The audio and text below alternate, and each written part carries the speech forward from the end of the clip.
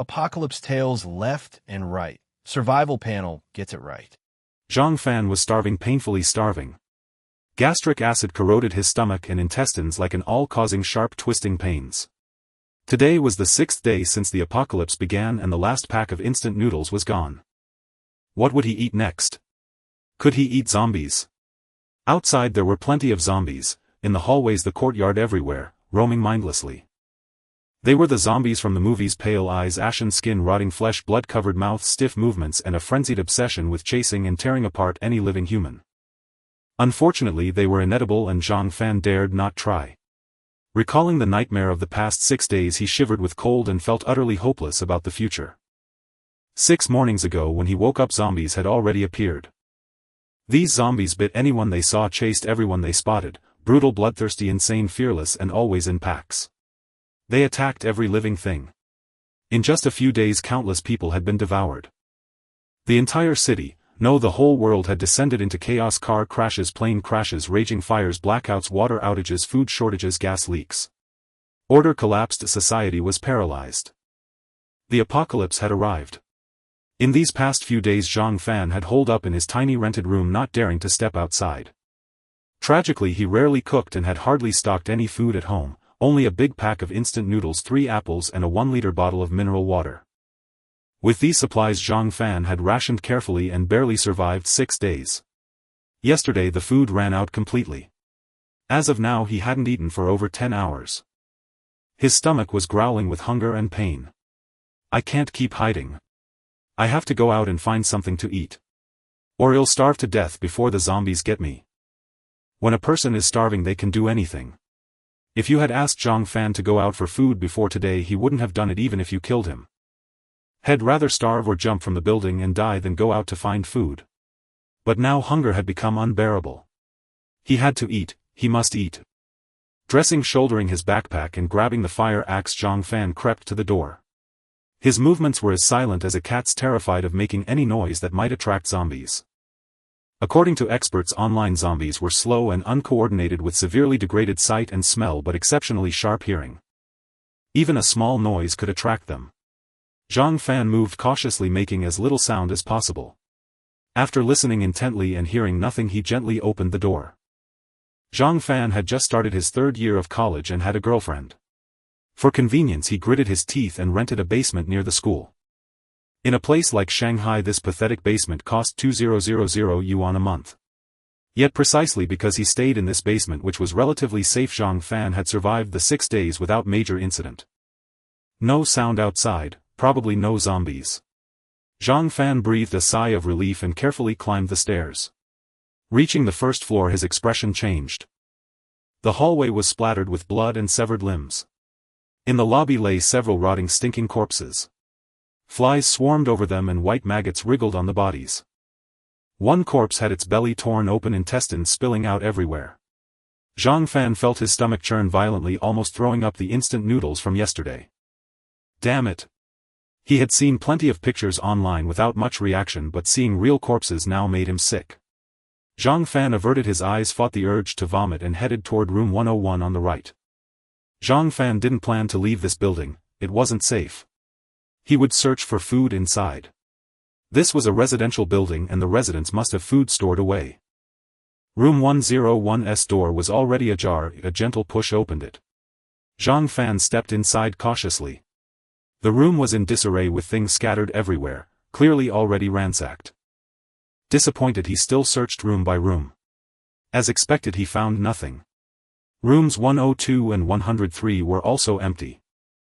The entire 1st floor had been looted. Not even cooking oil, salt, soy sauce or tea remained. Though he had anticipated this, Zhang Fan felt crushed. No choice, he had to keep looking. The power was out, so the elevator was useless. Zhang Fan exited room 103, glanced around to confirm no zombies were near, then stealthily climbed the stairs. At the stairwell landing lay a corpse. One of its arms was missing and its neck bore several large gnawed holes from a zombie bite. The blood had dried, the flesh had begun to rot, emitting a nauseating stench. Zhang Fan covered his nose and mouth carefully, stepping around the body to continue up the stairs. Roar! Just as Zhang Fan turned, the corpse on the ground suddenly staggered to its feet and lunged at him. Zombie! Zhang Fan shuddered, his face turning pale, legs trembling. Roar! The zombie bared its rotten teeth like a mindless beast clawing at him. It had been 6 days since the apocalypse began. Zhang Fan had interacted with zombies online, but this was his first face-to-face encounter, and terror turned his legs to jelly. The zombie had already lunged. In a panic, Zhang Fan swung the fire axe, wildly striking the zombie on the head. Crack! The zombie's head was cleaved off. Stinking black blood splattered all over Zhang Fan. The zombie toppled stiffly and went still. As the zombie fell, a golden ball of light dropped from its body and landed on the ground. Zhang Fan collapsed to the floor, gasping for breath. That was close. After resting a moment, he calmed down slightly and looked at the golden orb. What is that? Hesitating, Zhang Fan approached and bent down to examine it. It was about the size of an apple, shining golden like the sunbeam from the game Plants vs. Zombies. The internet never mentioned anything like this dropping from zombies. Zhang Fan poked the orb with his fire axe. The axe passed right through it as if it were mere light. Fake. He touched it with his hand. The golden orb instantly flowed through his palm and disappeared inside him. Zhang Fan frantically slapped his palm, but there was no trace left. Where did it go? Zhang Fan felt a surge of warmth explode inside his body, flooding every corner instantly. His entire body felt warm and comfortable, and a strange power continuously poured into him. What? Zhang Fan's eyes went wide. Suddenly a virtual screen appeared before his eyes. Name: Zhang Fan, level 1 Awakener, physique level 1 510, spirit level 110, ability infinite, pickup ability. Note: average adult male, stats are 1. A game panel.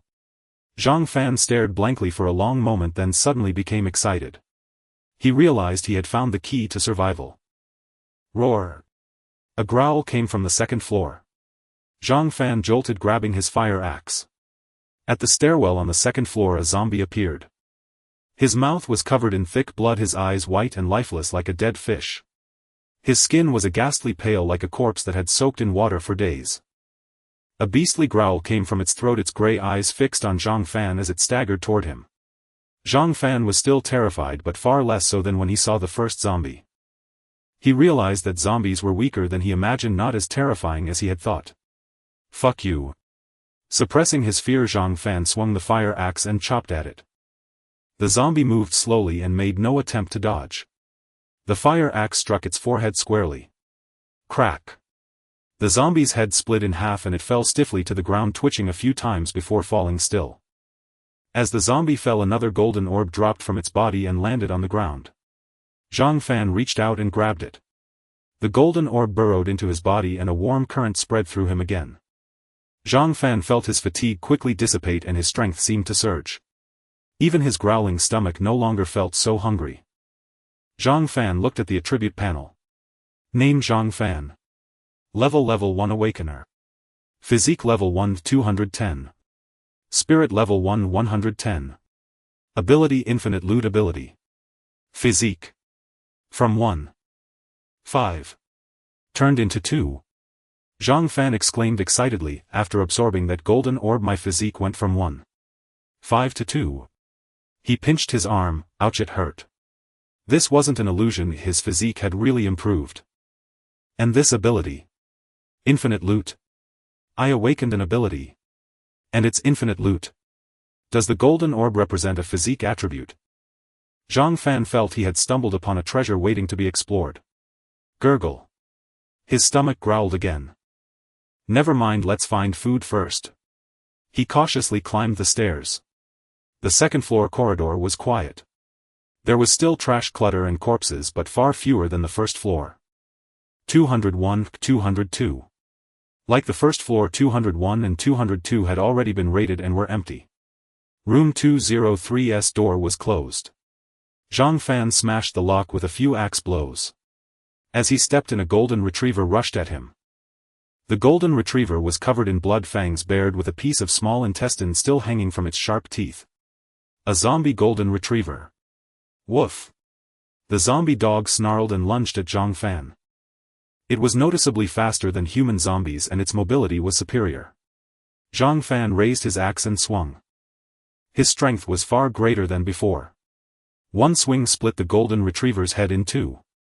Blood splattered as the zombie dog flew backward, landing 3 to 4 meters away. A golden orb dropped. Zhang Fan cautiously approached, picked it up and absorbed it into his body. He checked the virtual panel again. The physique stat changed from 2 to 2. 2. Clearly the zombie golden retriever had granted him 0. 2 physique attribute points. Awesome. At this rate it'll keep getting stronger.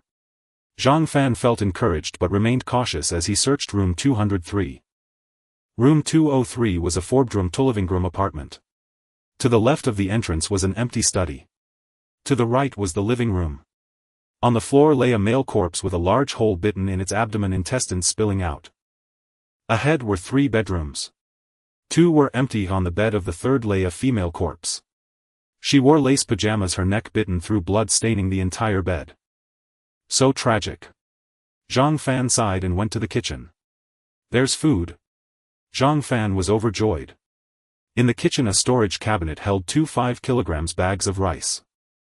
One bag was Jinlongju, the other Wuchang rice. The Jinlongju bag had been opened and was half eaten. The Wuchang rice was unopened, still sealed. Take it. Zhang Fan took out his backpack and packed the unopened Wuchang rice.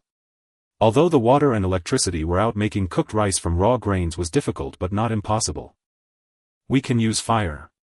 Besides the rice, Zhang Fan found 6 potatoes along with some seasonings like oil, salt, soy sauce and vinegar. He opened the fridge. Inside the fridge were a row of want milk packets, a large bottle of orange juice and an unopened pack of sausages. There were also some sausages and a few pounds of pork, but since the power was off they had all gone bad. The rotten meat was definitely inedible, but the remaining packaged food could all be taken. In these times having something to eat was good enough. Zhang Fan dared not be picky, nor did he have the right to be. Being picky means going hungry. Potatoes, seasonings, want milk, orange juice, sausages, all taken. With these items his backpack was already full. Zhang Fan wasn't greedy. He shouldered the backpack quietly, left room 203 and returned to the basement without incident. Slap. He closed the heavy iron door and eagerly took out a sausage to eat. These were pork sausages, not his favorite as he usually preferred chicken sausages or starch sausages. But now hungry as he was, anything tasted good.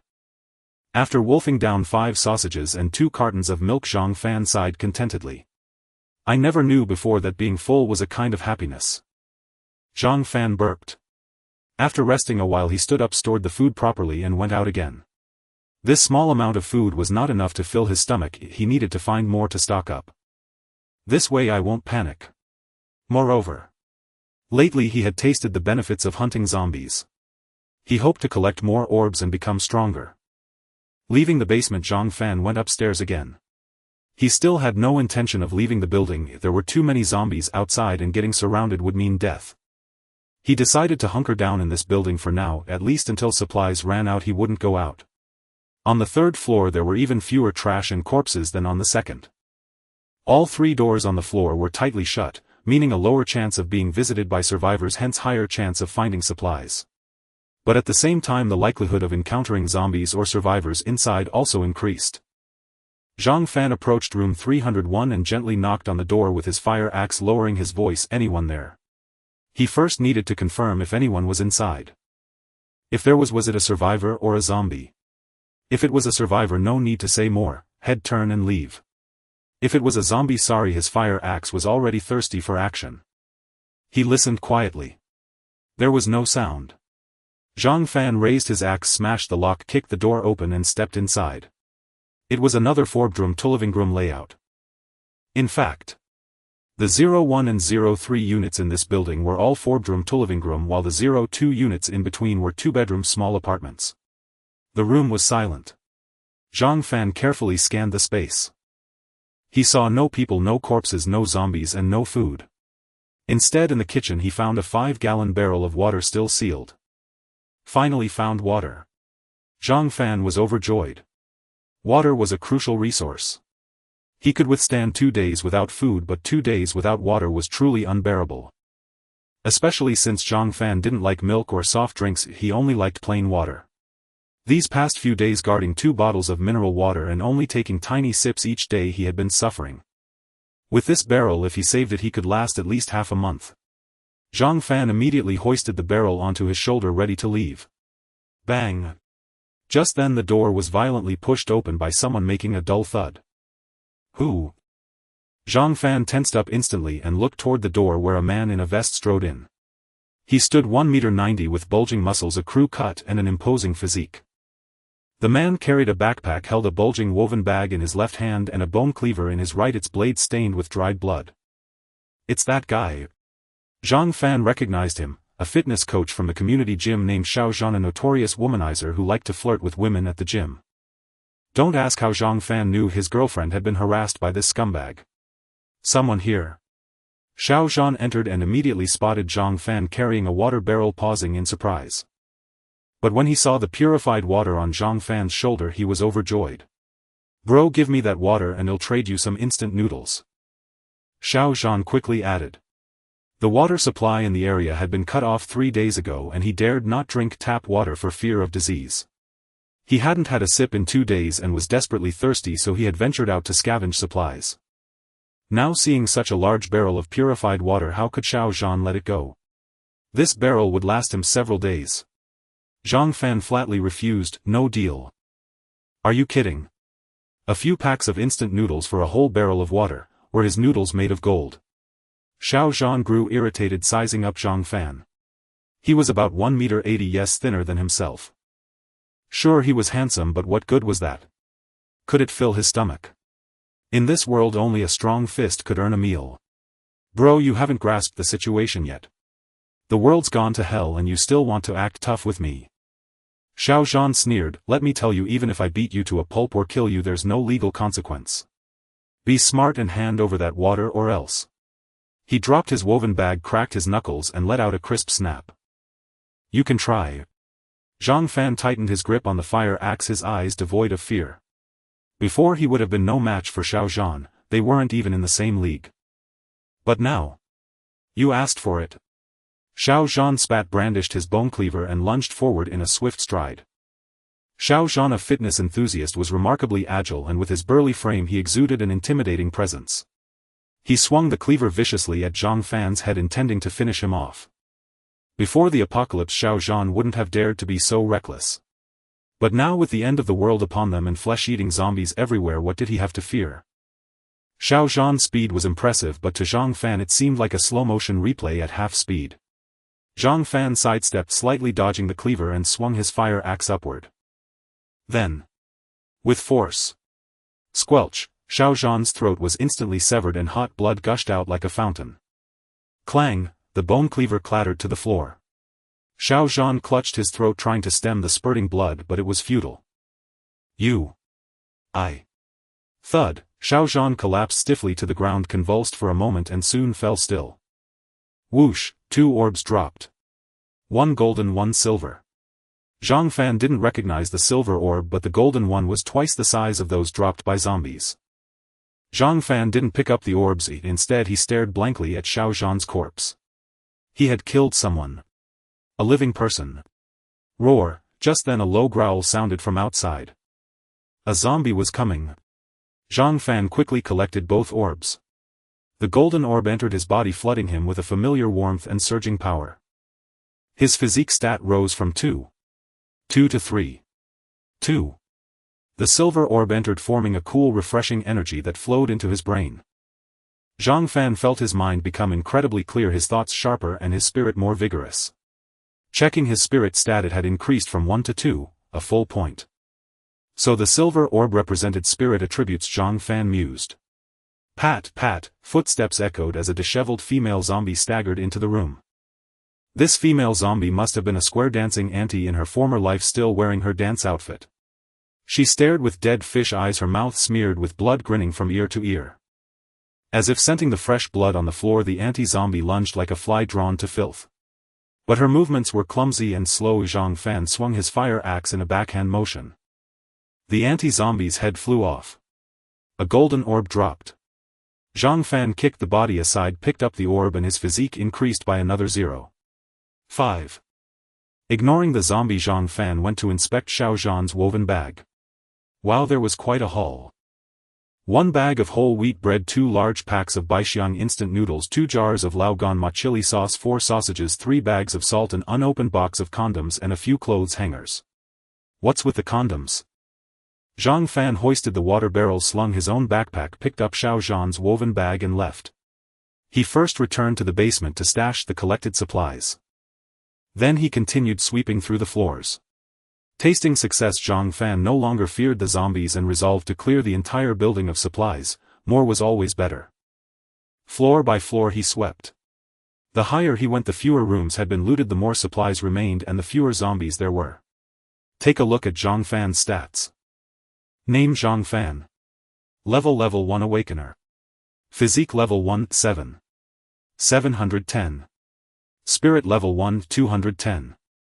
Ability: Infinite Pickup. His physique had reached 7. Compared to the initial one, it had increased by a full 7 points. The most tangible change for Zhang Fan was that his strength, speed, and neural reactions had all vastly improved. He was practically a superhuman. This surge in power gave him immense confidence. He no longer feared zombies, in fact he looked forward to encountering them. Sweeping onward, he soon reached the 13th floor. Crack! Zhang Fan kicked open the door of 1301. The poor wooden door shattered like fragile watermelon. Roar! Bestial howls erupted as 3 zombies, their faces smeared with blood, staggered toward him. They must have been a family of 3. 2 adult zombies about 30 years old and a child zombie who looked like a middle schooler. A once happy family all turned into zombies when the apocalypse struck. Damn this apocalypse. May you have a better life next time. Zhang Fan swung his axe and 3 heads flew off, dropping 3 golden orbs. He collected them all. His physique increased by 1. 2, reaching 8. 9. His strength grew further. The substantial enhancement of physique meant a comprehensive improvement in physical abilities, including hearing, vision, and smell. Zhang Fan swept through each room. Passing the master bedroom, he heard the chattering of teeth. Zhang Fan listened carefully, discovering the sound came from a cabinet in the corner, the very bottom drawer. He crouched down, hooked the handle with his fire axe, and pulled it open.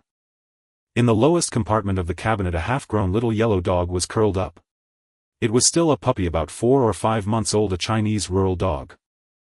The little yellow dog was clearly terrified, trembling uncontrollably, its small eyes filled with fear.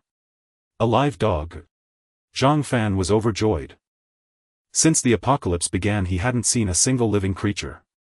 The only other survivor had encountered was Xiao Zhan. Seeing a live dog now naturally filled him with delight. With this dog at least he'd have some company, so he wouldn't have to face utter loneliness. Besides, dogs were natural guardians of the home.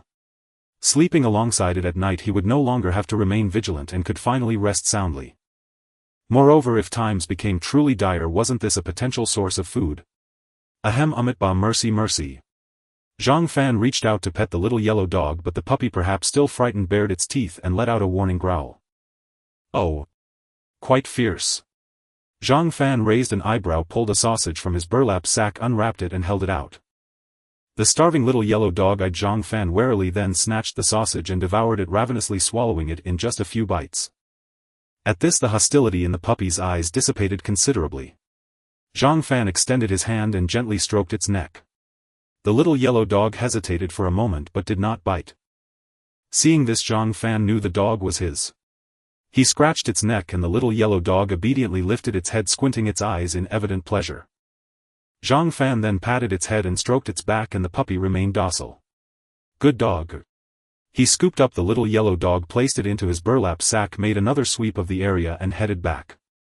Night had fallen, pitch-black darkness reigned, especially in the stairwell, stirring a primal fear.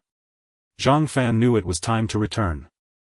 Passing a window, Zhang Fan looked outside. The entire city was plunged into darkness, not a single glimmer of light. In the blackened sky, only the incessant roars of zombies echoed, punctuated by the screams of survivors. He glanced at the sky above. Free from light pollution, the night sky blazed with astonishing brilliance. Countless stars sparkled and shone. The Milky Way, unseen for so many years, had reappeared beautiful and resplendent. Witnessing this, Zhang Fan recalled a post he had seen online after the apocalypse began. Perhaps the apocalypse was a form of self-purification, a self-repair mechanism for Earth's ecosystem. He hadn't believed it before, but now he suddenly felt that the arrival of the apocalypse and the emergence of zombies might indeed be nature's way of cleansing itself. After all, humanity's devastation of nature had been far too severe. Returning to the basement, Zhang Fan turned on a flashlight. This flashlight was one of the supplies he had specifically scavenged. It ran on batteries requiring no charging and could be used for a while. The beam from the flashlight dispelled the darkness in the room. Looking at the 40 square meter rented space now piled high with supplies, Zhang Fan felt a profound sense of accomplishment. This was his harvest for the day: food, drink, clothing, and various necessities, even items like umbrellas for protection. With these supplies I can live comfortably for the next half-month. It's a pity the basement is too small, space is limited and can't hold more. I need to organize things properly. Over the next hour, Zhang Fan sorted through the gathered supplies, categorizing them.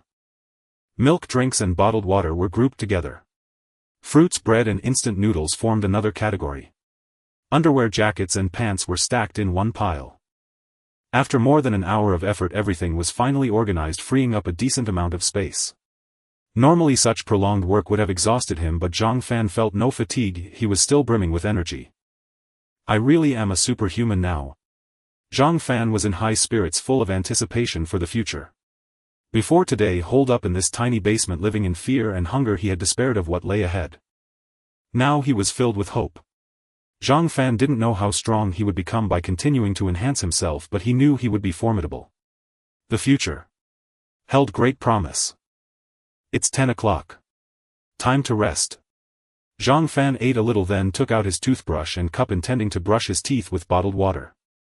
A 5-gallon jug of water would last him several days alone, but over time it would spoil. Had better use it up quickly. Bottled mineral water and similar drinks had a longer shelf life, so had saved those for later, using them sparingly. After brushing his teeth and washing his face, he used the wastewater to give his fire axe a quick clean. Then Zhang Fan prepared for bed. First he placed a dog bed he had picked up beside his own and settled the little yellow dog into it. Good night, Dahuang. Zhang Fan ruffled the puppy's head and climbed into bed. Dahuang was the name he had given the little yellow dog, a very ordinary name. The night was calm. Of course, calm was relative, if the howling roars and occasional explosions never ceased. The howling came from the zombies, the explosions from ruptured gas pipelines and gas stations. But within Zhang Fan's small room there was absolute tranquility. At 7 a.m. the alarm clock rang. Zhang Fan rose on time, brushed his teeth, washed his face, and ate breakfast. His meal consisted of a few slices of whole wheat bread, a tomato, 2 bananas, and 2 sausages. Out of habit he ate the perishable and easily spoiled items first, saving the longer-lasting ones for later. The days ahead were long, he had to be frugal and plan carefully to make his resources last. Dahuang's breakfast was 2 sausages. Watching the puppy wolf them down, Zhang Fan felt a pang of regret. This was his own food being consumed by a dog. Looks like he'll have to find some dog food for it today. Dogs should eat dog food after all. After breakfast, Zhang Fan geared up. Stay home quietly, don't bark or make noise. Lay low and don't attract any zombies or other survivors. He patted Dahuang's head, not sure if the dog understood, then grabbed his equipment and headed out. Today's mission was the same as yesterday's: sweep the building and continue scavenging for supplies. And also find some dog food for Dahuang. He had already cleared the first 13 floors, so he went straight up to the 14th. Climbing all the way without losing his breath showed just how fit he had become. Ding dong, he pressed the doorbell of apartment 1401 and waited silently. Nothing. Wait, there was movement. Though the door muffled the sound, Zhang Fan caught a faint whisper. Was there a survivor inside? Zhang Fan turned and left. As long as there was no conflict of interest, he had no desire to clash with other survivors. Life is already hard enough. Better to avoid trouble when possible. Floors 15, 16. 21, 22. He swept through them all. Gathering supplies, clearing zombies, and collecting the attribute orbs they dropped. Soon he reached the top floor. Zhang Fan had killed several zombies and collected another bagful of supplies. His attribute panel had changed once more. Name: Zhang Fan. Level 2nd tier Esper. Physique Tier 2 1100. Spirit Tier 1 310. Ability Infinite Looting. Second Tier Esper. Finally Tier 2. A smile spread across Zhang Fan's face. He could feel his newfound power. One punch could smash a hole through a wall. With a light leap he could easily clear 13 steps. He was truly a superhuman.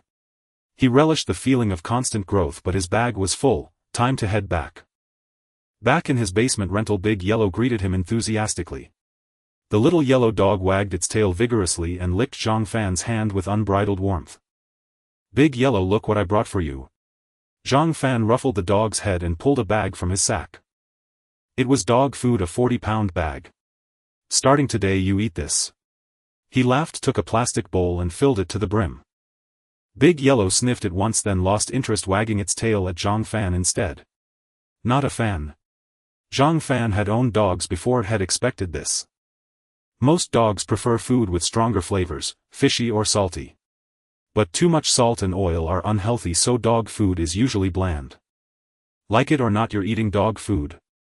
Zhang Fan put the bag down, washed his hands and began preparing his own lunch. Had gotten lucky today finding a gas canister in one room.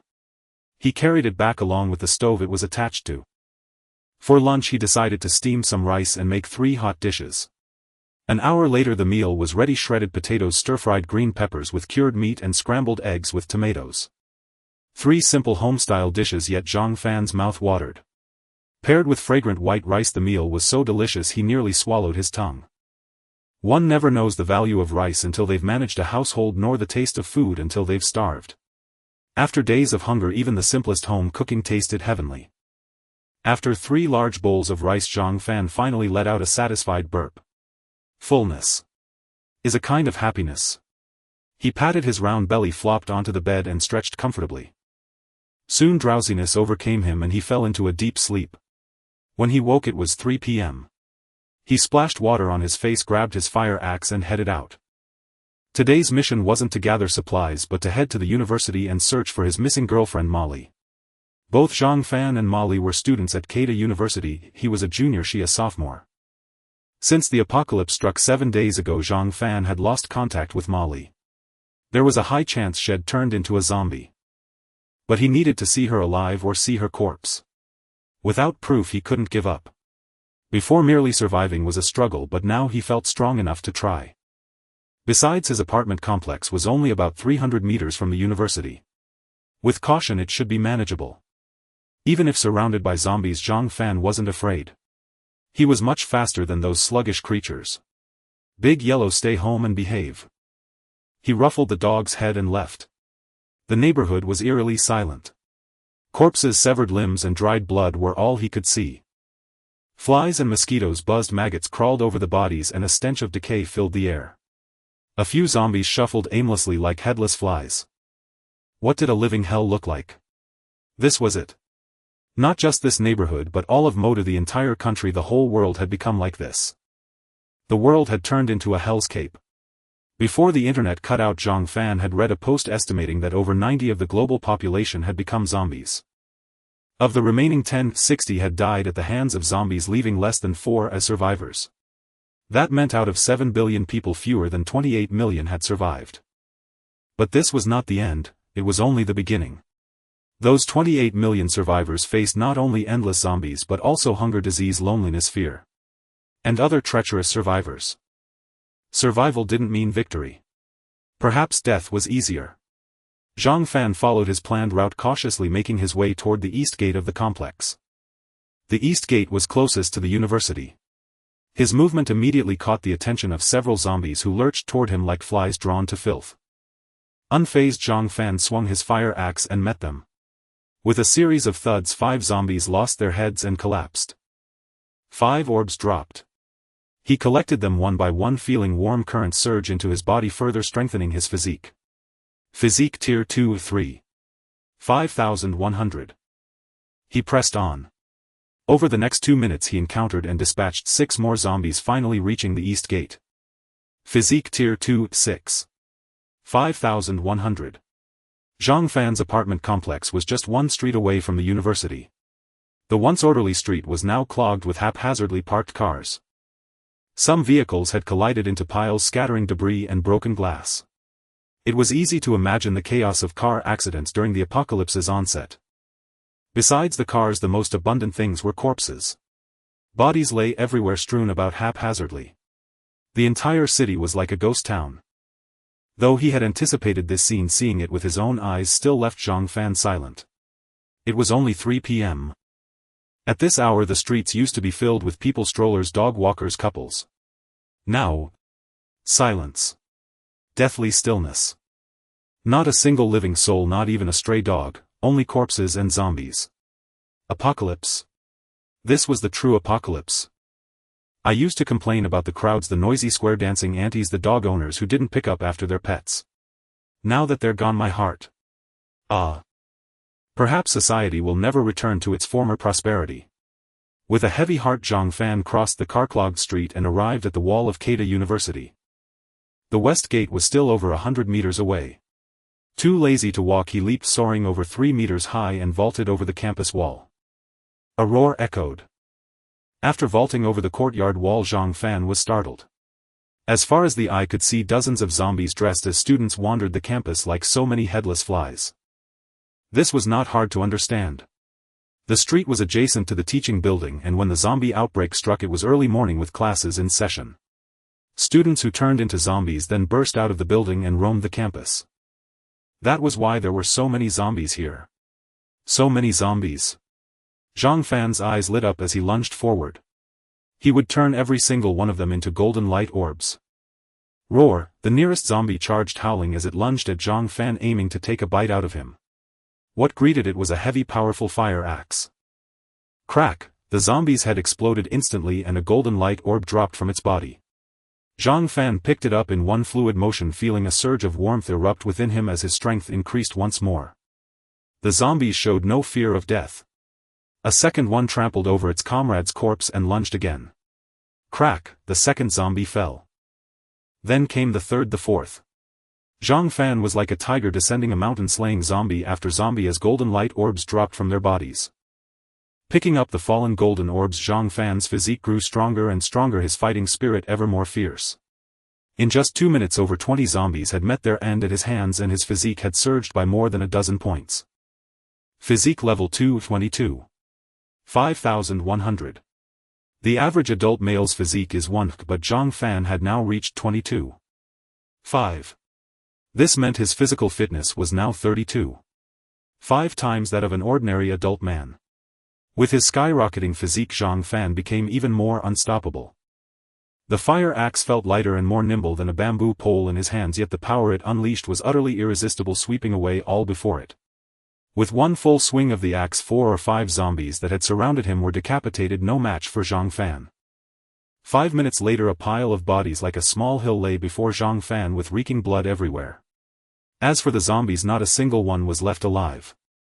In the distance, zombies could be seen staggering over, but within 100 meters not a single one remained. All the nearby zombies had been slain by Zhang Fan. After such an intense battle, anyone else would have collapsed from exhaustion, but Zhang Fan felt brimming with energy. It was as if an inexhaustible fountain of power surged within him, leaving him utterly free of fatigue. He then checked his status panel. Name: Zhang Fan. Level 2 Esper. Physique level 2 43,100. Spirit level 1 310. Ability: Infinite Pickup. Mass slaughter of zombies is indeed the quickest shortcut for me to grow stronger. Zhang Fan felt a secret thrill, then flicked the blood off his fire axe and strode toward his girlfriend's dormitory building. Along the way he encountered another dozen or so zombies, dispatched them with ease, and finally arrived at Mali's dormitory building.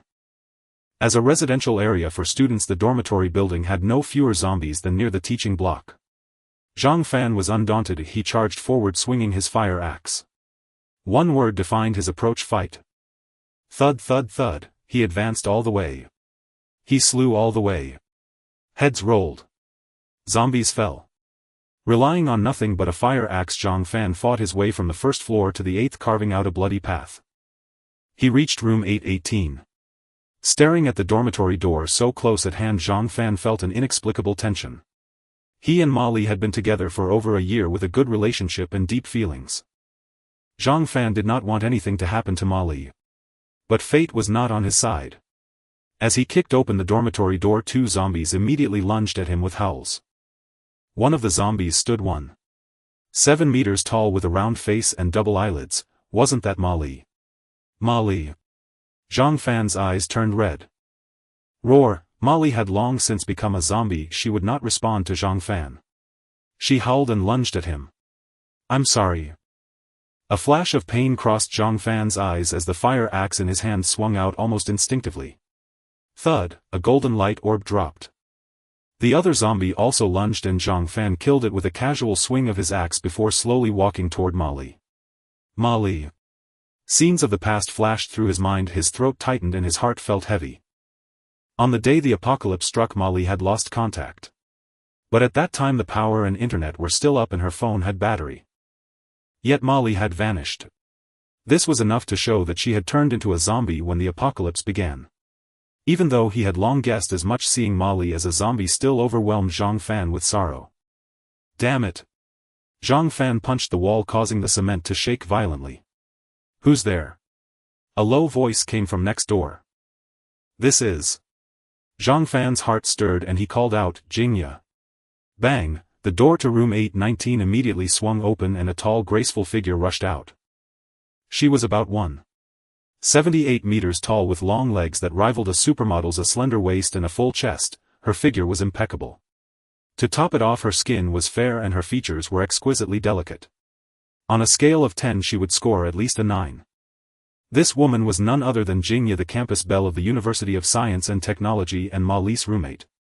Jingya and Ma Li were very close, the best of friends and confidants. Thus Zhang Fan also knew Jingya. They had eaten together, traveled together and gone out to have fun, maintaining a good relationship. Today Jingya looked quite disheveled with a pale face stained by blood and messy hair, clearly in a bad state. Seeing Zhang Fan, Jingya was extremely excited, tears streaming down her face. Thank goodness. Finally a living person. Zhang Fan, have the rescuers arrived? Rescuers? Zhang Fan was taken aback, then quickly understood. After the apocalypse, many people online had pinned their last hopes on the nation and the military. They struggled desperately, hoping the country would send troops to clear the zombies and restore order to the city. But that was clearly a pipe dream. I'm sorry. There are no rescuers. I came alone. Zhang Fan said with a sigh. The light in Jingya's beautiful eyes dimmed instantly, her face full of disappointment. I should have known. With the apocalypse upon us, how could there be any rescue?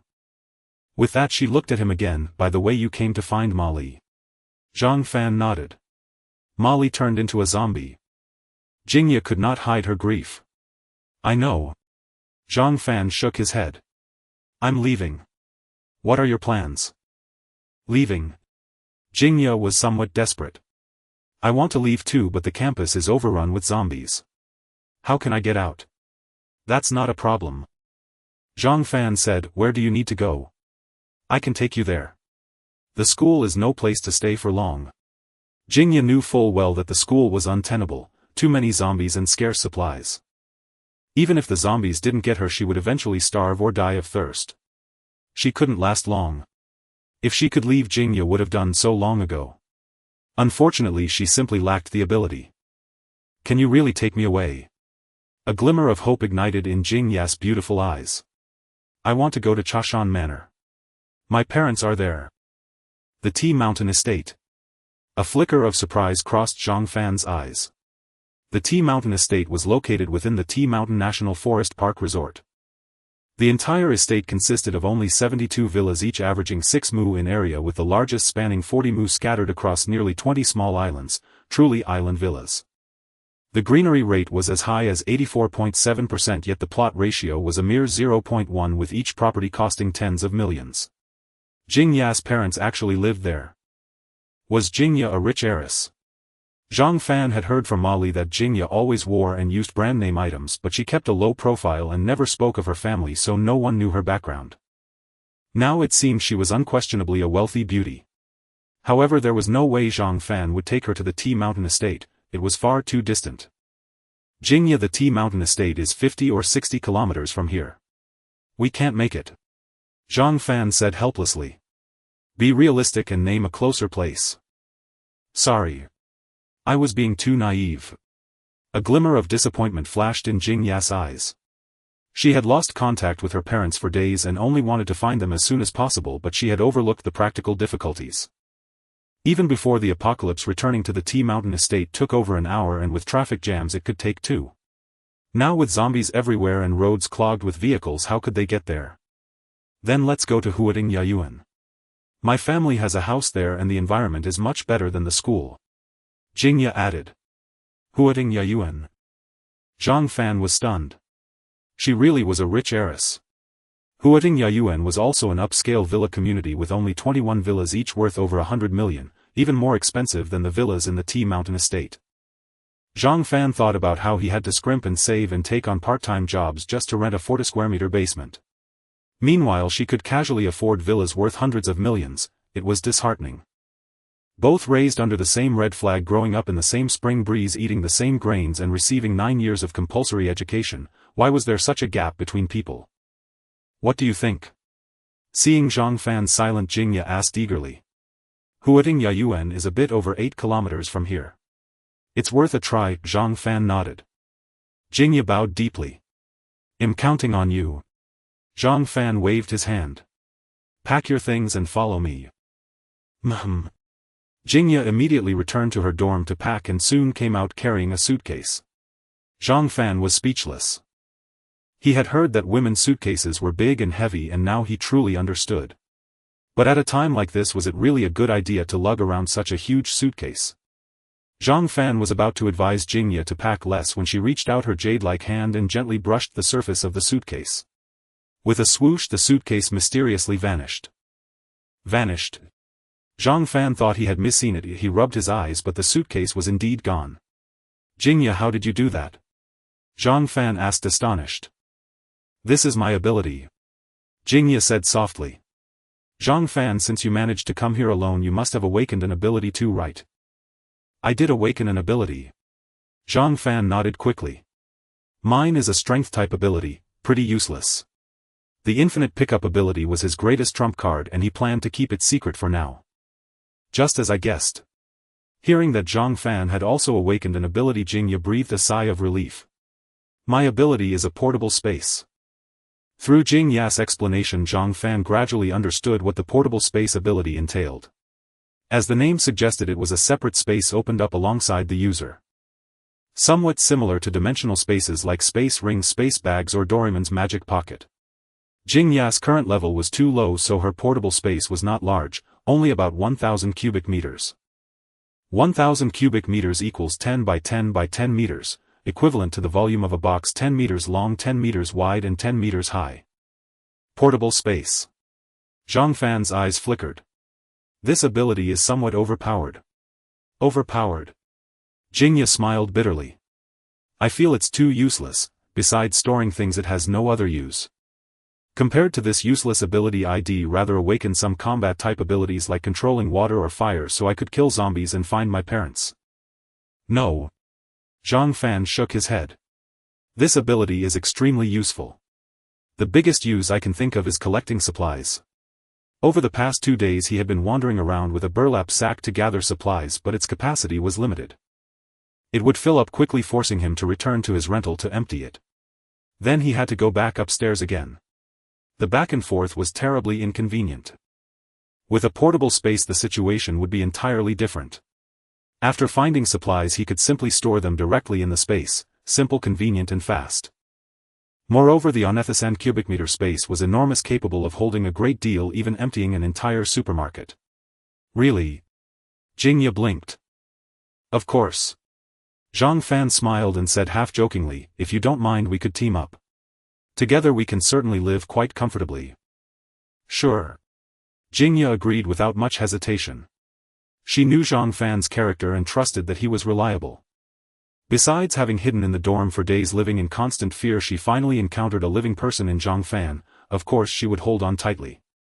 Then it's settled. Zhang Fan grabbed his fire axe. Stay close to me, let's go. Arriving at room 818, Zhang Fan picked up Mali's body, intending to take it down and bury it. Having been together for over a year, Zhang Fan couldn't bear to leave Mali's corpse exposed in the wilderness, so burying her was better. Seeing this, Jingya stored Mali's body in her portable space for easier movement. The two went downstairs. Along the way they encountered no zombies but countless corpses. These corpses had their heads severed by sharp blades and the cuts were fresh, clearly just made. Zhang Fan, did you kill all these zombies? Jingya asked in surprise. Zhang Fan nodded. You're this powerful? Jingya found it hard to believe. Just as Zhang Fan was about to explain, a beast-like roar rang out, and at the corner of the stairwell a zombie staggered toward them. It wore a t-shirt and shorts, a young man with a crew cut slender in build. Without a word, Zhang Fan swung his axe and chopped off the zombie's head. Clean, swift and ruthless. Jingya was stunned. My ability is strength type, it's normal for me to have great strength. Zhang Fan explained with a smile, picking up the golden light orb that had dropped, increasing his strength by 0.5. You're amazing. Jingya exclaimed. This is nothing. The two exited the dorm building and encountered more corpses almost everywhere. Did you kill all these? Pretty much. You alone killed this many zombies. Yeah, impressive, right? Since most zombies had been killed on their way and they encountered few while leaving, making the journey mostly uneventful. Exiting the university gate, the streets were completely clogged with vehicles. Walking 8 kilometers to Huading Yayuan under these conditions would be time-consuming and dangerous. The roads are all blocked. How do we get there? Jingya frowned, troubled. Simple. Zhang Fan walked to the roadside, lifted an electric scooter and smiled. Well, ride this. The street was cluttered with vehicles parked haphazardly, making it a luxury to drive until they were cleared away.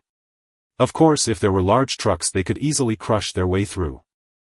Unfortunately, there were none. In such circumstances, electric bikes and motorcycles were undoubtedly the most convenient and nimble choices.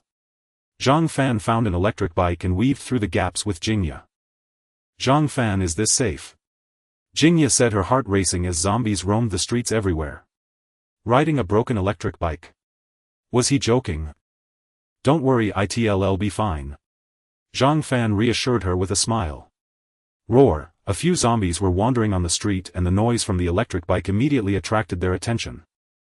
They rushed over like flies drawn to the smell of feces, roaring and howling. 4 were in front and 3 were behind. They directly blocked the way. Zhang Fan, zombies are coming. Jingya's face turned pale with fear. Watch me. Zhang Fan stopped the electric bike, grabbed a fire axe from the basket and charged forward. Puff puff puff, before the 7 zombies could get close their heads flew high, then they fell over lifeless. Jingya was stunned, so impressive. Just a piece of cake. Zhang Fan tossed the fire axe back into the basket in front of the electric bike and continued to ride on.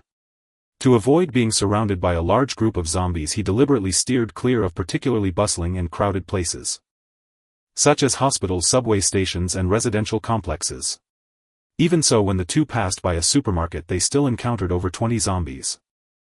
Roar, roar, the 20 or so zombies were originally meandering around like headless flies. Upon hearing the noise of the electric bike, they immediately rushed from all directions surrounding the bike. Jingya had never seen so many zombies before. She trembled in fear, hugging Zhang Fan's waist tightly, her beautiful eyes filled with terror. Jingya, don't be afraid, I'm here. Zhang Fan patted her hand and comforted her with a smile, then he brandished the fire axe and charged out. The fire axe in Zhang Fan's hand was like the Grim Reaper's scythe, mercilessly reaping the heads of zombies. In less than half a minute all 20 zombies lay dead, leaving Jingya completely stunned. Zhang Fan, are you really that strong? It's not that I'm strong, it's just that these zombies are too weak. Zhang Fan chuckled, don't be fooled by their frightening appearance, they are actually worse than normal people. Their movements are clumsy, they're not as quick as normal people nor as agile. Their brains are limited with no intelligence and they don't even know fear. As long as we can overcome our psychological fear, zombies are not nearly as terrifying as we imagine. That's true. Jingya pondered thoughtfully. Let's go, we need to keep moving. The two continued on their way. After a half-hour journey filled with surprises but no dangers, they finally arrived at Huading Yayuan. Being a high-end villa area, Huading Yayuan had far fewer zombies compared to the streets swarming with them and the corpses scattered everywhere, and it was much cleaner. Upon entering the community they found several standalone villas spaced far apart resembling palaces or castles. Between the villas were expansive green lawns, lush forests and vast gardens. I've heard that Huatingyuan is the most upscale villa area in Modu. It truly is extraordinary. Which villa is yours, Jingya? Zhang Fan asked, feeling a bit odd. Building 9. Jingya replied excitedly. After such a long effort they had finally returned. Even though she was usually calm, she couldn't hide her excitement at this moment. You lead the way. Following Jingya's directions they quickly arrived in front of Building 9, where they saw a villa that looked like a European palace. It's so luxurious. It's useless. Jingya sighed. It might have been valuable before the apocalypse, but now it offers less security than the fire axe in your hand. You can't say that. The villa had a smart home system, no need for a key, facial recognition would unlock the door. Unfortunately, the power was out. Relying on the villa to unlock automatically was a luxury, but luckily Jingya had a key. She opened the door. The entrance hall was larger than a typical luxury home. 2 Roman columns filled the space with a sense of ceremony.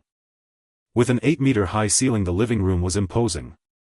A classic fireplace, wooden wall finishes, crystal chandeliers and silk hand-painted wallpaper.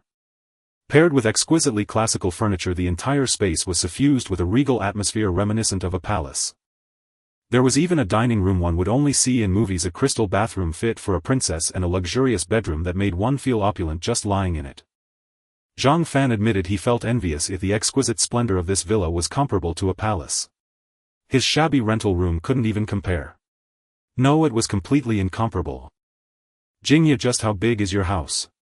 Zhang Fan asked, somewhat incredulous.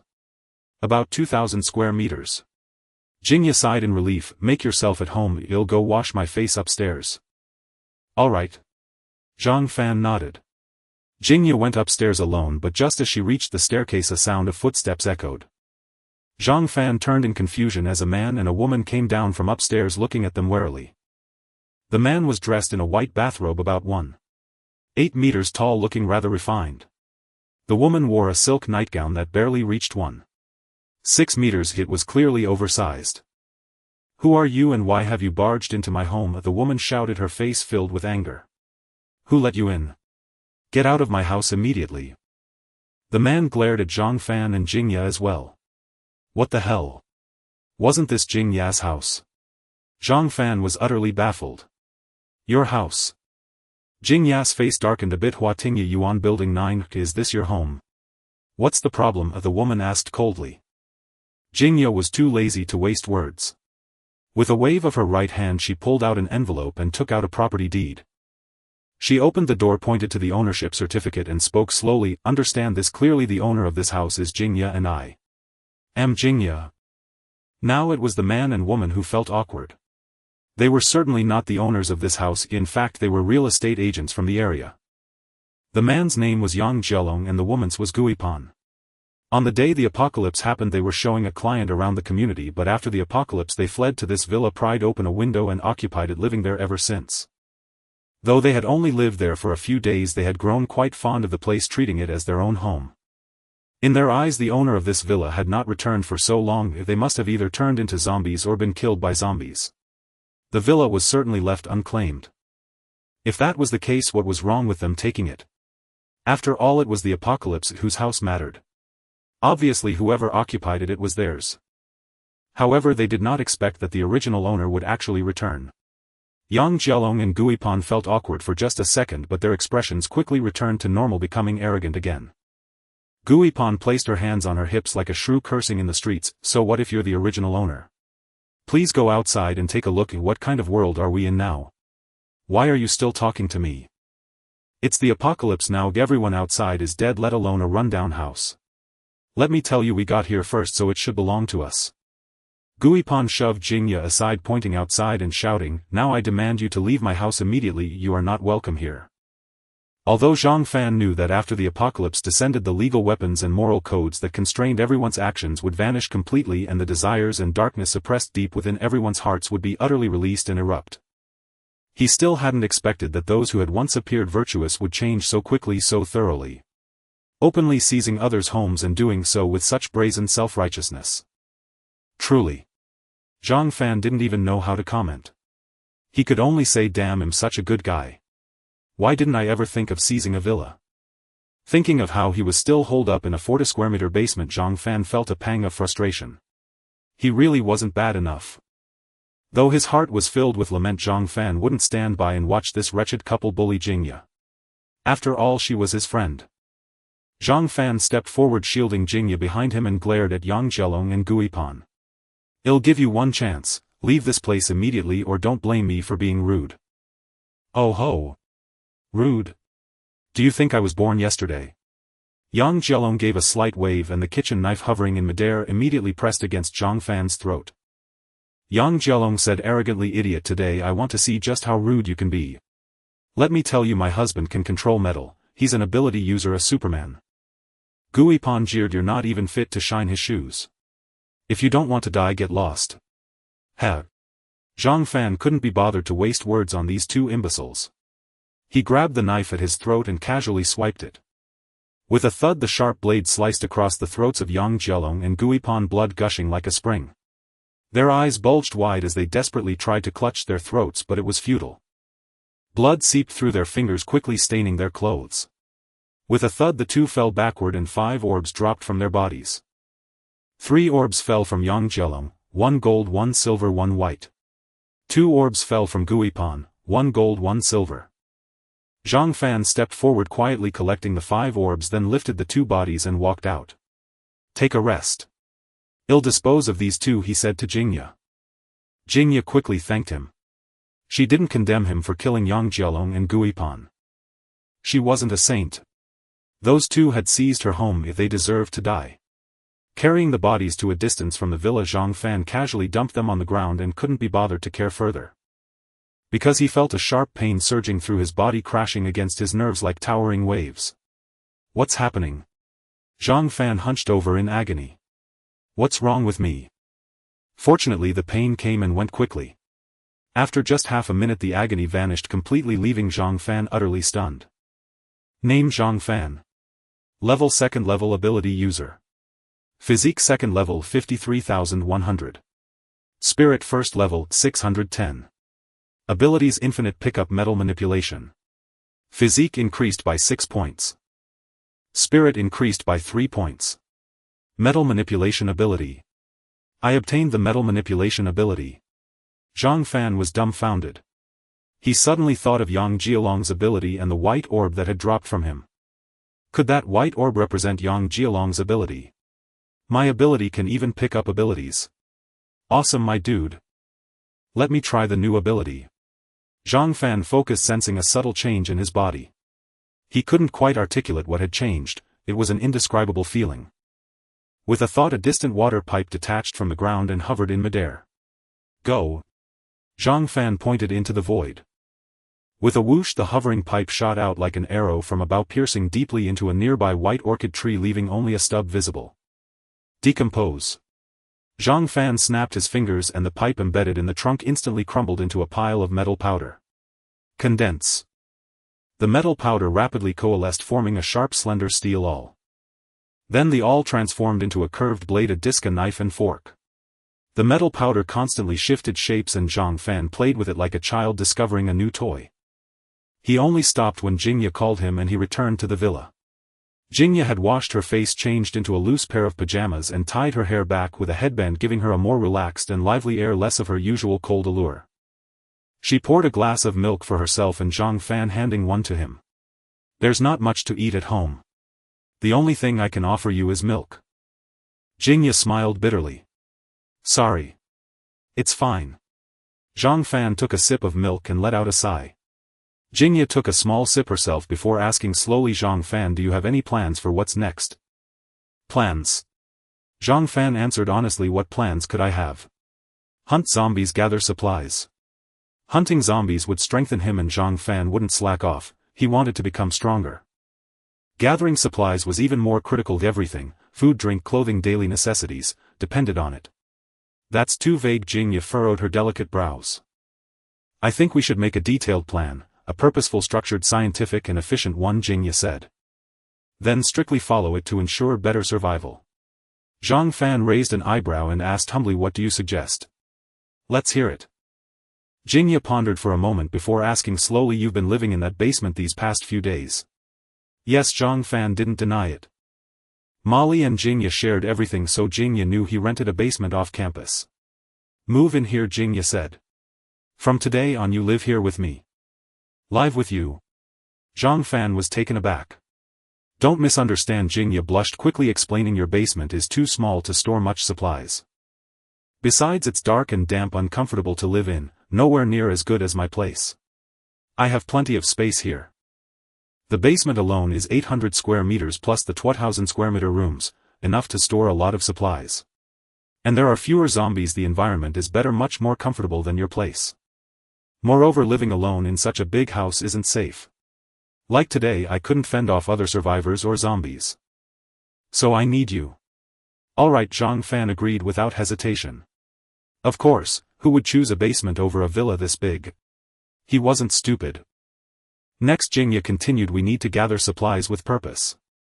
Food, drinking water, clothes, shoes, the more the better. Gas canisters, stoves, pots and pans. If possible, we should get a few generators. Didn't those two just say it's the apocalypse now and everything is ownerless? Since they're ownerless, we can take whatever we need without worrying about anyone. You make a good point, Zhang Fan nodded repeatedly. How about this, you make a detailed supply list and strictly follow it to gather all necessary supplies as much as possible. I'm good at that. I can have it done tonight, Jingya immediately agreed.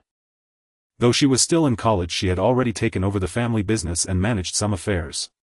Making a simple supply list was a piece of cake. Thank you for your trouble. That evening, Zhang Fan slept at Jingya's place. The luxurious 5-bedroom, 5-living-room, 5-bathroom standalone villa was more than spacious enough for the two of them. To ensure safety, Zhang Fan stayed in the room next to Jingya's. Don't misunderstand, this was Jingya's own request. Living in such a vast villa with the school beauty right next door, Zhang Fan naturally felt restless. Add to that his difficulty sleeping in a new place, and he tossed and turned until 2 a.m. before finally drifting off. The next morning at 8 a.m. as Zhang Fan lay in a drowsy haze, Jingya knocked on his door. She had not only drawn up a plan for gathering supplies but also prepared breakfast. Breakfast was simple: a slice of bread, a sausage and a carton of milk each. Jingya felt a bit embarrassed. Sorry, the ingredients are limited, so we'll have to make do. These items had been collected by Yang Jialong and Gui Pan, without them none of this would be available. This is fine. Zhang Fan nodded, flipping through the supply list as he leisurely ate his breakfast. Jingya's supply list was detailed, but it boiled down to a few key points. First, gather all kinds of food, especially items with long shelf lives that were easy to store. Second, collect beverages, mineral water and bottled water. Third, gather clothing, toilet paper and the like. Fourth, stock up on freezers, generators and diesel. Fifth. In summary, anything needed for daily life had to be collected. After breakfast, the two locked the villa's gate and set off. They planned to first check out the nearest Guha Mall. As the largest mall in the area, it had 6 floors, each selling different goods. If Guha Mall hadn't been looted yet, its supplies would last them a long time. Riding an electric scooter out of the villa, they spotted a heavy truck on the main road leading to the mall. Zhang Fan parked the scooter in front of the truck and said with a grin, Jingya, let's switch vehicles. Okay. Jingya's face lit up with delight. Compared to the nerve-wracking scooter, the heavy truck offered a sense of security. The truck driver was nowhere to be seen. Zhang Fan easily opened the door and they climbed in. Zhang Fan, do you know how to drive a heavy truck? Jingya asked with some concern. Never driven one, but it shouldn't be a problem. Zhang Fan twisted his neck. The whole street's wide open now, no worries about bumping into anyone. True enough. He turned the key, started the engine and floored the accelerator. The heavy truck rumbled forward. Before long they encountered a Haval H5. Without a second thought they ran right over it. With a thunderous roar, the Haval H5 was pushed along for a distance before being crushed into a metal pancake. The truck sped off. Zhang Fan found it incredibly thrilling. When would he have dared to do such a thing before? Back then, even riding a shared bike required caution, terrified of scratching someone else's car. Now things were different. The streets were lined with cars, many worth hundreds of thousands, even millions. He could drive and crash freely. No worries about the owner demanding compensation, no fear of being pulled over by traffic cops. After all, there wasn't a single living soul in sight on the streets. Zhang Fan plowed through in the heavy truck, cheering as luxury cars were crushed beneath the wheels. "It's just a few cars you've smashed, why are you so excited?" Jingya asked, puzzled. "Haha, don't you think it's thrilling?" Zhang Fan laughed. "Thrilling? Absolutely. Humph, men. A man's joy is this simple." Zhang Fan drove the truck, barreling through everything, cars or zombies, all crushed under the tires. 20 minutes later they arrived at Guaha Mall. The scene before the mall was a living hell littered with corpses, zombies and severed limbs. The bodies had rotted, crawling with maggots and flies emitting a nauseating stench. Over 20 zombies wandered aimlessly in front of the mall, some silent, others growling, like headless flies. Seeing these zombies, Zhang Fan actually breathed a sigh of relief. With them guarding the place, Guaha Mall likely hadn't been visited by other survivors and the supplies inside should still be intact. From this perspective, zombies had some use, at least they helped protect the supplies. "Stay in the truck. I'll clear out the zombies here first, then you can come down," Zhang Fan instructed, parking the truck by the roadside. "Be careful," Jingya urged. "Don't worry." Zhang Fan smiled slightly, opened the door, jumped out and closed it behind him. With a roar, the 20-plus zombies in front of the mall, alerted by the commotion, staggered toward him. Zhang Fan carried a satchel, opening it, a streak of light flew out. "What's that?" Jingya watched Zhang Fan intently, startled by the flying light. It wasn't a light at all, but a metal disc about the size of a plate. The disc was thick in the center and razor-thin at the edges, gleaming brilliantly under the sunlight. With a sharp whoosh, the metal disc shot toward the fastest zombie, slicing through its neck with a wet thud, then continued toward the next. A bloodline appeared on the first zombie's neck. The next moment its head slid off, separated from its body. With a thud, the zombie collapsed motionless. "This is..." Jingya's beautiful eyes widened as she focused on the metal disc. After severing the first zombie's head, it flew toward the second. With another wet sound, the second zombie's head fell, then the third, the fourth. The small metal disc was like a scythe of death, slicing through the zombies' necks one after another, cleaving their heads. In the blink of an eye, all 20-plus zombies in front of the mall lay headless on the ground. The metal disc circled in the air before returning to hover silently before Zhang Fan. Metal manipulation ability. Jingya was awestruck. Wasn't Zhang Fan's ability strength-based? How did it become metal manipulation? Or did Zhang Fan awaken two abilities? Abilities had emerged too recently for Jingya to have much knowledge about them. She didn't know if everyone could only awaken one ability, nor could she explain why Zhang Fan had two. Of course, none of that mattered.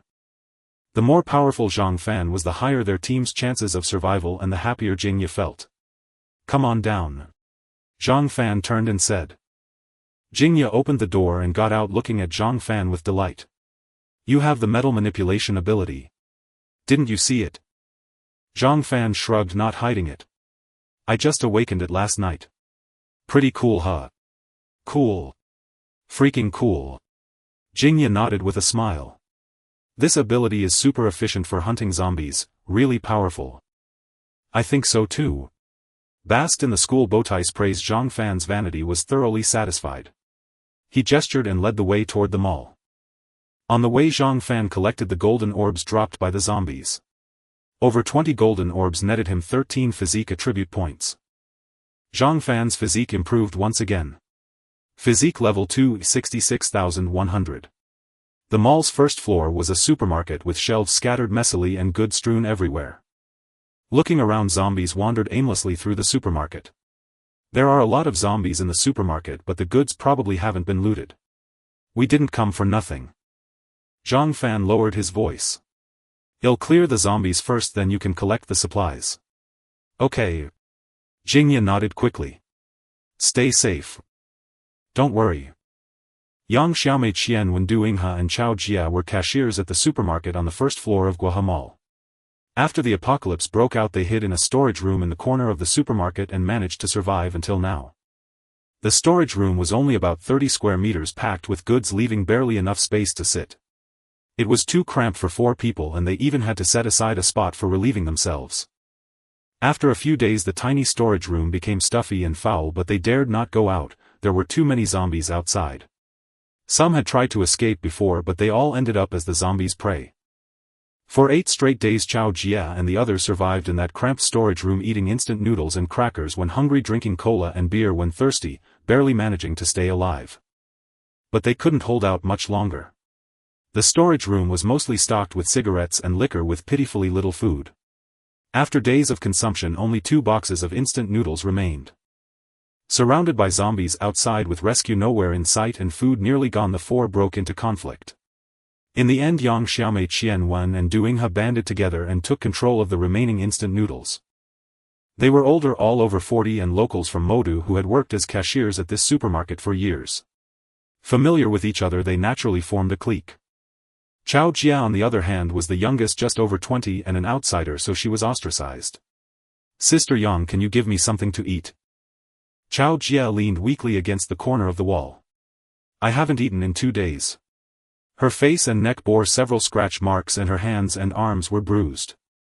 These were from the scuffle 2 days ago when she tried to grab the instant noodles scratched by Yang Xiaomei, Qian Wen and Du Yinghe.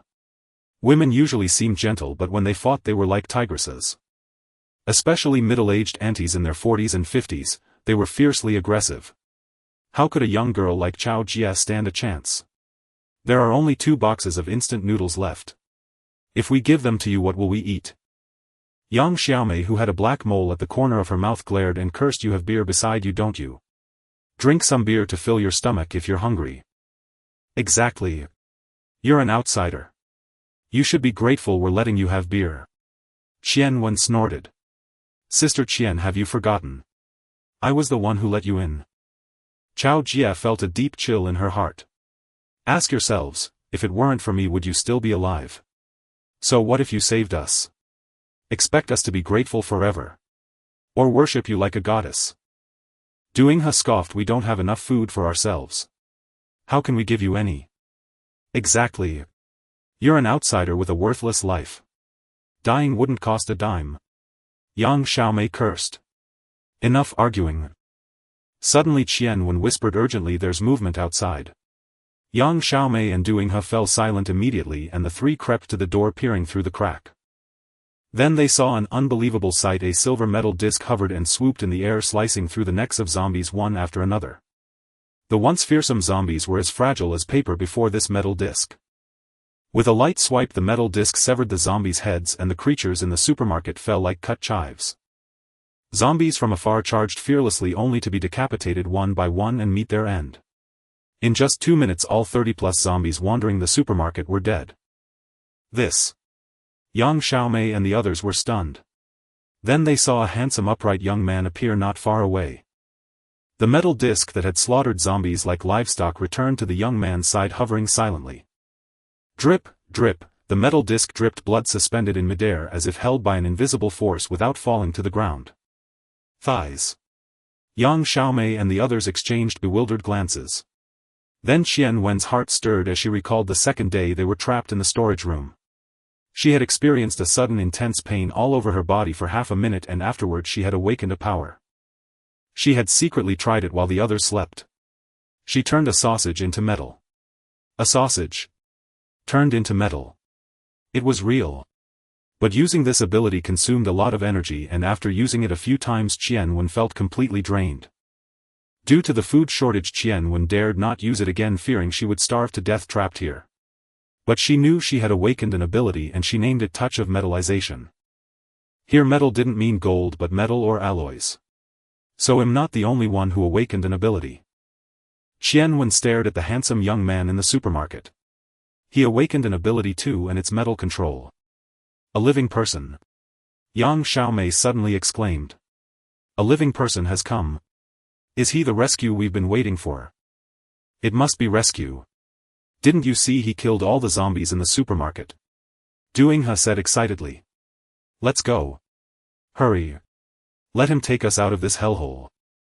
Right.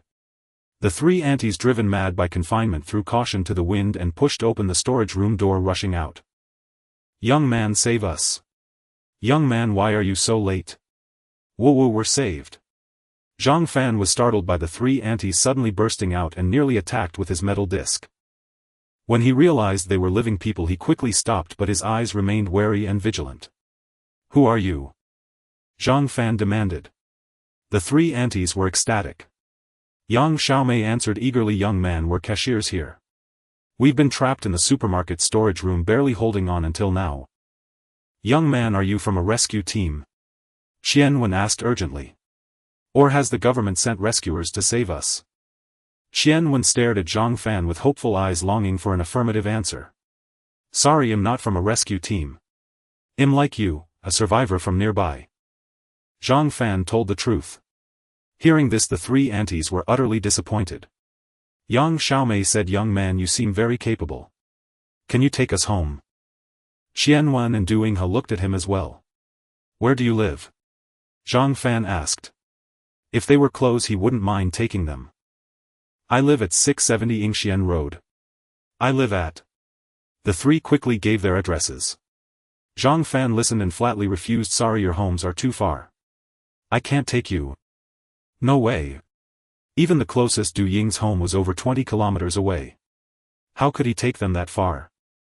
Besides, what was the point of going home? They'd still face endless zombies there. What difference did it make? The three aunties grew frantic.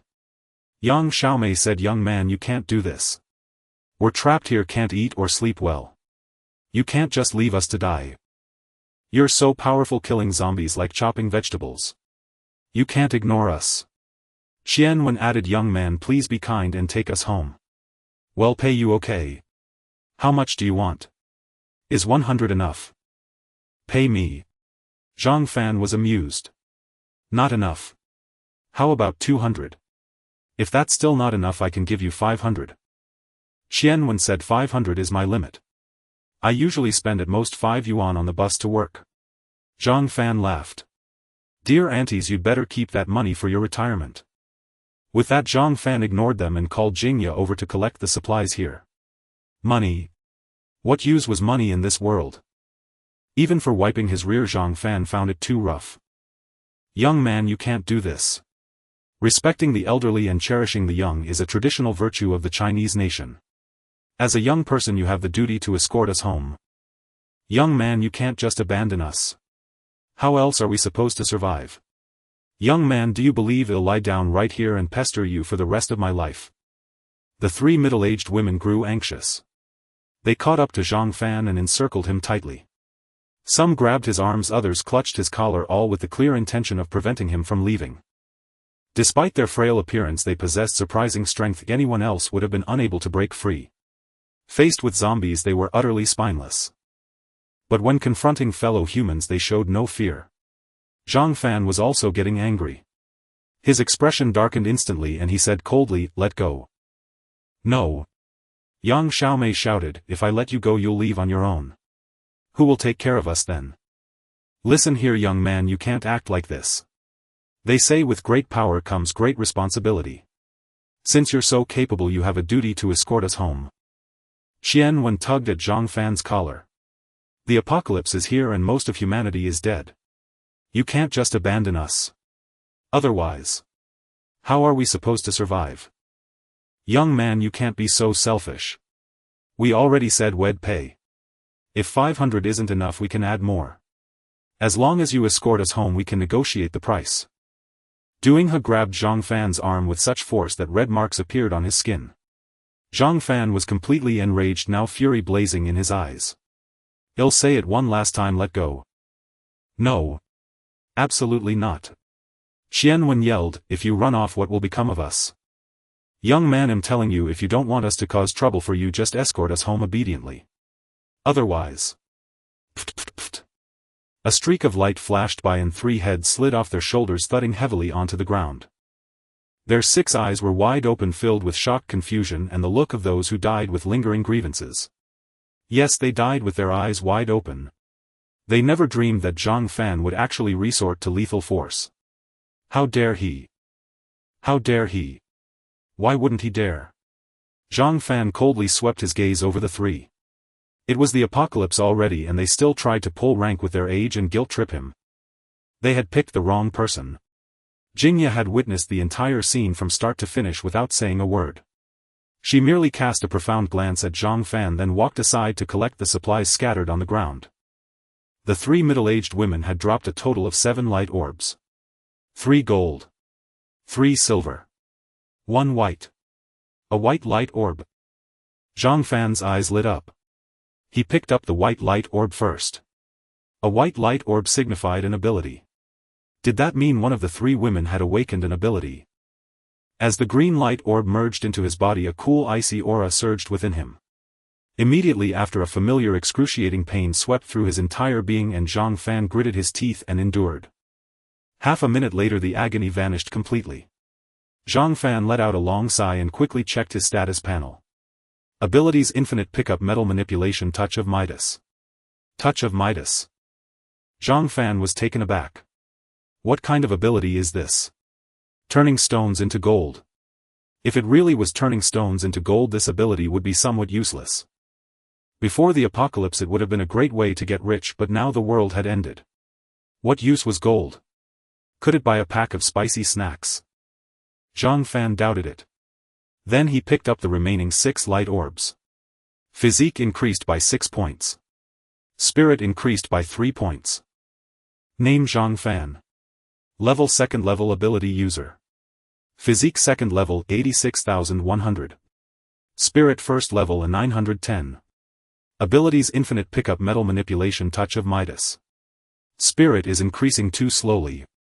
Zhang Fan was a little unsatisfied, but there was no helping it. Killing zombies only dropped physique orbs, never spirit orbs.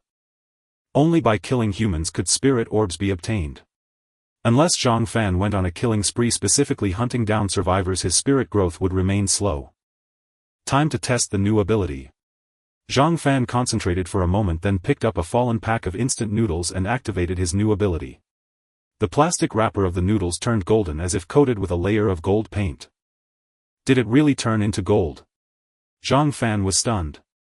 He weighed it in his hand. Yes, it was very heavy. Not just the wrapper, the noodles inside had also turned into gold. In other words, the entire pack of noodles inside and out had completely transformed into gold. Is this really gold?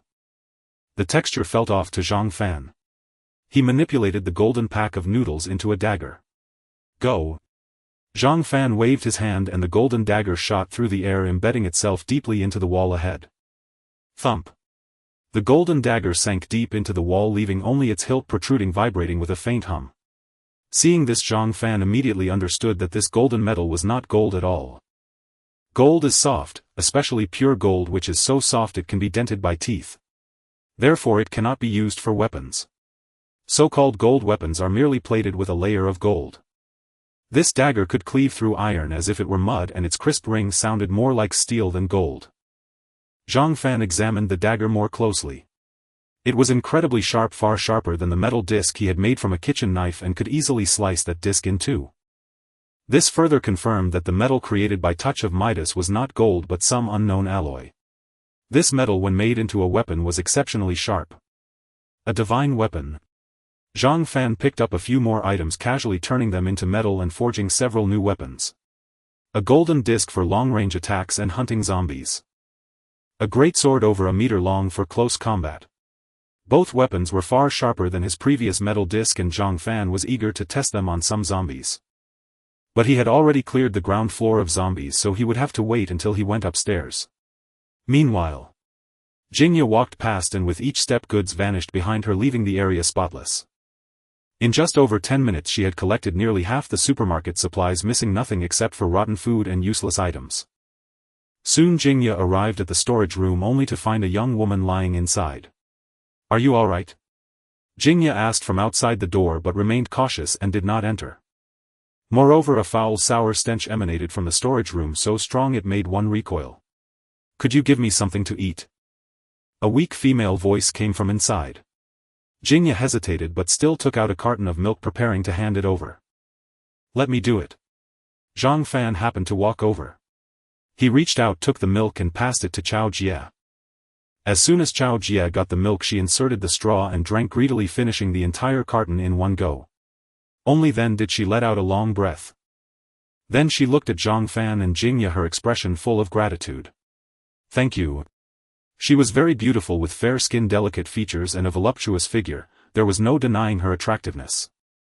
But right now she was weak, her face pale, clearly from not having eaten for a long time. Beautiful people always received preferential treatment, at least from Zhang Fan. Because he was a sucker for good looks.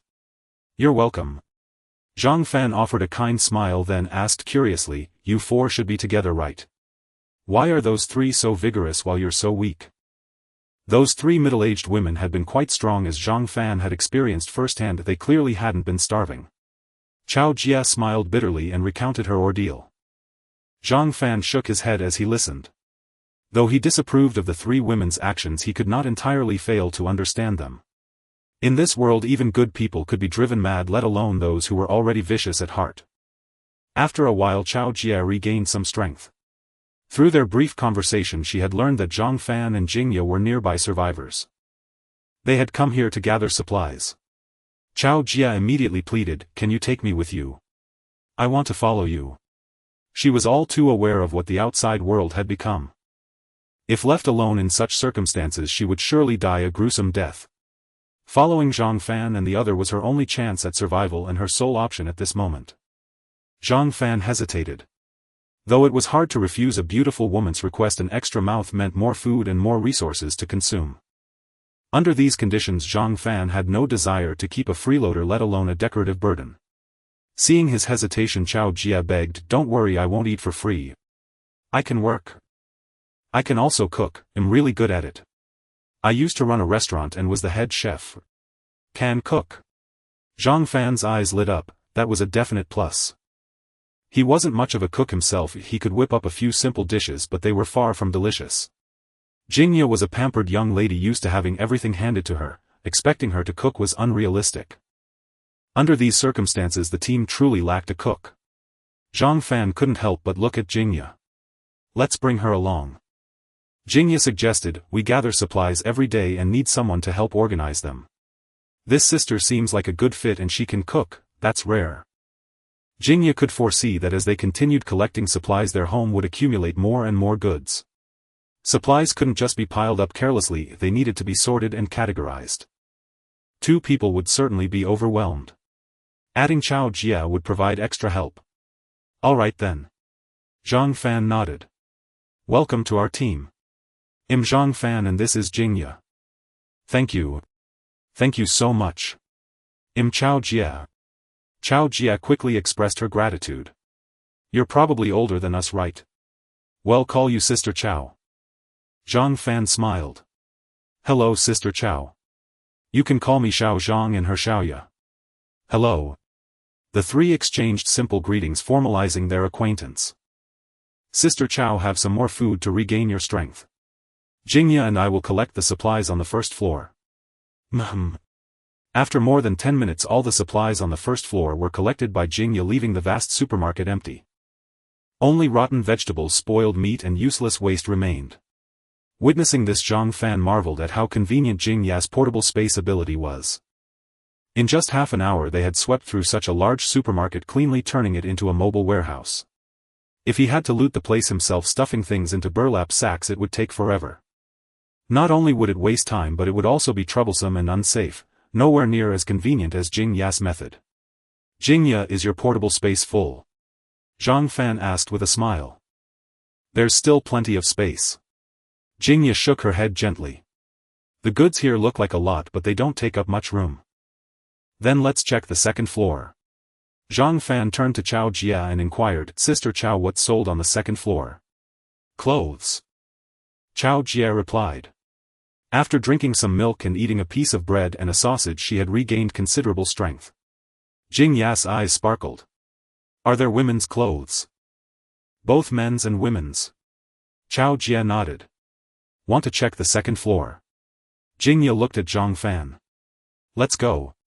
Zhang Fan waved. "Stay behind me." "Okay." Zhang Fan led the way, Jingya in the middle and Chao Jia at the rear. The three carefully ascended the stairs. With the elevator broken they had to take the stairs, which inevitably made noise. As soon as they reached the top a zombie lunged at them.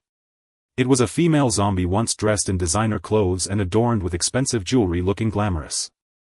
Unfortunately, after turning into a zombie it was no different from any other, charging at Zhang Fan and his companions. "Watch out." Chao Jie's face turned pale as she cried out in warning. With a golden disc sliced through the zombie's neck. Black blood splattered as its head separated from its body. A golden orb dropped. Zhang Fan lifted his foot and the golden orb burrowed into his body. A warm current surged through him, increasing his physique by 0.5. He smiled at Chao Jie. Don't worry, Sister Chao. These zombies aren't that scary. Chao Jie stared blankly at the golden disc returning to Zhang Fan's side. Is this an ability? Yes, an ability. Zhang Fan nodded. After the apocalypse struck, many survivors awakened abilities. Did Xiaoya awaken too?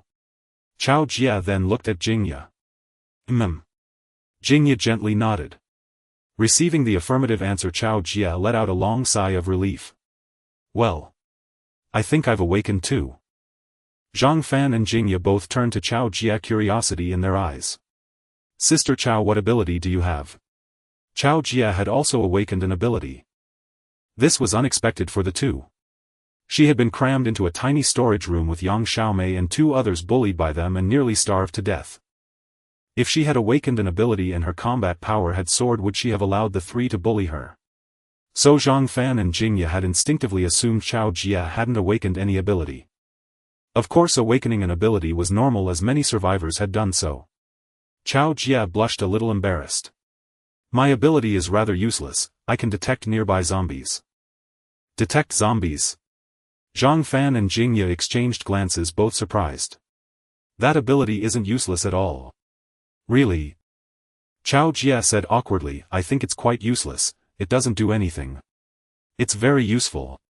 Zhang Fan smiled.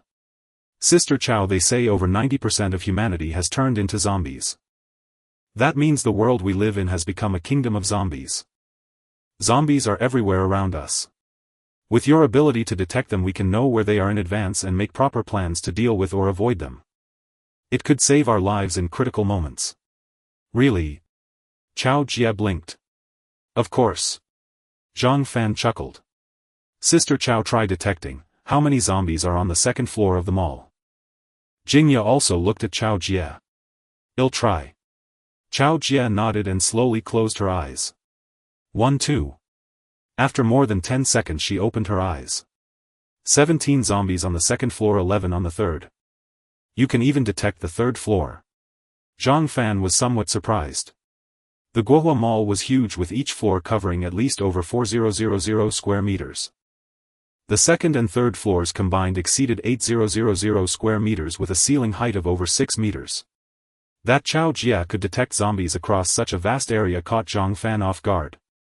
Chao Jie focused her senses.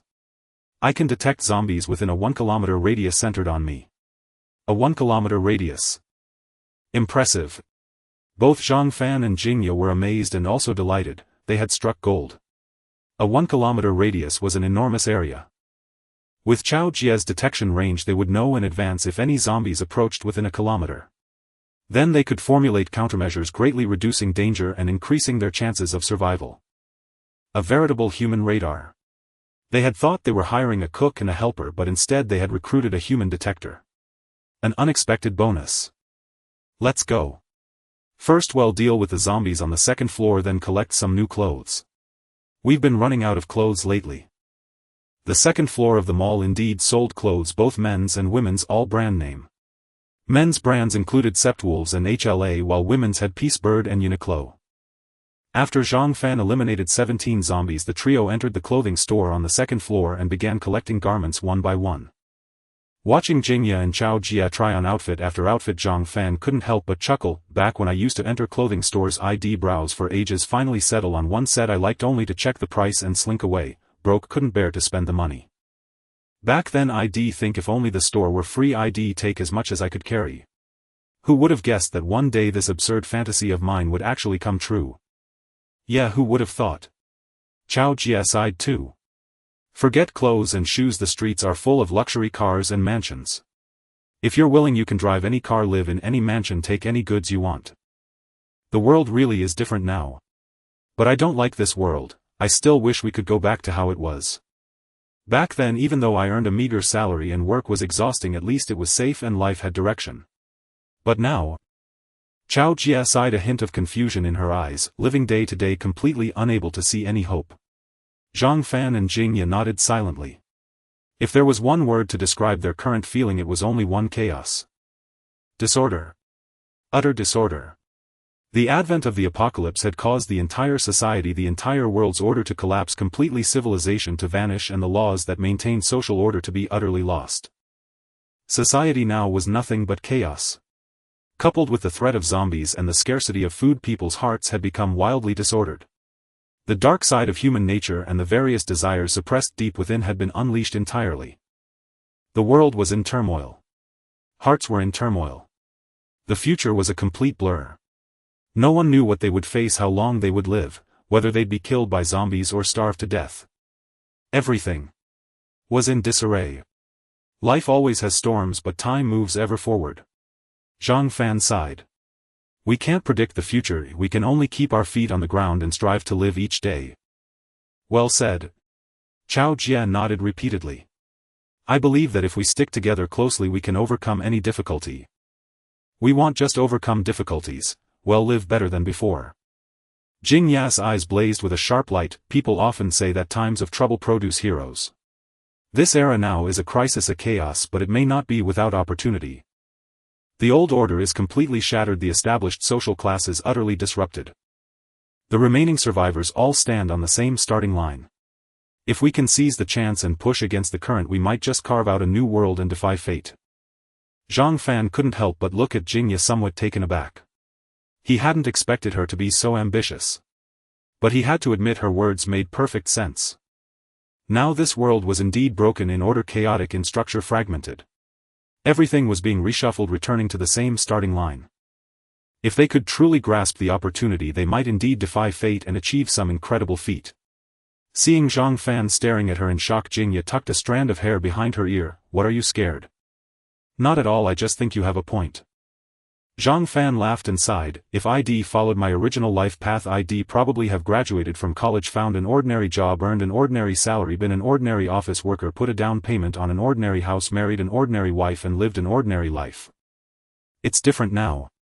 The world has changed. We've all awakened supernatural abilities. We can't be ordinary people living ordinary lives even if we wanted to. To survive or even to live better, we have to fight, to compete, to seize.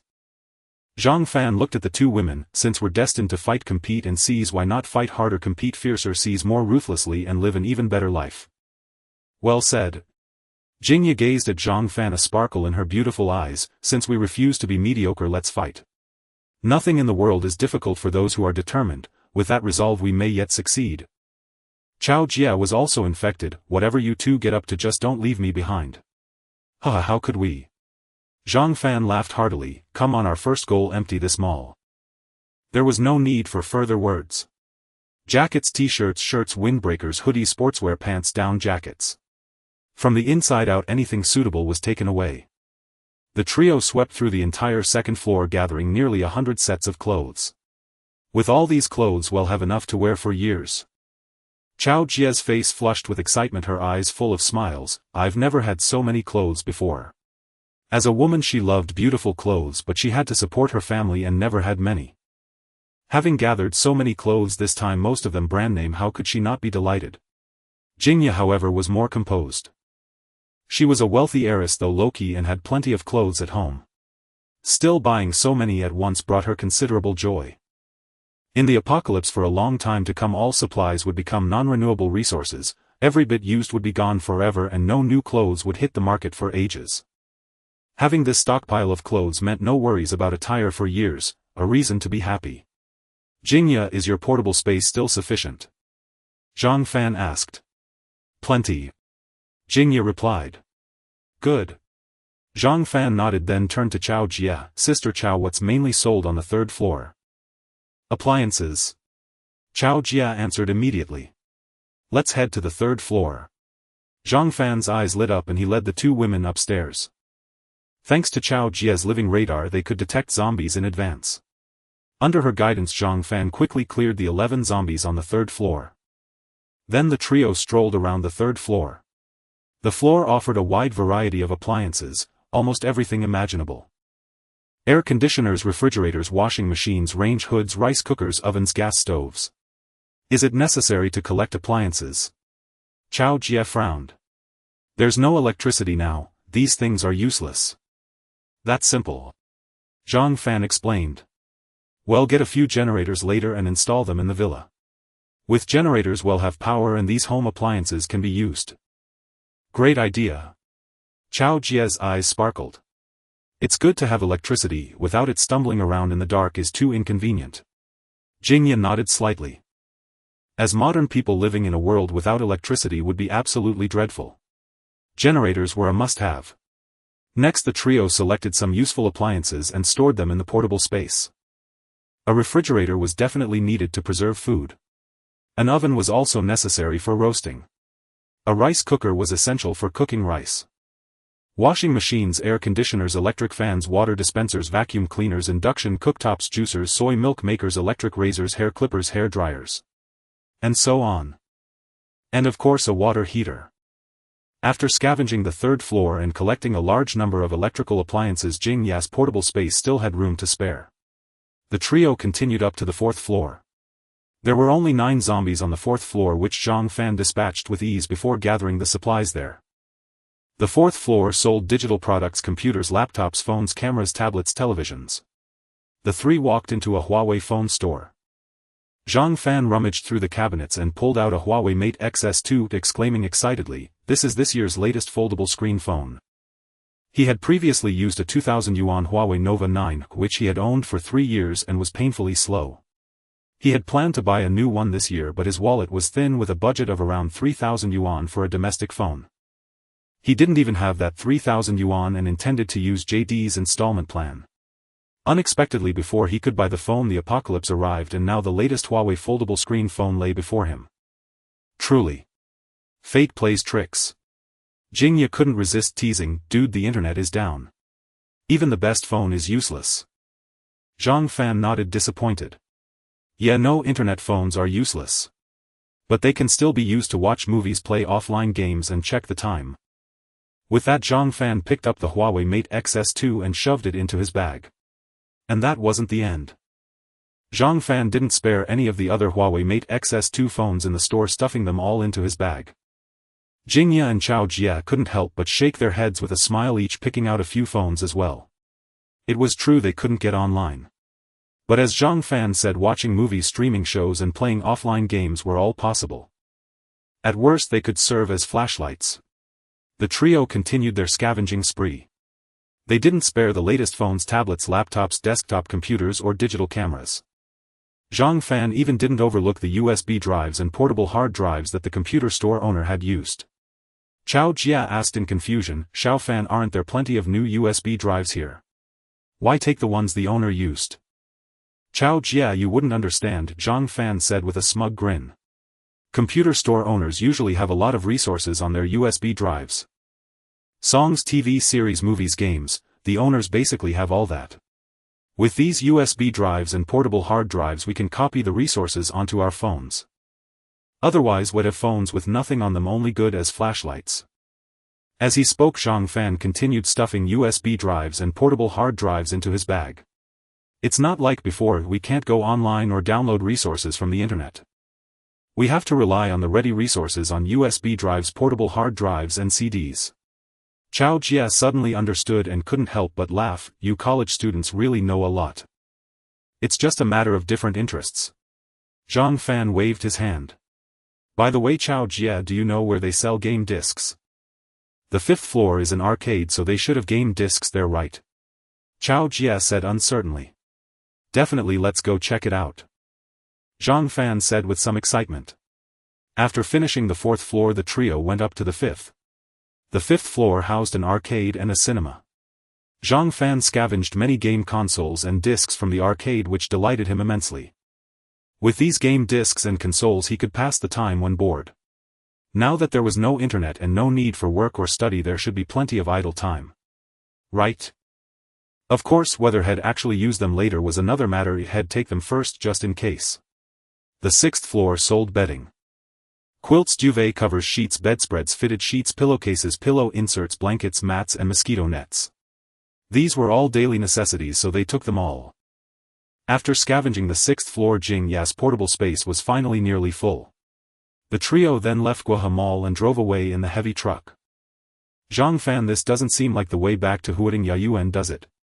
Jingya asked in confusion. First, let's go back to my rented room. Zhang Fan explained, I've stockpiled some supplies there and there's also a little yellow dog. Alright. Driving the heavy truck recklessly, they crushed every vehicle in their path. The immense noise naturally attracted many zombies. Zombies came from the front, left, right and behind. Zhang Fan couldn't deal with those on the sides and rear, but the ones ahead were brutally crushed. Everywhere they passed, corpses lay strewn across the ground. Zhang Fan, you're too violent. Violent? Haha. Yes, violent. Sis, it's the apocalypse now. No one's restricting us, we can live however we want. So reckless. Do you like it? Not bad. Seems like you have a violent streak too. Zhang Fan chatted and joked with Jingya and Chao Jia as he drove the atmosphere lighthearted. Zhang Fan realized he was starting to enjoy this life. No classes, no worries about tuition or rent, no need to rack his brain for an internship. Unfettered, unrestrained, stress-free, possessing supernatural powers, constantly growing stronger. And accompanied by beautiful women. What was wrong with this life? Plowing through everything in their path, the heavy truck finally arrived at Huafu community near the university. Zhang Fan didn't stop, he drove the truck straight through the community wall and into the complex. Finally they reached building 14 where his rented room was. We're here, get out. Zhang Fan opened the door and jumped out, followed by Jingya and Chao Jia. The zombies in the community had mostly been cleared by Zhang Fan, so the trio encountered none as they walked easily to the basement rental. As soon as they arrived outside the rented room, Zhang Fan's expression changed. The door was wide open and a choking thick smoke billowed out. Something's wrong. Zhang Fan exchanged glances with Jingya and Chao Jia, then rushed in. Indeed, something was wrong. The room had been completely burned down, the bedding and the supplies he had collected were all reduced to ashes. On the floor lay 2 piles of black ash that resembled corpses, while Big Yellow was nowhere to be seen. What happened here? Zhang Fan's face darkened. Whoa! At that moment a low growl came. Zhang Fan turned and saw Big Yellow poking its head out from a heap of ash under the bed frame. Big Yellow! Zhang Fan called out. Big Yellow immediately dashed out of the ash, wagging its tail, and leaped into Zhang Fan's arms. Then it licked Zhang Fan's face, showing immense affection. Miraculously, except for some ash on its fur, there were no signs of burning at all. Zhang Fan set aside his concerns and vigorously rubbed Big Yellow's head. Big Yellow, you're okay. That's great. What an adorable little yellow dog. Seeing Big Yellow, Chao Jia's face lit up with joy. Zhang Fan, let me hold it. Careful, it bites. Zhang Fan handed Big Yellow over. Chao Jia reached out to take it. Grr! Big Yellow bared its teeth and let out a low growl, and at the same time black flames flickered atop its head. Once, twice. Whoosh! The black flames instantly erupted, quickly spreading across Big Yellow's entire body, engulfing it completely. Zhang Fan felt a sharp pain in his hand, instinctively releasing Big Yellow, letting it fall to the ground. He looked down at his hands, which were scorched, a searing pain throbbing through them.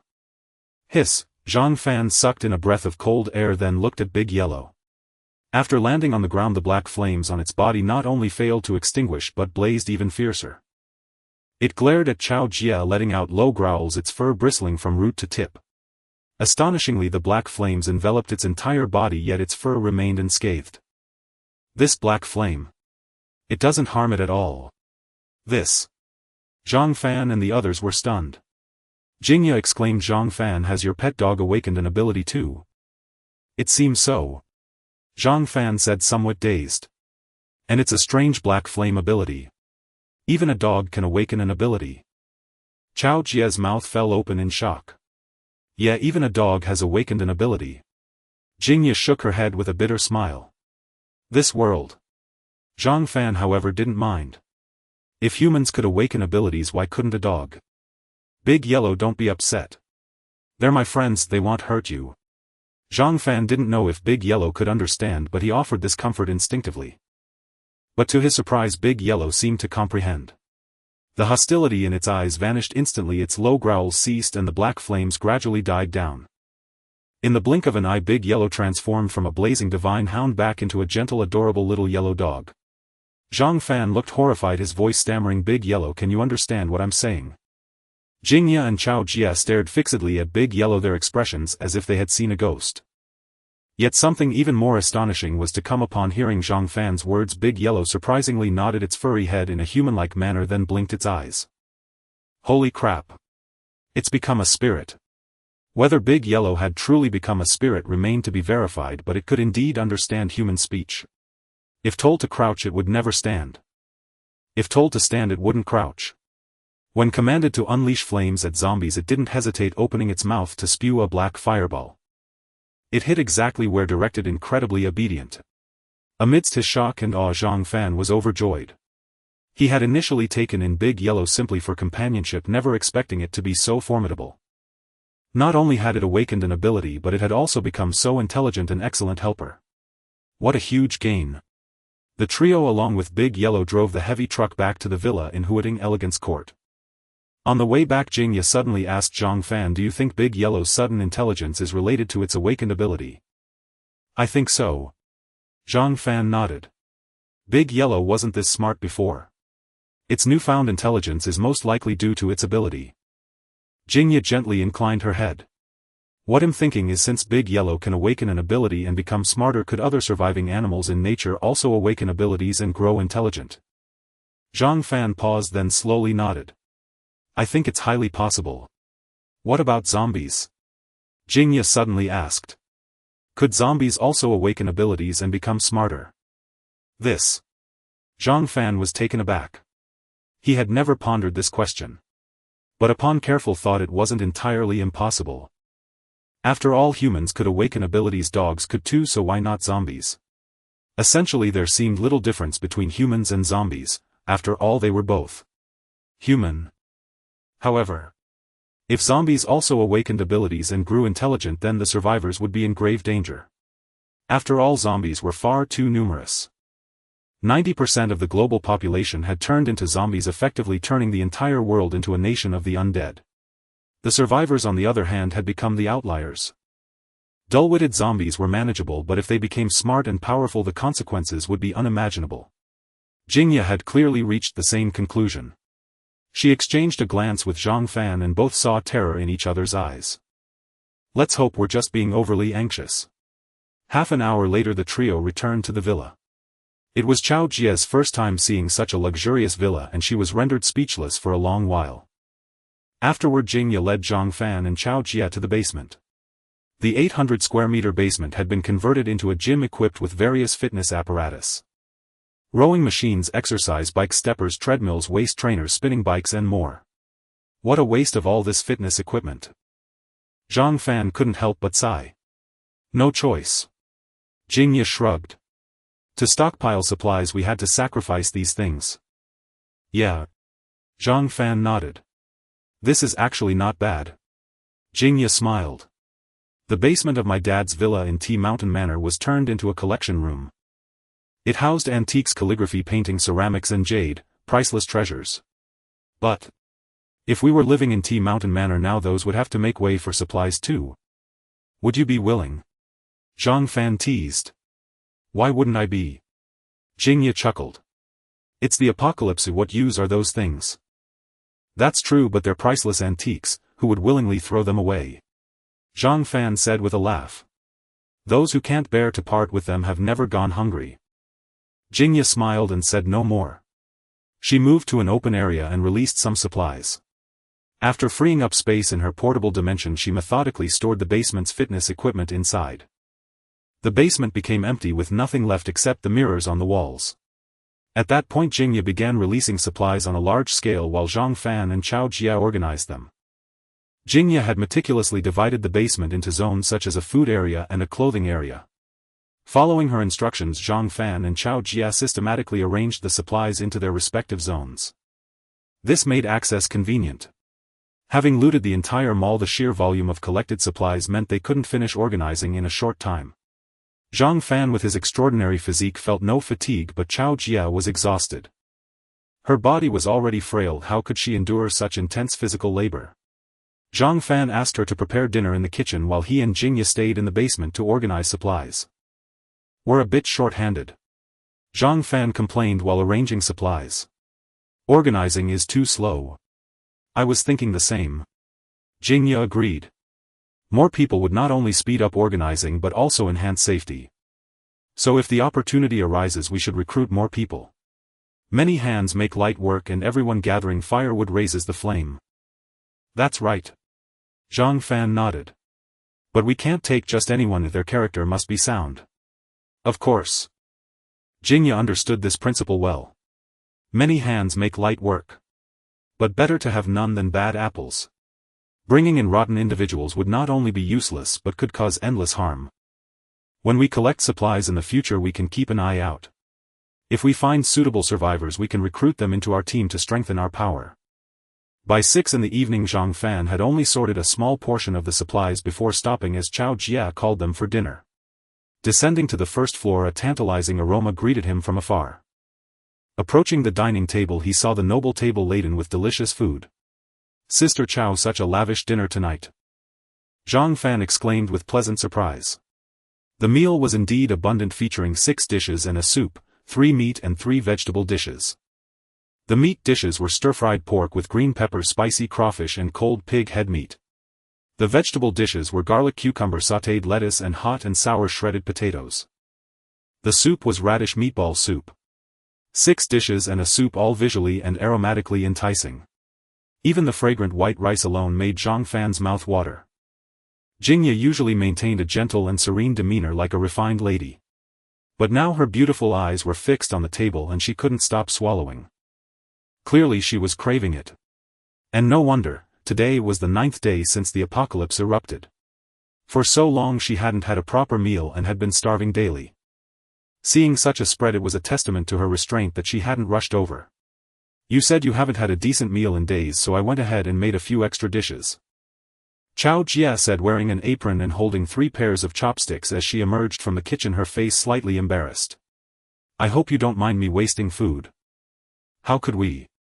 Zhang Fan waved his hand repeatedly. "We can always find more food, we're well stocked now." "That's good then." Chao Jia's culinary skills were truly exceptional. The dishes were not only beautiful to look at but also exquisite in taste. At least Zhang Fan felt they rivaled those of top chefs in grand restaurants. Jingya didn't comment but abandoned all pretense, eagerly picking up dishes and eating with greasy lips. "Sister Chao, your cooking is amazing." Zhang Fan gave a thumbs up. "Whoever marries you is blessed for 10 lifetimes. Chao Jia's round face flushed slightly and she shot Zhang Fan a playful glare.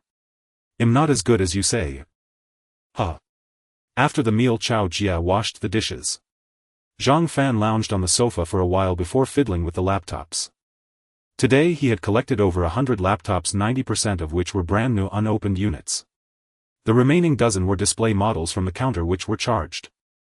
Among them 4 laptops still had power and could be booted up, though not for long. Zhang Fan opened each one, finding them mostly empty. He didn't mind. His goal wasn't to browse the laptops but to use them to check the USB drives and portable hard drives.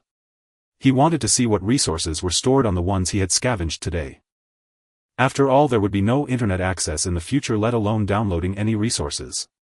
The digital files left on these drives would be the final testament of the online world. Zhang Fan opened the USB drives one by one and indeed found many treasures. Essential software like Word and Master Lu were present but of little use. What he valued were TV series, movies, songs, web novels, documentaries and so on. Of course some romantic action films would be the best find. He wasn't disappointed. After checking over a dozen USB drives and portable hard drives, he discovered hundreds of TV series, thousands of movies, tens of thousands of songs and several terabytes of romantic action films. Zhang Fan was overjoyed. With these he could binge-watch shows and movies in his spare time. No more boredom. Then Zhang Fan took out a new portable hard drive, created several folders and meticulously categorized all the resources, copying them onto the drive. While waiting for the files to transfer, he pulled out the game discs and consoles he had scavenged. There were 32 consoles from 9 brands, but they could only play single-player games. Similarly, he had only taken single-player game discs. Online game discs were left behind as useless. Too bad there's no power, I can't turn them on to play. Zhang Fan lamented. I must scavenge some generators tomorrow to get electricity in the villa. Without electricity everything was useless. Phones, laptops, game consoles, TVs, all electronic devices became mere decorations. Yet the electronics Zhang Fan had scavenged were all the latest highest-end models. Take the TV for example. He had grabbed a TCL 85 by 12 gate K, 88 inches, 198 centimeters long, 113 centimeters wide, perfect for an immersive viewing experience. But without power it was unusable. The feeling of being able to see but not use things was unbearable. Power was a must. Phones, laptops. Zhang Fan studied each item one by one. Unbeknownst to him, the sun set and darkness enveloped the earth. The entire city soon sank into the night. The sky was overcast, shrouded in dark clouds with not a single star visible. The neighborhood was swallowed by darkness and every villa was pitch black. Darkness completely devoured the land, leaving only a faint glow in the living room of Villa No. 9. Zhang Fan, Jingya and Chao Jia, all sleepless, sat on the sofa chatting. On the table lay a flashlight that used batteries requiring no charging. Still, it only provided dim illumination. Jingya and Chao Jia nibbled on sunflower seeds, their faces illuminated by the light, their eyes sparkling. Though it was dark, the hour was still early and none were accustomed to early sleep. Without phones there was nothing to do but sit and talk. This pitch-black darkness is so uncomfortable, it feels like being a caveman. Zhang Fan munched on spicy strips. I must get some generators tomorrow to power up the villa. We do need power, my laundry has piled up for days. Jingya cracked sunflower seeds. There's an agricultural machinery store on Baihua Road, we can check there tomorrow. If not, we'll have to go to the electrical supply store on Huayang Road, they're sure to have generators. Baihua Road is at least 13 kilometers away, but it's fine, we have the heavy truck, so no big deal. Zhang Fan took a deep breath, the spiciness in his mouth easing slightly. Besides generators, we need to get some diesel and gasoline or we still can't generate power. Chao Jia, while nibbling seed, said, can't we just get fuel from a gas station? Jingya hummed in agreement. There's a gas station near the neighborhood, we can check it out after we return tomorrow. It'd be best to find a fuel truck and stockpile a whole tank to last longer. Zhang Fan grabbed another spicy strip and popped it into his mouth. Isn't a fuel truck hard to find? Chao Jia frowned. It is, but we can search slowly. Jingya smiled. Let's get a few barrels of oil for now and look for a fuel truck when we have time. Chao Jia nodded repeatedly. Zhang Fan, I've actually had an idea for a while. Jingya suddenly spoke. What idea? Zhang Fan asked curiously. Don't you have the ability to control metal? Jingya said with a smile. When can you build a protective net or a metal wall around our villa? Wouldn't that be safer? Despite having Zhang Fan, a formidable protector by her side, Jingya still felt unsafe at night. She often thought about erecting a protective net or a metal wall around the entire villa for a sense of security. Zhang Fan raised an eyebrow. Surround the whole villa? I've never thought of that. But your idea is entirely feasible, though it would take time and metal, a major project. We can work on it slowly when we have time, it doesn't have to be done right away. As they chatted, it was unknowingly past 10 in the evening before the three of them returned to their rooms to rest. They talked about many things, reminiscing on the past. They spoke of their current circumstances and their hopes for the future. This heart-to-heart conversation deepened their understanding of each other and drew them closer. Three strangers brought together by the apocalypse were destined to unite tightly because of it. In this utterly wretched world they had to stand in solidarity to survive. That night they slept peacefully. Jingya and Chao Jia felt reassured knowing Zhang Fan was in the next room, so their sleep was sound. Zhang Fan in turn slept serenely with Dahuang under his bed. Dahuang was a dog with hearing that could reach 120000 Hz, about 16 times that of a human. Even while sleeping, its hearing remained acute, waking at the slightest unusual sound. With Dahuang by his side, Zhang Fan felt at ease. The next morning at 8 o'clock he was roused by his alarm and found Jingya and Chao Jia already awake. Chao Jia was busy in the kitchen while Jingya had gone early to the basement to organize supplies. Zhang Fan felt a pang of shame, two women so diligent while he, a grown man, was still sleeping in. It was inexcusable. Zhang Fan quickly washed his face and brushed his teeth, then headed to the basement with Dahuang. "You're up." Jingya, wearing a sports cap and a black tracksuit, had long slender legs rivaling a supermodel's, exuding a vibrant, agile and sensual charm. "I'm up." Zhang Fan nodded, picked up the supplies from the floor and placed them in their designated spots. After half an hour of work, Chao Jia called them for breakfast. Breakfast was also lavish: fried rice, stir-fried broccoli, boiled eggs, homemade yogurt and cantaloupe, delicate, light and nutritious. After eating their fill, they locked the doors and windows, took Dahuang and set off in the heavy truck. First stop, the agricultural machinery store on Baihua Road. Near Huading Yayuan there were few people, and Zhang Fan had cleared the zombies, so they didn't encounter any for a long distance. But upon leaving the area, zombies immediately appeared. Zhang Fan floored the accelerator, charging straight ahead, and the zombies in front were instantly crushed into pulp. After ramming through for half an hour, they finally arrived at the store. They encountered many zombies on the way, at least several hundred, which made Zhang Fan's mouth water. If he could kill them all, he would surely break through to level 3 and skyrocket in power. But today he had a mission and no time to leisurely hunt zombies. Fortunately, there were quite a few zombies wandering the street in front of the store. "Jingya, you drive. I'll go deal with these zombies." Zhang Fan instructed, jumped out of the truck and manipulated the metal disc to harvest the zombies one by one. In the blink of an eye, over a dozen zombies fell dead. Zhang Fan collected the light orbs they dropped, increasing his physique by 8 points to a total of 79. Just 21 points left to break through to level 3. On average, each zombie contributes 0.5 points, so 21 points of physique require 42 zombies. Not hard. After gathering all the orbs, Zhang Fan didn't get back in the truck but walked straight into the store. Jingya drove the heavy truck, following slowly. The store was vast. The first thing that met his eyes was a hall filled with agricultural machinery: tractors, seeders, rotary tillers, auto parts, crushers and more. Four zombies roamed the hall, staggering toward Zhang Fan when they spotted him. The golden disc flashed and 4 heads flew off, dropping 4 golden orbs.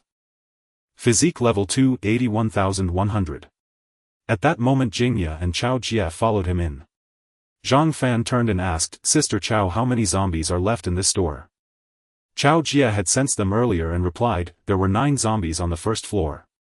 You just killed 4, so 5 remain. Those 5 are in this office, that one and the one over there." "Got it." With Chao Jia's clear guidance, he didn't have to search blindly like a headless fly. Zhang Fan entered the offices one by one, clearing the zombies inside. In no time 4 zombies fell, leaving only the last one in the eastern office. Bold and confident, Zhang Fan didn't fear the final zombie. He kicked the office door open and charged in, directing the golden disc ahead. A beastly growl echoed as a pot-bellied zombie with a receding hairline lunged at him. The metal disc flew out, aiming for the zombie's neck. Under normal circumstances it would have been decapitated like all the others Zhang Fan had killed. But to his surprise, the zombie twisted its head, dodging the disc. "What?" Zhang Fan, who had never encountered this before, stood stunned. With another low growl, the zombie lunged again. Unlike the stiff, staggering zombies with dull fish-like eyes, this one moved with agility and speed comparable to a normal human. The office was small. In a few strides the zombie reached Zhang Fan and bit at his neck like a starving wolf. A foul stench emanated from its mouth, snapping Zhang Fan back to his senses. "Damn it!" Zhang Fan grabbed the zombie by the neck and with a surge of immense strength hurled it away. With a heavy thud, the pot-bellied zombie slammed into the wall.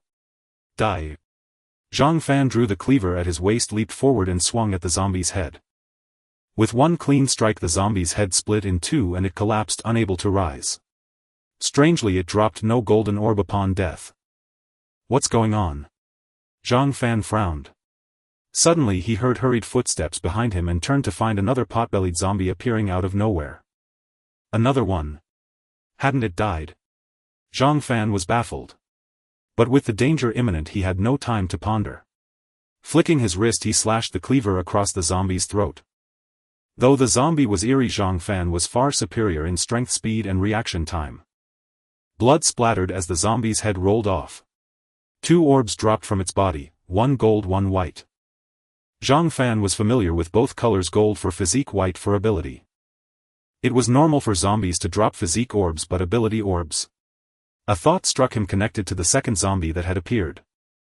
Could this zombie possess an ability? With that thought, Zhang Fan immediately collected both orbs. Two streams of energy surged through his body. One was warm, spreading comfort throughout his body, physique fort reaching 85. The other neither hot nor cold, coursed through him, bringing an excruciating pain. Zhang Fan groaned, enduring the piercing agony, and looked at his attribute panel. Name: Zhang Fan. Rank: level 2 psychic. Physique: level 2, 85,100. Spirit: level 1, 910. Abilities: infinite pickup, metal manipulation, touch of gold, create duplicate. Create duplicate. Upon seeing this ability, Zhang Fan understood everything. Why had no physique orb dropped after killing the first bloated zombie? Why had another bloated zombie emerged after the first one was slain? So, one of the two bloated zombies was a duplicate. Create duplicate. Just from the name he knew what this ability was and what it could do. Zhang Fan concentrated. After a moment, a flash of light enveloped him and another person appeared beside him, another Zhang Fan. The resemblance. It was uncanny. They were absolutely identical. Zhang Fan stared at the duplicate and the duplicate stared back. It felt like looking into a mirror. But it wasn't a mirror. The duplicate was a solid entity with flesh and blood, not a phantom, a projection of light, or a mere reflection. The duplicate possessed independent thoughts. Zhang Fan was fully aware of what was on its mind, and he knew exactly what it was thinking. Their minds were linked.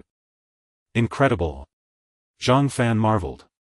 He then arm wrestled with the duplicate to test their strength. The result: their power was exactly the same. Let's try the abilities. After some testing, Zhang Fan discovered the duplicate possessed all of his own abilities. Infinite pickup, metal manipulation, touch of gold. It had them all. It even had the create duplicate ability. Does that mean the duplicate I create can also create duplicates? Zhang Fan immediately instructed the duplicate to try. Indeed, the duplicate created another duplicate. The three Zhang Fans stood together, looking at one another like triplets. So what's the difference between the duplicate I create and myself? Zhang Fan studied the two duplicates intently. He gradually realized that while the duplicates appeared identical to his original self, same physique, appearance, abilities and thoughts, almost everything was the same. But there was an essential difference: Zhang Fan's original self had absolute control over the duplicates. In other words, the duplicates were utterly obedient to Zhang Fan's commands. No matter what command Zhang Fan issued, the duplicates would not refuse and would execute it unconditionally. Disobey? Impossible. First, the duplicates wouldn't even conceive of such a thought. They wouldn't defy any of Zhang Fan's orders. Second, even if a duplicate were to disobey, Zhang Fan could simply will it back into his body and then create an obedient one. Disobedient? No problem, just recall it. I wonder how many duplicates I can create now. Zhang Fan muttered, beginning to create more. 3, 4, 5. With each duplicate he created, Zhang Fan felt his body grow a little more hollow. After creating 20 in one go, he felt completely drained. He was not only physically exhausted, but his mind was also foggy, listless and mentally fatigued. It felt like pulling 3 consecutive all-nighters at an internet cafe without eating properly. Zhang Fan immediately realized that creating duplicates was extremely taxing. 20 duplicates was his current limit. Any more and he felt he might perish from the strain. Zhang Fan loathed this feeling of utter weakness. It made him feel incredibly unsafe. Return. Whoosh whoosh whoosh, the 20 duplicates collided with Zhang Fan's body in a flash, returning to him. The feeling of weakness and fatigue vanished instantly and his spirit was refreshed. Zhang Fan couldn't help but let out a long sigh of relief. Zhang Fan, come here quickly. Just then Jingya called out from outside. Zhang Fan hurried out of the office. Jingya and Chao Jia were standing in front of a warehouse. Did you find a generator? Zhang Fan asked as he walked over. Found it. Chao Jia said excitedly. This warehouse is full of generators. Come and see. Zhang Fan's eyes lit up. He strode into the warehouse and saw rows of brand new generators. Ah, Beidou diesel generators. Zhang Fan scanned the generators one by one, finding a wide range of power outputs. Large units over 500 kW. Medium units between 100 and 500 kW. Small units under 100 kW. And even micro-specialty motors under 75 kW. They had everything. Our villa is quite large. We don't need anything smaller than the medium units. Zhang Fan pointed at the medium and large units. Jingya, take these few. Okay. Jingya followed Zhang Fan's instructions, collecting several medium and large generators. With these generators we'll have enough power for 10 or 20 years. Zhang Fan smiled as he watched Jingya store them. Now we need to collect diesel fuel. Jingya and Chao Jie nodded in unison, excitement gleaming in their eyes. They had the generators and now they just needed the diesel to run them. From today onward they would have electricity. No more groping in the dark at night. Soon the heavy truck left the agricultural machinery store, heading for the nearest gas station. Zhang Fan drove while speaking. I have some terrible news. You need to prepare yourselves. Terrible news. Jingya and Chao Jie looked at him with confusion. I just encountered a zombie with psychic abilities, Zhang Fan said slowly. Jingya and Chao Jie trembled slightly, their faces turning pale. Really? A psychic zombie? This was definitely not good news. In fact, as Zhang Fan said, it was utterly dreadful. It meant their earlier suspicions were correct, the zombies were evolving too. They were growing stronger. This was an ominous sign. Jingya furrowed her delicate brows, her expression grave. What exactly was that zombie like? Its movements weren't as stiff as an ordinary zombie's. It was basically as agile as a normal human. Zhang Fan continued slowly. Its intelligence was slightly higher than a normal zombie's, but not by much. Its bloodlust and aggression were even more intense than a normal zombie's, and its attack power was superior. Overall, this zombie was superior in every way to a normal one. It was very much like an evolved version of a common zombie. Just as they had feared. So the zombies are evolving too, Jingya said, her worries erasing the excitement from finding the generators. Zhang Fan, we need to speed up the villa's fortifications and accelerate our own growth. Zhang Fan grunted, focusing on driving. 10 minutes later the trio arrived at the nearest gas station. They were disappointed. The gas station had apparently exploded, reducing the surrounding area for hundreds of meters to rubble. The fire was still raging, belching thick acrid smoke into the sky. Seeing this, although disappointed, they weren't particularly surprised. Since the apocalypse began, these recent days had been filled with power and water outages, explosions and fires. Gas pipelines often exploded, buildings caught fire, or gas stations went up in flames. It had all become commonplace. Zhang Fan couldn't help expressing his concern. As time goes on, resources like diesel, food and water will dwindle. We need to stockpile as much as we can and quickly. Jingya and Chao Jie nodded emphatically. Take food for example. Cities don't store grain, everything relies on external supply. If something goes wrong, food shortages can easily occur. As the apocalypse deepens, food will gradually spoil and diminish. With no new supplies coming in, the amount of edible food will only decrease. Without food, what will survivors like them eat? What will they drink? The same goes for other resources. Diesel, clothing, everything will only become scarcer. They had to hoard as much as possible. Let's go.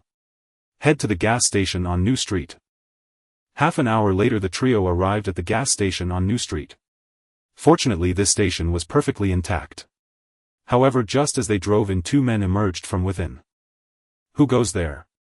Zhang Fan immediately fixed his gaze on the two men. They were tall and robust, clad in branded suits and sunglasses, resembling the bodyguards of a mob boss from a movie. Who are you? Zhang Fan eyed them warily, suddenly realizing why no zombies lurked near the station. All the undead had been cleared away by someone. Jingya and Chao Jie stood behind Zhang Fan, equally vigilant as they stared at the newcomers. They were even more cautious than him. In any era, women are a form of resource, and the desire to dominate such resources is intrinsic to every man. This might sound chauvinistic and disrespectful to women, but it is a stark truth. Often women themselves are more acutely aware of this reality than men. Now that the apocalypse had stripped away all legal and moral protections, in a sense women faced greater peril than men in this chaotic world. Especially beautiful women. Jingya and Chao Jie were keenly aware of this. We're survivors, or one of the men said with a semblance of goodwill. You're survivors too, right? Our boss wants to see you. Boss. Zhang Fan narrowed his eyes slightly, glancing back at Jingya and Chao Jie for their input. You decide. Jingya replied without hesitation. I have no objection either. Chao Jie nodded quickly. She rarely had strong opinions and always followed Zhang Fan and Jing Ya's lead. Then let's go take a look, Zhang Fan nodded. But stay alert and never leave my sight. Both women nodded. Please follow us. Guided by the two men, the trio arrived at a KTV not far from the gas station. This KTV was an underground establishment called New World. Its entrance was sealed by a thick iron door. The two men approached and pulled out a walkie-talkie. Open up. A slit appeared in the iron door and a pair of eyes peered through. After seeing the group, the door slowly creaked open. Please. The group entered and the heavy iron door was shut behind them. They were greeted by the dimly lit KTV lobby. In the lobby stood a dozen women lined up in orderly fashion. A sharp-faced woman in her 30s was lecturing them. You need to understand your situation and the world outside. Don't think you're still the pampered princesses or darlings of your parents. Right now you're just a bunch of homeless wretches who could be devoured by zombies at any moment. So if you want to survive and eat, obey orders and listen to the boss. Otherwise you know what happens if you anger him. The dozen women hung their heads in silence, some even sobbing and trembling. Zhang Fan exchanged glances with Jingya and Chao Jia, all sensing something amiss. This KTV seemed off. Please follow us, the two suited men said. Lead the way. They were escorted to a private room. The room was lavishly decorated with brand-name carpet, TV, sofa, chandelier. Every item exuded luxury. On the sofa sat a young man with a crew cut, clad in a bathrobe and slippers. He held two attractive curvaceous women in his arms. One massaged his legs, the other fed him fruit. The crew-cut man reveled in their service, as comfortable as an ancient emperor. This guy knows how to live it up. Zhang Fan couldn't help but think sarcastically. Just then the crew-cut man noticed the trio, especially Jingya and Chao Jia. His eyes lit up, lecherously scanning them from head to toe. He pushed aside the two women beside him, stood up and said with a smile, Xiao Zhang, are these the survivors you brought today? Yes, boss. The two men nodded.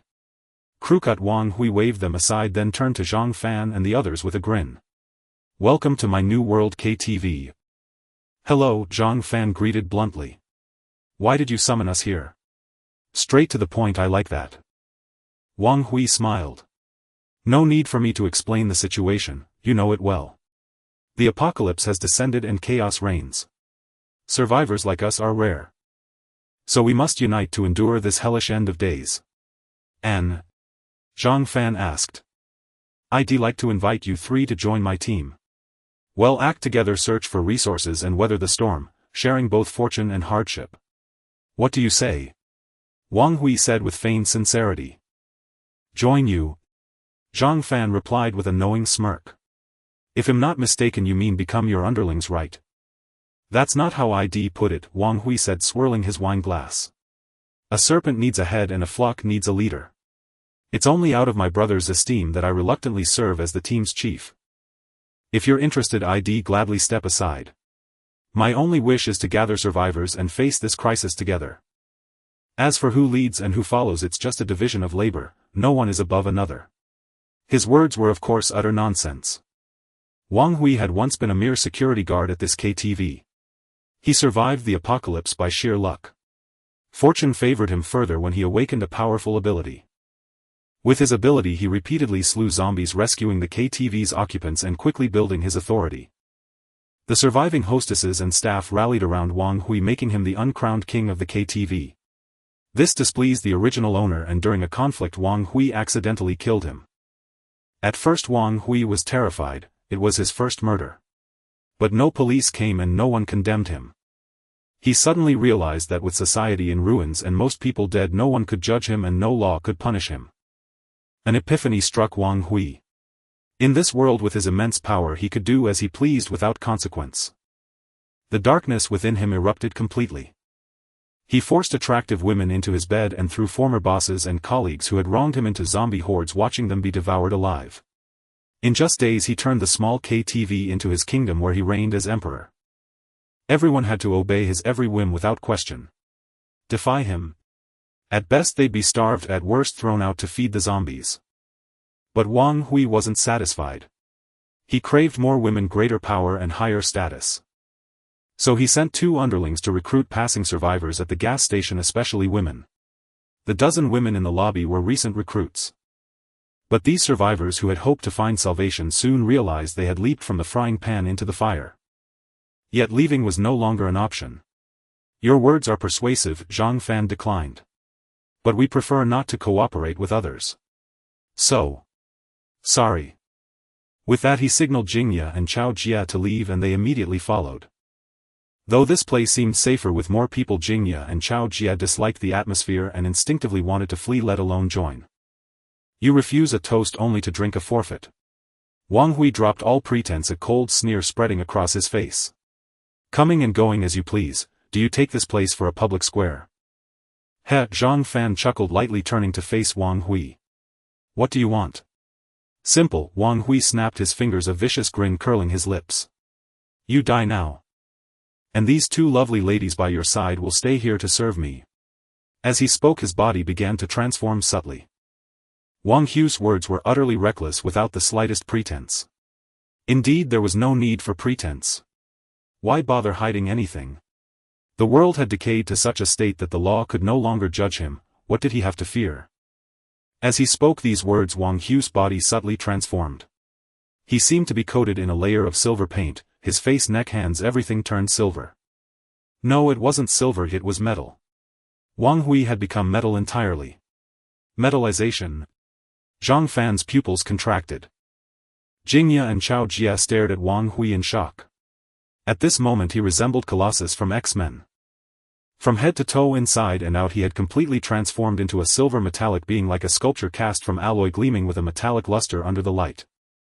Yet amidst the astonishment, Jingya's eyes held a glimmer of delight. She knew that today victory was assured. See. This is my ability. Wang Hui twisted his neck, producing a metallic grating sound. I call it the alloy ability. Once I activate this ability, my entire body becomes the hardest alloy.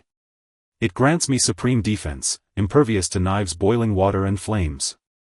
Moreover, I possess superhuman strength. I can easily punch through floors and lift cars. In addition, I have extraordinary endurance. In this form I need no breath, food or rest. I can fight endlessly without fatigue. Wang Hui strode with what he considered an elegant gait, ignoring Zhang Fan, and approached Jingya and Chao Jia. Ladies, in this chaotic world I alone possess the power to protect you. As for him, he's a useless waste. Following him you can't even guarantee your own safety. So, you'd better stick with me. I promise you'll feast on the finest, live like royalty and rise above the masses. Of course your refusal is futile because I won't allow it. Huh, am I not wicked? Hearing Wang Hui's words, Jingya was speechless. Bro, you seem quite narcissistic. Narcissistic. Wrong. Wang Hui leaned close to Jingya. This isn't narcissism, I'm merely stating a fact. With that his lecherous gaze roamed over Jingya, intensely predatory. Jingya rolled her eyes. Zhang Fan, let's get out of this godforsaken place. I can't stand it another second. Me too. Chao Jia nodded eagerly. Alright, Zhang Fan said, nodding slightly as he eyed Wang Hui's alloyed form, a glint of greed flashing in his eyes. Your ability is impressive and domineering. I'll help myself to it. Wang Hui raised an eyebrow, puzzled. The next moment he felt a strange force acting upon him. Instantly his feet slowly left the ground and his body uncontrollably floated up. What's happening? Wang Hui struggled desperately, flailing his arms and kicking his legs, but with no leverage he was completely suspended. Wang Hui was both startled and furious. What the hell is going on? I forgot to mention my ability is to control metal, Zhang Fan said, raising his right hand and smiling at Wang Hui. So I'm the perfect counter to you. Damn it. Wang Hui was so frustrated he could vomit blood. Having this ability he was well aware of its weakness. Alloyization. Turning his entire body into alloy granted him immense defense and strength, but the drawback was significant. Once he encountered an ability to manipulate metal he was utterly countered. It was like Magneto countering Wolverine. Before Magneto, Wolverine's claws, no matter how sharp, were useless. This was pure ability counterplay, who could argue with that? Bastard! Wang Hui thrashed wildly, but it was futile. A flash of inspiration struck him and he immediately deactivated his ability. His body reverted to flesh and blood and he dropped to the ground. Back on solid ground, Wang Hui let out a long sigh of relief. The feeling of being grounded was wonderful. But just then a streak of light shot toward him, instantly slicing across his throat. A line of blood appeared on Wang Hui's neck. He reached up to cover his throat, but his head fell off. It rolled to the ground, his eyes wide open in death, unseeing. The two women attending Wang Hui screamed in terror, their voices nearly shattering the ceiling. Two men in suits and sunglasses stepped back in fright, staring at Wang Hui in horror. What's wrong? What happened? Others in the KTV heard the commotion and rushed to the luxury suite only to be terrified by the sight. Zhang Fan ignored them, walked straight to Wang Hui and picked up the light orbs that had dropped from his body. After killing Wang Hui, 3 light orbs dropped, 1 gold, 1 silver and 1 white. Absorbing the gold orb increased Zhang Fan's physique by 8 points, reaching 93, just 7 short of 100. Absorbing the silver orb increased Zhang Fan's spirit by 4 points, finally reaching the 2nd level. Zhang Fan felt his mind sharpen, his spirit unprecedented and his thoughts crystal clear. Finally, with anticipation, Zhang Fan picked up the white orb representing the ability. Wang Hui's alloy ability was something Zhang Fan coveted greatly. It not only massively boosted defense but also strength, making it an excellent ability for close combat and survival. With this ability he no longer feared zombie bites nor blades, guns, fire or water. The benefits were endless. As the orb entered his body, intense pain surged like a tide, but after half a minute it subsided. Zhang Fan immediately checked his attribute panel.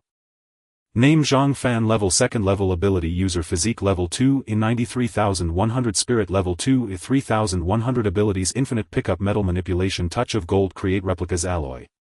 Having obtained the alloy ability as desired, Zhang Fan curled his lips into a satisfied smile. Let's go, Zhang Fan said, looking at Jingya and Chao Jie. Okay, both women nodded. The three left the suite, facing the others in the KTV. There were hardly any men, mostly women. The dozen or so women from the living room and the sharp-tongued beauty who had been lecturing them were also present. Now these people gazed at Zhang Fan with awe, clearly shaken by his power. In recent days Wang Hui had built an invincible image in their minds, yet Zhang Fan had easily killed him. How strong must he be? Zhang Fan glanced at them and turned to leave. Just then a timid voice spoke up, "Mister, could you take me with you?" Zhang Fan turned to see a petite girl with a baby face, fair skin, delicate features and an unusually prominent chest looking at him weakly. Childlike face, voluptuous figure. At the sight of her those 4 words involuntarily popped into Zhang Fan's mind. "Mister, please take me." Wang Yuan, the cute girl, readied and tearful, pleaded, "I beg you." Well. Zhang Fan looked troubled. As a sucker for beauty it was hard to refuse a pretty girl's request. But Zhang Fan was a man of principle. He didn't want to keep a vase or a burden. Yet it was hard to say that. Jingya spoke up, expressionless, looking at Wang Yuan. "Want to follow us?" "Fine. You can follow us, fine."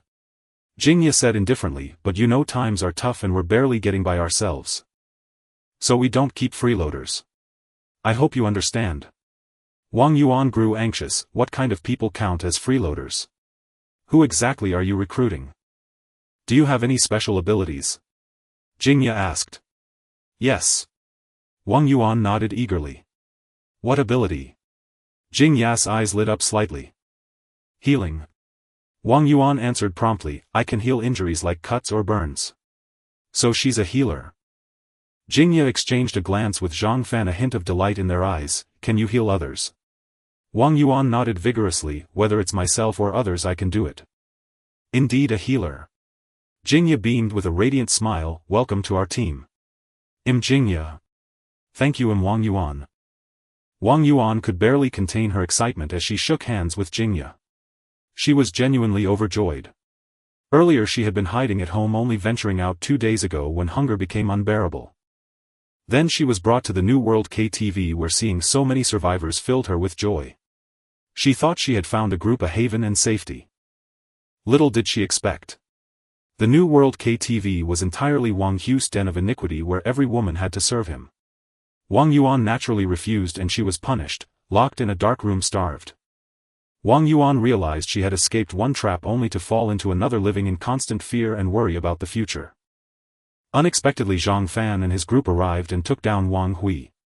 Overjoyed, Wang Yuan immediately thought of joining their team. On the surface, Zhang Fan was far more handsome than Wang Hui and seemed much more reliable. Plus the presence of Jingya and Chao Jia, two beautiful older sisters, gave Wang Yuan a sense of security. So she hoped to follow Zhang Fan's trio. Staying with them was certainly more dependable than remaining at the New World KTV. She never expected it to actually work out, so her excitement was palpable. "I'm Zhang Fan. Welcome aboard." Zhang Fan extended his hand with a smile. As a gaming enthusiast, he understood the importance of a healer. A healer could save lives in critical moments. In this apocalyptic world, who could guarantee they wouldn't get hurt? "Thank you." Wang Yuan eagerly shook Zhang Fan's hand. Chao Jia. Seeing Wang Yuan join Zhang Fan's team and prepare to leave this dreadful place, the remaining survivors grew anxious. "Three of you, I've awakened an ability too. Can you take me along? And me, I've awakened an ability too. Take me, my power is formidable. Please take us with you. Don't leave us in this awful place, I beg you." A chorus of women began pleading. Zhang Fan and Jingya exchanged glances, both seeing delight in each other's eyes. They had long wanted to strengthen their team but lacked the opportunity. Now the chance had arrived. There were nearly 20 people here and quite a few seemed to have awakened abilities. These were promising recruits. "Quiet down, everyone." Zhang Fan cleared his throat, signaling for silence. The chattering women gradually fell quiet, staring at him expectantly. "The outside is full of zombies and we're struggling too. So we don't keep freeloaders." Zhang Fan said apologetically, "Besides, we can't afford it, we don't have enough food. I hope you can understand." Hearing this, many women's expressions darkened. They hadn't awakened any abilities. "We understand." The elegant woman who had been lecturing the group in the hall quickly chimed in, "Don't worry. We have abilities too, we won't be idle." "Good, as long as you understand." Zhang Fan nodded. "Line up one by one. Think of it as an interview." The women immediately formed a queue. Even the two men in suits who had led Zhang Fan's group to the KTV joined the back of the line. At the front was the elegant woman who had been giving orders. She was dressed provocatively with heavy makeup and a strong perfume that emitted a pungent scent. Zhang Fan didn't have a good impression of her. Earlier in the hall she had acted domineering, almost like Wang Hu's lackey. Zhang Fan's guess was correct. The woman named Lu Lan was the former manager of the New World KTV and the ex-boss mistress. She had also orchestrated the shady dealings within the KTV, such as forcing hostesses to sleep with clients and indoctrinating new female staff. When the apocalypse struck and Wang Hui killed the KTV boss, Lu Lan immediately pledged allegiance, climbing into Wang Hu's bed that very night to secure his support. Later she advised Wang Hui on how to control the other women in the KTV, committing no shortage of misdeeds. Now that Wang Hui had fallen, she clearly sought to latch onto Zhang Fan's group. Zhang Fan didn't show his feelings, asking with a smile, "Sister, what's your ability?" "Self-healing." The elegant woman Lu Lan quickly said, "My ability is self-healing, like Wolverine from X-Men. No matter what external injury I suffer, I can recover instantly without scars." Self-healing. Zhang Fan was taken aback. This ability was excellent and powerful. In this zombie-infested apocalypse it was like a talisman of protection. Too bad such an incredible ability wasn't his. "My self-healing is very strong, even stronger than Wolverine's." Lu Lan said confidently, "I should qualify to join your team, right?" "Sorry." Zhang Fan refused, "Your ability is impressive but it's useless to our team." Lu Lan's face stiffened, thinking she had misheard. She forced a laugh, "You must be joking, handsome. You heard me right. We don't need you." Zhang Fan repeated, then said, "Next." "No. You can't do this." Lu Lan panicked, her emotions boiling over as she shrieked, "I've awakened an ability. Why can't I join you? I won't accept this. I want." Zhang Fan raised a hand to calm her, then patiently explained. "Your ability is strong but it's of no use to our entire team. So I'm sorry. Next." Zhang Fan thought he had made himself clear, but Lu Lan persisted. "No. You can't do this. I can be your secretary. Anything you ask, I'll do it." She emphasized the word anything, a blatant attempt to seduce Zhang Fan. Zhang Fan frowned in displeasure. "Sister, I've made myself very clear. I don't want to repeat it." Lu Lan grew frantic, resorting to a tantrum. If you don't take me in, I'll stay here and refuse to leave. You killed Wang Hui and took away my support. You have to take responsibility or you won't leave. Crying and making a scene were Lu Lan's go-to tactics. Over the years these methods had allowed her to manipulate the KTV boss completely. Lu Lan thought she had Zhang Fan figured out, a young man thin-skinned unable to refuse women. She believed that once she joined Zhang Fan's team she could use her charm to control him. With Zhang Fan as her patron her future would be secure. So joining Zhang Fan's team was imperative, it was the foundation of everything. Playing dirty. Zhang Fan's expression darkened. I'll give you 3 seconds to get out of the way or else. Face the consequences. I'd like to see what you can do to me. Lu Lan snorted. Zhang Fan's lips curled into a faint smile. Don't blame me for this. You're offering yourself up. What do you mean? Lu Lan's right eyelid twitched. Whoosh. In the next instant. From head to toe she silently turned golden as if coated in a layer of gold paint. In the blink of an eye Lu Lan became a golden statue standing rigidly in place motionless. The KTV hall fell into a deathly silence. Everyone stared blankly at Lu Lan who had suddenly turned into a motionless golden statue, their gazes somewhat dazed. What happened to her? Wang Yuan covered her mouth staring at Lu Lan with a terrified expression. Nothing, I just made her shut up. Zhang Fan chuckled, waving his hand casually as if tossing away trash.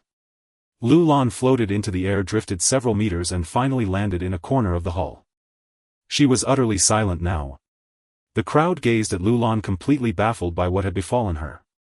A moment ago she was a living shouting person and now she had turned into a statue. This scene was too eerie. Jingya felt a chill of horror, her voice stammering. Zhang Fan, how could she suddenly? Zhang Fan smiled faintly and explained, I awakened a new ability a couple of days ago called the Midas Touch, which can turn any substance into metal.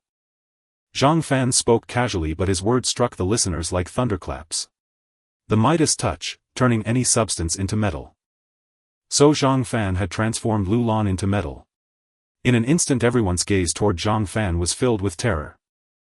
Zhang Fan, who appeared sunny, handsome and cheerful, had proven to be so ruthless.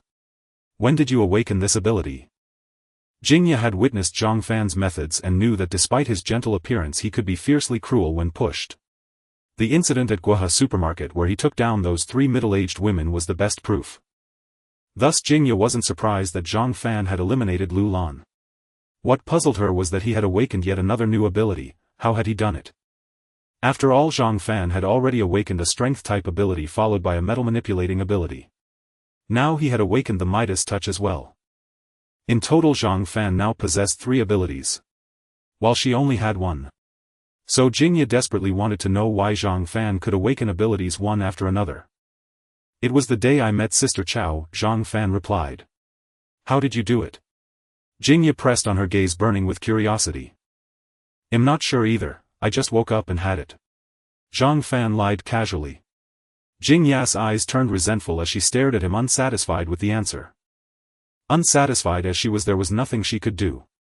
Zhang Fan wouldn't reveal his looting ability, so he shrugged helplessly. Seeing that she couldn't pry any more out of him, Jingya snorted and turned away, ignoring him. Zhang Fan shook his head with a smile, then looked at the line of women and said calmly, next. The women, evidently frightened by Zhang Fan's ruthlessness, hesitated about whether to join.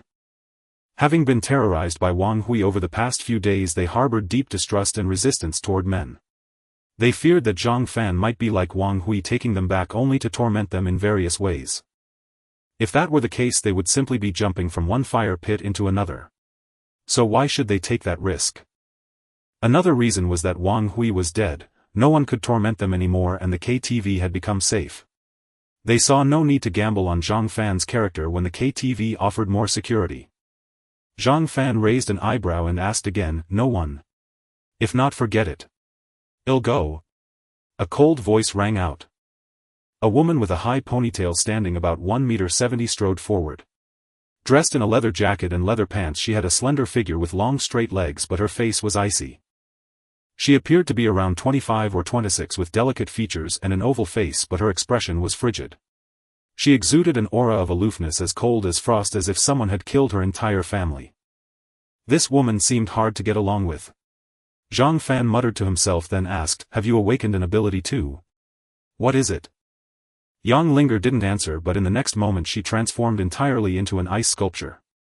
Yes, an ice sculpture. Apart from her clothes, her head, neck, limbs and entire body became made of ice. A piercing chill emanated from her, rapidly lowering the temperature in the hall. So cold. The surrounding women shivered and quickly moved away from Yang Linger as if afraid of freezing. The ice-formed Yang Linger raised her right hand and gently tapped, releasing a stream of cold energy. Crack, crack, crack, the cold stream hit a fish tank in the corner, and with crisp sounds the tank quickly froze. The chill spread swiftly and a layer of frost crept up the wall around the tank. After finishing, Yang Linger returned to her flesh and blood form and stared coldly at Zhang Fan. Welcome aboard. Zhang Fan immediately extended his hand. Yang Linger's ability was formidable, clearly a freezing-type power much like Iceman from X-Men. Her ability could launch attacks with lethal force, making her an excellent ice mage. Such talent was a must-have. Thanks.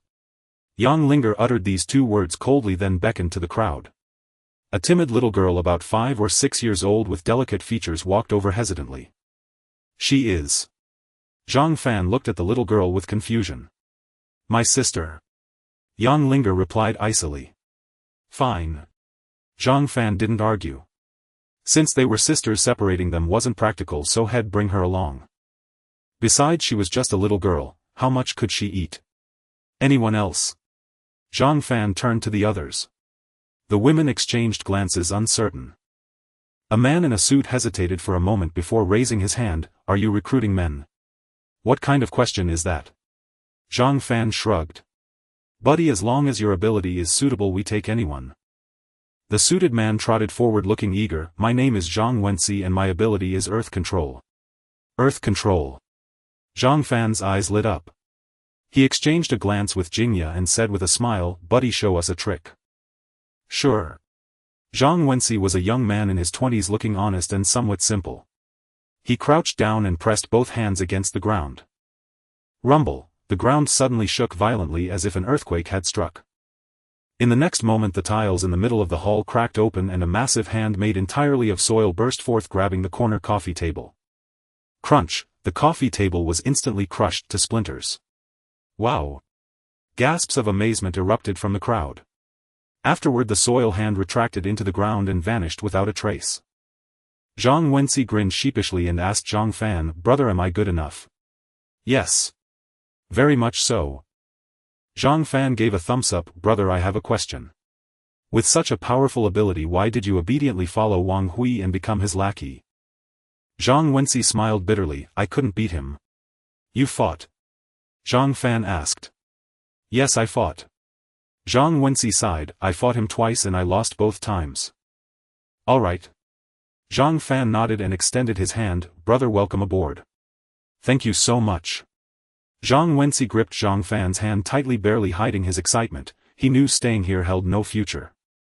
The KTV was full of women, each more timid than the last, and they had plenty of issues. None wanted to go out to search for supplies, so for the past few days everything they ate and drank relied on him and Wang Hu's 2 men to find. In such a perilous apocalypse, what future could there be in sticking with this group?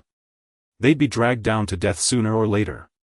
In contrast, Zhang Fan and his team had ventured out to find supplies clearly far superior to these KTV people. Moreover, they only recruited ability users, those with combat power. The high bar for selecting talent indicated a quality team far more promising than the KTV crowd. So Zhang Wensi decisively chose to join. He had no interest in becoming a second Wang Hui and continuing to torment the women in the KTV. He just wanted to find a hopeful team, gather supplies quickly and survive properly. Everything else was meaningless. Anyone else? Zhang Fan looked at the others again. No one responded. He did not insist. If they did not wish to join, so be it. He did not care anyway. Zhang Fan said to Wang Yuan, Yang Linger and Zhang Wensi, pack your things. We're going out to collect diesel. Come find us at the gas station when you're done. Okay. The 3 nodded and returned to their rooms to gather their belongings. Zhang Fan led Jingya and Chao Jia out of the KTV and into the nearby gas station. With a wave of her hand, Jingya produced several large oil drums and a generator they had prepared earlier. The power was out, rendering the fuel nozzles useless. no way to pump oil. But that was no problem. Using the generator to produce electricity, they could still pump the oil. They had anticipated this issue before leaving, so they had brought the generator along. As for diesel, it was even simpler. The streets were filled with cars, if they could easily scavenge some. Zhang Fan stepped onto the road, found a vehicle, and used his ability to remove the fuel tank. The owner must have refueled shortly before the apocalypse, as the tank was still over half full. This was a stroke of luck for Zhang Fan. He manipulated the tank to the generator, poured the fuel in, and connected the fuel dispenser to the generator.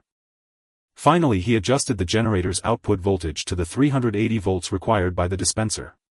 Everything was set. He started the generator with a single press. The diesel generator hummed to life successfully. Since it was a silent model, the noise was minimal, comparable to a car engine starting. Perfectly acceptable.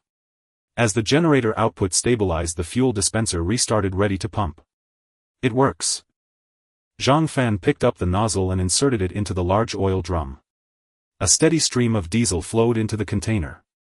Seeing this, Zhang Fan, Jingya, and Chao Jia broke into joyful smiles. Great! With diesel, we'll have electricity. Chao Jia exclaimed excitedly. Yes, we'll have power. Jingya was equally thrilled. Tonight let's turn on the 88-inch TV and watch a movie together. That sounds wonderful. Chao Jia clapped her hands. Honestly, it's been ages since I last watched a film. Go ahead, now that we have electricity we can afford it. The three chatted while pumping. Each of the large drums held 200 liters, and filling them all was no quick task. To speed things up, Zhang Fan activated 2 more dispensers, running 3 simultaneously. During the process, Wang Yuan, Yang Linger, and Zhang Wenxi finished packing and came out. Everyone waited together. After about an hour, all 6 200-liter drums were fully filled. Zhang Fan removed the nozzle and tightened the caps. Jingya waved her hand and the drums vanished one by one. The 3 newcomers were stunned. Wang Yuan exclaimed, "Sister Jingya, how did you do that?" "It's her ability." Zhang Fan explained with a smile. "She has a spatial storage ability, it's like a mobile warehouse." "There's such an ability?" Wang Yuan found it hard to believe. Zhang Wenxi, thinking further, said excitedly, "This ability is a godsend for collecting supplies." "Of course." Zhang Fan said proudly.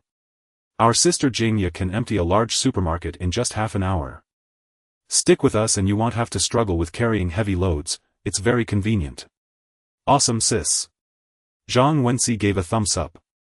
"I made the right choice today, you guys have a bright future." "That's right."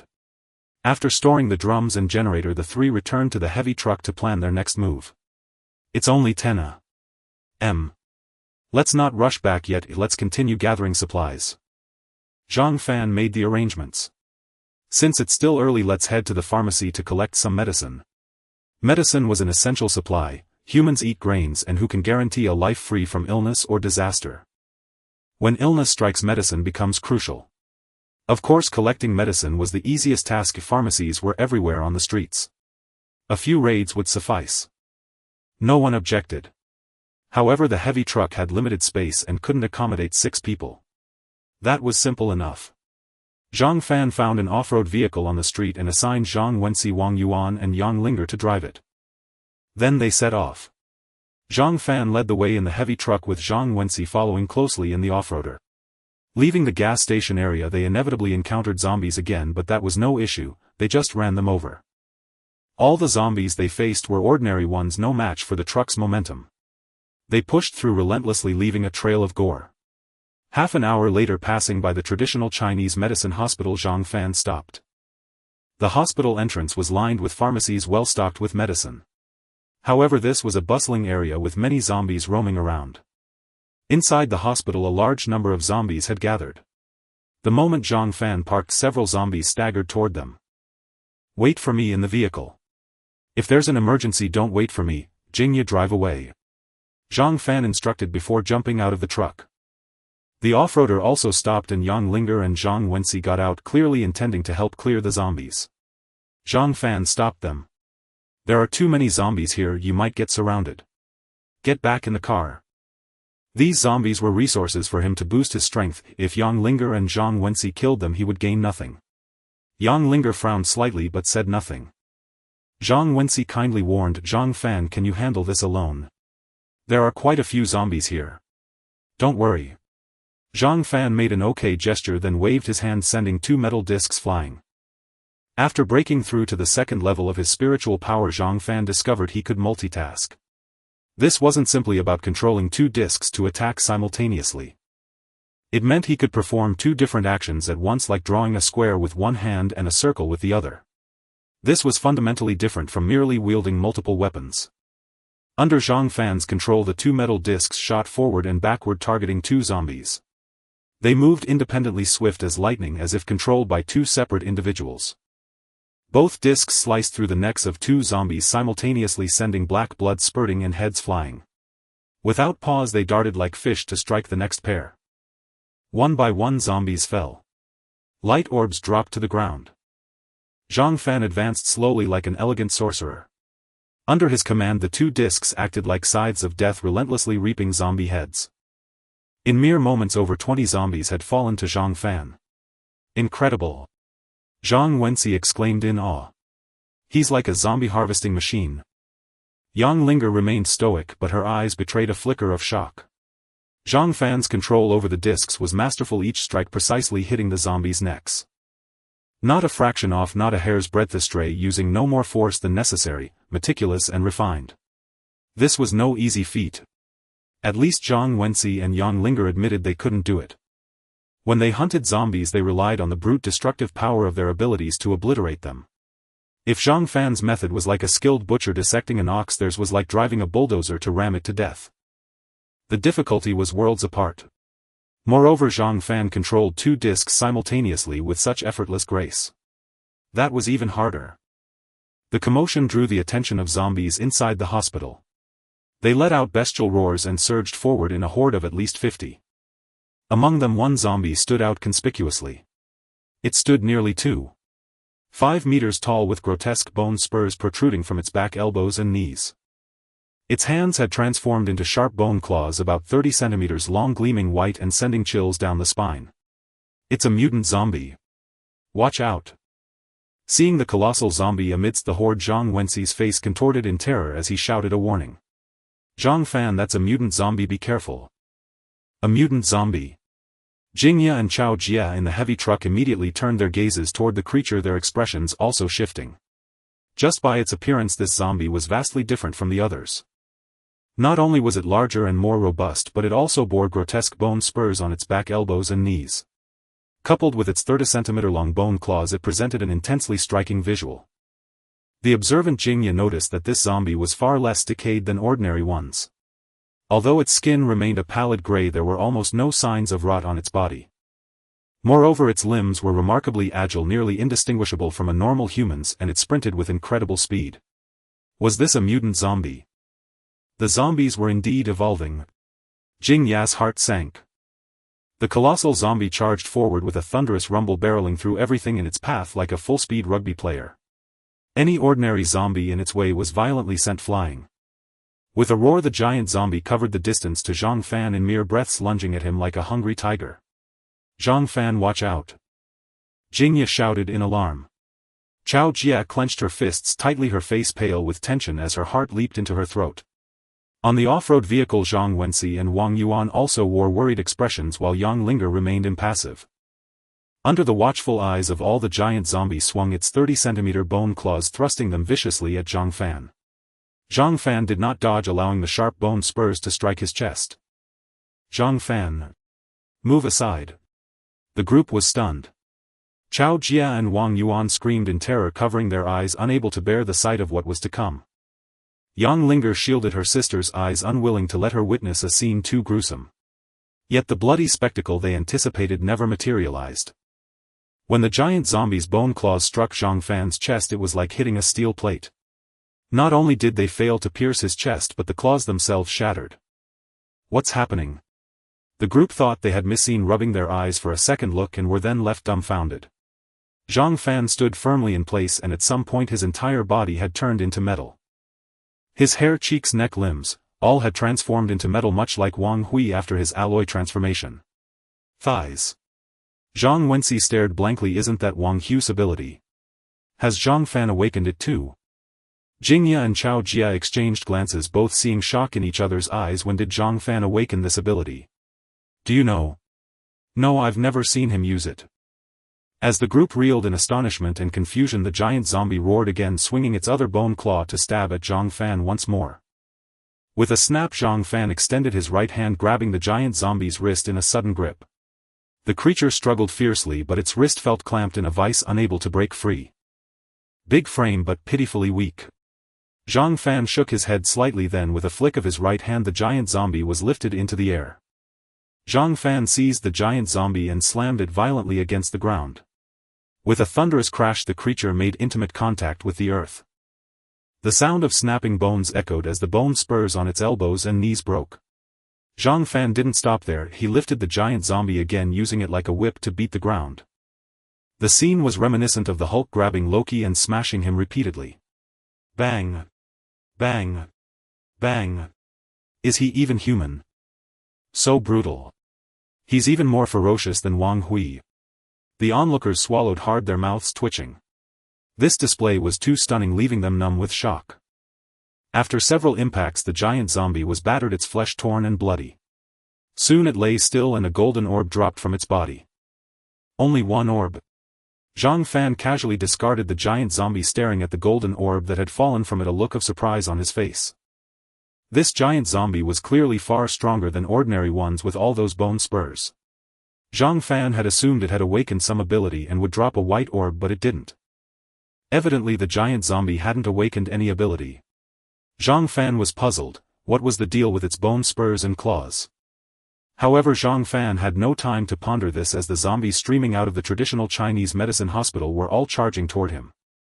A dark oppressive mass formed, a torrent of zombies threatening to engulf Zhang Fan. Perfect. Zhang Fan cracked his neck, drew the large chopping knife from his waist and plunged into the horde.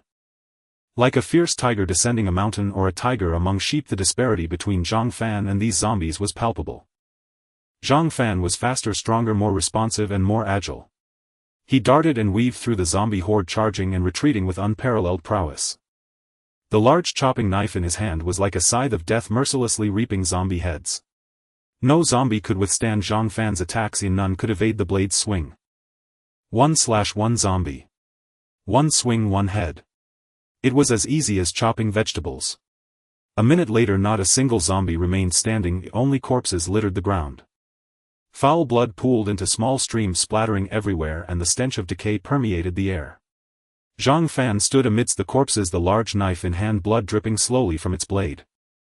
The golden knife was as pristine as new, showing no signs of dulling or chipping. This unknown metal, forged by the ability to turn stone to gold, was not only incredibly hard but also razor-sharp, slicing through zombie bones with ease. By now Zhang Fan's other teammates were utterly stunned, staring in silence at him, standing among the heap of bodies, speechless with awe. Incredible. Zhang Wenxi murmured. He looked so gentle and refined, like a pretty boy, but who knew he'd be this formidable? Killing zombies like cutting grass. Even Wang Hui isn't this fierce. Wang Yuan clasped her hands over her chest, her beautiful eyes filled with surprise and admiration. We hit the jackpot. We really hit the jackpot this time. Zhang Fan is this powerful. Following him is the right call. Even Jingya and Chao Jia, who knew Zhang Fan best, were left speechless. I knew Xiaofan's metal manipulation was impressive, but I didn't expect his close combat to be this amazing. Chao Jia's breathing quickened with excitement. Xiaoya, Zhang Fan just now was incredibly cool. Jingya remained silent, but her eyes shimmered with brilliance and a faint blush crept across her delicate cheeks. Zhang Fan was unaware that his slaughter of the zombie horde had left his team in awe. He sheathed his knife and began collecting the spoils. Over 50 zombies had dropped more than 50 golden orbs, all containing physique points. As Zhang Fan gathered them, a warm current surged through his limbs and bones. He felt his body growing stronger, his power increasing, his muscles more robust. By the time he had collected all the orbs, his physical condition had reached an astonishing level. He pulled up his attribute panel. Name: Zhang Fan. Level 3 Awakener. Physique level 3 201,000. Spirit level 2 3,100. Abilities: Infinite Loot, Metal Manipulation, Stone to Gold, Create Replica, Alloy Transformation, Self-Healing. Finally reached level 3. Upon reaching level 3, Zhang Fan could distinctly feel that his physical constitution had surged far beyond that of level 2. His combat prowess had soared dramatically. In high spirits, Zhang Fan turned to his teammates and said, "Jingya, you can all come out now." Jingya and the others disembarked from the vehicle and encircled him, brimming with countless questions. "Boss, you're incredible." Zhang Wensi gave a thumbs up, already addressing him as boss. "Over 50 zombies and you dispatched them like slicing melons and cabbages. With the same ability you're far more formidable than Zhang Hui." "Brother Zhang Fan, you're amazing. But how do you possess the same ability as Wang Hui?" Wang Yuan was both admiring and perplexed. "Exactly, boss. Your ability is identical to Wang Hui's, though you're far superior." Zhang Wensi was equally puzzled. "Along with the metal manipulation and stonita gold transmutation you've shown before, that's 3 abilities. Did you awaken all 3 by yourself?" Hearing this, Zhang Fan glanced at Jingya and Chao Jia, and sure enough, both girls looked equally bewildered. However, despite their confusion, he certainly couldn't reveal the true answer. Zhang Fan chuckled evasively. "I awakened them inexplicably myself. I don't know the reason either." "Is that so?" Zhang Wensi was taken aback. Awakened inexplicably. That seemed plausible. His own ability had indeed awakened inexplicably. Jingya rolled her eyes. She never believed such flimsy excuses. But since Zhang Fan was unwilling to elaborate, she refrained from pressing further. "Alright, time to collect medicine. After that we need to head home for lunch." Zhang Fan shifted the topic. "Sister Chao, check if any zombies are hiding in these pharmacies." Chao Jia carefully scanned and detected only 2 zombies in one of the pharmacies. Zhang Fan instructed the others to gather medicine from the other pharmacies while he dealt with the 2 zombies in that one.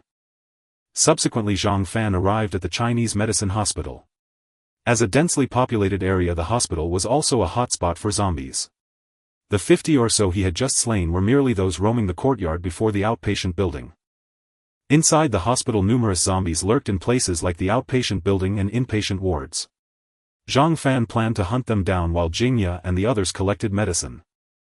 Approaching the outpatient building, Zhang Fan made a slight noise and zombies staggered out. Then came a second, a third. Like disturbing a hornet's nest, zombies poured out endlessly. "Bring it on." Far from intimidated, Zhang Fan was overjoyed.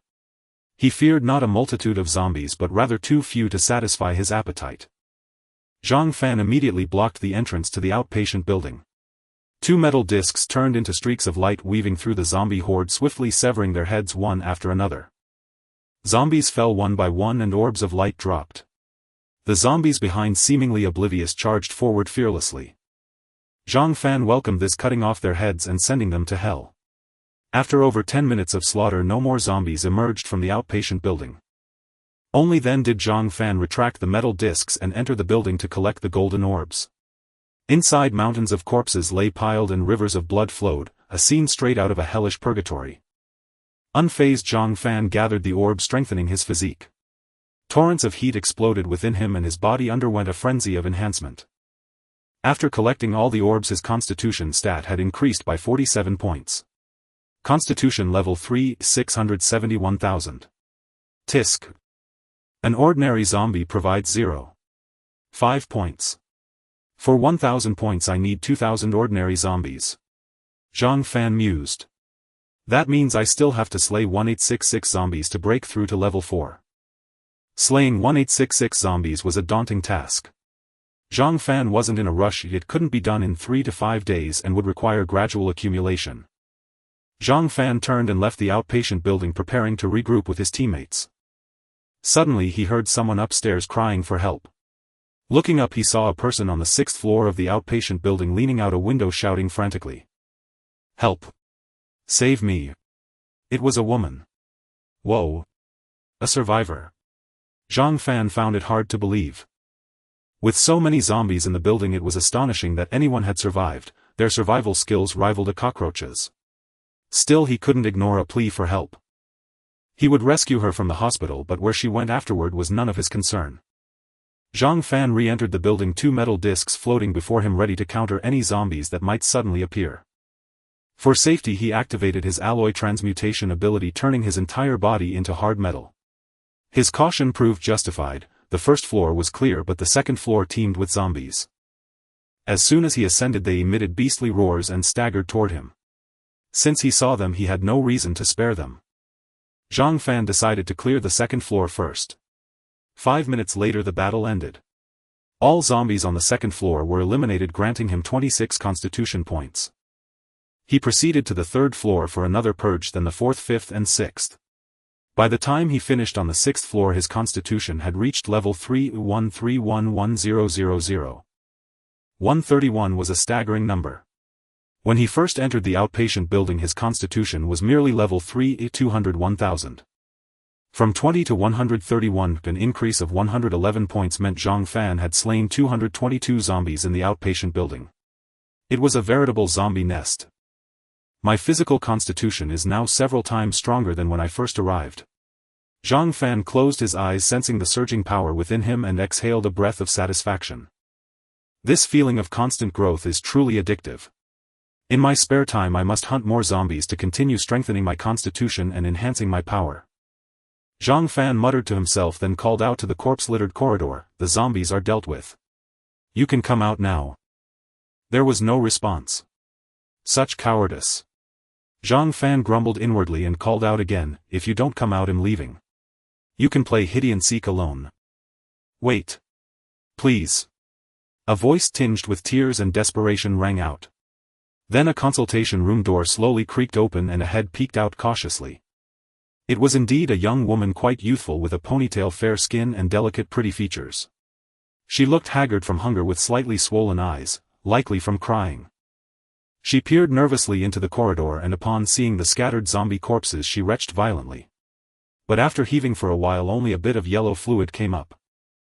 She hadn't eaten in days, surviving solely on glucose, so there was little to expel. After retching for some time she felt slightly better and noticed Zhang Fan in the corridor. Her fear was instantly replaced by joy and excitement. Thank heaven. Finally a living soul. Zhou Ling supported herself against the wall, suppressing her fear and discomfort, and cautiously approached Zhang Fan. Zhou Ling was undeniably a great beauty. Though of average height her figure was voluptuous. With curves in all the right places she was mature and luscious, like a perfectly ripened peach, exuding an irresistible charm. Stumbling before Zhang Fan she asked excitedly, "Are you a rescuer?" "No. I'm just a survivor living nearby, here to scavenge supplies." Zhang Fan shrugged and told the truth. Zhou Ling was bitterly disappointed. She had struggled desperately these past few days, hoping only to wait for the government-organized rescue team. Yet instead of the rescuers she had encountered Zhang Fan first, which filled her with disappointment. Still, meeting Zhang Fan was better than nothing. He was a living person after all, far preferable to the zombies crowding the stairwells. "Thank you for saving me." Zhou Ling expressed her gratitude sincerely, then asked hopefully, "Can you take me out of the hospital? There are too many zombies here." "Where do you live?" Zhang Fan asked. If it was nearby or on his way he wouldn't mind escorting her home, a small favor. If it was far that would be a different matter. Zhou Ling quickly replied, "It's right nearby Fuyuan Yayuan. Only about 400 meters away." "All right." Zhang Fan agreed. 400 meters was indeed not far, just a traffic light away. It was conveniently on the way to hunt some zombies. Zhou Ling said with immense gratitude, "Thank you so much. I don't know how to repay you." Zhang Fan smiled. "Do you have anything to pack? If not, let's leave now." "No."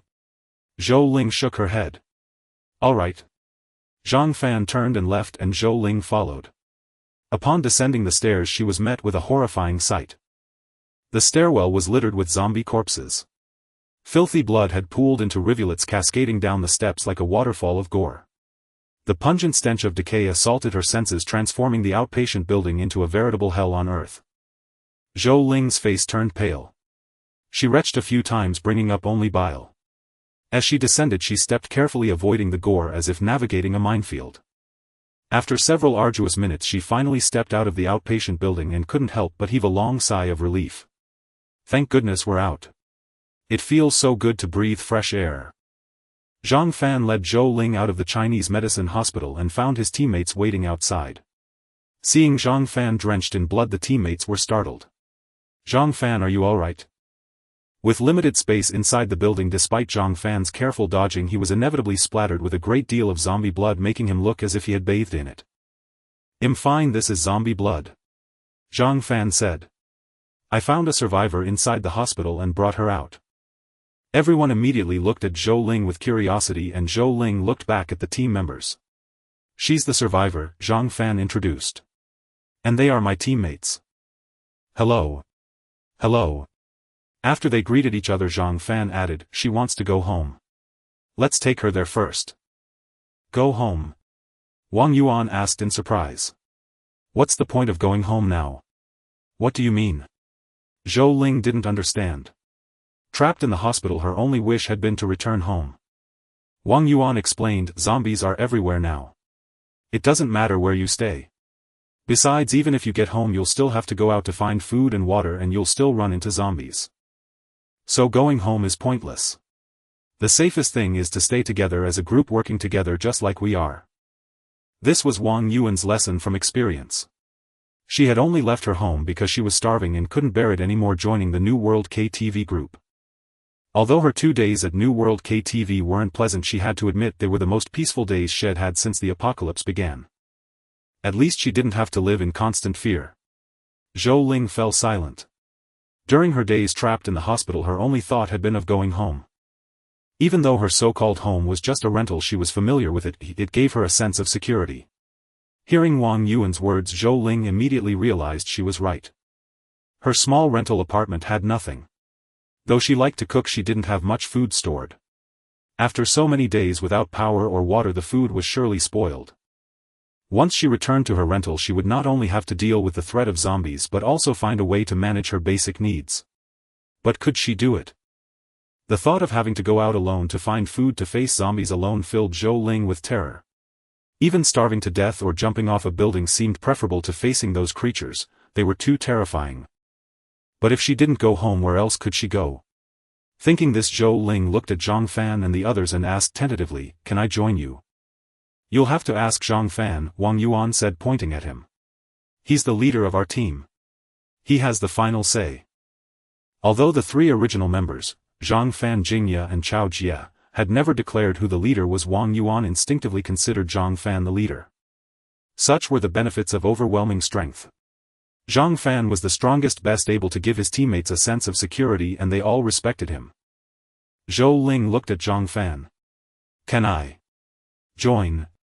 Do you have an ability?" Zhang Fan asked with a smile. "Yes." Zhou Ling nodded. "What ability?" Zhang Fan asked with interest. So far, though they had encountered few survivors, many had awakened abilities. And the abilities were all different, a wide and strange variety. Zhang Fan was very curious about them. Zhou Ling's face flushed bright red. Her cheeks, pale from hunger, became rosy. What was going on? Zhang Fan and the others exchanged bewildered glances. They were completely confused. They had only asked what her ability was. Why was she blushing? Zhou Ling found it hard to speak. "Do I have to have an ability to join you?" "Yes," Zhang Fan said without room for argument. "Times are hard, the future is uncertain. Only by gathering the most capable people can we survive better and with more certainty." "I understand," Zhou Ling said, nodding slightly. Hesitantly she stammered, "My ability is... What is it?" Everyone stared at Zhou Ling. Her face was as red as a monkey's rear. Taking a deep breath as if summoning great courage, she said, "My ability is an enhancement." "An enhancement ability? An enhancement ability?" Zhang Fan and the others exchanged glances, their eyes filled with astonishment, delight and also confusion. "How does it work?" Zhang Fan pressed, "Explain in detail." "I can enhance the strength of ability users, including but not limited to their physical body, spirit and so on." Zhou Ling said slowly, her head bowed. "Damn. Enhancing strength. That ability is so broken. I never knew such an ability existed. Call me ignorant." Everyone was in awe. After the initial shock, the looks they gave Zhou Ling were tinged with greed. In this apocalypse, who didn't want to become stronger? But becoming stronger was no easy feat. So far they had found no way to grow stronger, except of course for Zhang Fan. Zhang Fan seemed to be constantly getting stronger. Leaving him aside, the others truly didn't know how to improve. After awakening their abilities, their power had essentially stagnated. Now seeing Zhou Ling, everyone saw a glimmer of hope for becoming stronger. Couldn't she just enhance their strength for them? Brother Zhang Fan, let her join. Wang Yuan urged impatiently. Yeah, boss, talent like hers is hard to come by. Zhang Wenci also advised. Zhang Fan naturally understood Zhou Ling's importance. He nodded slightly and said with a smile, "Welcome to our team. From today you are one of us." "Welcome. Wang Yuan. Zhang Wenci, nice to meet you." The other teammates also expressed their welcome. But Zhou Ling gave a wry smile. "I don't want to deceive you. I need to be clear about something." Everyone was puzzled and looked at her questioningly. Zhou Ling found it hard to speak. After hesitating for a moment, she pulled Wang Yuan aside and began whispering. "What's going on? Why can't she say it in front of everyone?" Zhang Fan and the others were baffled. Then Wang Yuan returned, but Zhou Ling did not. She stood at a distance, her back to them, but her crimson ears betrayed her intense embarrassment. "Wang Yuan, what did she tell you?" Zhang Fan asked, confused. The others also looked at Wang Yuan. Wang Yuan looked awkward, her delicate doll-like face flushed, making her look cute and irresistible. Why was Wang Yuan acting like this too? Everyone was extremely curious, their minds itching with questions. "Wang Yuan, what did she say?" Wang Yuan lowered her head and mumbled, "She said her ability is indeed an enhancement ability, but it has to be activated during that moment. That." Zhang Wenci, being a simpleton, failed to grasp Wang Yuan's implication and was utterly bewildered. "What's that?" "Ahem." Zhang Fan coughed dryly, patted Zhang Wenci on the shoulder and said awkwardly, "Old Zhang, don't ask." Zhang Wenci then turned to Zhang Fan, "Boss, did you get it?" Though Zhang Wenci was naive, he was naturally gregarious. Having just joined the team, he had already taken to calling Zhang Fan boss. Although it felt a bit odd at first, Zhang Fan was inwardly pleased. This guy certainly knew how to read the room. Zhang Fan leaned close to his ear and whispered something. Zhang Wenci listened, utterly stunned, staring at Zhou Ling with an expression of disbelief, his mouth agape as if it could hold an egg. He finally understood why Zhou Ling blushed and hesitated so much when mentioning her ability. Hell! Anyone cursed with such an embarrassing ability would find it hard to speak of. It was just too bizarre. This is just... Zhang Wenci was at a loss for words. Zhang Fan cleared his throat and turned to Jingya and the others. "So what do we do with her?" Zhou Ling's enhancement ability was certainly a good one, but with that prerequisite it had become rather impractical. Zhang Fan couldn't decide whether to take her in. Chao Jia and Wang Yuan, neither being decision-makers, both looked to Jingya. Jingya gave Zhang Fan a meaningful glance. "Bring her along. We can't just leave her here, can we?" "Alright, let's bring her then." Zhang Fan was indifferent. "I'll go tell her." Wang Yuan walked over to Zhou Ling and conveyed Zhang Fan's decision, filling Zhou Ling with gratitude. Though embarrassed, she sincerely thanked everyone. Since the apocalypse had descended, she had remained in the hospital.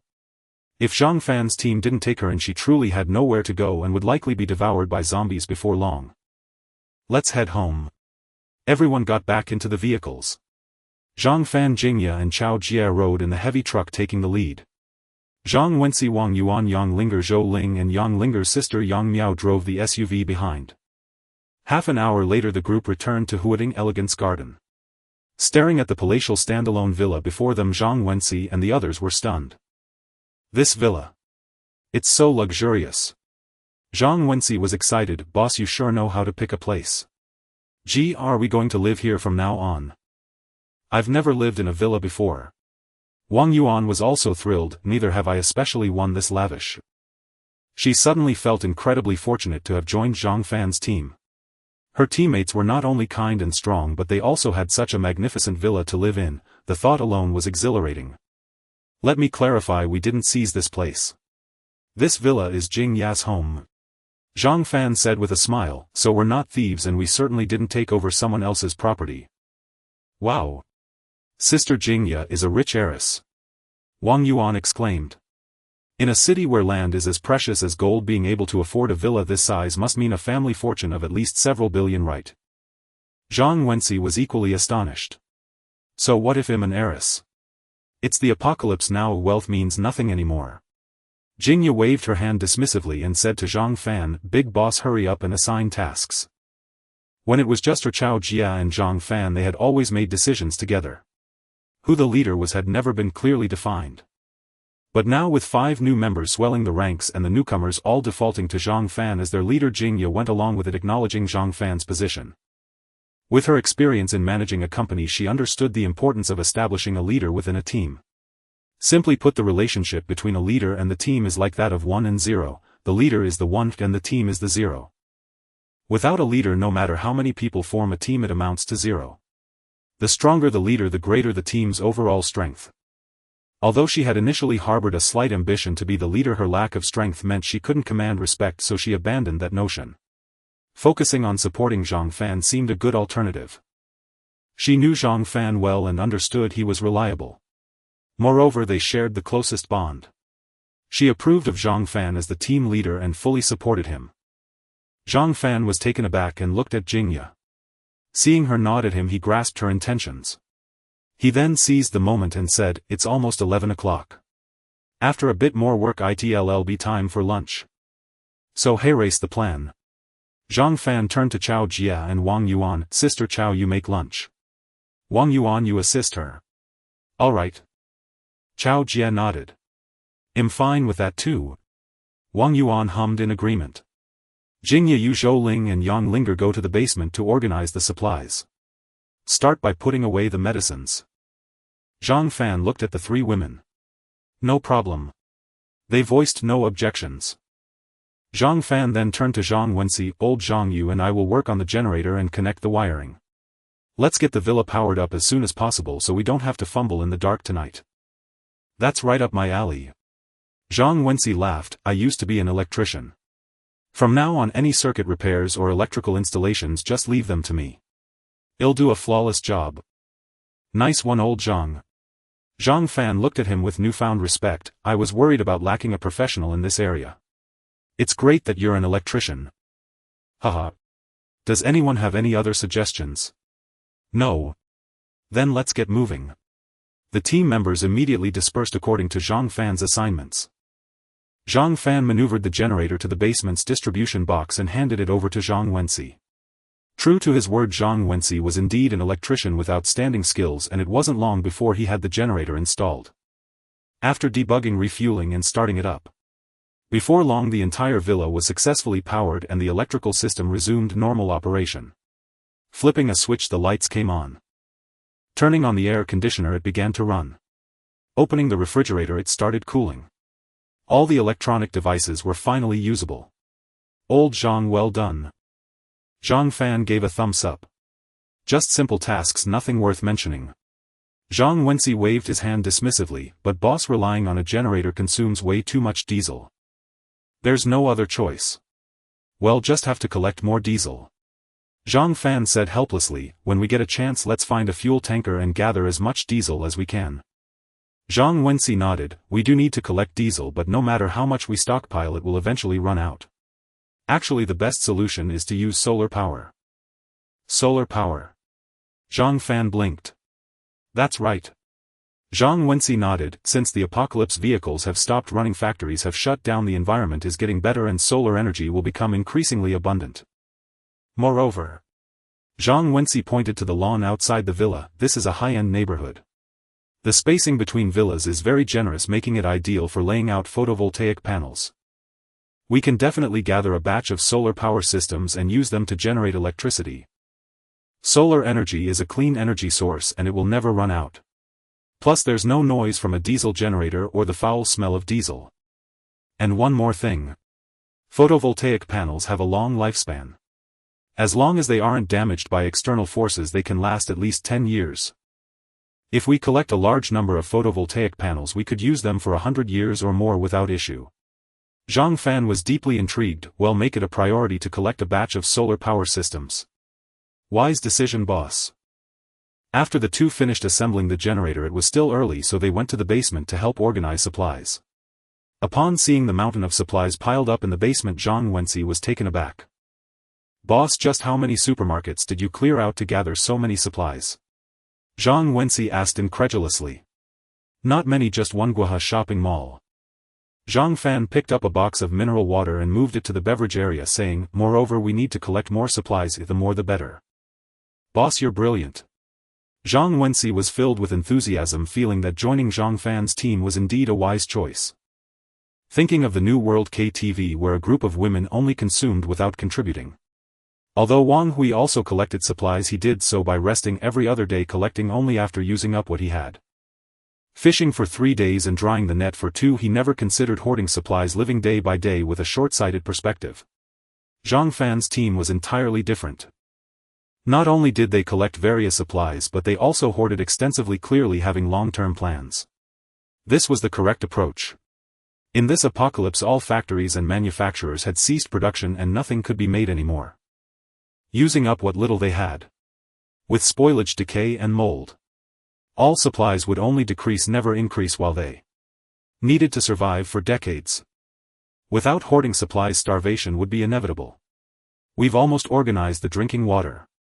Jingya placed the last box of mineral water in the water zone saying, "But we still don't have enough drinking water." She had originally been a pampered young lady unable to carry or lift anything, so moving supplies was a challenge for her. However, since awakening her supernatural abilities, her physical condition had greatly improved. Although she was still not as strong as Zhang Fan, she was far stronger than her former self before the apocalypse and could handle physical labor. The entire basement was divided into several areas according to Jing Ya's requirements, with iron walls separating them. These iron walls were constructed by Zhang Fan, who could manipulate metal, making it easy to create a few walls. There were areas for water supply, snacks, appliances, clothing, food, bedding and medicines. Each area was individually separated, making future use very convenient. In the water supply area there were dozens of boxes of mineral water, various beverages and of course milk products. At first glance it seemed there was plenty of drinking water, but in reality it was not enough. The team now had 8 members and it could potentially grow. The amount of supplies consumed daily was astonishing, and this little drinking water would not last long. Food and water are always the top priorities, we cannot slack off on collecting. Zhang Fan nodded saying, "How about this? From now on, every morning we will specifically collect food and water, and in the afternoon we will gather other supplies. What do you think?" "I have no objections." "Agreed. This is the way to go." Everyone present had no dissent. The more food and water the better. After all, no one wanted to starve or thirst. Therefore spending every morning collecting food and water was an incredibly wise decision. "There's one more thing." Jingya glanced at the basement that was almost full. "The space here is limited and we can't store many supplies, especially large items like refrigerators and generators. So we can utilize the neighboring villa. Even if no one lives there, it will work for storing supplies." "That could work." Zhang Fan pondered for a moment and said, "From today on, all the villas in this community will belong to us. No one is allowed to occupy them. Do you all agree?" "Haha, I agree." Zhang Wensi raised both hands in approval saying, "Boss, can you assign me a villa? I have never lived in a villa my whole life." Except for Jingya, everyone else present were ordinary people who had indeed never lived in a villa. "As long as you're brave enough to sleep alone at night, you can occupy any villa in this community. After all, the original owners are all dead, so even if you take it, no one will kick you out." Zhang Fan teased. "Sleep alone at night? I'd rather not." Zhang Fan shook his head vigorously. With zombies everywhere, sleeping alone was too unsafe. Moreover, he wouldn't be able to sleep. At that moment the walkie-talkie that had been set aside suddenly crackled to life. "Xiao Fan, it's time to eat." After the internet was cut off, WeChat was unusable and phone calls were also impossible. To facilitate communication, Zhang Fan specially collected a batch of walkie-talkies, one each for himself, Jingya and Chao Jie. Whenever a meal was ready, Chao Jie would use the walkie-talkie to contact Zhang Fan and Jingya. When sleeping at night, the three would keep the walkie-talkies by their bedside for easy communication. The walkie-talkie was currently the only electronic communication device that could be used, and nothing else worked. "Let's go, it's time to eat." Let's go, it's time to eat. I haven't eaten all morning and my stomach is already growling." Everyone went to the dining room on the first floor where the dishes were already served. On the lavish noble dining table was a full spread of dishes. "Wow! How sumptuous!" Zhang Wensi's eyes went wide. Zhou Ling stared at the dining table, swallowing hard, her eyes glistening with greed. The others had eaten something over the past few days, but she had not. Stuck in the hospital for the past few days, she had to rely on glucose to supplement her body's energy and sustain life. Thus she had gone nearly 10 days without a single grain. Now seeing such a table of food, not immediately pouncing on it to gorge would be quite restrained. "Wash your hands first," Chao Jia said while serving rice from a bowl. "I've prepared the water, it's in the restroom." "Alright." The tap water had long been cut off. Now whether for drinking or use, all water was collected, bottled water and purified water. Using it was not very convenient, it needed to be poured out first. Other uses were manageable, but the troublesome part was flushing the toilet. People eat grains, so they need to relieve themselves, and after doing so they must use water to flush.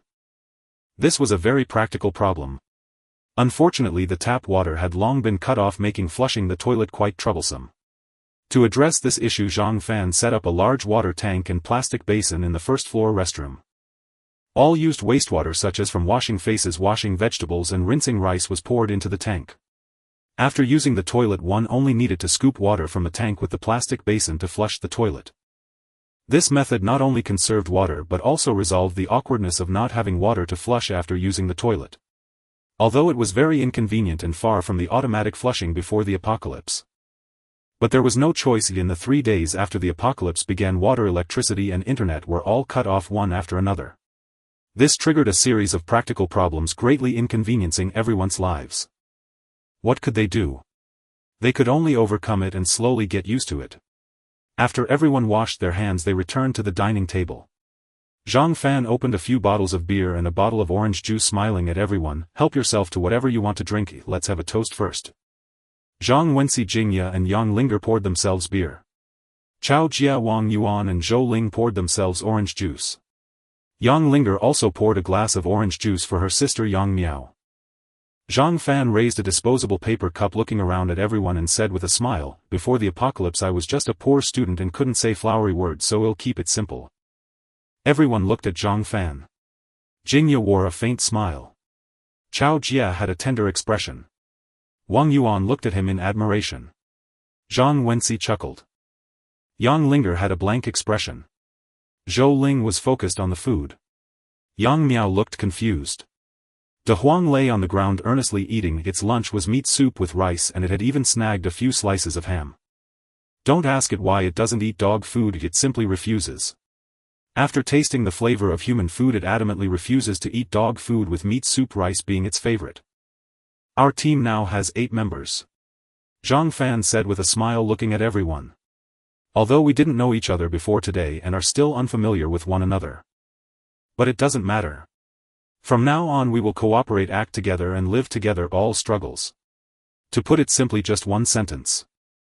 From now on we, this group of people, will rely on each other in this damn apocalypse. This is truly relying on each other, not a joke. We will face zombies, confront other survivors and tackle various unknown dangers. We must take care of each other, rely on one another and even entrust our lives to each other. Therefore, I hope everyone can work together, sincerely unite as one and trust one another so that we can live better. To tomorrow, raise your glasses. To tomorrow. To tomorrow. After the meal, the bonds between everyone quickly grew closer and they became much more familiar with each other. After dinner, Wang Yuan and Zhou Ling went to help Chao Jia wash the dishes while Yang Linger looked after her younger sister. Zhang Fan and Zhang Wenxi huddled together, fiddling with phones and computers. Zhang Fan took out the latest foldable phones and laptops he had collected earlier, preparing to distribute them to everyone. Each person would receive a Huawei Mate XS2 foldable phone and an Alienware M15R7 laptop. Before handing them out, he needed to use the computer to copy resources into these devices. There was no choice. The network was down, making internet access impossible. They could only copy the existing resources, otherwise no matter how good the phones and computers were, they would be useless. Fortunately, Zhang Fan had copied some resources: movies, TV series, anime, documentaries, novels, variety shows, songs, single-player games. Now they finally came in handy. What a waste of such good phones. Zhang Wenxi lamented bitterly. Can't play Honor of Kings, can't scroll through Kuaishou, can't even video call. What a waste. No way around it. Zhang Fan clicked the mouse, copying the resources. From now on we can only watch shows and play single-player games. Oh well, at least we can still play some single-player games and enjoy high-end devices. As the two chatted, Chao Jie suddenly rushed out of the kitchen looking flustered. Zhang Fan, someone's coming. Hearing this, Zhang Fan immediately looked up and frowned. Sister Chao, is someone approaching the villa? They've already entered the estate. Chao Jie nodded hurriedly. And there are quite a few of them, at least 10 people. Zombies or survivors? They don't look like zombies. Then they must be survivors.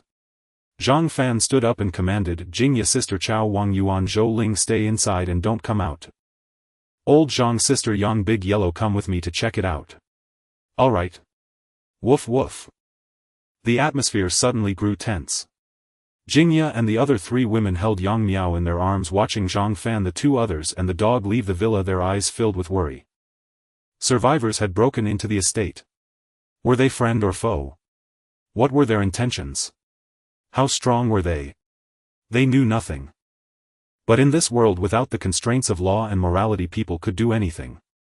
Because doing anything came without consequences, the cost of crime was far too low. Zhang Fan and the others exited the villa and spotted 3 vehicles driving into Huading Yayuan estate from a distance. The lead vehicle was a heavy truck. Following closely was a Mercedes-Benz. Bringing up the rear was an Audi. Quite the entourage. Zhang Fan muttered. I wonder what they're after.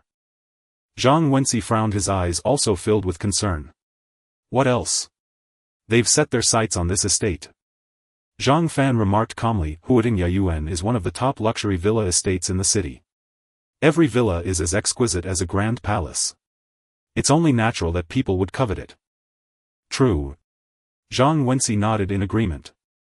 In the apocalypse, with people dying off the streets, were filled with unclaimed property, whoever grabbed it owned it. Under these circumstances, anyone with a taste for comfort wouldn't pass up a high-end villa estate like Huading Yayuan. Since it was unclaimed, why not take it?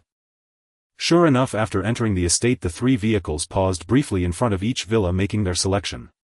Soon they arrived at Building 9. Hey! There are survivors here.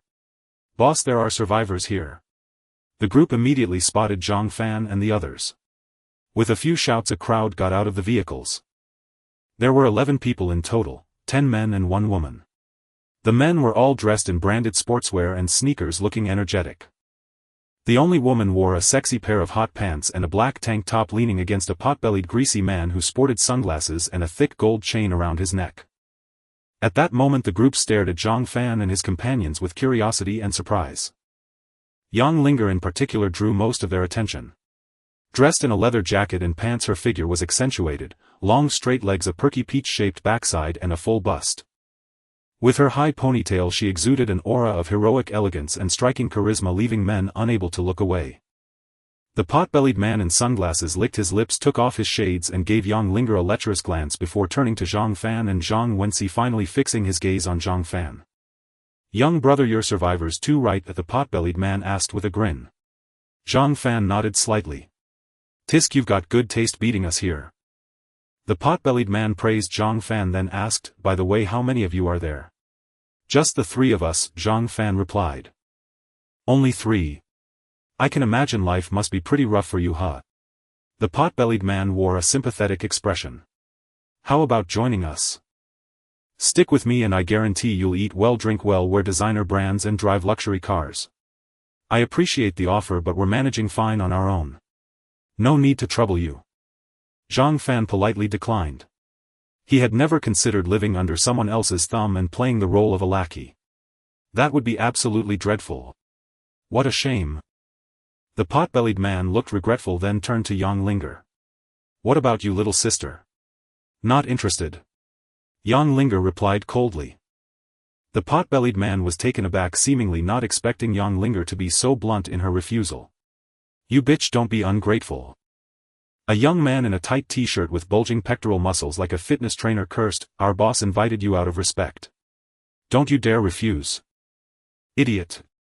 Yang Linger spat out 2 words coldly. You bitch, you're asking for it. The muscular young man, enraged, glared at Yang Linger and made a move to teach her a lesson. The pot-bellied man shot him a sideways glance. The muscular young man immediately backed off like a mouse seeing a cat, though he continued to glare at Yang Linger. This little sister has quite a temper, but that's fine. the pot-bellied man said with a grin. The girls at my place were all fiery at first like wild horses. But after a few days of hunger they all became obedient and docile. With that he turned back to Zhang Fan and smiled. Young brother, I've taken a liking to this estate. You and your friend should find somewhere else to go. You've taken a liking to it. Zhang Fan picked at his ear. Just because you like it we have to leave. That's right. I'm a man of my word. If I want something others have to hand it over willingly. The pot-bellied man smiled, gazing at the spacious and comfortable estate. The environment here is nice and the greenery is excellent. Living here must be very pleasant. I really like it. But am someone who likes to keep things to myself. I don't enjoy sharing my belongings with others. So it'll trouble you to leave and find a new place to stay. You're quite the tyrant. Zhang Fan clicked his tongue. This estate is my turf. If anyone should leave, it's you. Huh. So you're not giving me face, huh? The pot-bellied man narrowed his eyes slightly, then shook his head lightly. Young brother, I gave you a chance but you didn't take it. Don't blame me for what happens next. With that he waved his hand and said to the muscular young man, Xiaoma, since this young brother is being so uncooperative, send them on their way. Remember, don't be as violent as you were this morning. If you dirty my new home you'll answer to me. Don't worry, boss. The muscular young man chuckled, cracking his knuckles with a crisp sound, a ferocious grin spreading across his face. Kid, I'll be taking your crystal. As his words fell, his body began to undergo a subtle transformation. Under the watchful eyes of Zhang Fan, Zhang Wensi and Yang Linger, the muscular young man underwent a tremendous transformation. In the blink of an eye he swelled to 3 meters tall, his tight t-shirt bursting apart like the Hulk's transformation. Simultaneously a layer of thick dark mane-like fur rapidly covered his body. His mouth and nose stretched forward, becoming sharp. His ears shot upward, growing pointed and long. His fingers elongated into razor-sharp claws. His legs became bent, resembling an Orsish Garurumon. Before everyone's eyes the muscular young man transformed from a handsome lad into a towering werewolf, complete with a wolf's head, snout, claws, legs and a body covered in wolf fur.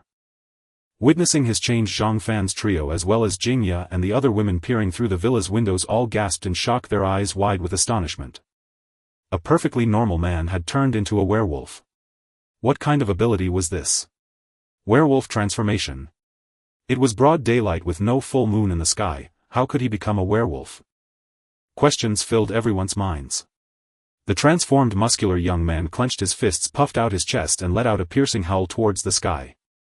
The high-pitched sound wave exploded like thunder, causing the villa's windows to buzz. A fierce, brutal aura swept over and Zhang Wensi and Yang Linger's faces changed dramatically. So powerful. Jingya and the other women turned pale, watching nervously as their hearts involuntarily tightened. That old Ma is showing off again. Exactly. With this ability of his he always acts cocky in front of us.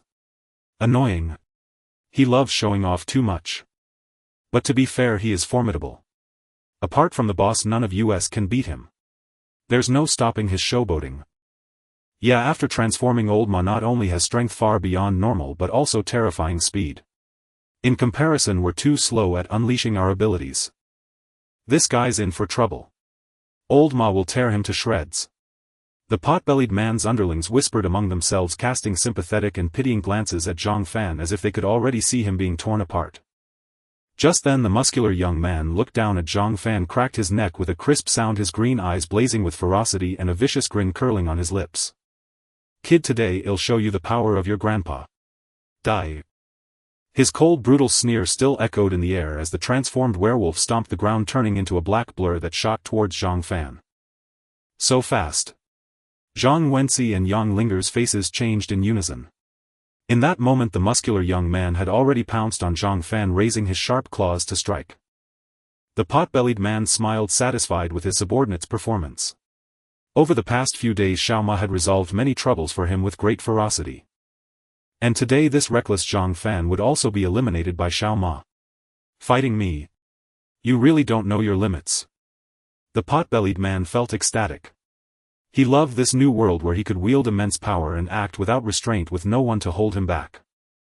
But unexpectedly, just as Xiaoma lunged fiercely at Zhang Fan, he flew back even faster, crashing straight into the pot-bellied man. The pot-bellied man blinked in surprise but reacted swiftly, silver arcs of electricity bursting from his body. He teleported 3 meters to the left, dodging the collision. Though the pot-bellied man dodged, his underlings behind him were struck, causing chaos. What's going on? He immediately looked at Zhang Fan, who was now covered in a silver sheen, completely transformed into a metallic being. The pot-bellied man's pupils contracted. Metallization ability. The pot-bellied man was shocked. He never expected Zhang Fan's ability to be metallization. Though had never fought a metallization user, he knew it wouldn't be easy to handle. With a body turned to metal, his defense must be incredible. Bastard! A furious roar came from the muscular young man as he flipped up, glaring at Zhang Fan. Kid, you've really pissed me off. I'll tear you to pieces. With that, he charged at Zhang Fan again. Bring it on. Zhang Fan stomped the ground and rushed towards him. His speed was remarkable, his feet pounding the ground with metallic thuds like hooves on asphalt, each sound brimming with power. They collided violently like two speeding cars crashing into each other. There were no fancy techniques or dodging, just pure brute force. Clearly both had absolute confidence in their bodies and strength. Yet the result. Zhang Fan stood firm, not budging an inch. The transformed werewolf screamed in pain as if struck by a speeding train and flew backward, crashing to the ground 9 meters away. The muscular young man felt as if every bone in his body was shattered. He struggled to stand but spat out blood, rolled his eyes and passed out. Old Ma, are you okay? The pot-bellied man and his underlings' faces changed. Beautiful. Zhang Wensi jumped in excitement, punching the air. The boss is awesome. Yang Linger remained expressionless but let out a silent sigh of relief. The pot-bellied man glanced at his unconscious subordinate, then at Zhang Fan approaching step by step. His eyelids twitched and he quickly put on a smile. I didn't expect you to be so powerful, brother. We misjudged you. I apologize here. Well, leave right now. After Zhang Fan defeated Xiao Ma in one blow, the pot-bellied man realized that even if he fought, he couldn't win. Though he could beat Xiao Ma, he couldn't obliterate him as easily as Zhang Fan. Moreover, his lightning manipulation ability was completely countered by Zhang Fan's metallization. Against Zhang Fan he had no chance of victory. So it was best to flee. Ruthless as he was, the pot-bellied man knew when to bend. He wouldn't fight a losing battle. Fighting heathen. That was for fools. Zhang Fan looked at him. Come and go as you please. Treating my place like what? Zhang Fan wasn't a bloodthirsty man, but neither was he a doormat who repaid evil with kindness. This pot-bellied man wanted to seize his house and kill him. There was no way he'd let him off. Besides, the pot-bellied man seemed like a venomous, narrow-minded wolf in sheep's clothing. To avoid future trouble, it was better to finish him off completely. That way he could sleep soundly at night, right? The pot-bellied man's face stiffened, but he forced a smile. Little brother, silly me. He then shouted at his underlings, hurry up and unload today's supplies for my little brother as compensation. The underlings looked reluctant. The pot-bellied man roared, what are you waiting for? Move it. But before he could finish, his voice cut off. A golden disc sliced through his neck, blood spurting like a fountain. The next moment his head tumbled to the ground, eyes wide open in disbelief. Boss. The underlings' faces twisted in terror as they stared at Zhang Fan. The woman the pot-bellied man had brought collapsed, wetting herself in fear. The metallic disc flew in a circle, returning to hover obediently beside Zhang Fan. Zhang Fan walked over with graceful steps, looking down at the pot-bellied man's corpse. In this world you always have to pay your debts. He then picked up 3 light spheres, gold, silver and white, that had dropped from the pot-bellied man. Physique 15. Spirit 15. Obtained lightning manipulation ability. 15 points in physique and spirit. This guy was far stronger than the ability users I've met before, Zhang Fan mused. In fact, not just the pot-bellied man but even the werewolf was formidable. If not for encountering him, they wouldn't have lost so badly. The question was, why were they so strong? With this doubt, Zhang Fan turned to the pot-bellied man's underlings. The underlings were terrified, staring at Zhang Fan like cornered prey. Of course they were afraid.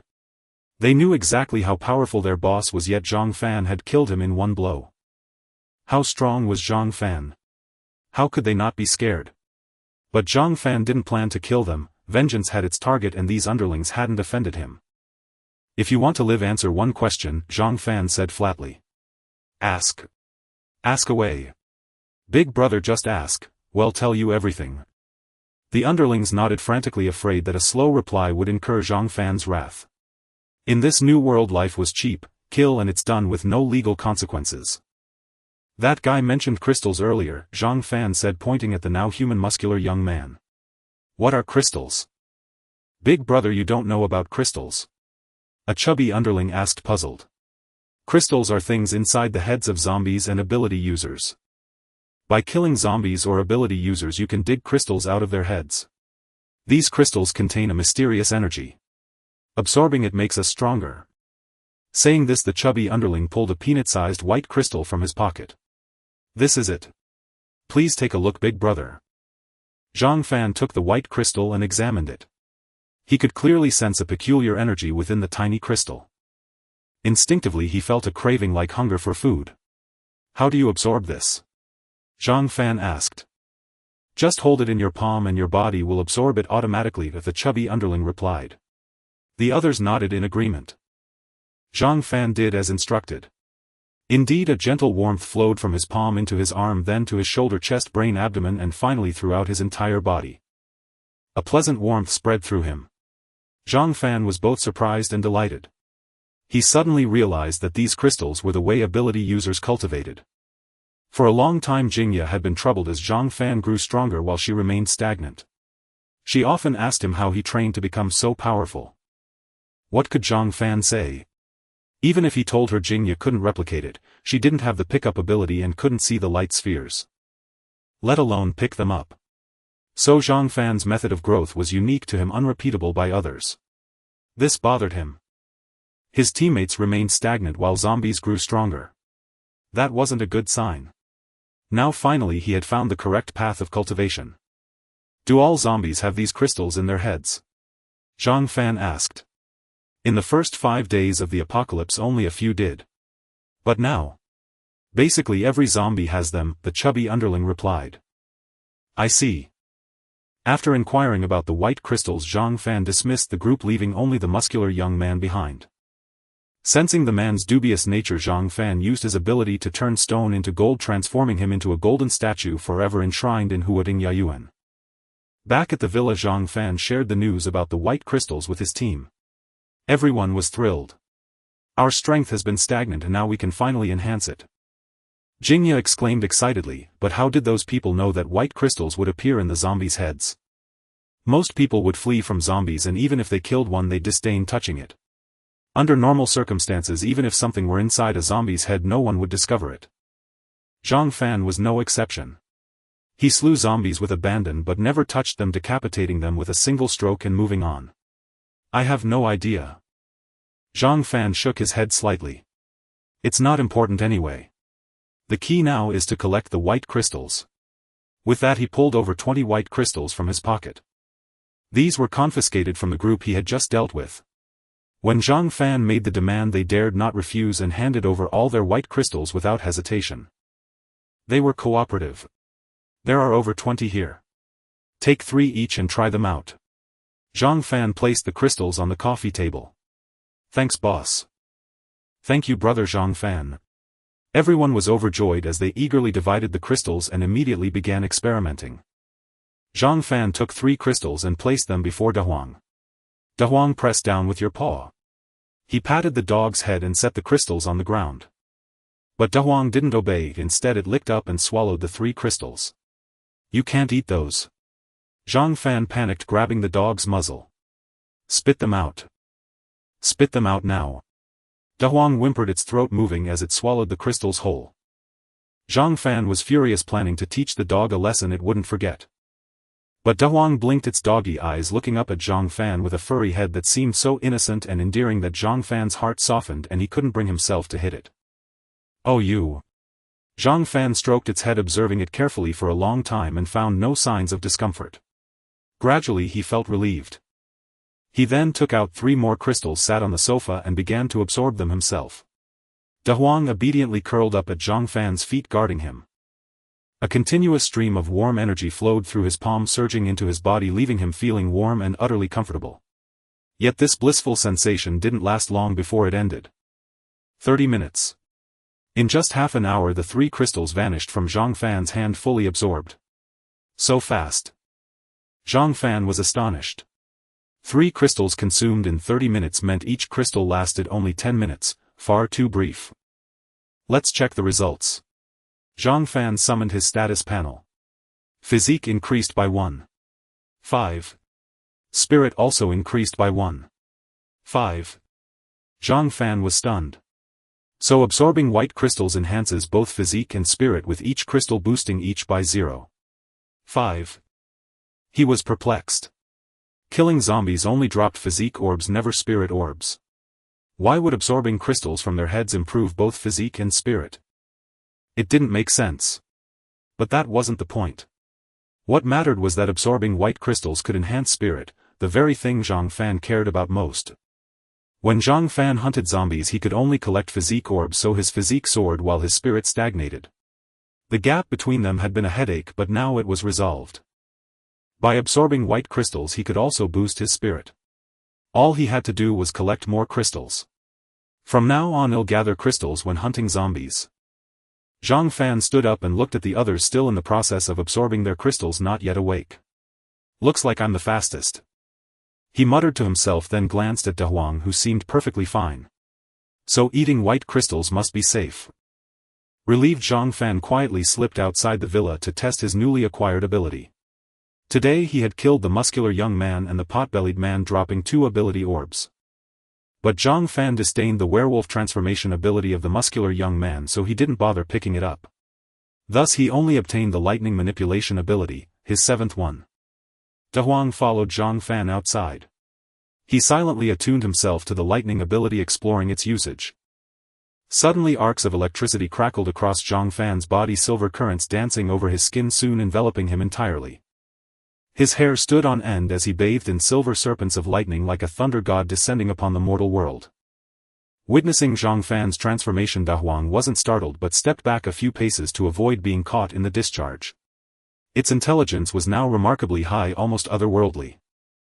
Zhang Fan gazed at the current in his hand, then pointed at a distant tree. A crackling bolt of lightning as thick as a thumb shot from his finger, striking the tree fiercely. A plume of black smoke rose.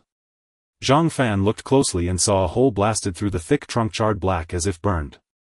The lightning ability is truly formidable. Zhang Fan was pleased with its power.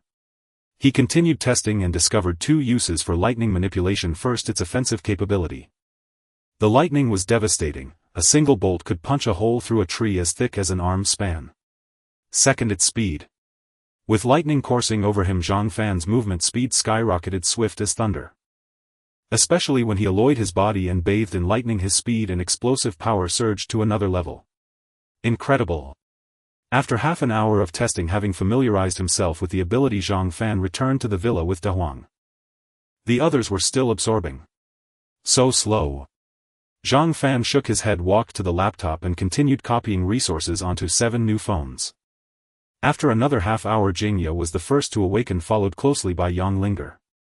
The others gradually stirred. Zhang Fan checked the time. From start to finish it had taken them about 2 hours. The difference in speed was stark.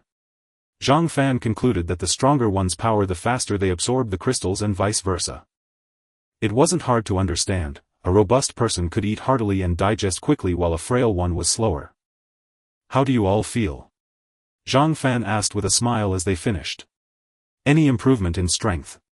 Yes. Jingya was ecstatic. I feel like another 16 or 17 crystals should push me to the next level.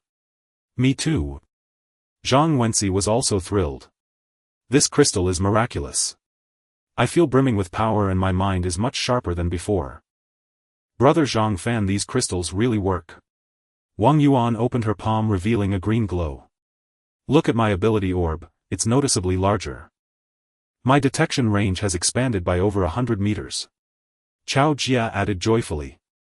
Yang Linger remained silent, but her expression showed clear progress. Of course it was obvious.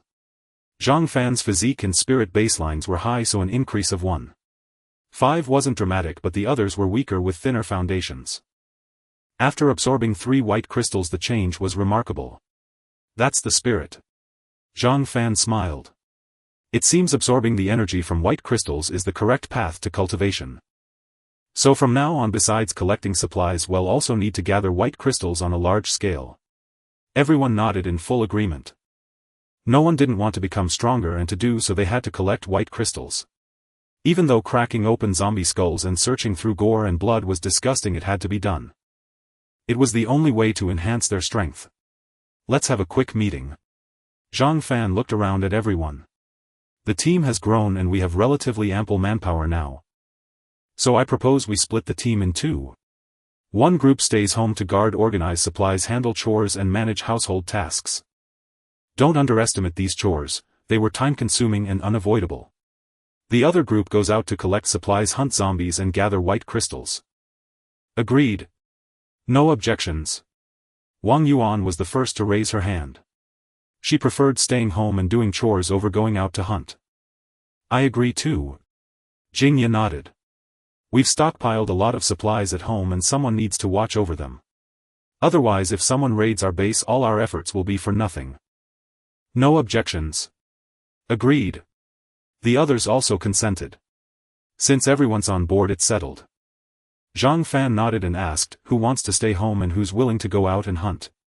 The answer was obvious, almost not needing to be asked. Chao Jia, Wang Yuan and Zhou Ling all preferred to stay home if they had gentle dispositions and disliked fighting. Zhang Fan, Zhang Wensi and Yang Linger all wanted to go out and hunt to improve their strength. Jingya had no choice. As the mobile warehouse, Zhang Fan relied on her to carry supplies, so she had to go out. This arrangement won't work. Jingya frowned. Wang Yuan's sister Chao and Zhou Ling are all support types, it's not safe for them to guard the home alone. How about this, let old Zhang and sister Yang take turns one day each to guard the house. What do you think? That works. Zhang Wensi nodded. No objections. Yang Linger said coolly. Both Zhang Wensi and Yang Linger agreed, understanding it was the best arrangement. The team had only 3 combat-type ability users, so one had to stay home. Zhang Fan was excluded first. His efficiency in hunting zombies was terrifying, it would be a waste not to send him out to collect crystals. That left only Zhang Wensi and Yang Linger. Both wanted to go out, so for fairness taking turns guarding the home was the best solution. No need for such trouble. Zhang Fan waved his hand. I have a way to secure the home, I guarantee no one can break in. What way? Everyone looked at him curiously. I have my tricks, you'll find out in due time.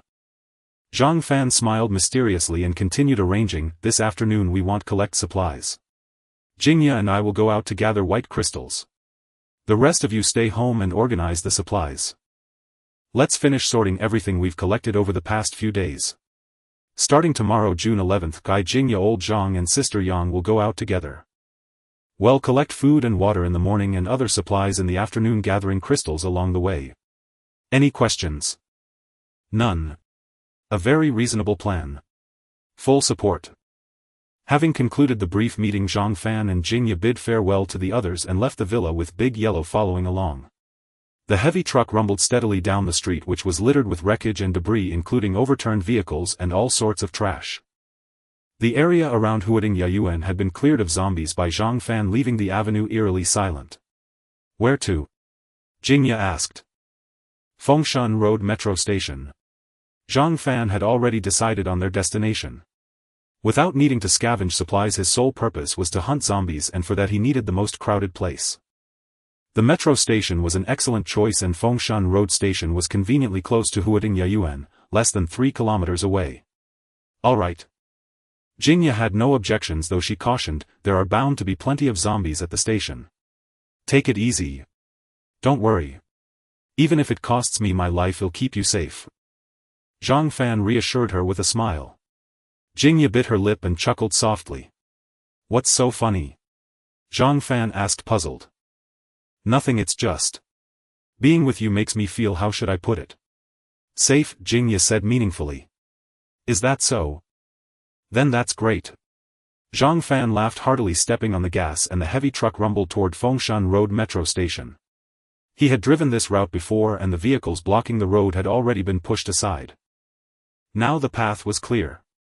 In less than 5 minutes the heavy truck arrived at Fengshan Road metro station, which was located at a crossroads cluttered with dozens of haphazardly parked cars. Zhang Fan's sharp eyes spotted a fuel tanker among the vehicles and a wave of delight washed over him. "I've been thinking about finding a fuel tanker these past couple of days, and here one is." He pointed at the tanker and chuckled. "You can search high and low for something and never find it, yet stumble upon it without any effort." Although he had decided to collect a solar power system and use photovoltaic panels for electricity in the future, Zhang Fan was still determined to stockpile a large amount of diesel. In case the solar system was damaged, he could fall back on a diesel generator. Besides, the vehicles needed fuel too. Thus hoarding a reserve of diesel was prudent, and a fuel tanker was undoubtedly the best tool for transporting and storing it. Jingya also gazed at the tanker, her face beaming with joy. "Well, drive it back when we head home." Zhang Fan nodded and swept his gaze around. Since it was a crossroads, there were many zombies in the vicinity. Hearing the commotion from the heavy truck, they began to converge. A closer look revealed that these zombies were noticeably faster and their limbs were less rigid. Though still not as agile as a normal human, they were significantly more nimble compared to 3 days ago. "See that? The zombies are evolving, and in just 3 days the change is astonishing." Zhang Fan pointed at the approaching horde, his expression grave. "It's hard to imagine what they'll eventually evolve into as time goes on." Jingya sighed, her face etched with worry. "The biggest problem is their sheer numbers. Indeed, far too many."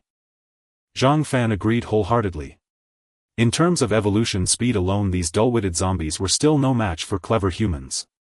Whether they would grow smarter in the future remained unclear, and it was too early to draw conclusions. But the zombies vastly outnumbered humans. The world now felt more like a domain of the undead, with humans reduced to a minority. In such a scenario, if the zombies grew stronger, could humanity withstand their relentless tide? "That's why we have to become stronger." Zhang Fan took a deep breath, parked the heavy truck by the roadside and jumped out. With so many zombies around, leaving Jingya alone in the vehicle was unsafe, but bringing her along was also risky. He created a duplicate to hunt the zombies while he stayed in the truck to protect Jingya. With a sharp sound, Zhang Fan returned to the driver's seat and closed the door. Jingya was bewildered. She looked at the duplicate hunting zombies outside, then at Zhang Fan beside her, rubbing her eyes in disbelief. She wasn't mistaken. There were indeed 2 Zhang Fans. "Zhang Fan, what's going on?" Jingya stared at him, her beautiful eyes filled with confusion. "How can there be 2 of you?" "That's a duplicate," Zhang Fan explained with a smile. "I have the duplicate ability. I can create copies." "The duplicate ability?" Jingya instantly understood, but grew even more astonished. "When did you awaken this ability?" "Back when I was collecting generators at the Baihua Road Agricultural Machinery Company," Zhang Fan replied. "Was it when you encountered that zombie with the same ability?" Jingya's mouth fell open. "Something like that." Zhang Fan nodded. "How have you been awakening abilities one after another?" Jingya asked incredulously. Suddenly she recalled the sequence of his awakenings. He had awakened metal manipulation after encountering Yang Jialong, who possessed that ability. He had gained the duplicate ability after fighting the zombie with it. He had awakened alloy transformation after meeting Wang Hui, who had that power. Was it all just coincidence? Just then dazzling electric currents erupted from the duplicate outside. Bolts of lightning as thick as a thumb shot from the duplicate, striking the surrounding zombies. The zombies' heads exploded, their bodies charred black as they convulsed and fell. "Lightning control." Jingya gasped in shock. "Isn't that the ability of the pot-bellied man from this morning?" "Damn. This was no coincidence." Jingya fixed her gaze on Zhang Fan as if discovering a new world, her eyes sparkling. "Zhang Fan, have you awakened an ability similar to copying?" Zhang Fan was taken aback. "Why do you say that?" Jingya promptly laid out her deduction, and Zhang Fan could only shake his head. "So did you copy all these abilities from those people?" Jingya pressed, staring intently at him. It was impossible to hide it after all. Zhang Fan sighed inwardly. In truth, it was too easy to guess, unless he never revealed these abilities. Otherwise concealment was futile. "Is it or isn't it?" Seeing Zhang Fan silent, Jingya grew impatient, shaking his arm and pouting coquettishly. Zhang Fan cleared his throat and nodded. "Sort of, but it's not a copying ability. It's a plundering ability." Once I plunder someone they lose their power permanently. So I don't plunder recklessly, only those who are doomed to die. That explains why you keep awakening new abilities. Jingya felt a mix of envy and admiration. You're incredibly lucky to have awakened such a power. Keep it a secret, don't tell anyone else. Zhang Fan urged. Jingya nodded eagerly, excited. This is our little secret just between us. Yes, a secret. Zhang Fan breathed a sigh of relief, glad to have managed the explanation. But seriously, this ability of yours is formidable. Jingya exclaimed in awe. By plundering more, won't you just keep getting stronger? Zhang Fan smiled. That's my goal. Keep it up. I'm sticking with you, I've decided to latch onto your coattails. Jingya chuckled. Permission granted. Zhang Fan laughed heartily. In that short span the duplicate had already eliminated the zombies at the crossroads. Let's go down. Okay. The two alighted, surrounded by corpses and the foul stench of blood. With a thought, Zhang Fan created 20 duplicates. Having reached level 3 he could create up to 30 duplicates at once, but that would drain his stamina. 20 was just right. Jingya was stunned again. Zhang Fan, you can create this many duplicates. Amazing. Hey, it's alright, Zhang Fan said modestly, then instructed the duplicates, collect the white crystals. Got it. The 20 duplicates dispersed, approaching each zombie corpse to retrieve the white crystals. Killing zombies was easy, but collecting the crystals was tedious. The white crystals were only the size of peanuts and hidden inside the zombies' heads. To collect them one had to smash open the skulls and search through the blood and brains, a task more revolting than picking coffee beans from elephant dung. The process was bloody, filthy and troublesome. So the duplicates had to do the dirty work. After finding a few crystals they quickly learned their precise location. They were situated above the superior colliculus of the brain, behind the stria medullaris and between the thalami. In simple terms, directly behind the brow, roughly where the pineal gland is located. How disgusting. Jingya pinched her nose as she watched the 20 duplicates smash open skulls and search for crystals. You'll have to get used to it, Zhang Fan said while picking up golden orbs. You'll need to collect crystals yourself later. Stop it. Jingya gagged. Soon Zhang Fan had gathered all the orbs, increasing his physique by 27 points. Leaving the duplicates to continue their work, he led Jingya and Big Yellow down into the metro station. As they descended the stairs, Zhang Fan saw an astonishing number of zombies roaming the station hall, dense and shoulder to shoulder. The zombies wandered aimlessly, some silent, others drifting about. A rough count put them at over 100. Big Yellow, protect Jingya. Woof. Woof. Big Yellow barked twice. Good. Zhang Fan nodded slightly, then transformed into his silver alloy form, drawing the short blade at his waist. The blade resembled a tang sword in width but was much shorter, only 30 centimeters long. Earlier he had used a large cleaver for its chopping power, but now at level 3 his strength had surged. A small dagger was enough to sever a zombie's head with ease. He no longer needed a heavy cleaver. Zhang Fan had crafted a short tang sword for himself, compact, lightweight and above all stylish. Kill. Dazzling electric current surged around Zhang Fan, making him look like a thunder god bathed in lightning. With a flash of electricity he charged into the horde. His short blade moved like a reaper's scythe, precisely slicing through the necks of the zombies. As black blood sprayed, heads tumbled from shoulders and thudded to the ground one after another. This guy is getting more and more powerful. Jingya stood at the staircase watching Zhang Fan maneuvering through the horde of zombies with skillful agility, feeling a sense of immense shock. She had witnessed Zhang Fan hunting zombies many times, but none were as shocking as this. The alloyed Zhang Fan was surrounded by shimmering silver currents, his speed reaching its peak. After weaving through the zombie horde several times, dozens of zombies had their heads severed. What does it mean to chop like cutting vegetables? This is it. Absolutely stunning, isn't it? Terrifying power. Incredible speed. Exaggerated defense. Jingya's eyes were filled with awe. Zhang Fan is undoubtedly the perfect supernatural being with an unlimited future. While Jingya was secretly amazed and admiring, the zombies in the hall were mostly taken care of by Zhang Fan. There were still a few left and Zhang Fan was in the process of clearing them out, soon leading to the complete annihilation of the zombie army. Zhang Fan flicked his short knife and all the blood smeared on it slid off, making the knife shine like new. The golden alloy he created with his ability was not only incredibly sharp but also never stuck to blood. Its surface seemed to have a waterproof coating. The blood would fall off upon contact much like a lotus leaf. However, Zhang Fan was splattered with quite a bit of blood, especially on his clothes, which were soaked red. No big deal, he could just take a shower when he got back. Zhang Fan began collecting the golden light orbs, having just killed nearly 100 zombies with golden light orbs scattered everywhere. Zhang Fan's keen eyes also spotted 2 white light orbs. These are supernatural orbs. The 2 white orbs represented 2 different abilities, and Zhang Fan didn't expect to obtain 2 types of abilities this time. A pleasant surprise. However, Zhang Fan wasn't sure what these 2 orbs represented. He had attacked too swiftly, and the 2 zombies with abilities had not even had the chance to unleash them before he took them down. Zhang Fan wasn't in a hurry to pick up the 2 ability orbs. He first collected nearly 100 physical orbs. His physical attribute increased by 48. Physical level 3, 220. 51,000. How absurd is a physical attribute of 220? 5 at level 3. Zhang Fan's initial physical attribute was level 1, 110, and 1 represents the average physical parameter of an adult male. A physical attribute of 220. 5 is equivalent to the initial 220. 5 110 330. 5 times. 331 330 times. This is an exaggerated number.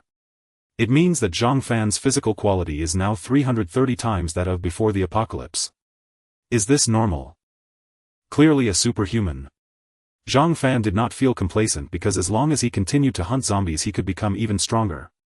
So he pressed on. Zhang Fan walked up to the first white light orb and picked it up, which represented an ability. A wave of excruciating pain hit him quickly, then faded just as fast, soon disappearing. Zhang Fan immediately looked at his attribute panel. Name: Zhang Fan, level 3 supernatural being, physical level 3 220. 51,000 mental level 2 19. 5,100. Abilities: infinite ability acquisition, metal manipulation, point stone into gold, cloning, alloying, self-healing, lightning control, gender change. Gender change. Zhang Fan's mouth twitched. What kind of ability is this? Is this even a legitimate ability?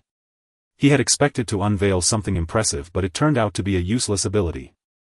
Zhang Fan was greatly disappointed, but then filled with anticipation as he picked up the second white light orb.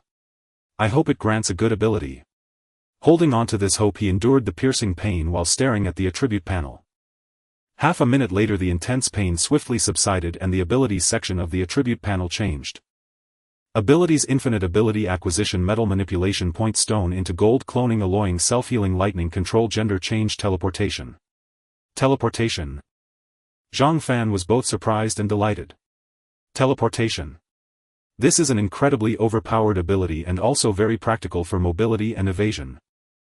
Imagine appearing at point B from point A out of thin air. It's simply ghost-like and impossible to guard against. What a great ability. Zhang Fan suppressed his excitement and carefully felt the usage of this ability. Moments later. Zhang Fan, what's wrong with you? Seeing Zhang Fan suddenly standing there in a daze, Jingya walked over. Are you alright? Swish, Zhang Fan vanished into thin air as if he had evaporated without a trace. The scene of his disappearance was very eerie, especially with severed arms and bloody head scattered on the ground. Jingya screamed in fright, her face turning pale. Zhang Fan, where are you? Slap, a gentle pat touched her shoulder. Jingya shivered and quickly turned around to see Zhang Fan standing behind her, smiling at her. Jingya immediately breathed a sigh of relief, then her brows furrowed in anger. What are you doing? Do you know how frightening that is? Haha, don't be mad, I have good news for you. I've awakened. No, I have plundered a new ability. Zhang Fan laughed heartily. Hearing this, Jingya's displeasure immediately dissipated as she eagerly asked, what ability? Teleportation. Zhang Fan smiled slightly and disappeared again, reappearing a few meters away. Swish swish swish, Zhang Fan vanished and reappeared in quick succession like a ghost, disappearing and then appearing out of thin air. Every time he disappeared and reappeared, it was just a few meters away without a moment's pause in between. Jingya watched in awe. This ability is amazing, it greatly increases your combat power. Indeed. Zhang Fan was ghosting around the subway station hall, his voice echoing throughout. Combined with my alloying ability, my combat power is skyrocketing exponentially. You've become more perfect. I'm so envious. Jingya was indeed envious. As a normal person who wouldn't want to fly and possess extraordinary abilities. Compared to a spatial ability like a personal space, Jingya actually preferred combat abilities. She thought they were much cooler. While a spatial ability wasn't cool at all, it felt like an ordinary person wearing a spatial ring. Putting aside the spatial ring, she was still an ordinary person, which made her quite frustrated. Zhang Fan, do you think I might awaken other abilities in the future? Jingya's tone had a hint of bitterness. Who knows? Zhang Fan shrugged helplessly as he returned to Jingya's side. No one can say for sure what will happen in the future. I really hope to obtain other abilities. As the two Talk 20 clones walked down the stairs into the subway hall, they handed Zhang Fan the white crystals they had just collected, exactly 54 pieces. These peanut-sized crystals were not clean, still carrying traces of blood and a foul smell. The smell is too strong, we need to wash them thoroughly when we get back. Zhang Fan wrinkled his nose as he placed the crystals into a plastic bag and handed it to Jingya. Jingya reached out, wiped her hand and put the backpack into her personal space. She was clear about her role following Zhang Fan was just to serve as a tool. To put it nicely, she was there to accompany Zhang Fan. To put it bluntly, she was just a spatial ring. What a sad story. Minutes later, the clones finished collecting crystals in the hall, and this time there were many, totaling 96 pieces. Combined, they had already collected 150 pieces, making the crystal collection efficiency absurdly high. However, Zhang Fan had no intention of heading back. He took 20 clones with him and left the Fengshan Road subway station, planning to head to the next subway station. Zhang Fan released another clone. You drive that fuel truck and bring it up. Okay. The clone immediately complied. Let's get in the car. Zhang Fan, Jingya and De Huang boarded the heavy truck, continuing towards the next Huangbai Road subway station. As Zhang Fan stepped on the accelerator, he drove the heavy truck onto Jinxiu Road, with the clone driving the fuel truck following behind. The Huangbai Road subway station wasn't far from Fengshan Road, just a 2-minute drive.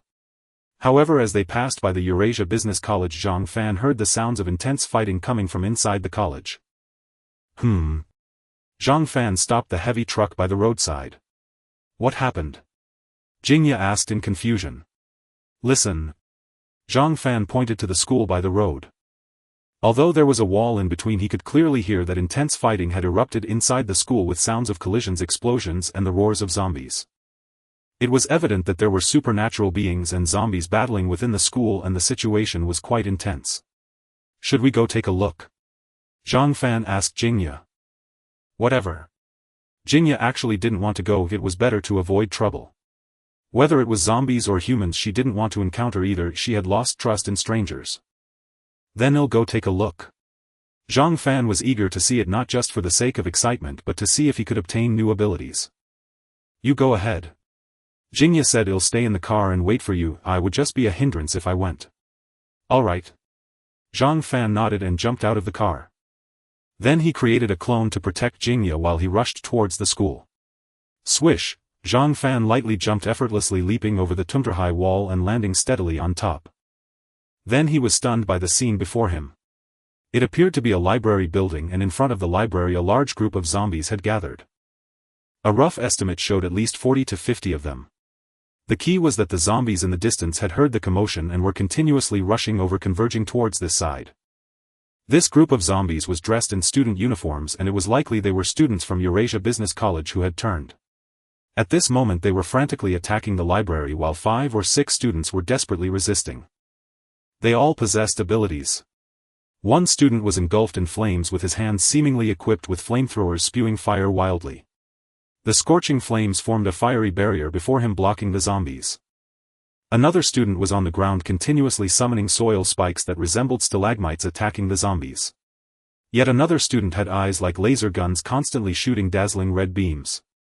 The red beams shot out repeatedly, striking the zombie horde. Unfortunately, the accuracy of these red beams was terrible. They seemed to be fired randomly. The zombies' weakness is their heads. As long as their heads are smashed or cut off, the zombies will surely die. But this guy just couldn't aim. The red laser beams kept hitting the zombies, creating holes but failing to deliver a fatal blow, making Zhang Fan shake his head in disbelief. The last student was particularly fierce. He was very burly, towering over 2 meters.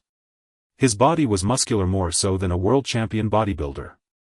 He charged into the horde of zombies left and right like an enraged bull, effortlessly tossing zombies aside. With a single punch he could easily smash a zombie's head, demonstrating incredible strength. These 4 students, 3 boys and 1 girl, were all very brave, but there were also experts among the zombies. There were about 40 to 50 zombies, mostly ordinary ones. However, among them 3 possessed extraordinary abilities. One was a middle-aged zombie with a bald head, appearing to be in his 40s or 50s.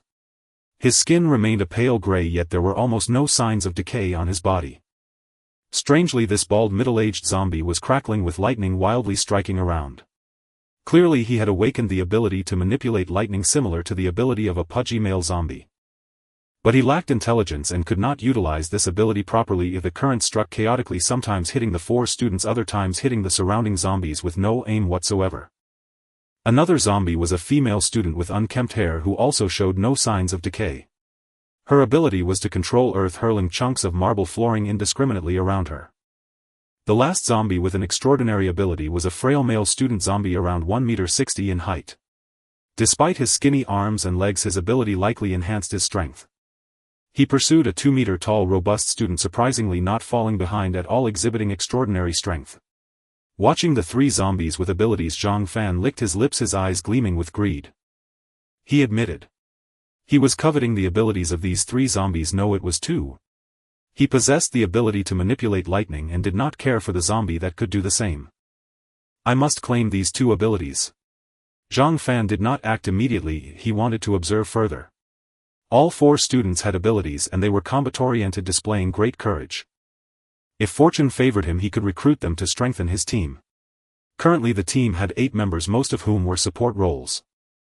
Only Zhang Fan, Zhang Wenxi and Yang Linger were combat-oriented ability users, which was evidently insufficient. Adding these 4 would undoubtedly significantly boost the team's combat capability. Old Yang, we must retreat, I can't hold on any longer.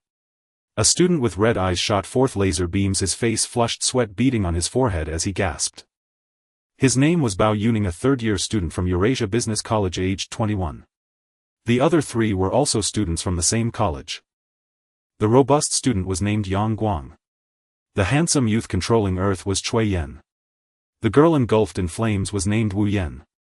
I can't hold on any longer either. Chui Yan was drenched in sweat, his face pale. Yang Guang, hurry and retreat, there are more and more zombies. The burly Yang Guang, while fending off the frail male zombie, shouted loudly, Wu Yan, retreat. They were all survivors from Eurasia Business College, a makeshift team formed over the past few days. They had been hiding in a small supermarket next to the school cafeteria, safe and sound. The reason they dared to venture into the library today was to rescue Wu Yan's twin sister Wu Miao. But they did not expect there to be so many zombies here, including 3 with extraordinary powers. With so many zombies along with 3 mutated zombies possessing abilities, they were struggling to hold on. Yang Guang was also reconsidering risking his life for someone else's sister was not worth it. Wu Yan bit her lip, her eyes filled with reluctance. She knew her sister was on the top floor of the library, alive and just a stone's throw away. If she could reach the top floor, she could save her sister. But there were too many zombies and they were about to collapse. If they pushed on, it would only lead to death. Meow meow. Wu Yan's eyes turned red and in pain she shouted out a single word, retreat. Hearing this, Yang Guang and the others breathed a sigh of relief. They were truly worried that Wu Yan, being stubborn, would refuse to give up until she rescued her sister, which would have meant certain death for them. You 3 go first, use the side door on the 1st floor, it'll cover the rear. Yang Guang shouted. Okay. Bao Yuning and the others knew Yang Guang was tough and fast enough to keep up with them. The 3 broke free from the battle and rushed into the library, heading for the side door. Unexpectedly at that moment there came a series of beast-like growls from the 2nd floor of the library as over 30 zombies charged down the stairs, flanking them from behind. Most despairing was the fact that there were continuously more zombies coming down from above, rushing towards them. Damn it! There are zombies on the 2nd floor. We are surrounded. It's over. We're doomed. Upon seeing the approaching zombies, Bao Yuning and the others instantly displayed despair, realizing they had no way to escape. Their stamina was about to run out, they couldn't last much longer now. Caught in a pincer attack, there was no doubt they would die. It's all my fault, I've dragged you down. Wu Yan's face turned ashen, I'm sorry. Chui Yan and Bao Yuning remained silent, neither offering forgiveness nor complaints. Forgiveness. After finally surviving and awakening their powers to die here was frustrating. Complaints. What good would it do now? Could it help them escape the encirclement of zombies and survive? After barely holding on for so many days, I never expected to die here. It truly feels unfair. Thud. The plump Bao Yuning plopped down on the ground, gasping heavily, too weary to attack. Using abilities consumed too much energy. The recent fierce battle had nearly drained his body. He was too tired to fight anymore. The handsome Chui Yen sat on the ground, weakly staring blankly at the oncoming zombies, filled with despair. I'm sorry. Wu Yan repeatedly apologized, her heart engulfed by guilt and despair. The three of them had completely lost their fighting spirit, lacking the will to continue. Boom. Yang Guang let out a cry of agony as he was knocked back into the library, crashing heavily to the ground. A trickle of blood escaped from the corner of his mouth. He was injured. What are you three doing? Get up and keep fighting. Fight these beasts. Yang Guang roared, trying to stand, but alas, his energy was completely spent and even standing became exceedingly difficult. Roar. The zombies outside surged in like a tide, and the zombies from the second floor also reached the front. They came rushing in like sharks, smelling blood, roaring as they pounced towards the four, ready to tear them apart. It's over. The four of them were filled with despair. Whoosh. Just at that critical moment, a figure like a streak of light appeared before them. Crackle. This person was surrounded by dazzling silver arcs of electricity, with thumb-sized silver electric serpents striking out in all directions, accurately landing on the attacking zombies. Thud. Thud. Thud. The power of these electric serpents was astonishing. The zombies hit, convulsed, and fell to the ground like they were dancing, never to rise again. In the blink of an eye, more than half of the attacking zombies were incapacitated, creating a vacuum around them. The four watched this scene initially in shock for a few seconds, then their faces lit up with ecstatic joy. They were not fools and quickly realized that reinforcements had arrived, even though they did not recognize the savior. The newcomer was naturally Zhang Fan. Seeing that the four were on the brink of death, Zhang Fan acted decisively, timing his intervention perfectly. He neither arrived too early nor too late, waiting for the moment they fell into despair. The benefit of this was that after saving these four, they would undoubtedly be grateful to him, and it would become relatively easier to recruit them. Of course, the premise was that they were the kind of people who were grateful. Zhang Fan's performance continued. By killing the zombies at the front, he temporarily resolved the crisis for the four, but there were still endless zombies rushing in from behind. Zhang Fan drew out a short knife from his waist and began to engage in close combat. The power of lightning was great, but its visual impact was not strong enough, failing to leave a deep impression. Zhang Fan wanted to use the sharpest means to kill the zombies before him, leaving an invincible image in the hearts of these four so that they would never forget. Thud. Thud. Thud. Zhang Fan wielded the short knife, appearing and disappearing like a ghost, the knife in his hand akin to the Grim Reaper's scythe, striking frequently. Yang Guang and the others could hardly see Zhang Fan's figure. All they could see were the heads of the zombies dropping one after another, with zombies falling in droves. In the blink of an eye, over a dozen zombies had perished. This scene was far more visually impactful than a few lightning strikes directly killing zombies, stirring their hearts. Incredible. So powerful. The four were stunned, their mouths agape, and they felt a surge of excitement rising within them. It was quite difficult for them to kill a single zombie. Once surrounded, hunting became even more troublesome. Because of this, merely 40 to 50 zombies had nearly led to their annihilation. But for Zhang Fan, killing zombies was as easy as chopping vegetables. It seemed that they were not zombies but mere ants and mosquitoes. The gap was too immense. 1 minute later, under the stunned gaze of the four, the last zombie fell. This was the frail zombie that had just clashed with Yang Guang. Despite its scrawny appearance, it possessed immense strength. Yang Guang had fought it toe a toe, gaining no advantage whatsoever. Yet this powerful zombie in Zhang Fan's hands did not even manage to complete a single move before Zhang Fan severed its neck, decapitating it, leading to its immediate demise. So strong. Simply invincible. The four once again exclaimed, their eyes filled with admiration and awe. The strong always inspire respect. Zhang Fan casually flicked the blood off his short knife, striking a cool pose as he sheathed it at his waist, then turned smoothly to look at Yang Guang and the others. Seeing him look over, Yang Guang and the others instinctively felt a bit awkward and quickly stood up. After a brief rest, their stamina had slightly recovered, allowing them to stand. Are you all okay? Zhang Fan asked with a smile. He was handsome and charming, his face adorned with a warm and healing smile akin to a sunny boy. This smile in the eyes of Yang Guang and the others brought them warmth and reassurance, generating a great fondness for Zhang Fan. We are fine. The four shook their heads, their faces full of gratitude. Thank you for saving us. No need to thank me, it would be too formal. There are hardly any people left alive, it's not easy to see you all, so of course I couldn't just stand by and watch. Such nice words. The four were deeply moved and almost teary-eyed, expressing further gratitude. You all rest for a bit, you'll collect the crystals from these zombies. Zhang Fan said with a smile, then created 20 clones to collect the white crystals. Seeing this scene, Yang Guang and the others were a bit dumbfounded. They knew about the white crystals, having collected them before and even used them for cultivation. Otherwise they wouldn't be this strong. What shocked them was how many abilities does Zhang Fan possess. He could manipulate lightning teleport, and now he had created so many clones. Had he awakened 3 abilities by himself? What a joke. Zhang Fan was unaware of their thoughts. While his clones collected the crystals, he picked up light orbs. 80 to 90 zombies provided a total of 48 physical points along with 3 types of abilities. These 3 abilities were manipulation of lightning, control of earth, and super strength. Name: Zhang Fan.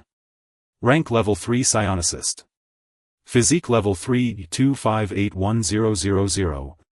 Spirit level 2 19. 5100. Psionic ability: infinite pickup, metal manipulation, touch of gold, create duplicates, alloy transformation, self-healing, lightning control, instant teleportation, earth manipulation, super strength. Earth manipulation. Super strength. Zhang Fan rejoiced inwardly. Earth manipulation, without a doubt it was the ability to control earthen materials like soil, stone and cement. Though he had just acquired this ability, Zhang Fan could already sense a mysterious connection between himself and the ceramic tiles beneath his feet as well as the soil underneath them. This connection was akin to the bond he shared with metal. With a mere thought he could manipulate the tiles and soil just as he did with metal. As this thought crossed his mind, Zhang Fan gently crooked his finger and a tile lifted off the ground, floating into the air. This earth manipulation. Yang Guang and the other 3 were dumbfounded. This was the 4th ability. How many had Zhang Fan awakened? Go. Zhang Fan flicked his finger and the floating tile shot out like a cannonball. Bang. The tile slammed into the wall, shattering into pieces, yet under Zhang Fan's control several fragments did not fall to the ground. Impressive. Zhang Fan was delighted with this ability, another trick up his sleeve boosting his combat prowess. Crack. Without his control the tile fragments dropped to the floor, shattering into dust. Zhang Fan then examined the 2nd ability. Super strength. As the name suggested, it was an ability to enhance physical power. To test its extent, he activated super strength. Instantly a torrent of immense power surged from within his body. It felt as though he had been reborn, every bone, muscle and inch of his skin brimmed with terrifying energy far beyond before. This strength. It feels even mightier than after my alloy transformation. Zhang Fan could hardly contain his excitement. It was true. After alloying his physical attributes, strength, speed, defense, all skyrocketed. The contrast was stark. Now he could clearly sense that his current strength surpassed even that of his alloyed state. Yet his body remained unchanged save for slightly more compact muscles. No wonder it's called super strength, the boost is remarkable. Zhang Fan mused, pity there's no dynamometer to measure the exact multiplier. No matter, he could collect one later, there was no rush. After testing both abilities, his duplicates had finished gathering the white crystals. Zhang Fan took the plastic bag and absorbed the 20 duplicates back into his body. How are you all? Zhang Fan looked at Yang Guang and the others. The 4 had risen, no longer as exhausted, recovering well. Almost there. Yang Guang scratched his head with a sheepish grin. Big Bro were truly grateful. Bao Yuning, Chui Yen and Wu Yen also wore expressions of deep gratitude. If not for Zhang Fan they would have perished. Since you're fine, I'll take my leave. You should head back to your shelter too. Zhang Fan nodded slightly. Stay alert, don't get surrounded by zombies again, it's dangerous. The 4 nodded eagerly, yet their faces held a hint of hesitation. What is it? Zhang Fan raised an eyebrow. It's just Yang Guang mustered his courage and asked cautiously, "Big bro, can we tag along with you?" Cui Yen, Bao Yuning and Wu Yen stared at Zhang Fan with hopeful eyes. Though they had awakened abilities, their combat prowess was mediocre. Dealing with lone zombies was easy, but facing more than 10 at once spelled disaster. Thus they had been living in constant fear and unease, uncertain how long this would last and worried about the future. In truth, they saw no future at all. But after witnessing Zhang Fan today, they glimpsed hope. He was formidable, slaying zombies with ease. Following him promised a brighter path. Even if not, at least they'd gain his protection, far safer than hiding alone.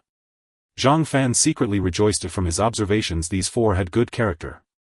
They hadn't abandoned their comrades or stabbed them in the back during danger. He didn't consider himself a saint, he didn't expect everyone to be one. But at the very least they couldn't be backstabbers. These four had solid morals and could be teammates. Moreover, all possessed combat abilities, filling the team's lack of fighting power. "Are you sure?" Zhang Fan's face remained impassive. "Absolutely."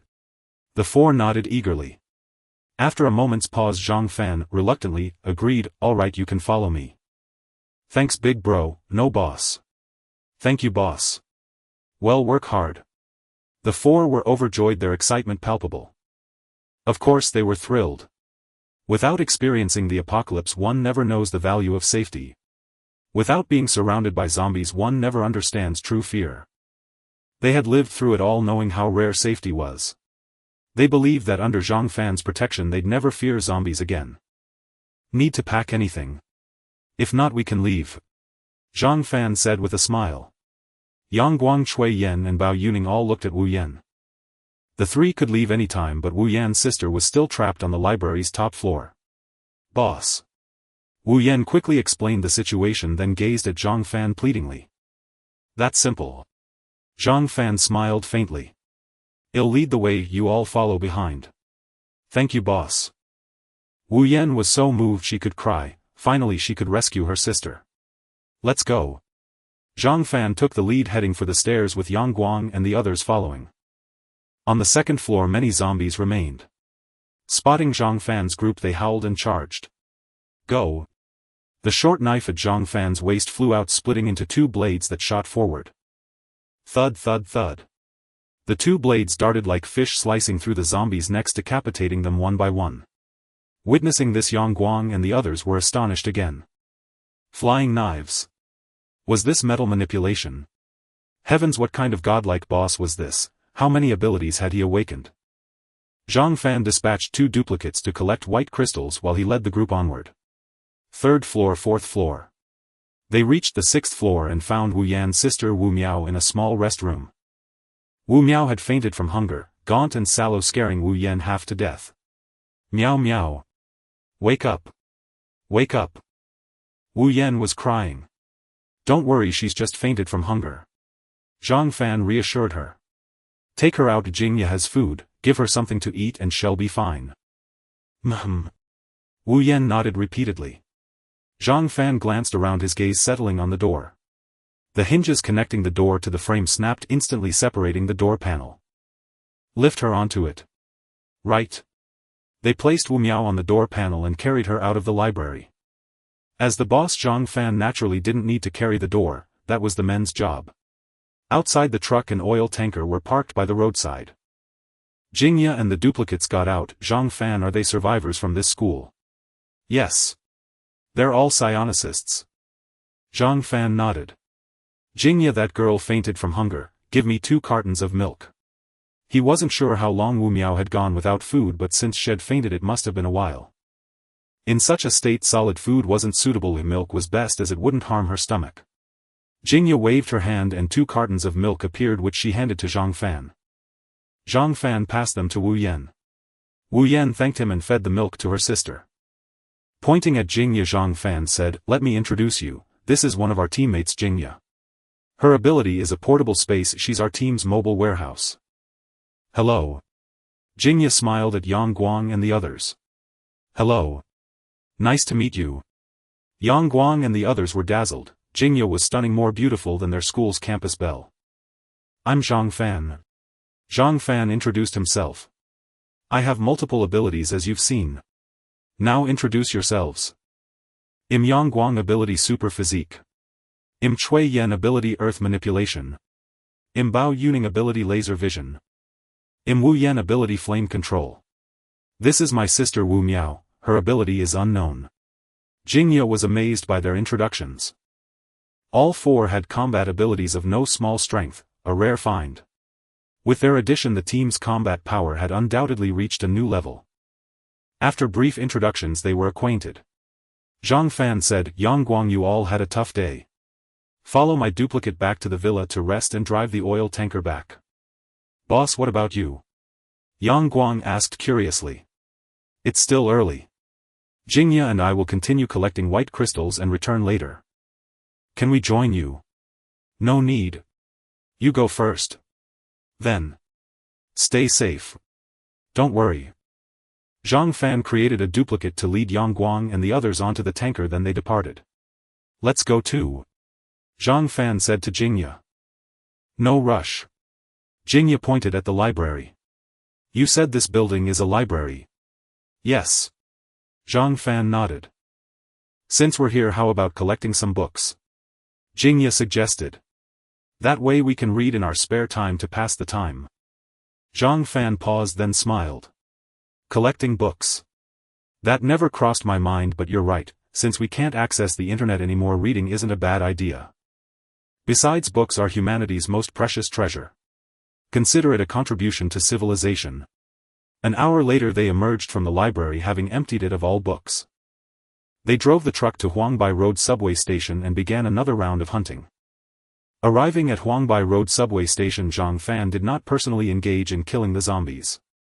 He dispatched 20 replicas to hunt the zombies while he experimented with his newly acquired abilities. There was little to test with the earth control ability. Zhang Fan focused on the super strength ability, which greatly intrigued him. Upon activating this ability he felt an explosive surge of power throughout his body, reaching an astonishing level. Zhang Fan wanted to know the extent of his strength. He found a Wuling Hongguang, then grasped its chassis and with a gentle lift raised the vehicle off the ground. With a slight exertion of force the van flew through the air, landing 5 or 6 meters away before crashing to the ground. Too light. Zhang Fan shook his head and continued to search for a new target. Monster. Zhang Fan found it light, but Jingya was horrified by his display, looking at him as if he were a monster. How could a mortal body fling a van into the air? Was he even human? At that moment she saw Zhang Fan walk over to a bus and crawl beneath its chassis. He couldn't possibly. Jingya's eyes widened. Creak, creak, creak, the bus 4 wheels wobbled as they left the ground. He had actually lifted it. Monster. Jingya gasped in shock. Just then the rising bus suddenly seemed to lose its strength and crashed heavily to the ground. Bang! The bus slammed onto the ground and Zhang Fan was pinned beneath it. Zhang Fan. Jingya screamed in terror, rushing over and shouting, Zhang Fan, are you okay? Cough, cough. Don't worry, I'm fine. Zhang Fan's voice came from under the bus. Damn, this bus is too heavy. You're too reckless. Jingya was terrified. Are you injured? How bad is it? Can you get out? Relax. I've alloyed myself, I can't be hurt. Zhang Fan reassured her. Jingya stepped back. Let me try again. I refuse to believe I can't lift it. Again. Jingya immediately tried to dissuade him. Get out of there, it's too dangerous. Don't get yourself killed. I won't. Zhang Fan laughed heartily, and on top of the alloy transformation he activated the super strength ability. At that moment, Zhang Fan felt his power surge once more, instantly surpassing the strength he had when using only the super strength ability. Clearly, using both the alloy and super strength abilities simultaneously resulted in a cumulative boost to his power. Like 10 plus 20 equals 30. Up. Zhang Fan roared and an immense force erupted, swiftly lifting the bus. Go. Zhang Fan exerted his arms and pushed backward violently, sending the bus flying several meters before it crashed heavily to the ground. Haha, exhilarating. Feeling the power nearly bursting from his body, Zhang Fan had the illusion that he could punch through a mountain with one blow. He stomped his feet with force and the asphalt instantly cracked, forming a large crater beneath him. Using the rebound he shot into the air like a rocket, leaping over 10 meters high. Then like the Hulk he traced a graceful arc through the air and crashed onto a BMW parked by the roadside. Boom! The car worth 400,000 or 500,000 was instantly flattened. Zhang Fan jumped off the BMW letting out a hearty laugh. Haha, what a rush. You're a monster. Jingya patted her chest, thoroughly frightened. I do feel like a monster. Zhang Fan looked at the bus he had thrown and then at the flattened BMW, unable to help but sigh. It's only the 11th day of the apocalypse and we've already changed so much. If someone had told me before the apocalypse that I could lift a bus, I would never have believed it. Yet in just 11 days this has happened. It feels like a dream, so surreal. Yeah, just like a dream. A few minutes later all the zombies in Huangbai Road subway station were killed by the replicas. Zhang Fan led Jingya and Big Yellow down into the subway station collecting the fallen light orbs one by one. There were many zombies in Huangbai Road station but none had awakened any abilities. Zhang Fan was not bothered. As of now he already possessed 10 abilities, which was quite satisfying. After collecting all the orbs his physique increased by 62 points, reaching level 3320100, a substantial gain. Next Zhang Fan and Jingya went to Lantian Road and Kaiyun Road subway stations. They hunted zombies and collected crystals. By the time they finished it was already 5 p.m., so they drove the heavy truck back to the villa. Chao Jia, Wang Yuan, Zhou Ling and Wu Yan were preparing dinner with the aroma of cooking wafting from the kitchen. Xiao Fan, Xiaoya, you're back. Chao Jia came out of the kitchen. I've heated up the bathwater, you two can wash up first. Thanks Sister Chao. Zhang Fan expressed his gratitude and looked around but didn't see Yang Guang and the others. He asked, where are Yang Guang and the rest? Wenxi and Linger are with them organizing supplies in the basement. Chao Jia replied with a smile. Zhang Fan nodded and said to Jingya, I'll go shower first. You soak the white crystals in water. Okay. At 6 in the evening everyone gathered at the dining table. The table in Jingya's home, modeled after European aristocratic style, was enormous, easily seating over a dozen people. All team members were present including Wu Yan's younger sister Wu Miao. Having eaten something at noon, Wu Miao had woken up and regained much of her energy.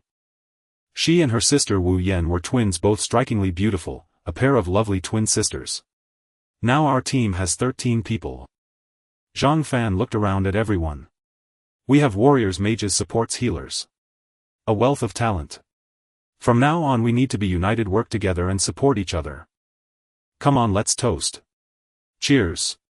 To welcome the new teammates, tonight's meal was lavish with 15 dishes prepared.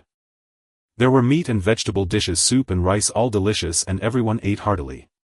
Yang Guang, Chui Yen, Bao Yuning, Wu Yan and Wu Miao almost swallowed their tongues. Though they had survived these past few days, it was barely living. Every day they ate instant noodle, sausages or other snacks if they hadn't had a single hot meal. Tonight's meal was the first proper dinner they had since the apocalypse began. They wolfed down the food as if they were starving. Sister Chao, your cooking is amazing, way better than our school's food. Eat slowly and no one's going to take it from you. The dishes might be a bit few but there's plenty of rice. Ha ha ha. After dinner and cleaning up, everyone sat on the living room sofa chatting. Then Sister Chao brought over a basin and placed it on the coffee table. Everyone looked up. The plastic basin was filled with white crystals, each one sparkling and translucent like jade. So many crystals. Zhang Wenxi exclaimed. Boss, how many zombies did you kill to collect all these white crystals? Everyone turned to Zhang Fan, their eyes full of awe. Zhang Fan smiled faintly and said casually, not many, just over 700. Having cleared 4 subway stations and the Eurasia Business School, he had indeed killed over 700 zombies. From all those zombies, Zhang Fan had gained over 300 physique points and 4 abilities. Of course the gender change ability was useless and didn't count. Hiss. The crowd gasped, looking at Zhang Fan with reverence. Over 700 zombies. They couldn't even imagine it, let alone kill them. Boss, you're incredible. Yang Guang gave a thumbs up. I'm totally convinced you're the most formidable person I've ever met. The boss is indeed amazing, and with his strength it's definitely possible.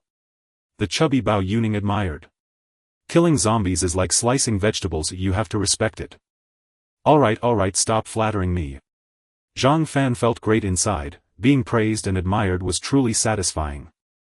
However, he remained calm on the surface, pointing at the white crystals in the basin.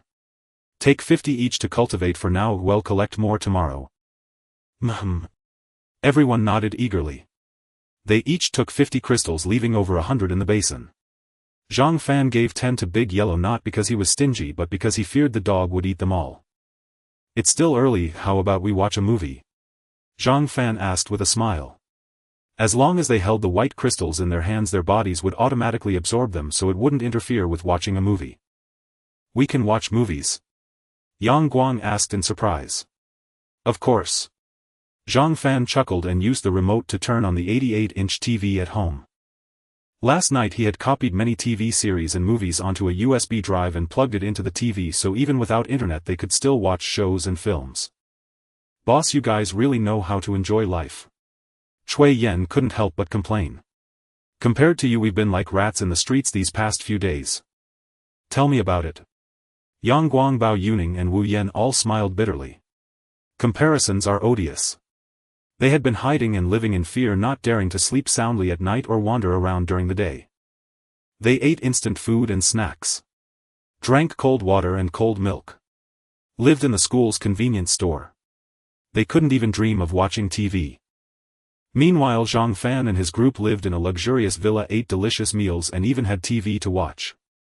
It was like heaven and earth. There was simply no comparison. Life will only get better from here. Zhang Fan comforted them with a smile. What movie do you want to watch? Sci-fi? Action? Comedy? The night passed without incident. The next morning, while Zhang Fan was still asleep, someone knocked on his door. Who is it? It's me, Jingya. It's early in the morning, can't a person sleep? Stop talking and open the door quick. Zhang Fan rolled out of bed and checked the time. It was just past 6 in the morning, his alarm hadn't even gone off. Honestly. He muttered, slipped on his slippers and opened the door to find Jingya standing outside. She was wearing a thin white ice silk nightgown exuding a lazy aura. The nightgown reached just above her knees, revealing her smooth jade-like calves and sparkling feet, radiant and charming. Zhang Fan cleared his throat. Something up. Zhang Fan, I leveled up. Jingya said excitedly, her face full of joy. I broke through to level 2. Level 2? You broke through? Zhang Fan was surprised. Just one night and you've already broken through. That's fast. It wasn't just one night, I secretly started absorbing white crystals yesterday afternoon. Jingya said with an embarrassed smile. You know, while you were fighting I wasn't doing anything. So when I had nothing to do I cleaned some white crystals and secretly absorbed them. Combined with last night I absorbed a total of 20 crystals and finally broke through. I see. Zhang Fan understood. The white crystals were stored with Jingya, so it was possible for her to secretly absorb them. Zhang Fan wouldn't blame her for taking some for herself. What he cared about was, after advancing to level 2, has your portable space changed? It's bigger.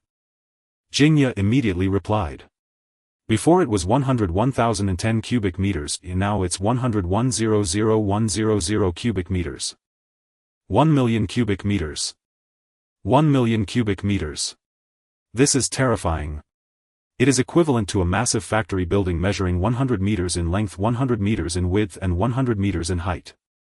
As long as Jingya is willing, she can completely take away a normal 33-story building. With such a vast space, how many supplies can be stored? The most crucial point is that Jingya's personal space has a characteristic: anything placed inside will not undergo any changes. What does this mean? It means that whatever is like when it is put into the personal space, it will be just the same when taken out. For example, if a bowl of steaming hot instant noodles is stored in the personal space, it will still be hot when taken out 2 days later.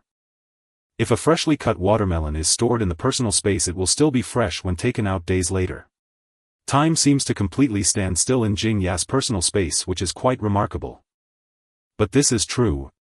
This characteristic indicates that Jingya's personal space is a perfect refrigerator and fresh-keeping warehouse. Previously, due to the small size of Jingya's personal space, it could only be used for transferring supplies, not for preservation. Now, it seems possible. A space of 1 million cubic meters is immensely large, allowing for both the storage of food and the collection of supplies. Storing perishable, expired or moldy food, vegetables, fruits, bottled water and other supplies. This way there will be no need to worry about food spoiling, vegetables rotting or fruits losing freshness.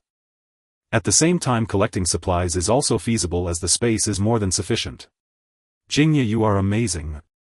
Zhang Fan exclaimed excitedly, and in a burst of enthusiasm he scooped Jingye up and spun her around on the ground. Jingye, who had never been this close to a man, immediately turned beet red. What are you doing? Put me down.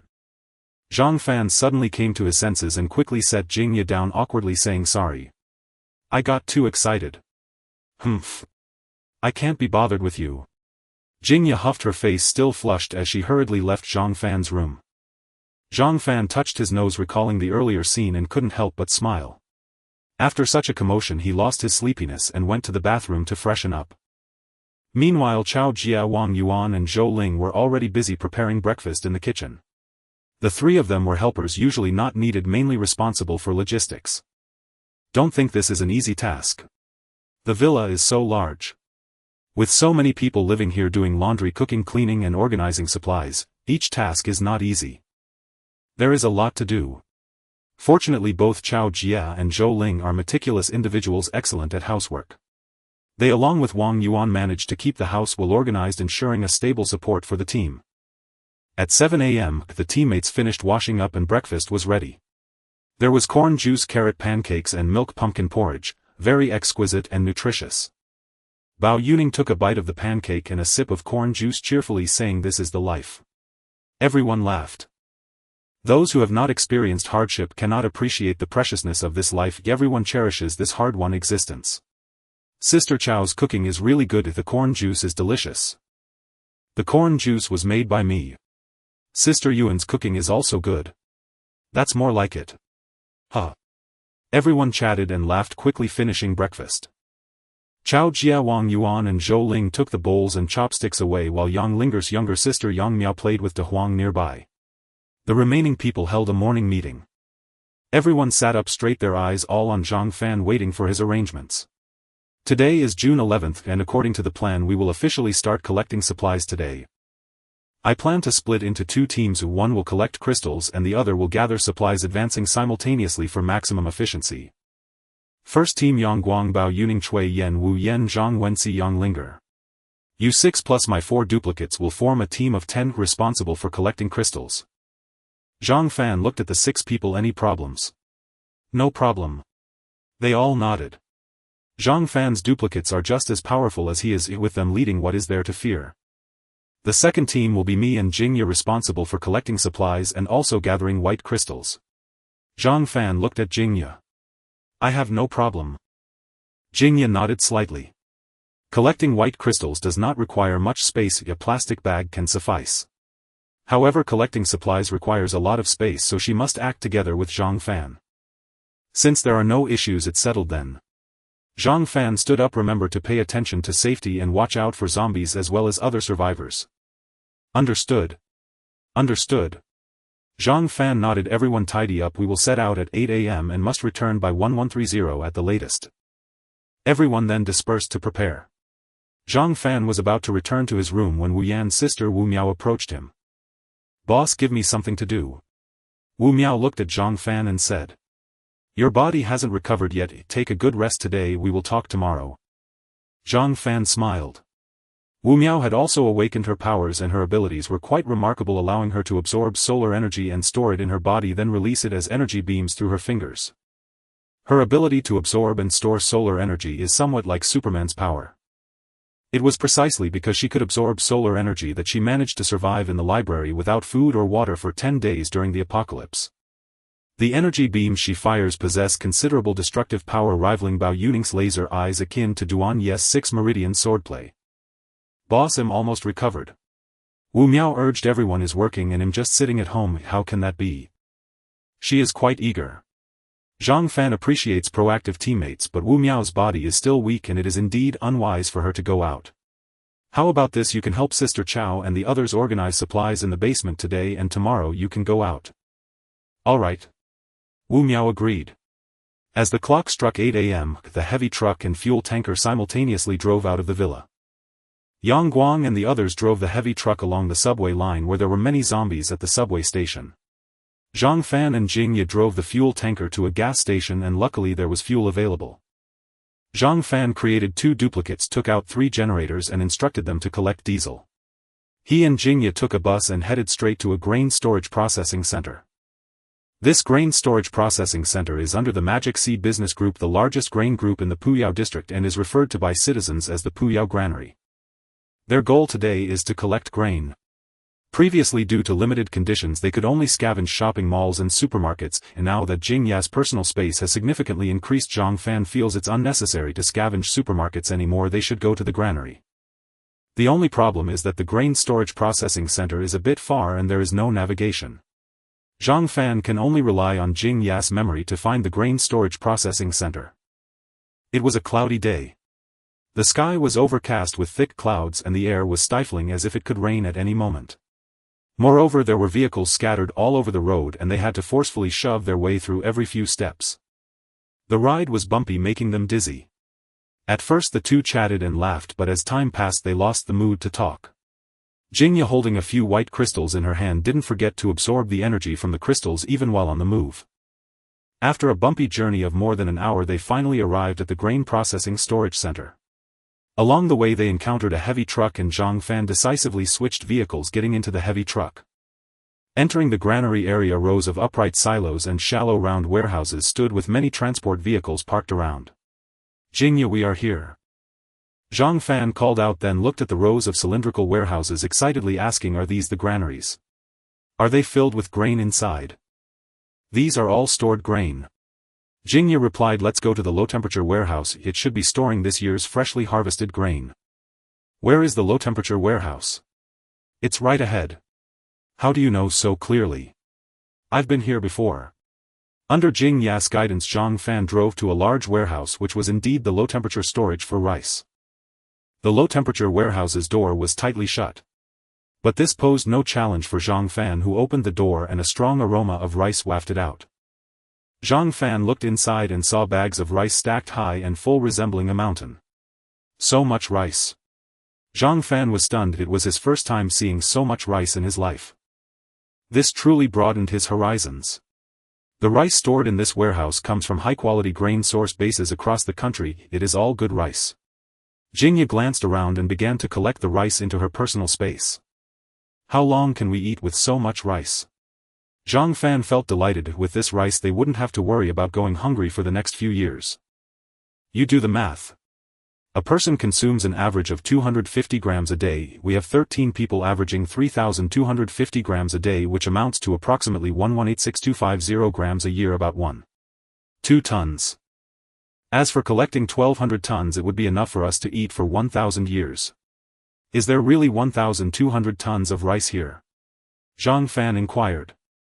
Jingya replied, somewhat speechless, "Brother, this is the largest grain processing storage base in the Puyao district.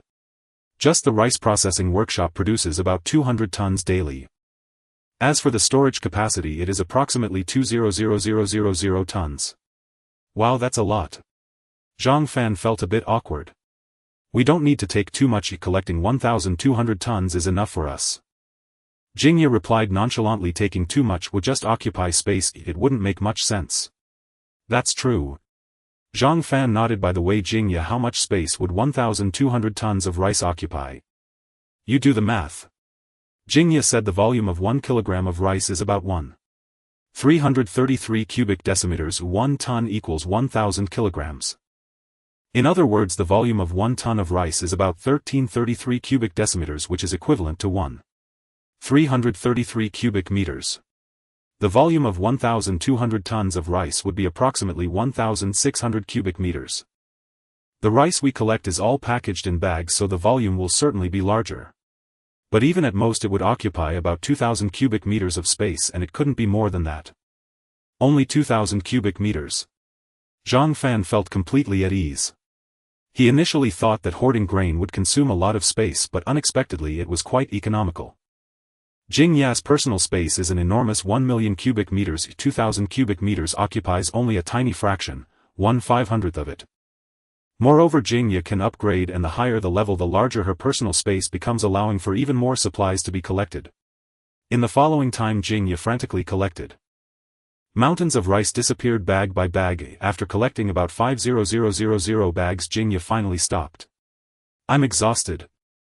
Jingya took a deep breath, feeling satisfied. Each bag of rice is 25 kilograms. I just collected 5,000 bags, which is 1250 tons, enough for us for 1,000 years. As long as it's enough.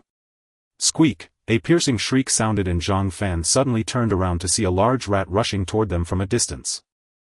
Then came the second, the third. In the blink of an eye, a steady stream of rats surged in from all directions like a tide. These rats were abnormal. They were larger than cats.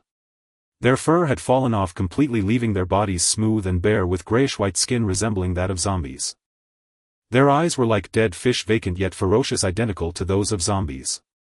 Clearly these were zombie rats. The most terrifying aspect was the astonishing number of zombie rats. They surged like a tide from all directions, screeching and howling as they lunged at Zhang Fan and his companion. Jingya was terrified. Where did so many rats come from? Zhang Fan, what do we do now? The rats were everywhere, surrounding them from all sides, leaving no escape. Zhang Fan could certainly escape, but Jingya could not. Don't be afraid. Zhang Fan made a swift decision, splitting off 10 duplicates to block the oncoming tide of zombie rats. He grabbed a bag of rice and activated the Touch of Midas ability, turning the rice into metal. Then he used his metal manipulation ability to shape the metal rice into a box. Jingya, get in. Jingya nodded hastily and crawled into the box. She knew she was a burden and would only hinder Zhang Fan if she stayed outside, so she decisively entered the box. Zhang Fan immediately sealed the box tightly, leaving only a small hole for ventilation.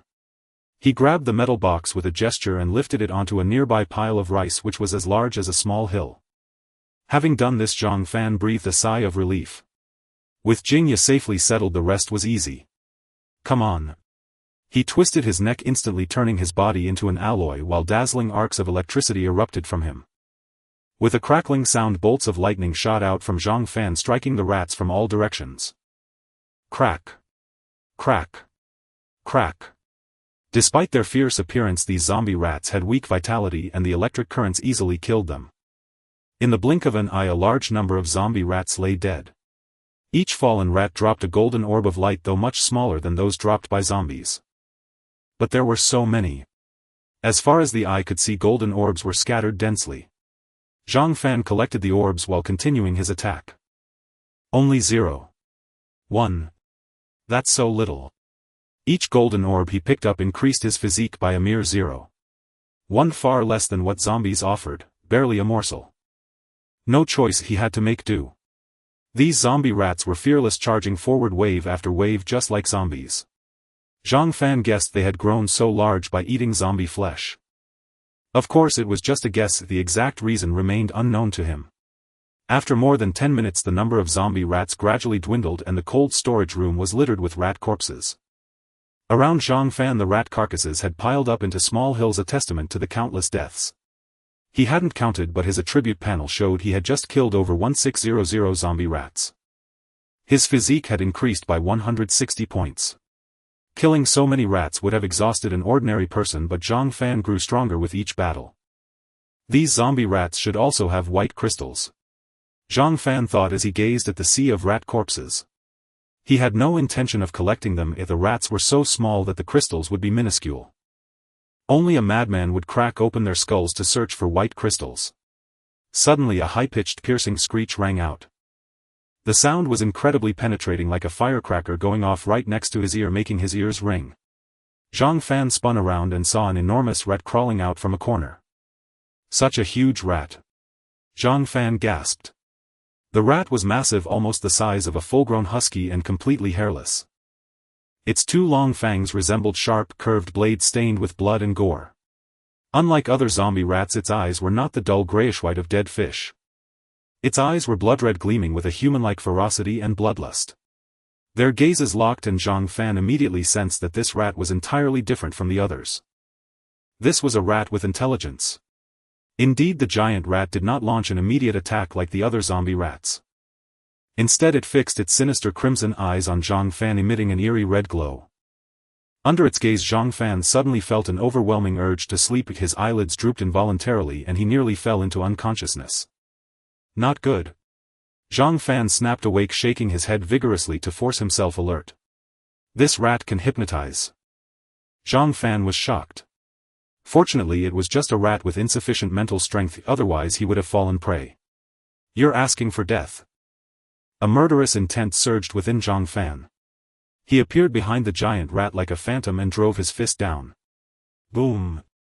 The rat was agile compared to other rats and zombies but far inferior to Zhang Fan. His fist smashed into the rat's forehead, splattering its brains. Without even a squeak, the rat died on the spot and went to meet its maker. It dropped 3 orbs of light, 1 gold, 1 silver and 1 white. Zhang Fan picked them up in turn. Physique 2. Mental strength 2. Obtained super hypnosis ability. Super hypnosis. Zhang Fan blinked in surprise. Is it more powerful than ordinary hypnosis? Considering the giant rat's mental strength was only 2 while his own was 20, a 10-fold difference, the rat had nearly hypnotized him with just 2 points. The hypnosis effect was indeed formidable. If my mental strength were equal to the rat's or even weaker, I might have been instantly hypnotized and completely defenseless. Zhang Fan felt a sense of relief. But this ability is truly domineering. If used well, it could be a trump card. Zhang Fan was elated, imagining the applications of super hypnosis in combat. In the heat of battle, a sudden hypnosis attempt could at least disrupt the enemy's mental state, playing a crucial role even if it didn't instantly put them under. It was a devious ability. Zhang Fan, how is it? Jing Ya's voice came from above. He had almost forgotten about her. Zhang Fan slapped his forehead, quickly brought down the box and let Jing Ya out. Are you okay? She asked with concern. I'm fine. Zhang Fan smiled, checked his phone. It was nearly 1030. Time to head back. An hour later the two returned to the villa just as the clock struck 1130. Yang Guang and the others, along with the 2 duplicates who had been pumping oil, were also back. The heavy truck and oil tanker were parked in front of the villa. Boss, you're back. Everyone stood up. Yeah, we're back. Zhang Fan nodded with a smile, looking at the 6 duplicates he had sent out that morning. The 6 duplicates walked toward him and merged into his body one by one. Boom! A surge of unfamiliar memories flooded his mind, flashing like a movie. These were the experiences of the 6 duplicates from the morning. Every time he reabsorbed them, their experiences became part of his memory. Thus Zhang Fan knew exactly what the duplicates had been through. At the same time, a vast warm current flowed through his limbs and bones as if he were soaking in a hot spring, making him feel incredibly comfortable. Looking at the physique attribute on his panel, it began to skyrocket like a rocket. 620, 650. 700, 750. The physique figure quickly surpassed 1000 and continued to climb, finally stopping at 225 at the 4th level. At that moment Zhang Fan felt an immense surge of power throughout his body, as if he had been reborn, shedding a layer of shackles, his body feeling light as air. He was completely immersed in this delightful sensation until the others snapped him out of it. Boss, what's wrong? They looked at him curiously. I'm fine. Zhang Fan smiled awkwardly. You guys chat, I'm going to wash up. I'm filthy. Go ahead. Zhang Fan went to the bathroom and immediately checked his attribute panel. Name Zhang Fan. Level 4 Psychic. Physique level 4 225100000. Mental strength level 2 22100. Abilities: Infinite Pickup, Metal Manipulation, Touch of Midas, Duplicate Creation, Alloy Body, Self-Healing, Lightning Control, Instant Movement, Earth Control, Super Strength, Super Hypnosis. Level 4 indeed. Zhang Fan was both surprised and delighted, realizing why he had leveled up. His duplicates possessed all his abilities, including Infinite Pickup. Of the 6 duplicates sent out that morning, 4 had gone hunting zombies and picked up numerous golden orbs. When reabsorbed, the orbs they collected all contributed to Zhang Fan's growth. Thus he had broken through. But the increase was too drastic, jumping from 615 at level 3 to 225 at level 4. Zhang Fan murmured, that's an increase of 610 points, meaning the 4 duplicates killed 1220 zombies this morning. Wow, that's even more efficient than doing it myself. This is a fast track to power. Why didn't I think of it before? I should create more duplicates to hunt zombies and collect physique orbs. Zhang Fan felt overjoyed. Breaking through to level 4 was exciting, but the discovery of this shortcut to rapid growth was even more thrilling. Half an hour later he finished washing up and emerged from the bathroom just as lunch was ready. How was today's haul? Zhang Fan asked while eating. Great. Yang Guang smiled. We collected 1439 white crystals this morning. They're already soaking in a basin and will be ready by tonight. You guys did well. Zhang Fan praised. Any trouble? A total of 1439 white crystals meant they had killed 1439 zombies. Among them the 4 duplicates had killed 1220. The other teammates were a bit underwhelming. But that was fine, if they were too effective the duplicates would have fewer kills. Not at all. Bao Yuning said, his mouth full of food. With your 4 duplicates leading us we sliced through zombies like cutting vegetables. We pushed through without any danger. Good. Zhang Fan nodded slightly. Jingya and I had a decent harvest too, we collected 1250 tons of rice. That much? Everyone was taken aback. Is that a lot? Zhang Fan chuckled. You should see the grain depot, it holds over 200,000 tons of rice. We only took a fraction, but even that is enough to feed us for centuries. What about the rest? What else can we do? Just leave it. Too wasteful. Yeah. After lunch they chatted for a while before retreating to their rooms for rest. They had to be out again after 2 p.m., so a good midday rest was essential to conserve their strength. Zhang Fan lay on the bed clutching several white crystals in his hand, rapidly absorbing the energy within. Since breaking through to the 4th level he found his absorption speed had increased. At the 3rd level absorbing 1 crystal took 10 minutes and now it only took 8. Each crystal granted a modest yet steady increase of 0.5 points to both physique and spirit. The boost to physique didn't concern him much, what he valued was the enhancement of spirit.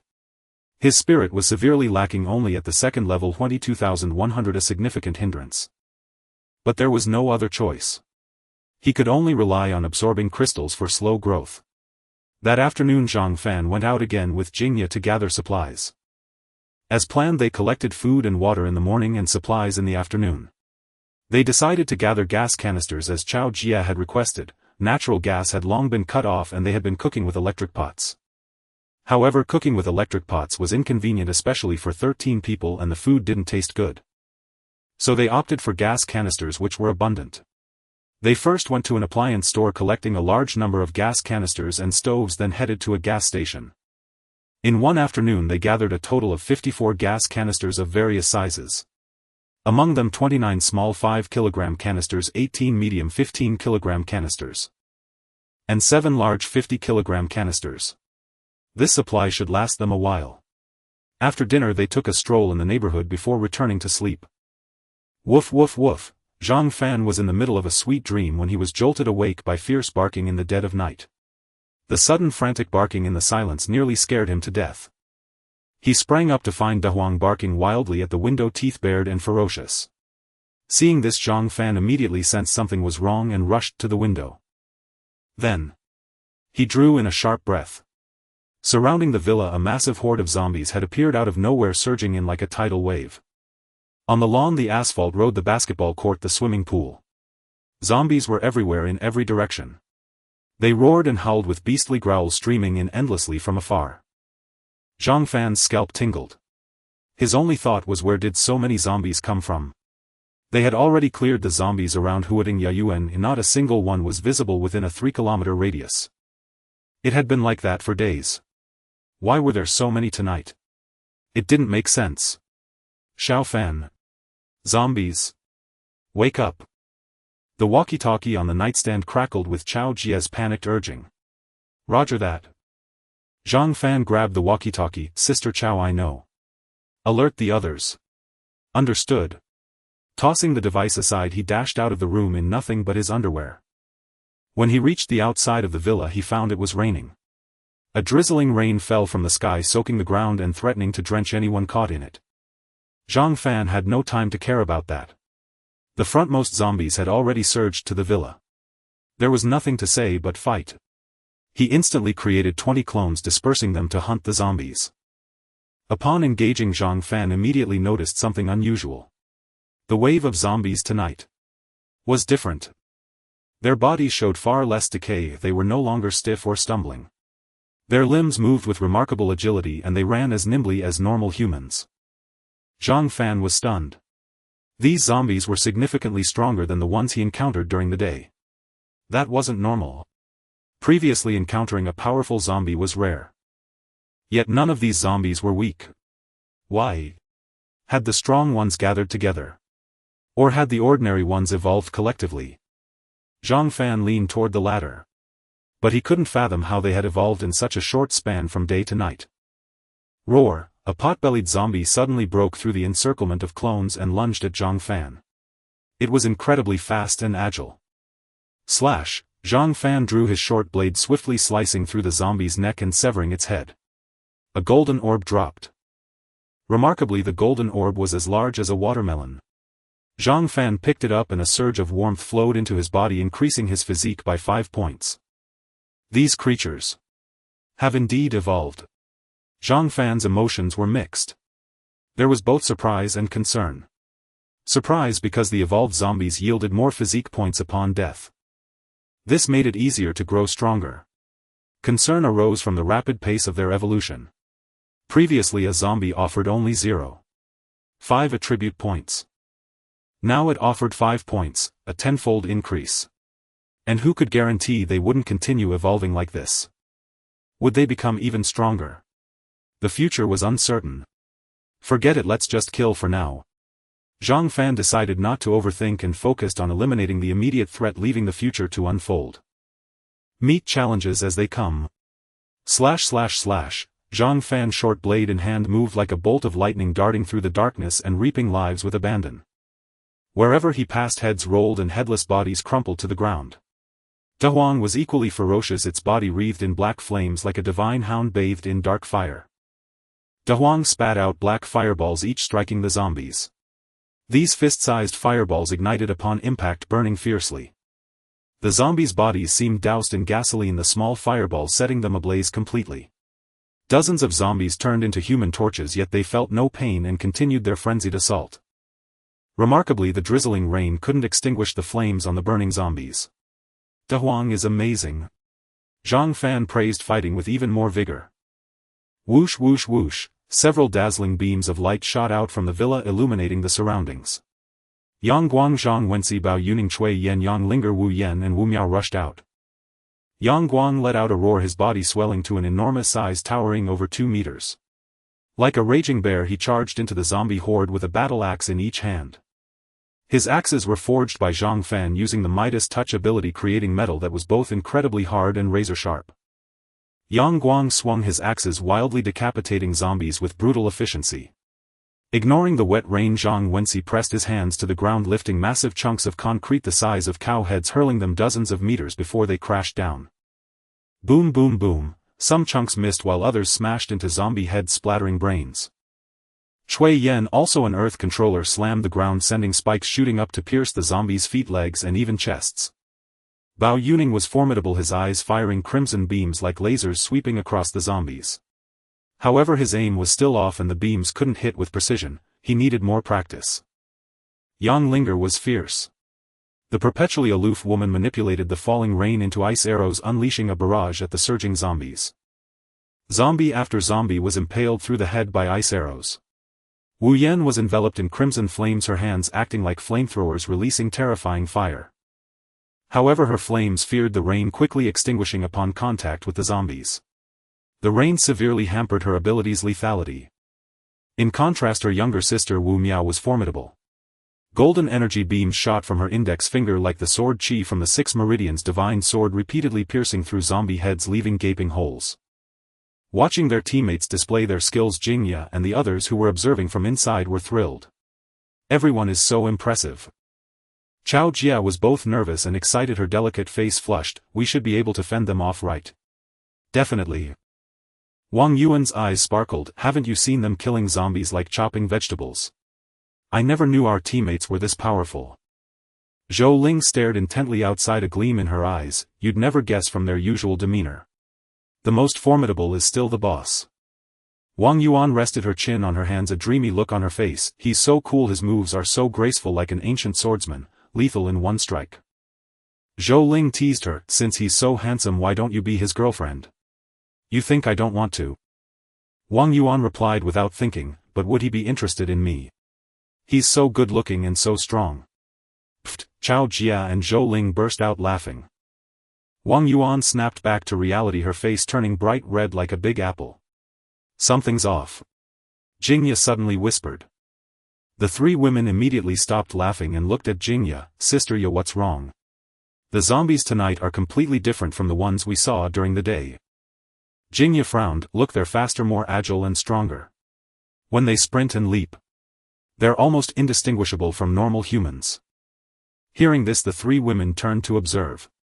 It seems true. Chao Jia exclaimed. She hadn't been outside for days and hadn't seen zombies in a while. With Jing Ya's reminder, she immediately noticed the difference between tonight's zombies and the ones before. Jingya continued, look closely at the wounded zombies that didn't die instantly. Aren't their wounds slowly healing? Healing? How is that possible? Unless they've awakened a regeneration ability. The three women were skeptical. Why are they called zombies? Because they are the living dead. Though they move, their bodies rot and stink like real corpses. That's why after the apocalypse their bodies began to decay to varying degrees. Can decaying bodies heal themselves? Ridiculous.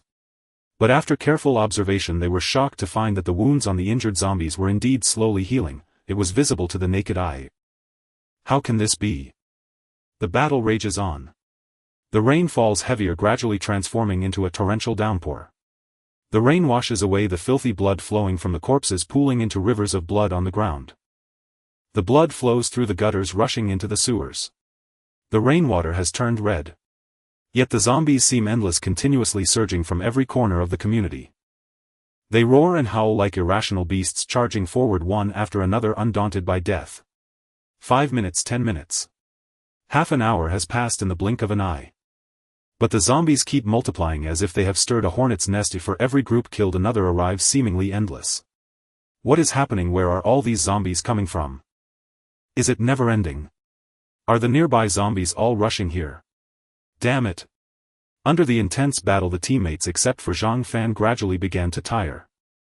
The result of this is their ability to unleash their powers slows down, the lethality of their abilities weakens, and their accuracy diminishes. Boss, I'm about to collapse. Zhang Wensi gasped, completely soaked not just from sweat but also from rain. Boss, I can't hold on either. Boss, what should we do now? Boss. Except for Yang Linger, everyone else expressed that they were close to their limit. Even the black flames on De Huang are about to extinguish its tongue, lolling out, panting heavily. This can't go on, there are too many zombies and no one knows how many more are behind. Zhang Fan decisively said, Old Zhang, immediately escort Jingya and the others to the heavy truck and leave here. We can't wait until our strength is exhausted to leave it, that would be certain death. After so long of fierce fighting, Zhang Fan still felt invigorated. He hunted while collecting light orbs, his physique rapidly increasing. In just a short while he had already killed 40 zombies, netting him 200 physique points. Tired? What is that? But his teammates were different, they were on the verge of collapse. Boss, are we giving up this place? Zhang Wensi asked, somewhat unwilling. It's not giving up, it's a strategic retreat. Zhang Fan exclaimed, these zombies are targeting us, not the villa. As long as we leave they will surely depart as well. Once the zombies disperse we can return if they want, take their anger out on the house. That's right. How could zombies possibly be interested in the villa? Boss, can you hold on? Yang Guang asked with concern. I can fight for another hour without any problem. Zhang Fan smiled reassuringly and created 2 more clones, teleporting into 2 heavy trucks and driving them to the villa, positioning them right at the front door. Hurry! Zhang Fan shouted. Boss, you hold on first, we will evacuate immediately. Zhang Wensi called out and quickly left the combat zone to summon Jingya and the others. Before long, Jingya and the others came out of the villa and boarded the 2 heavy trucks. You all go too. Zhang Fan called out to Yang Guang and the others. But boss. Stop whining and follow orders. Understood. To cover their retreat, Zhang Fan created 10 more clones to take their places. Yang Guang and Zhang Wensi took the opportunity to board the heavy truck. Boss, get in the car quickly. Zhang Fan dismissed the 20 clones, his figure flickering, and he appeared inside a heavy truck. Accelerate, charge through. Little brats, come at me. Zhang Wensi, who was driving, floored the accelerator and the engine roared as they surged forward. The zombies in front charged wildly, fearless of death, attempting to shred the heavy truck to pieces. Yet faced with the truck's brutal charge, they could only be reduced to mush. The heavy truck smashed through, quickly breaking free from the community and entering the street. The number of zombies on the street was relatively fewer and scattered, not forming a cohesive force. Seeing this scene, everyone breathed a sigh of relief. Moments ago surrounded by thousands of zombies in the community, just recalling that scene made them break into a cold sweat. Fortunately, they had finally escaped. "Boss, where to now?" Zhang Wensi, driving, asked. Zhang Fan was taken aback. He didn't know where to go either, as he was unfamiliar with the Demon Sea. "To the central tower," Jingya said immediately. Zhang Wensi looked puzzled. "Why are we going there?" "Don't ask, just go." Jingya didn't bother explaining and then looked at Zhang Fan. "I've always wondered why these zombies are flocking towards our villa so eagerly. And heading straight for Villa No. 9.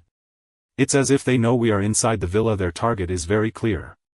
This is also what puzzles me." Zhang Fan said. "The zombies tonight are strange. Everything about them feels sinister. It's too bizarre." Zhang Fan, did you notice that tonight's zombies are unusual? I realized it as soon as we engaged. Zhang Fan shook his head. This afternoon when we were collecting gas tanks, the zombies were still quite normal. Yet in just a short half of a night the zombies have drastically become stronger. It's too strange. Indeed, it's too strange. Jingya also found it incomprehensible. Could it be due to the rain? Wang Yuan suddenly said. Rain? Zhang Fan was taken aback. What does rain have to do with it? Boss, on the night before the apocalypse, which was the night of May 31st, it also rained. Wang Yuan suddenly said. Moreover, that rain was very strange. It was said to be red. Red rain? Zhang Fan questioned. Why didn't I know about this? It was already 4 a.m. when it rained. Wang Yuan explained, and it rained for a short time, just lasting half an hour before stopping. With the temperature in the Demon Sea, it evaporated quickly. Thus very few people noticed. Moreover, the next day before dawn the zombies appeared. At that time everyone was in a panic. Who had the time to care whether it rained or not? Wang Yuan sighed. Zhang Fan and Jingya exchanged glances. Are you suggesting that the apocalypse outbreak is related to that rain? That's not what I meant. Wang Yuan shook her head. I was gaming late into the night, and when I woke up it was already afternoon. But I browsed a post online where a survivor speculated that the apocalypse outbreak and the appearance of zombies are inextricably linked to that strange blood rain. Plus, with tonight's bizarre events, I can't help but suspect that the zombies suddenly going mad is related to the rain. Zhang Fan and Jingya exchanged glances, unable to determine the accuracy of Wang Yuan's words. There was no way. It was too absurd. A single rain could lead to the apocalypse. A single rain could make zombies collectively evolve. Is that even possible? However, what Wang Yuan said does make some sense. It was indeed after the rain that the zombies went mad. Actually, there's a way to verify whether Xiao Yuan's words are correct. Jingya said. Rainwater. Zhang Fan raised an eyebrow. Yes. Jingya nodded emphatically. Did Wang Yuan not say that the rain from 10 days ago was red? Let's see what color today's rain is. As she spoke, she flipped her palm and a transparent clean goblet appeared in her hand. Zhang Fan took the goblet, flickered and disappeared from the truck, appearing on the roof. The rain continued to pour heavily, with large droplets crashing down, striking the canopy with a pattering sound. Zhang Fan raised the goblet to catch the falling rainwater. Since it was night, the streets were pitch black, illuminated only by the heavy truck's searchlights. The goblet was reflected in an orange hue, making it difficult for Zhang Fan to discern the color of the rainwater. Once he had collected enough, Zhang Fan teleported back inside the truck.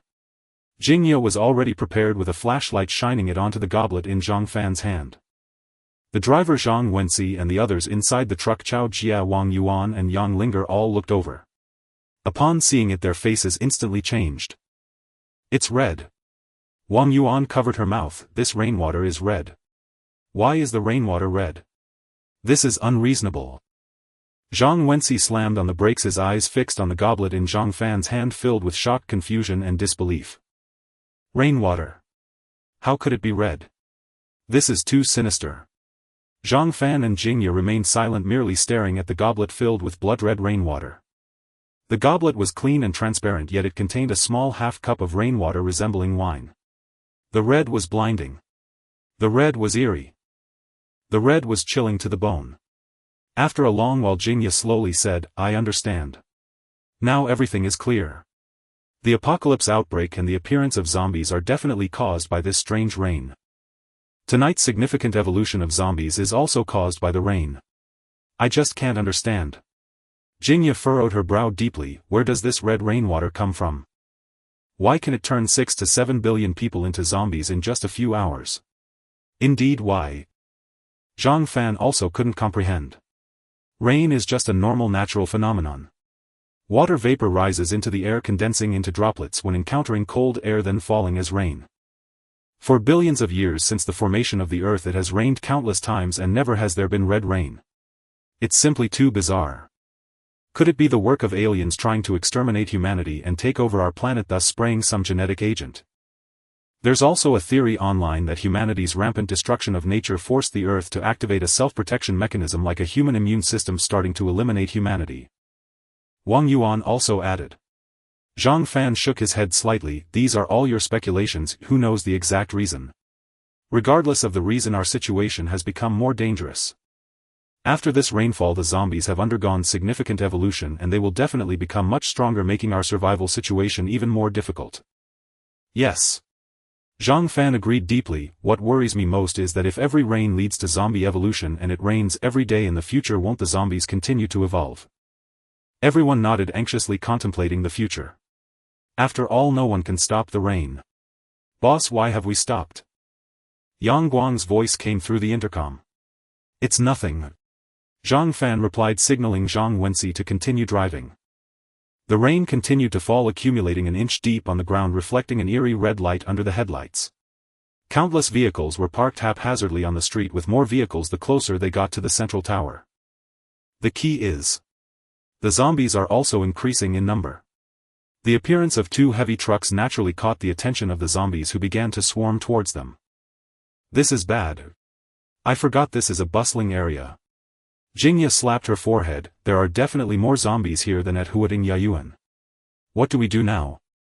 The central tower is located in a commercially prosperous area with complete living facilities including schools, hospitals, large shopping supermarkets, commercial streets, food towns and vegetable markets.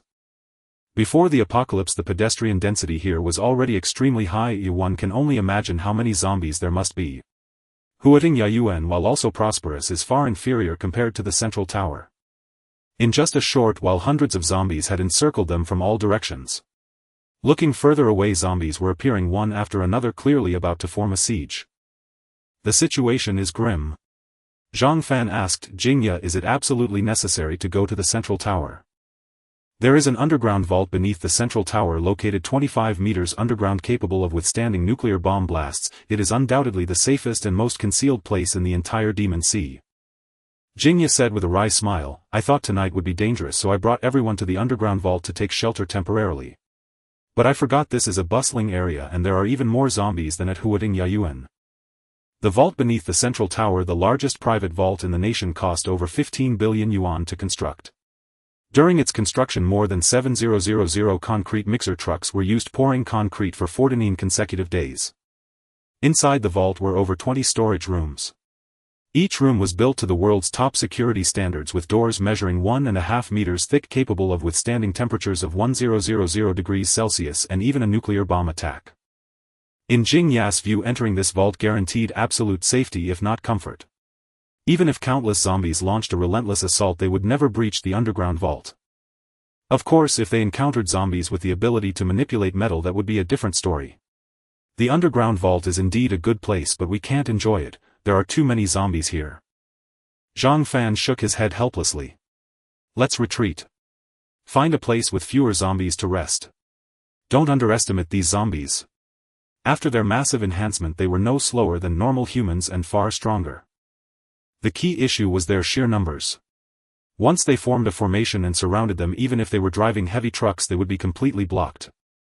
Zhang Fan wasn't afraid. He could always leave, but Jingya and Wang Yuan would surely die horribly. For everyone's safety, it was best to retreat before the zombies closed in. Then find a safe place to spend the night and plan for tomorrow. It was no good running around in the dark, rainy night. Everyone was exhausted and needed rest. "Boss, where are we going?" asked Zhang Wensi. This stumped Zhang Fan.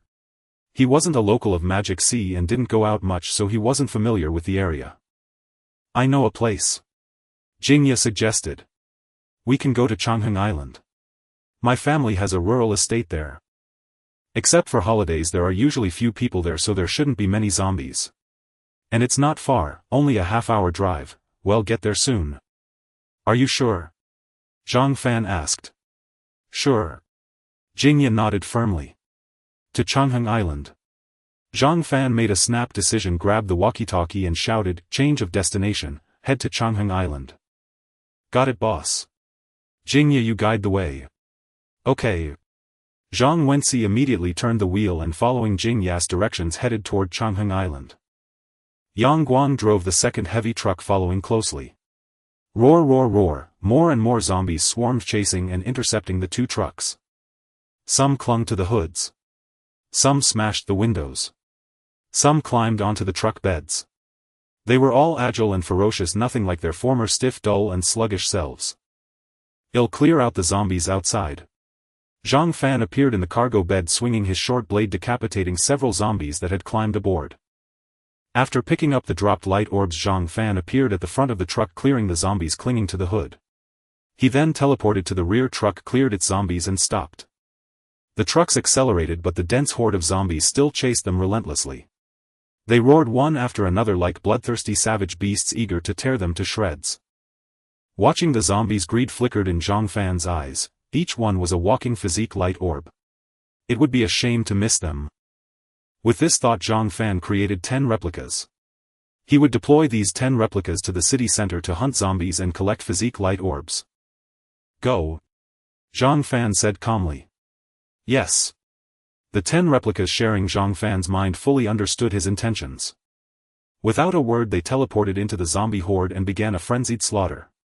"I hope when we meet again you'll give me a surprise," Zhang Fan murmured and teleported back into the truck.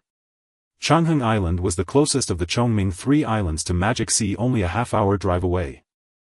However, due to heavy traffic and the dark rainy night, the half-hour journey took 2 hours. They arrived on Changheng Island at 2 a.m. Fortunately, once they entered Changheng Island, it felt like the suburbs. Traffic thinned drastically and the road was smooth. Zombies were nearly invisible. Seeing this, everyone breathed a sigh of relief, their anxious hearts settling. Being surrounded by that dense horde of zombies earlier had been overwhelming, fearing their trucks would be stopped and they'd be torn apart. "That scared me to death." Wang Yuan patted her chest, still shaken. "I could hardly breathe." "You're not alone, I was terrified too," Zhang Wensi gasped. "My nerves were on edge the whole time and my back is soaked. These zombies are insane. Who knows how many people will die tonight?" "Who knows?" Zhang Fan let out a long breath. "But tonight is bound to be sleepless, many survivors won't rest easy. Yeah, it's like these zombies have noses that can smell us. Tonight is too eerie."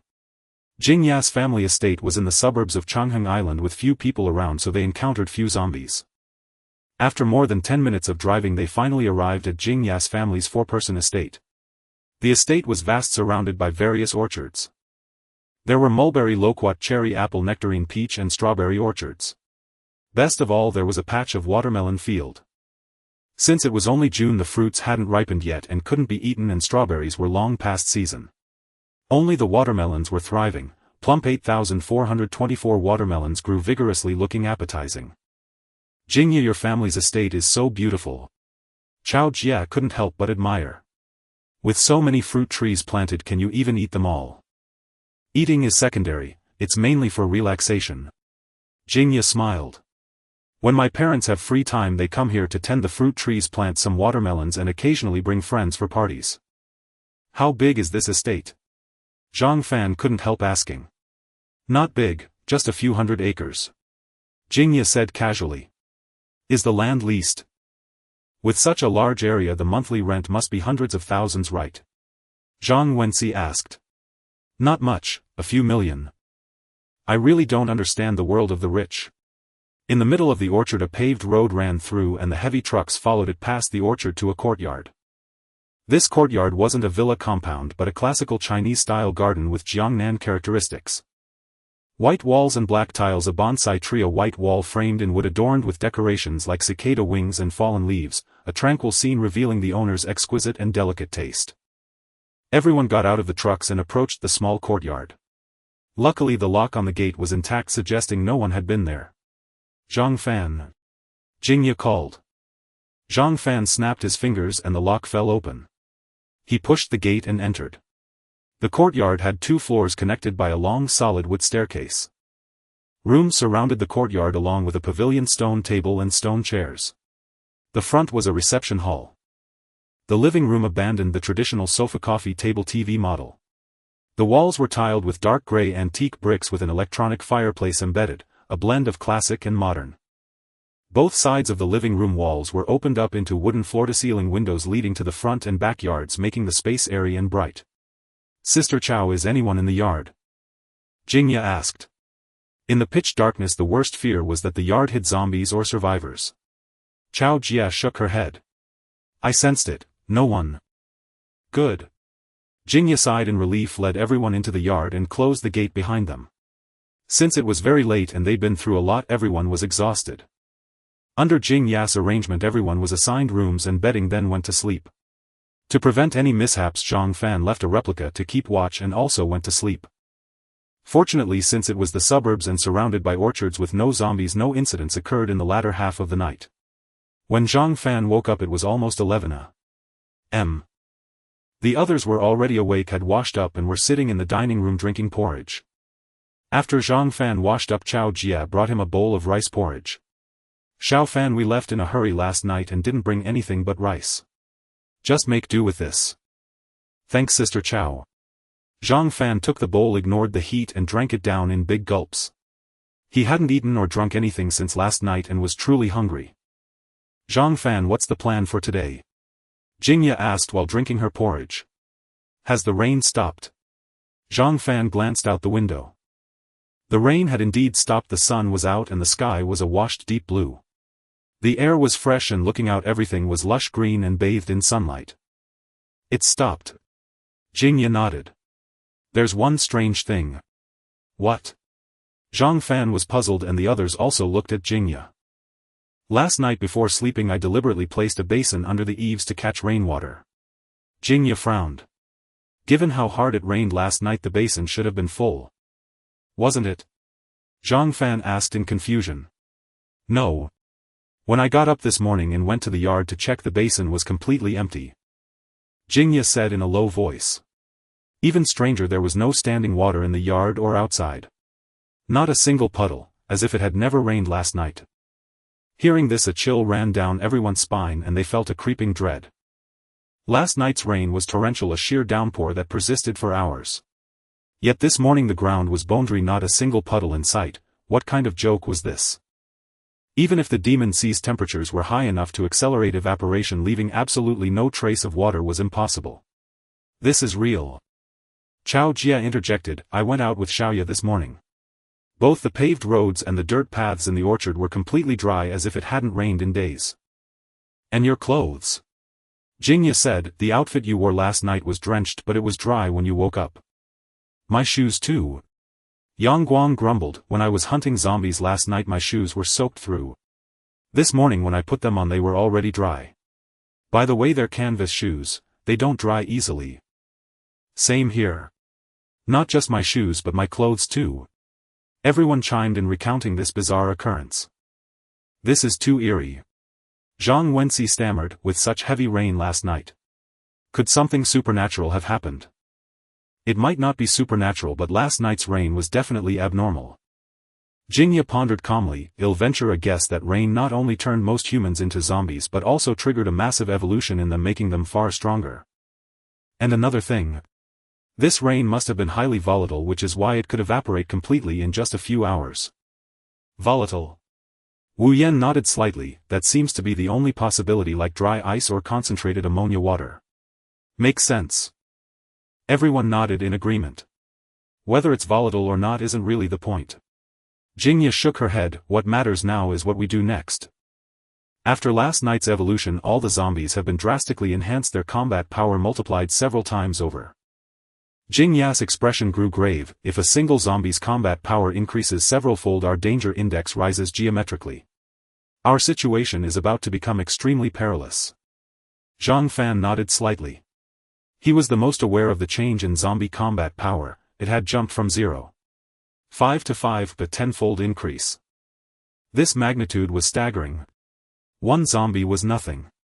But a horde or countless zombies combined would unleash a truly terrifying force. Zhang Fan didn't rush to offer his opinion. Instead he looked at the others and asked, "What does everyone think? We should fight our way back, clear the zombies around the villa and return to living there." Yang Guang immediately said, "All our supplies, clothes and food are at Huading Yayuan. That's our base, we have to go back." Going back is a given, but the problem is once we're back at the villa, what if the zombies swarm us again in the middle of the night? I don't want to be ambushed in the dead of night again. Bao Yuning shook his head vigorously. Yeah, we still haven't figured out why the zombies surrounded us. Cui Yen chimed in, I think we shouldn't go back until we understand the reason. Makes sense. Bao Yuning and Cui Yan's words won support from Wang Yuan, Chao Jia, Zhou Ling and Wu Yan. They had been sleeping soundly when a massive horde of zombies suddenly besieged their villa. That experience was horrible. No one wanted to go through it again. So everyone means to stay here for now instead of returning to the villa. Zhang Fan looked at the group. Staying on Changheng Island isn't so bad. Zhou Ling said, Changheng is just a small island surrounded by the river on all sides with only the Yangtze River tunnel connecting it to the Demon Sea. If we cut off or block the tunnel, the zombies can't get across. All we need to do is clear the zombies on the island and the whole place will be zombie-free. Zhou Ling grew more excited. What's more, the soil on Changheng Island is incredibly fertile. We can plant vegetables, grow crops, raise livestock, achieve sustainable development. Zhou Ling's words were undeniably tempting and everyone's hearts were stirred. Boss, I think what Zhou Ling said is highly feasible. Zhang Wenxi immediately nodded in agreement. Changheng Island is surrounded by the river and the Yangtze is over 10 meters deep, a natural moat that completely blocks land zombies from entering.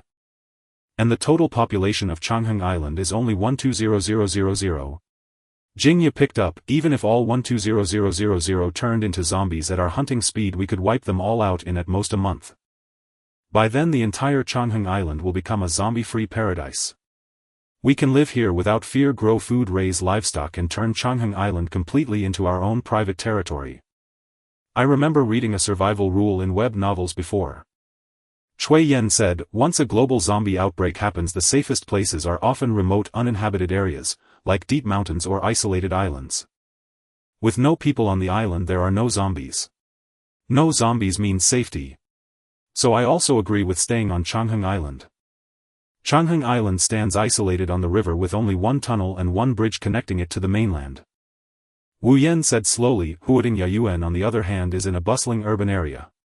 No matter how many zombies we clear from around the community, more will keep coming from the surroundings. In comparison, Changheng Island is undoubtedly more suitable as a rear base and stronghold. I agree too. Changheng Island is just a tiny place, only about 88 square kilometers. The zombies here can be completely wiped out, unlike the mainland where you can never kill them all. By the way, there are also Shashing Island and Chongzhou Island nearby. If we want to expand our base, we could take those over too. Zhang Fan agreed with making Changheng Island the base. As everyone had said, the island was surrounded by the river, an isolated isle with a limited area and a finite number of zombies, at most 100,000 or so, that could be eliminated. Once the zombies on Changheng Island were purged, it would become a place free of the undead. Without zombies, the entire island would become their domain, where they could plant vegetables, grow grains, cultivate fruit, raise livestock and achieve sustainable development. At the same time, Changheng Island was very close to the Demon Sea, just a half-hour drive. They could easily go there to gather supplies, hunt zombies and collect crystals. It was killing two birds with one stone. Since everyone agrees, let's do it. Zhang Fan stood up and announced, I hereby declare Changheng Island our official base. From now on we will use it as our headquarters and develop it. Long live the boss. The crowd cheered and buzzed with excitement. Zhang Fan raised his hand to quiet them, but first we need to transfer all the supplies left in the villa. Otherwise our recent efforts will have been in vain. Absolutely. We've gathered so many supplies in the villa, we can't just abandon them. They must be moved. That's simple. My portable space is big enough to pack everything in one go. Excellent. Zhang Fan nodded slightly, then it's settled. The rest of you stay on the island to clear the zombies. Jingya and I will go back to the villa to transfer the supplies. Okay. No problem. After lunch everyone split up. To ensure their safety and speed up clearing the island, Zhang Fan left behind 10 replicas. At level 4 he could create up to 40 replicas. He had made 10 last night and deployed them at Zhongxin Tower. Today he created another 10, leaving capacity for 20 more. Zhang Fan drove a heavy truck with Jingya, leaving Changheng Island and heading toward the Demon Sea. Since they had smashed a path through the night before, the road was clear and they were back in the Demon Sea in under 40 minutes. It was just noon and the sun was high, quickly raising the temperature. Zhang Fan wore sunglasses, one arm resting on the window frame and the other on the steering wheel as the scenery flashed by. Beside him sat the graceful Jingya, the breeze tousling her hair making her look stunningly beautiful. Jingya, do we look like a couple? Zhang Fan joked. No, Jingya shook her head. Why not? Zhang Fan glanced at her. Have you ever seen a couple driving a heavy truck? Jingya said with a suppressed smile. Easy. I'll just find a luxury car later. In this world there's nothing else but luxury cars are everywhere on the streets. Zhang Fan laughed heartily. Just focus on driving. Jingya shot him a look. We're getting close to the downtown area. There are a lot of zombies here. Be careful. Don't worry, I've got it under control. In the bustling downtown area the number of zombies indeed increased. On the roads and the lawns in front of shops and on the overpasses. Zombies swayed everywhere. The ground was dry and barren as if it hadn't rained at all last night. However, much of the foul blood on the streets had disappeared as if it had been washed away. The sewer entrances were also clogged with garbage, which served as evidence of last night's heavy rain. Boom, a heavy truck entered the street emitting a deep rumbling sound that immediately attracted the attention of the zombies. They all turned their heads, then rushed over as if they were flies drawn to excrement. When encountering vehicles blocking their path, some zombies leaped over while others crashed down onto the truck. These zombies were agile, comparable to young athletes. This was not an isolated case, all the zombies on the street were like this. In just one night these zombies have transformed completely. Zhang Fan exclaimed, I'm really curious about what that blood rain was last night. Who knows? Jingya, gripping the seatbelt with one hand and the handrail with the other, was extremely nervous. It was impossible not to be nervous. The zombies before last night, even if she couldn't defeat them, she could outrun. Today's zombies she couldn't escape from. If she were left alone here she wouldn't be able to escape at all. Hold on tight. Zhang Fan called out, stepping on the gas as the heavy truck roared away. Bang bang bang, several zombies directly in front were immediately knocked away, their bones broken and flesh mangled. The heavy truck sped away, leaving behind a pile of dismembered bodies and pools of foul blood. If Zhang Fan had gotten out to observe, he would have discovered that the blood of today's zombies was no longer the black foul-smelling type but had notably brightened. After driving recklessly for less than half an hour, Zhang Fan and Jingya returned to Huading Yayuan. Many zombies wandered in the community, moving aimlessly like released prisoners. However, upon the appearance of the heavy truck they were all attracted, roaring and rushing over. Zhang Fan did not stop, driving straight to the front of Building 9 before coming to a halt and creating 10 clones. Go! The 10 clones activated their teleportation, blocking the villa's entrance and forming a barricade. The teleportation had a range limit. At the first level Zhang Fan could teleport up to 3 meters. At the second level up to 10 meters. At the third level up to 20 meters. At the fourth level he could teleport up to 50 meters. 50 meters. Now at the fourth level Zhang Fan could move freely within 50 meters, appearing anywhere within that range. Roar! The zombies immediately pounced on the clones. The area around the heavy truck was clear. Come, I'll take you in.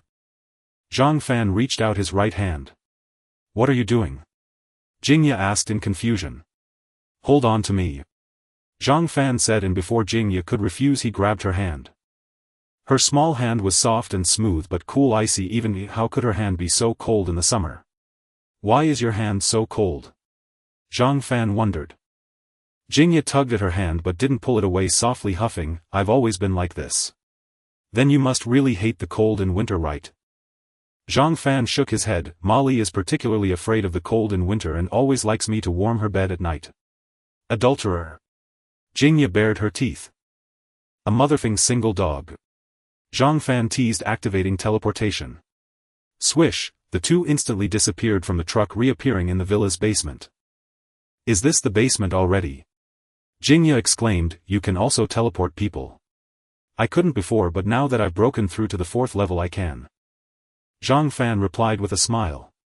You're already at the 4th level. Jingya gasped, she was only at the 2nd level. How could there be such a big gap between people? Yes. Zhang Fan nodded, urging, hurry and gather supplies, we should leave early. Got it. Zhang Fan knew the villa was very safe, but for safety's sake he stayed close to Jingya. Jingya walked through collecting supplies in batches. It's such a pity we spent several days organizing these supplies and now we have to take them away. Zhang Fan couldn't help but sigh. What can we do? Jingya continued gathering supplies. After about half an hour the supplies in the basement were completely cleared. Zhang Fan then took Jingya to the 1st floor, taking everything: sofa, television, dining table, chairs. All of it. The bed sheets, blankets and mats were all taken. The gas cylinder, stove, refrigerator and leftover vegetables in the kitchen.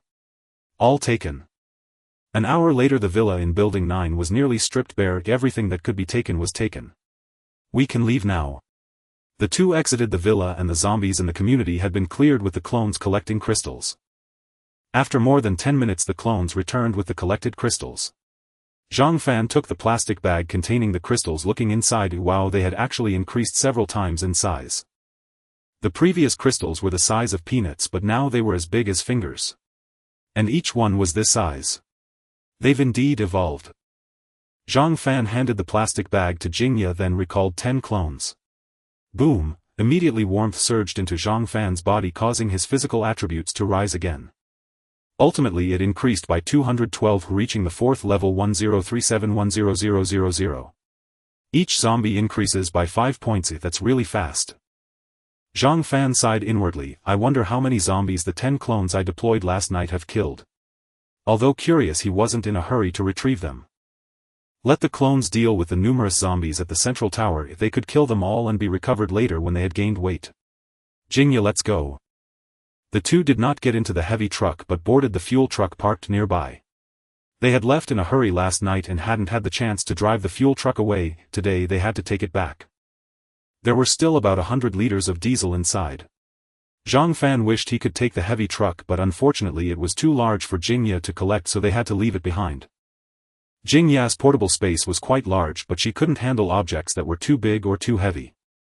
According to her experiments, she could currently collect items weighing up to 200 kilograms at a time. Anything heavier couldn't be taken and had to be broken down into smaller pieces to collect bit by bit.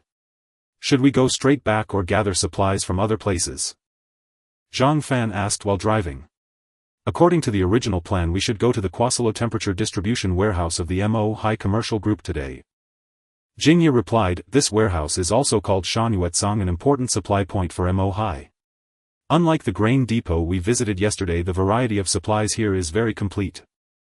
Not only does it have rice and flour but also millet, corn noodles, cooking oil and various other supplies. If we clean out this grain depot, our food reserves for the future will be very ample and we won't have to worry about food anymore. Then let's go to this grain depot. After all, it's still early today and we have plenty of time. Zhang Fan stepped on the gas. You lead the way. Take the Ring Road Highway and try to avoid the city center. Roger that. The Shanyue warehouse was far from Huading Yayuan, and with so many cars on the Ring Road Highway it took them over 2 hours to finally arrive at the warehouse. At the warehouse entrance more than a dozen large trucks were parked along with 20 to 30 logistics delivery vehicles. The daily turnover of Shanyue warehouse exceeds 400 tons and there are 50 to 60 logistics delivery vehicles every day. Jingya explained, this ensures that supplies can be delivered to various supply points in the city as quickly as possible. No wonder there are so many vehicles. Zhang Fan drove the fuel truck to the outside of the warehouse. At a glance, the over 3,000 square meters warehouse was neatly stocked with packaged rice, flour, noodles, cooking oil and various other supplies. Tall shelves were stacked high and several forklifts were also placed inside the warehouse. There are too many supplies here. Zhang Fan exclaimed, if we rob this place we won't have to worry about flour and cooking oil for the near future. I'm starting to collect. Hurry up and gather. Jing Ya's hand brushed over the shelves and the flour and cooking oil on the shelves disappeared. Watching her walk along the shelves and quickly gather supplies, Zhang Fan felt very pleased.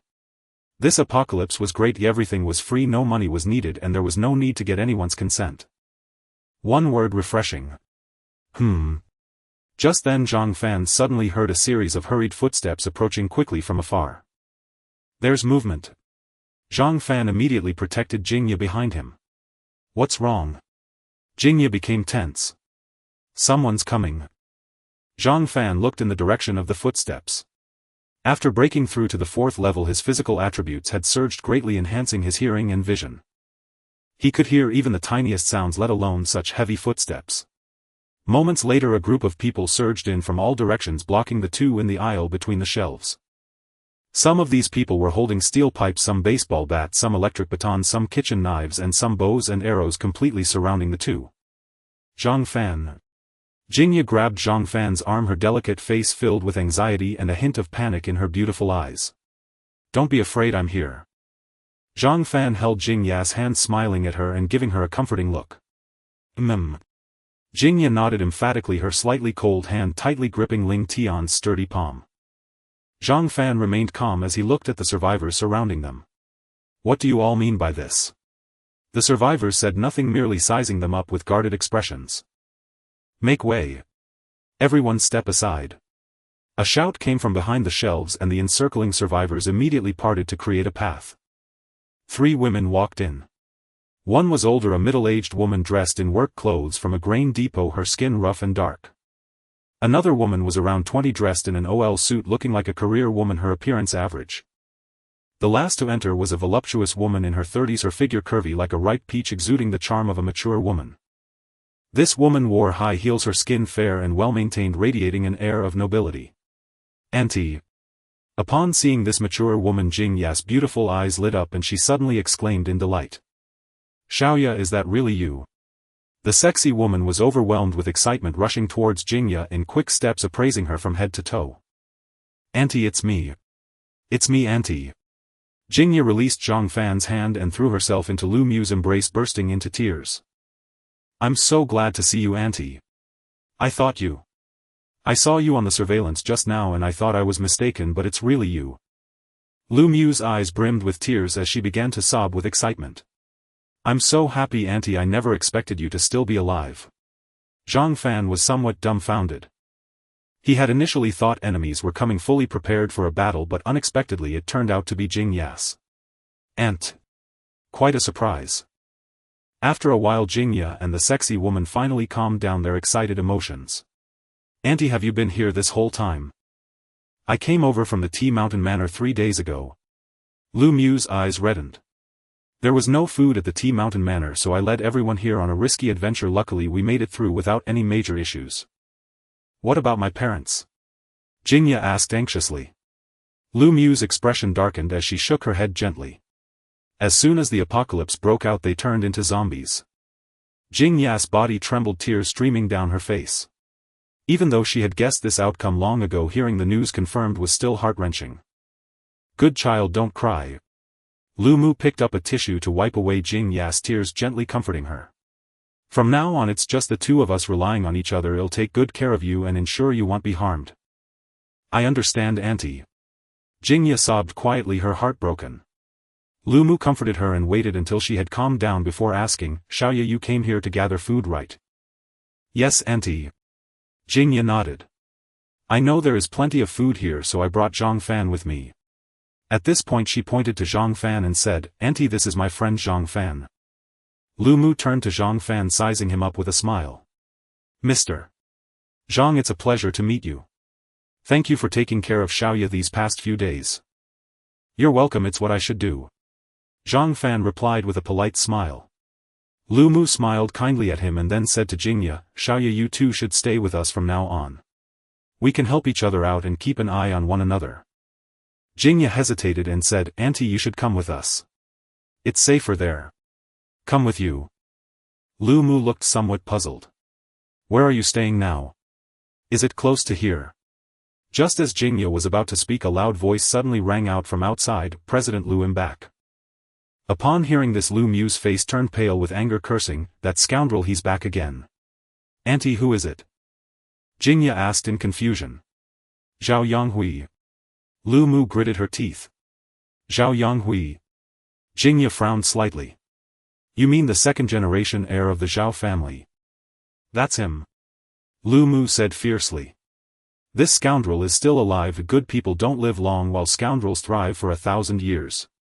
Jingya felt some disgust. Zhao Yonghui was a notorious wastrel in the second-generation circle of the Demon Sea. His family was in real estate with a large business.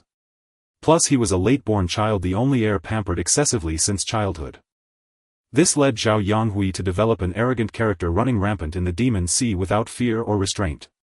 He particularly enjoyed playing with women, and with his family background he could have any woman he wanted. Yet Zhao Yonghui preferred respectable women.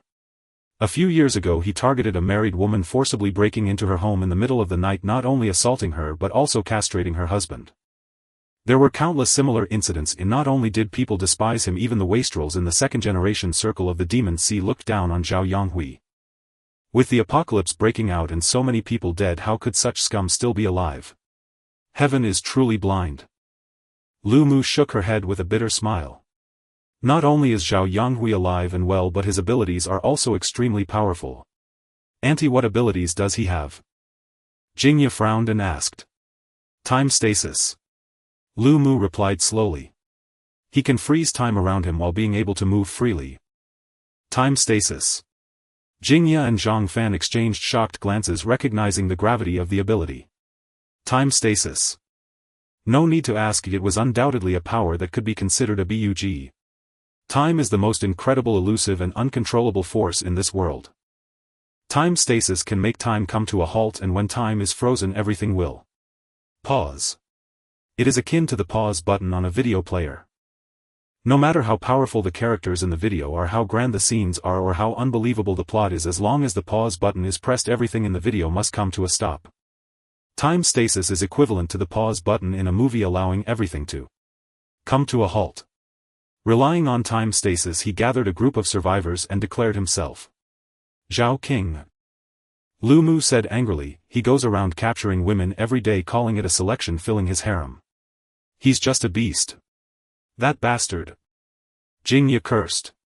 Given her understanding of Zhao Yonghui, with such a bug-like ability and the current situation, this villain would definitely do anything. Self-proclaiming as Zhao King. Building a harem. Does he really want to be an emperor? "Auntie, what does this guy want now?" Jingya asked again. "They were here yesterday afternoon." Lu Mu gritted her teeth. "Not only does he want to seize the food here, but he also threatened me to become his woman. If I didn't agree, he would come to me today." "He dares." Jingya's brows furrowed. "It's impossible to stop him."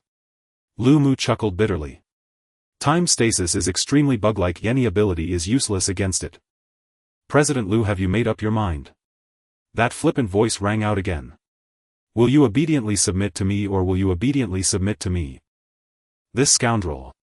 Lu Mu cursed and instructed Jingya, "Shall you find a place to hide? Don't let him find you, otherwise Auntie can't protect you." Jingya glanced at Zhang Fan. "Auntie, don't be afraid, with Zhang Fan here he can't do anything to us." Lu Mu looked at Zhang Fan, shook her head and said, "He won't let you go, you should hide." Jingya was about to say more, but Zhang Fan shook his head at her. Having developed a tacit understanding over the days, Jingya immediately understood his meaning and stopped speaking, only reminding, "Auntie, be careful." "I know." Lu Mu nodded, tidying Jingya's hair with a sigh. "You must remember to hide well. Wait until we leave before you come out. Do you remember?" "I remember." Jingya nodded repeatedly. "Mr. Zhang, I'm counting on you to take care of Xiaoya." Lu Mu instructed and led her subordinates out of the warehouse. As soon as they left, Zhang Fan gave Jingya a knowing glance and quietly followed. Outside the warehouse 6 or 7 heavy trucks were parked, all types used for hauling dirt and stones. Among the several heavy trucks was a flashy Rolls-Royce parked its front, leaning against a young man with long hair, dressed in designer clothes and wearing sunglasses. The young man held a cigarette, his gaze casual as he leisurely blew smoke rings. On either side of the young man stood 7 or 8 muscular youths, their hands resting on their abdomens, lined up like bodyguards guarding beside him. This young man was none other than Zhao Yonghui. Upon seeing Lu Mu come out, Zhao Yonghui took off his glasses, casually discarded the cigarette butt and exhaled deeply. His gaze like a vicious wolf raked over Lu Mu's curvaceous and mature form before he smiled and said, "President Lu, how have you been considering?" "Zhao Yonghui, I will give you half of the grain in the warehouse if you take your people and leave." Lu Mu said expressionlessly. "You think half the grain will send me away? Is President Lu joking or trying to brush me off?" Zhao Yonghui laughed. "President Lu, let's not beat around the bush. Only someone like you can be worthy of me. I just want to ask you this, will you submit to me or not?" After speaking, he casually took out a nail clipper and began trimming his nails. "You know that I prefer things to come naturally, but am not averse to forcing someone. No negotiations." Lu Mu's face grew cold as frost. "What do you think?" Zhao Yonghui smiled. "President Lu, I assure you that as long as you obediently submit, you can be the queen among my harem with a status higher than any other woman. Since Zhao is so aggressive, there's no way I can refuse." "Fine, I agree." Lu Mu suddenly smiled, striding her curvaceous legs to Zhao Yonghui. Then she extended her fair arm and wrapped it around Zhao Yonghui's neck, gently blowing a breath. "Now that's more like it." Zhao Yonghui took the opportunity to wrap his arms around Lu Mu's slender waist. "If we join forces, it's a strong alliance. We will definitely establish a great empire in this chaotic apocalypse and become true kings. Then you must not mistreat me in the future." Lu Mu smiled sweetly, her expression suddenly turning fierce as she growled, "Go to hell. Die." Lu Mu's face twisted with malice as a sharp needle-like wooden spear akin to a steel awl materialized in her hand. She thrust it viciously toward Zhao Yonghui's neck, a strike that if landed would surely pierce through. Yet just as the spear was about to penetrate Zhao Yonghui's throat, it abruptly halted. Lu Mu too froze in place. Her face still bore a savage grin and her hand remained poised in the stabbing motion. But she was utterly still, as if struck by an acupoint sealing technique or ensnared by a paralysis spell, rigid and immobile. Zhao Yonghui pushed aside Lu Mu's arm, stepped back 2 paces and chuckled at the immobilized woman. "President Lu, playing these tricks before me is quite dull. Come on, tie her up." Zhao Yonghui waved his hand grandly.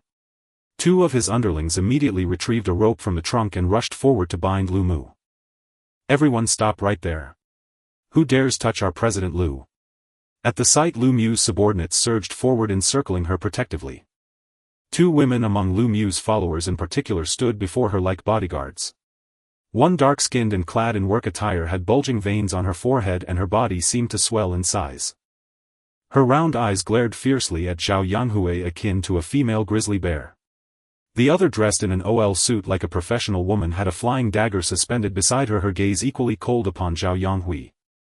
Zhao Yonghui's underlings, witnessing this, charged forward as well. In an instant the 2 sides stood face-to-face, bristling with hostility, the atmosphere turning tense and explosive. Zhao Yonghui's expression darkened, a murderous glint flashing in his eyes as he bellowed, "All of you retreat before this king." "Yes, your majesty." His underlings obediently withdrew behind him. Pleased with their compliance, Zhao Yonghui turned his gaze to Lu Mu's group, a crooked smirk curling at the corner of his mouth, exuding a sinister charm. "I'll give you one chance, kneel before this king at once and I might spare your miserable lives." "Stop bluffing, you bastard. Get out of here now if you don't want to die, this place isn't for you." The dark-skinned, burly, middle-aged woman roared, showing no respect for Zhao Yonghui. "Exactly. Scram. This is our turf, don't cause trouble here. Get lost. You're not welcome here." Lu Mu's other subordinates joined in the cursing. "Fine, fine. Very well."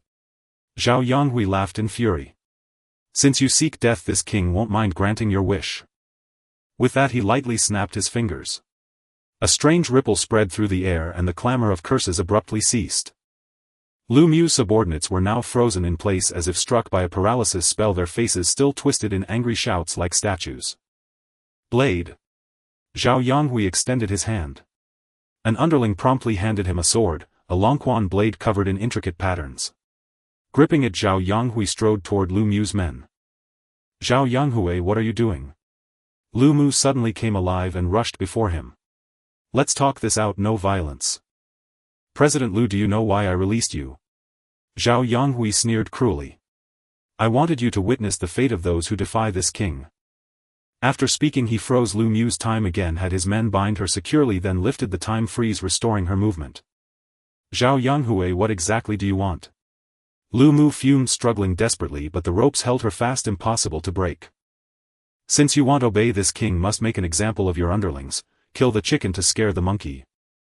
A vicious grin spread across Zhao Yanghui's face as he swung the Longquan's sword toward the throat of the dark-skinned, work-clad middle-aged woman. Given the blade's sharpness, this strike would surely sever her throat. Yet just as it neared its target, the sword halted. Huh! Zhao Yanghui turned to find his right wrist seized.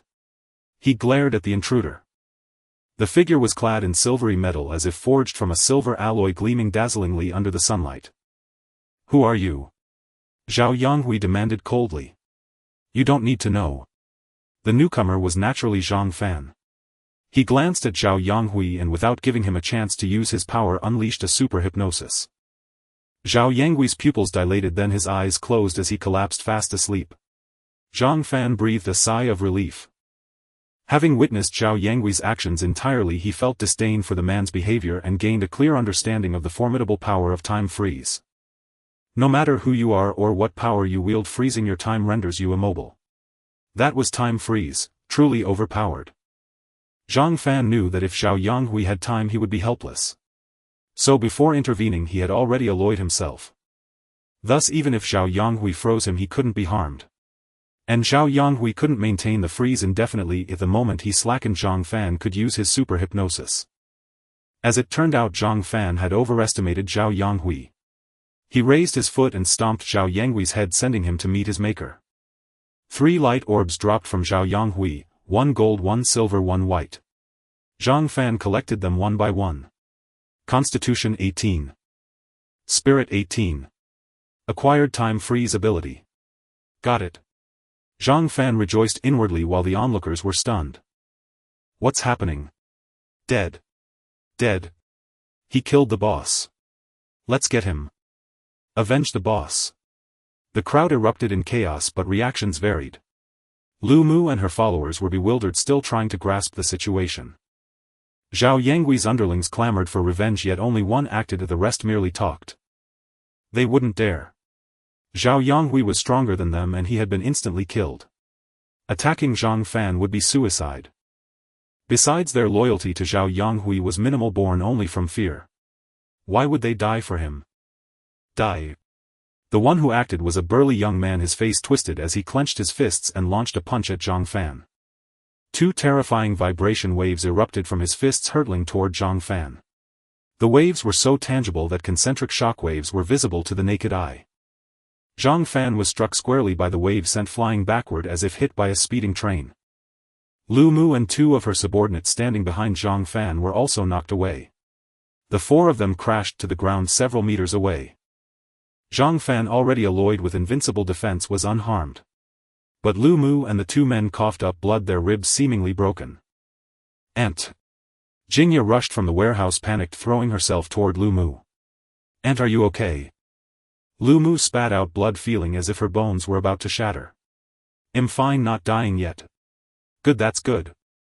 Jingya then looked at her aunt's 2 subordinates who lay on the ground groaning but likely not in immediate danger. Zhang Fan, we need to take Aunt and the others back for treatment. Jingya said. Got it. Zhang Fan sprang up, teleported before the burly youth and smiled unangered. Vibration ability excellent. Before the youth could attack again, Zhang Fan used his hypnosis combo. The youth's eyes rolled back and he fell into a deep sleep. Zhang Fan snapped his fingers, activating the touch of gold. Silently the youth transformed into metal, a gleaming golden metal. 3 light orbs dropped from him, 1 gold, 1 silver, 1 silver white. Zhang Fan collected them. Constitution 13. Spirit 11. Acquired super vibration ability. Today's haul is huge. Despite the excruciating pain from fusing the new ability, Zhang Fan was overjoyed inside. Time freeze needed no explanation, it was a broken control ability. Super vibration was also incredibly powerful. The youth's constitution was only 13, clearly a rookie at the 2nd level. Yet his vibration waves had sent Zhang Fan flying, showcasing its might. Zhang Fan was confident that with him wielding it, the destructive power would be far greater. Another powerful ability. What a gain! Zhang Fan composed himself and turned to Zhao Yanghui's remaining underlings. Do you want to avenge Zhao Yanghui? The underlings stammered, heads bowed, silent. Revenge? Screw that. You're too strong, would be fools to try. Scram! Zhang Fan commanded coldly. Yes, yes. The group quickly boarded a heavy truck and fled, vanishing in an instant. Zhang Fan created a duplicate and said to Jingya, let the duplicate take them back for treatment first. Well, stay to gather more supplies before returning. Will follow your lead. Lu Mu and his underlings were initially reluctant to leave. There were two reasons. First, the grain in the warehouse was enough to sustain them for a long time and they worried about what would happen to it if they departed. Second, the zombies outside had become exceedingly formidable after last night's evolution. Leaving the warehouse now was undoubtedly too perilous. Jingya patiently explained for a while and had Zhang Fan demonstrate his prowess. Only then did Lu Mu lead his men to follow the clone and depart. Zhang Fan and Jingya stayed behind to collect the grain. Unlike last time, Jingya intended to empty the entire Shanhua granary, this time taking all the grain within. It couldn't be helped. With the addition of Lu Mu and his dozen or so men, grain consumption would inevitably surge. Collecting only enough for their original group of 13 was far from sufficient. After 2 hours of toil, all the grain in the Shanhua granary was stowed into Jingya's portable space. The warehouse stood utterly empty. Time to head back. Let's return. The two exited the warehouse and spotted the Rolls-Royce Zhao Yanghui had left at the entrance. A Rolls-Royce Phantom. Zhang Fan's eyes gleamed with excitement. Didn't you say we had no luxury cars? Now we do. Jingya shot him a disdainful look. In this world it's not as useful as a heavy truck. Take it back. It'd be a shame to leave it here. Zhang Fan created a clone and instructed, drive the tanker truck back. Got it. The clone responded briskly and climbed into the tanker. Zhang Fan approached the Rolls-Royce. Get in. Zhang Fan took the driver's seat, Jingya the passenger seat, and they followed the tanker away from the Shanhua granary. What a fine car. It drives so smoothly, so much more comfortable than a heavy truck. Once the zombies on Changheng Island are mostly cleared, this car can be driven there. But in Mahai, forget it, too many zombies to get anywhere.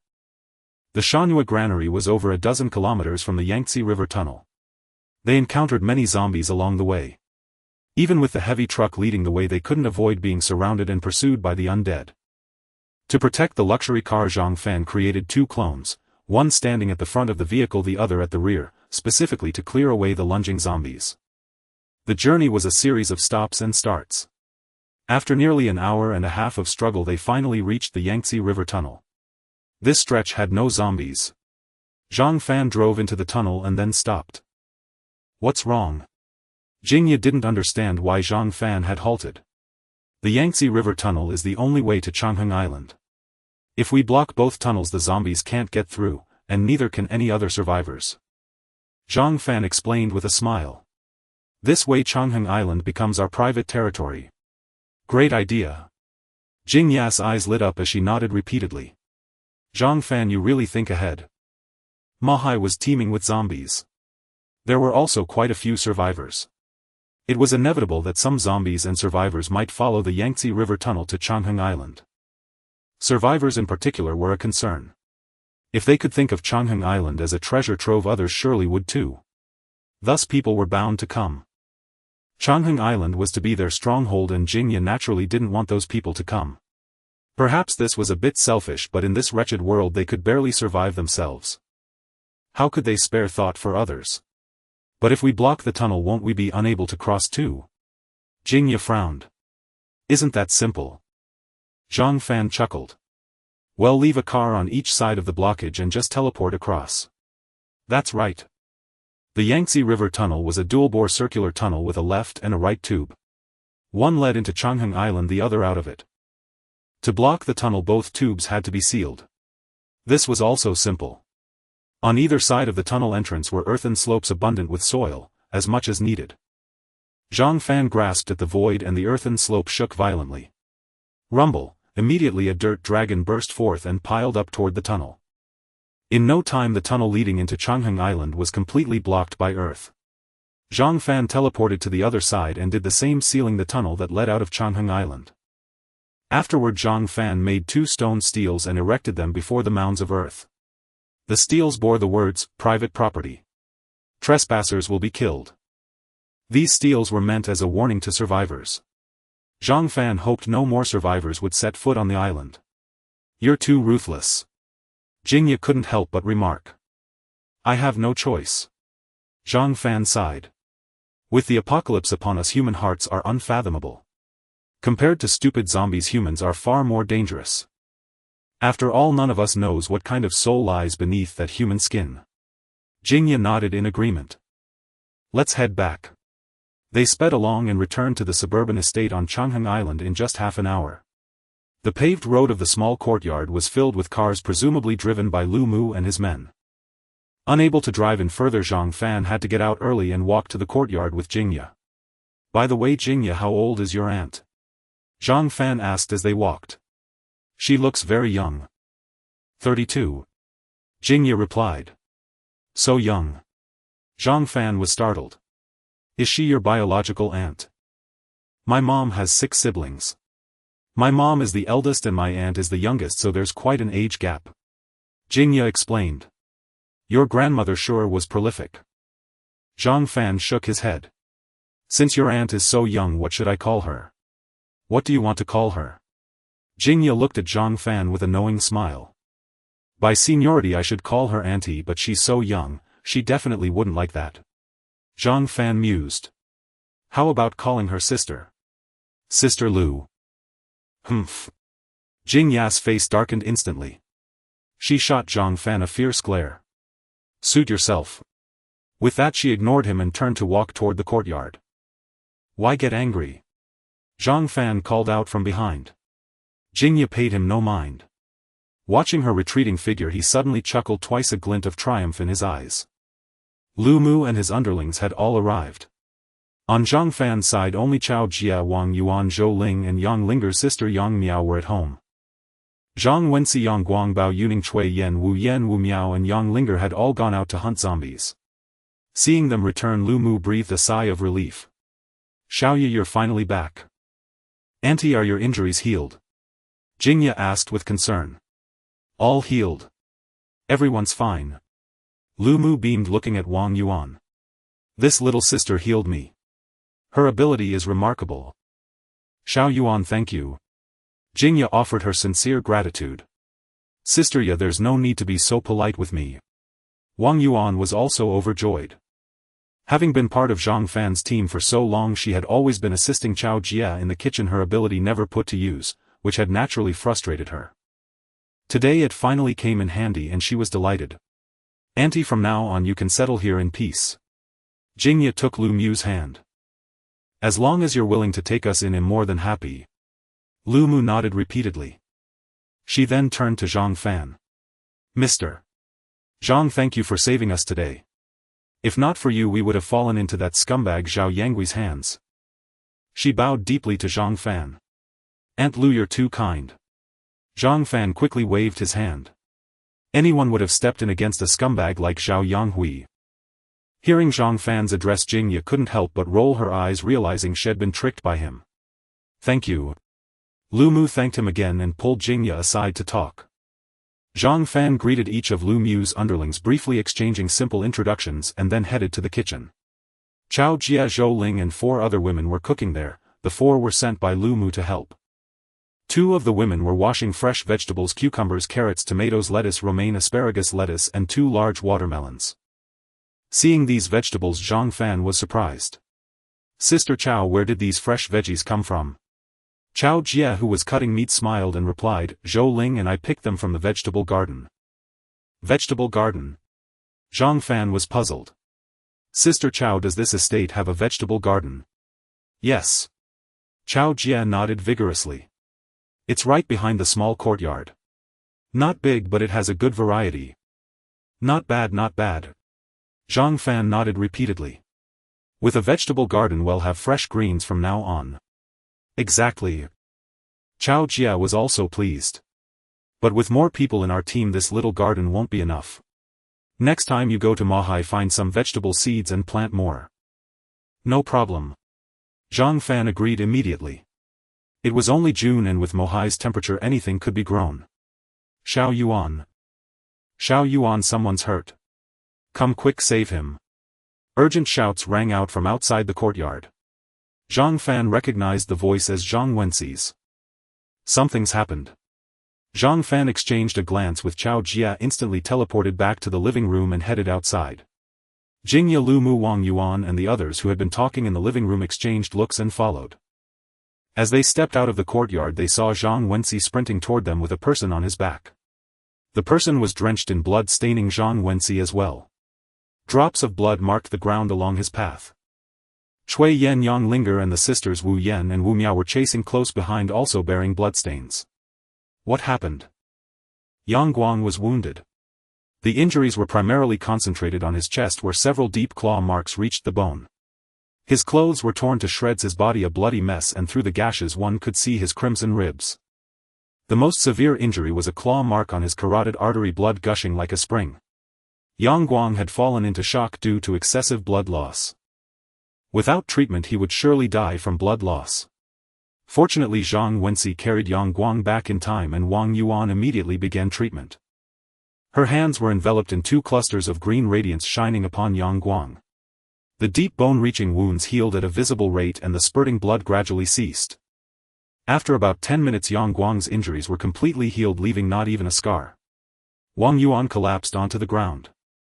She gasped for breath, a fine layer of sweat beading on her forehead, utterly exhausted. Xiao Yuan, you've worked hard. Go back and rest. Zhang Fan summoned Chao Jia and Zhou Ling, who helped Wang Yuan up and returned to the courtyard.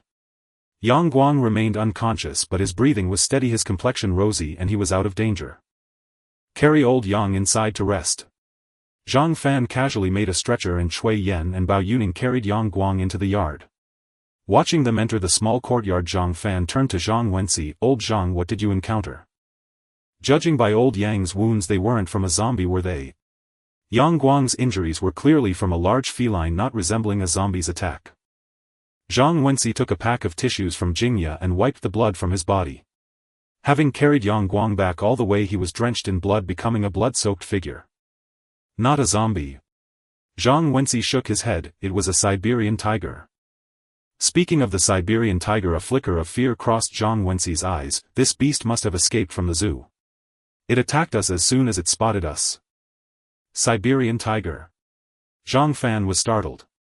Jingya explained, one of the 2 zoos on Changheng Island, the Wilderness Zoo, has 5 adult Siberian tigers. Zhang Fan understood, then looked at Zhang Wenxi. Was old Yang injured by the Siberian tiger? Yes, it was. Zhang Wenxi smiled bitterly. This Siberian tiger is incredibly formidable. The 7 of us, old Yang, old Bao, old Chui Linger, Wu Yan, Wu Miao and I, joined forces. Plus De Huang, and we still couldn't defeat it. You're all 2nd-level ability users. 7 people and a dog, yet you were utterly outmatched by a Siberian tiger. Zhang Fan found it hard to believe. After they began cultivating with white crystals, old Yang and the others had broken through to the 2nd level. They were all 2nd-level ability users now. 7 2nd-level ability users joining forces, yet unable to best a Siberian tiger. This was hard to swallow. Boss, this Siberian tiger not only awakened an ability, but it's also extremely peculiar. Wu Yan interjected, all our attacks are absorbed by it, causing no damage. Absorbed? Zhang Fan frowned slightly. Yes. Absorbed. Zhang Wenxi sighed, whether it's stones, flames, lasers, ice swords, energy beams. They're all absorbed by it, causing it no harm whatsoever. Helpless old Yang had to engage it in hand-to-hand combat, but this creature's physical body is also incredibly tough. In just a few exchanges it severely wounded old Yang. Fortunately your duplicate arrived in time and we managed to escape. Zhang Fan and Jingya exchanged glances, both with astonishment in their eyes. A Siberian tiger that had awakened an ability, though surprising it wasn't beyond belief. After all, De Huang had also awakened an ability. What was truly astonishing was the bizarre nature of this tiger's ability. Absorbing all attacks. What kind of ability was that? Where is it? Zhang Fan immediately asked. How could one tolerate a threat beside one's bed? Such a Siberian tiger prowling the island posed a grave danger to everyone's lives. It must be eliminated. It's at the Wilderness Zoo. Zhang Wensi quickly said. Zhang Fan nodded slightly and instructed, you all rest at home. I'll go check it out. I want to go too. Jingya said immediately. Lu Mu also volunteered, I'll go as well. Maybe I can be of some help. Alright then. Zhang Fan didn't refuse. With his current strength he could ensure the safety of both. A dozen minutes later Zhang Fan drove a Rolls-Royce to the vicinity of the Wilderness Zoo. From a distance they heard thunderous tiger roars like claps of thunder, extremely intimidating. Zhang Fan followed the source of the sound and soon found the Siberian tiger. Good heavens! Zhang Fan exclaimed inwardly. Upon seeing the Siberian tiger he finally understood why Zhang Wensi and his 7 companions had been utterly defeated. This Siberian tiger was enormous. It measured about 3 meters in length with a shoulder height exceeding 1.7 meters. It was like an adult yellow ox exuding an overwhelming sense of pressure. Was this a Siberian tiger? It was definitely a Siberian tiger plus. At this moment one of Zhang Fan's duplicates was locked in fierce combat with the tiger. The duplicate had turned alloy-like using teleportation to appear and disappear unpredictably, its blade repeatedly striking the Siberian tiger. Yet each time the blade struck the tiger its skin would ripple and the force of the blade would vanish without a trace. Every attack by the duplicate was in vain. The duplicate also tried punching but the result was identical. The immense force of a heavy punch would dissipate upon contact with the tiger's body. What kind of ability is this? The 3 of them looked at each other in bewilderment. It's a bit like the ability of the Black King in X-Men absorbing any form of energy for his own use. Lu Mu said, furrowing her delicate brows. Absorbing any form of energy. Zhang Fan slowly nodded, it does feel very similar. Kinetic energy is also energy. Physical attacks like fists and daggers are essentially kinetic energy attacks. The Siberian tiger could easily absorb the kinetic energy of blades and fists. Coupled with Zhang Wensi's account of it absorbing flames, lasers, energy beams and all other attacks. Its ability was likely one that absorbed any form of energy. Zhang Fan created 2 duplicates to protect Jingya and Lu Mu while he himself walked toward the battle zone. Stand down. Zhang Fan called out to the duplicate. Alright. The duplicate didn't waste words and instantly teleported away. Roar! The Siberian tiger let out a thunderous roar, its rolling sound waves like exploding thunder causing the leaves to tremble slightly. The tiger fixed its cold emotionless eyes on Zhang Fan and lunged at him like lightning. Its speed was incredible. In a few bounds it was upon Zhang Fan, bringing a fierce gust of wind. It opened its bloody maw and aimed a bite at Zhang Fan's neck. Well done. Zhang Fan thrust both fists forward in a straight punch. Whoosh! He activated his super vibration ability. Rings of high-frequency vibration waves visible to the naked eye erupted from his fists and struck the Siberian tiger head. Isn't that Zhao Yanggui's subordinate's ability? Lu Mu said in astonishment. Jingya hesitated for a moment, then leaned close to Lu Mu and whispered a few words, leaving Lu Mu utterly shocked. This guy is a freak. On the other side, after being hit by the vibration waves, the tiger's skin rippled violently and the waves rapidly weakened. In an instant the vibration waves vanished and the tiger continued its charge at Zhang Fan. Such a domineering ability, able to easily absorb even these high-frequency vibration waves. Zhang Fan was both surprised and delighted, looking at the Siberian tiger as if it were a rare treasure. Fat tiger, I want that ability. Zhang Fan activated Time Freeze. Whoosh! A strange wave spread out, freezing the airborne tiger in place. It hung suspended in midair, its mouth wide open in a pouncing posture, completely unable to move. At that moment its claws were less than 10 centimeters from Zhang Fan's neck. Time Freeze. Lu Mu gasped, he even got his hands on Zhao Yanggui's Time Freeze. Jingya was not surprised, she simply marveled at how domineering the plundering ability was. Zhang Fan had silently plundered both Time Freeze and Super Vibration. And soon he would surely obtain the tiger's monstrous ability, growing even stronger. Zhang Fan reached out and touched the tiger's head.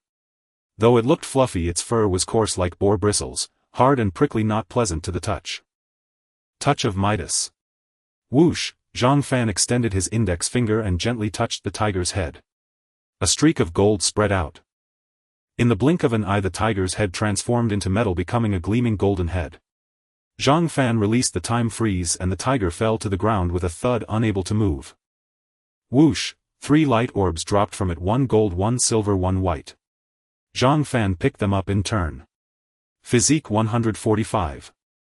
Spirit 46. Acquired energy absorption ability. A physique of 146. Zhang Fan clicked his tongue in admiration. Good heavens, this Siberian tiger has actually reached the 3rd level. How did it cultivate? Zhang Fan had learned from experience a physique in the single digits was 1st level, a double digits 2nd level. A physique in the triple digits was 3rd level. This tiger's physique of 146 clearly belonged to the 3rd level, which was somewhat incredible. An animal cultivating so quickly. Did it absorb a lot of crystals? Or did it get hungry and eat zombies directly? Whatever, who cares? Unable to figure it out, Zhang Fan decided not to dwell on it and began examining his newly acquired ability. Energy absorption. Energy absorption was no mere simple ability, it was an exceedingly domineering power. Its effect was it could absorb nearly any form of energy, nuclear, mechanical, kinetic, potential, chemical, thermal, electrical, radiant, luminous and biological, and utilize the absorbed energy to replenish one's own deficiencies. Upon witnessing such an effect, Zhang Fan was astounded. He fully grasped the implications of this effect. After all, almost every attack releases kinetic energy or strikes with other forms of energy. A fist. Kinetic energy. A blade. Kinetic energy. Electric current. Electrical energy. Flames. Thermal energy.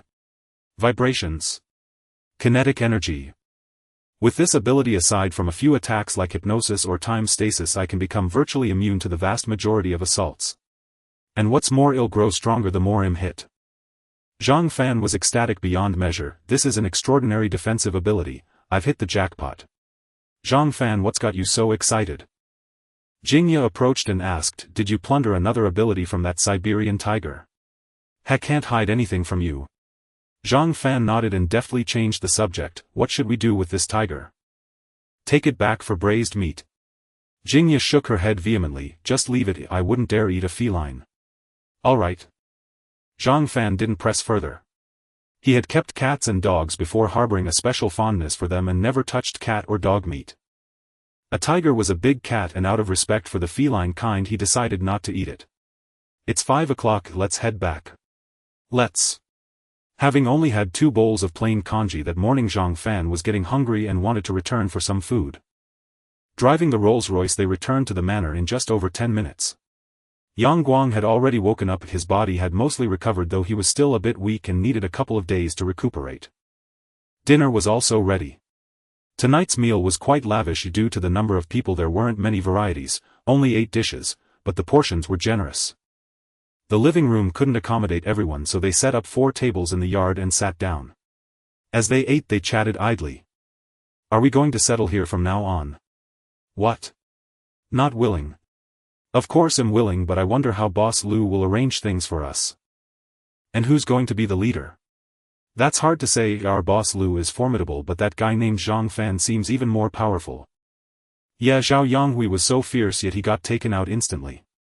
I still don't understand how he killed Zhao Yanghui. Having him as the leader wouldn't be bad, at least our safety would be guaranteed. Zhang Fan was at a table with Jingya, Lumu, Chao Jia, Wang Yuan, Zhou Ling, Yang Linger and Yang Miao. Lumu picked up a bite of stir-fried lettuce with her chopsticks and laughed. Xiao Fan, did you hear that? My group of underlings hasn't even known you for a day and they're already planning to betray me and join you. Aunt Lu, you jest. Zhang Fan smiled. I'm not joking. From now on we'll be following you, and I hope you'll take good care of us. Lu Mu raised a disposable cup. Come, let me toast you. You're too kind, Aunt Lu. Zhang Fan clinked his cup against hers and downed it in one gulp. You have no idea how much I've been through these past days, leading everyone in hiding, fighting zombies, gathering supplies and calming everyone's nerves. Lu Mu let out a sigh of relief. In just a few short days I've already gotten gray hairs. The pressure has been immense. Now that we've joined you, the burden on my shoulders has lightened considerably. And everything will get better. Jingya comforted her. From now on we'll strive together, and I believe we can live well. We will. We certainly will. After dinner, Chao Jia and a few others went to wash the dishes while the rest sat in the yard chatting. Zhang Fan and Jingya didn't idle. With over a dozen new people today, everyone was still unfamiliar. The two of them needed to register everyone to understand each person's strength and ability. With more people, management became harder, and the first step in management was getting to know everyone's capabilities. A table was set up in the yard with an Alienware laptop on it. Jingya opened Excel and created a spreadsheet. The headers were name and strength. Strength was further divided into level and ability. Zhang Fan stood nearby scanning everyone in the yard. Everyone come over here to register in turn. Alright. No problem. Everyone cooperated, lining up in front of the table to register. The first was Zhang Wensi. Boss. Zhang Wensi grinned sheepishly. Zhang Fan glanced at him and said to Jingya with a smile, Zhang Wensi level 2 Earth manipulation. Jingya quickly typed it into the spreadsheet. Bao Yuning level 2 laser eyes. Shui Yen level 2 Earth manipulation. Yang Guang level 2 super physique. Wu Yen level 2 flame manipulation. Wu Miao level 2 solar energy absorption. They registered one by one, and within half an hour everyone was done. Including 80-year-old Yang Miao, the entire team now totaled 29 people. That meant Lu Mu had brought 16 people. Among those 16, 9 possessed abilities, while the remaining 7 were ordinary people. Of the 9 with abilities, only Lu Mu, the burly middle-aged woman Li Hong, and the office-attired Wang Li were level 2, the rest were all level 1. Lu Mu's ability was plant manipulation, Li Hong's was super strength, and Wang Li's was metal manipulation.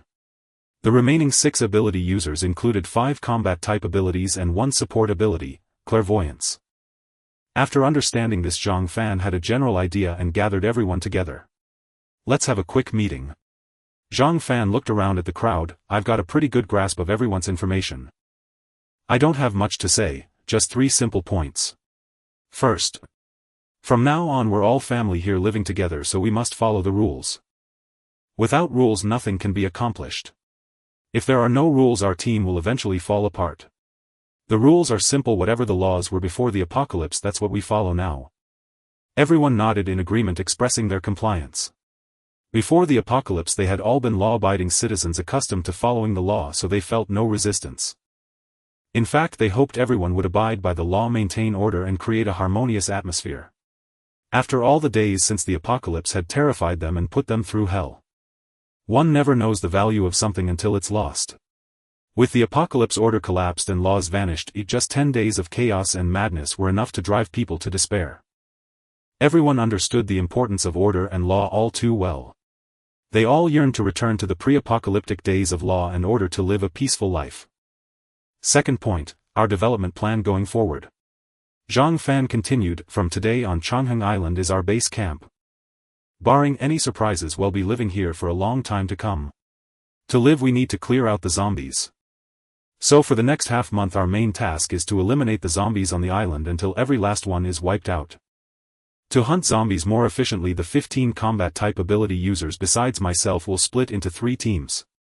Each team of 5 will go out to hunt zombies under the lead of my clones. Any objections?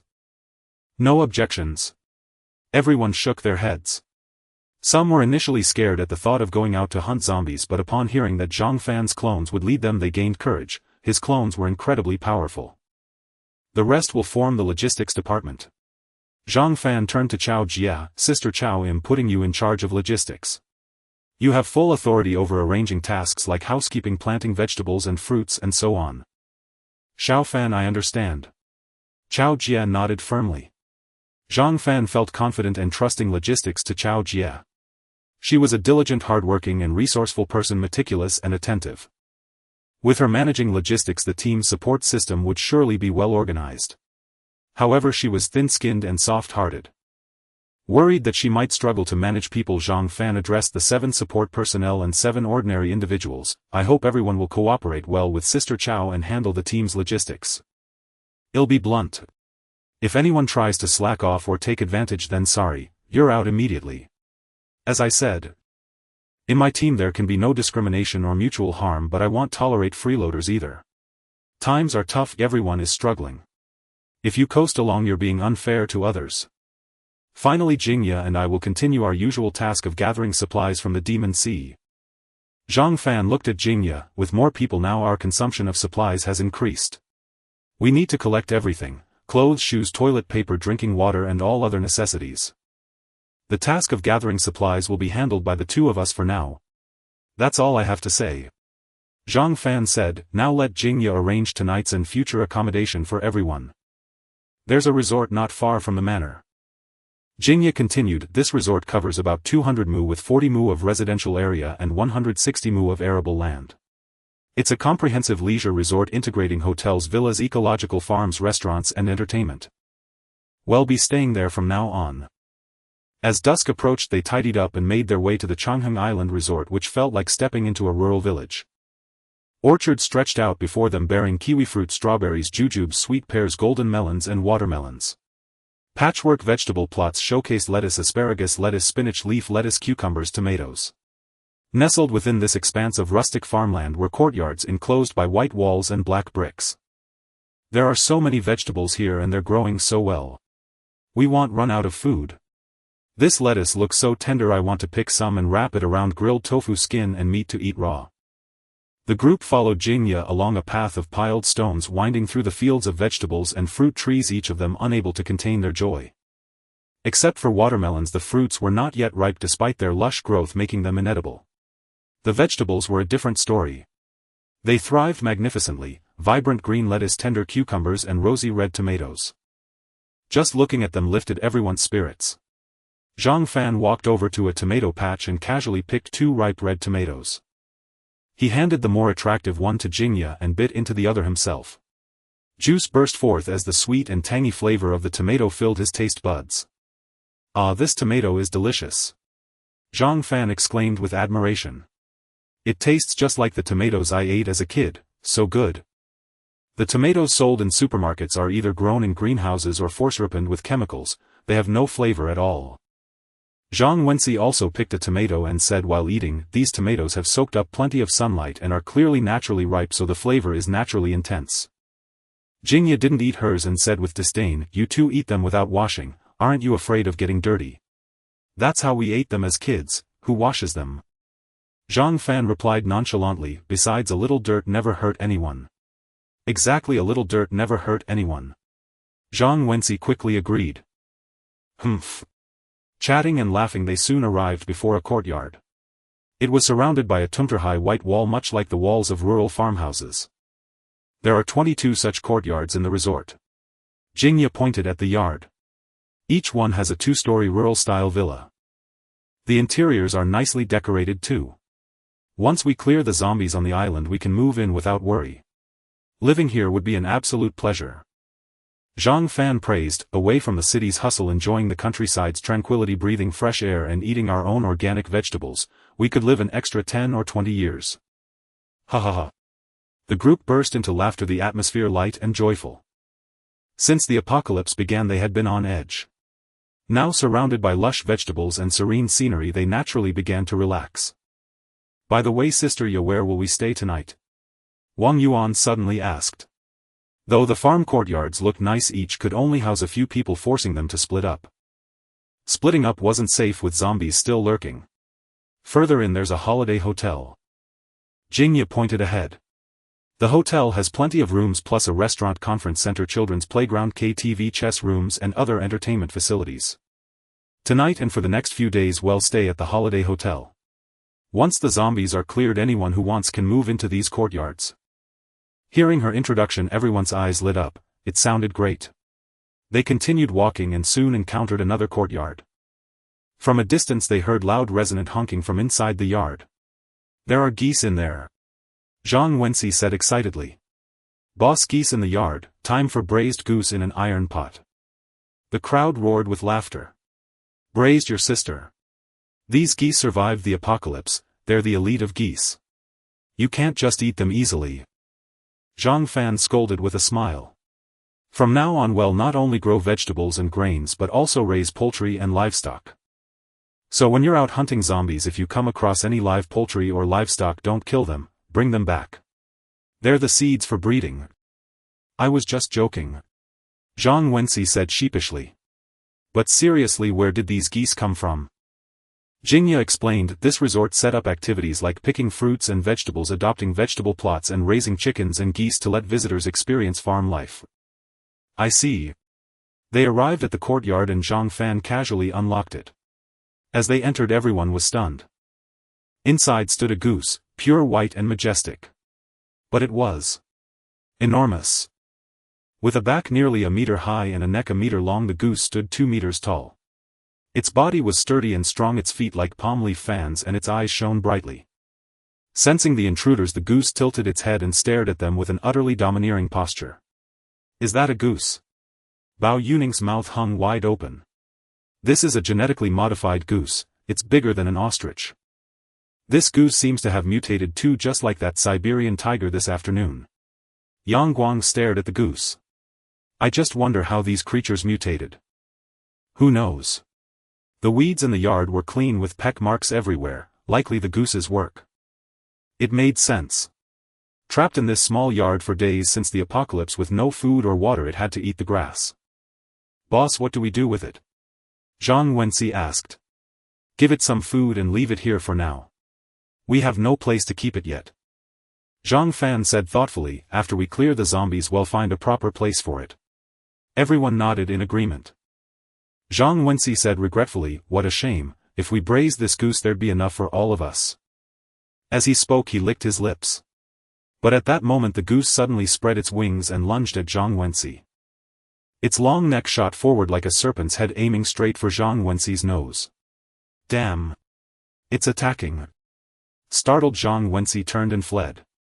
Since Zhang Fan said to keep the goose, he dared not harm it, afraid of accidentally killing it. Despite its bulk, the goose was swift, catching up to Zhang Wensi in no time and pecking at his head relentlessly, making him cry out in pain. The goose's sudden fury startled everyone and they readied for battle. But seeing it only chased Zhang Wensi without seriously injuring him, they relaxed. Old Zhang, see what happens when you think about braised goose. This is your karma. Yang Guang said gleefully. This goose reminds me of the terror I felt as a kid facing the village goose. Cui Yen remarked. Domestic geese are hot-tempered and easily provoked, and they're fearless fighters. Yang Guang chuckled. I've been scared of geese since I was young, I always give them a wide berth. You bastard, stop gloating and get this damn goose away from me. Zhang Wensi yelled. Ha ha ha. The scene was hilarious and everyone laughed heartily.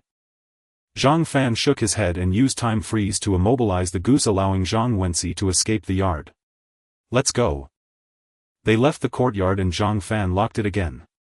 Then he said to Jingya, give me a bag of wheat. Jingya produced a bag from her portable space. Zhang Fan tossed the wheat into the air. As the bag soared, he pointed a finger and a blade of light sliced it open. The wheat cascaded down, scattering across the yard. This bag of wheat would be enough to feed the goose for several days. Passing through the farmyard, the group arrived at the Holiday Hotel. The 7 or 8-story building was surrounded by fruit trees and bamboo groves, exuding an air of serene elegance and fresh, invigorating air. Sister Chow, are there zombies in the hotel? Everyone turned to look at Chow Jia. She possessed the detection ability, and after leveling up to the 2nd tier her detection range had greatly expanded. At the 1st tier her detection range was 1 kilometer in radius. Now at the 2nd tier it covered 2 kilometers. Let me see. Chow Jia closed her eyes to sense, and after a dozen seconds she opened them again. How strange. Chow Jia frowned deeply. There are 8 zombies inside the hotel and 1 survivor. The odd thing is the survivor and all 8 zombies are in the same room. This. The group exchanged bewildered glances, their faces filled with astonishment. It wasn't unusual for a hotel to have both zombies and a survivor, but for the survivor and zombies to share a room was utterly perplexing. Could it be that the survivor is trapped in a bathroom or suite by those 8 zombies? Lu Mu voiced his opinion. That's possible. Zhang Fan nodded. But it doesn't matter, we'll know once we go up. Sister Chow, which floor are they on? 4th floor. Sister Chow replied promptly. Let's check it out. Zhang Fan led everyone to the 4th floor. The hotel was surprisingly clean, no corpses, dried bloodstains or even dust. This was clearly unusual. Someone regularly cleans this place.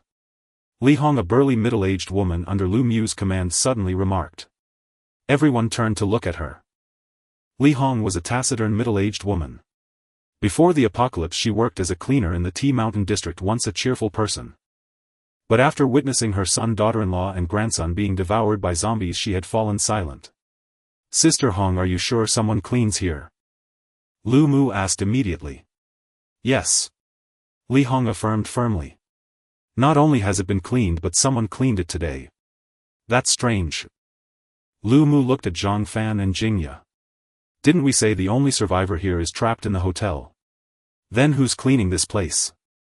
The others were equally baffled. Just then Chao Jia suddenly said, "Xiao Fan, a zombie has come out of the hotel. Let's go up and see." Zhang Fan immediately led everyone to the 4th floor. Then they witnessed an unbelievable scene. In the hallway of the 4th floor a zombie indeed appeared. It was a female zombie with twin ponytails, a tall figure, slender legs, and standing nearly 1.7 meters tall. Strangely enough, this zombie was wearing a maid outfit, holding a mop and mopping the floor. A zombie mopping. The group's expressions were priceless. "Wait. Is she a zombie?" Zhang Wenxi said. "Her skin is pale gray like a bloated corpse, definitely a zombie," Cui Yen affirmed.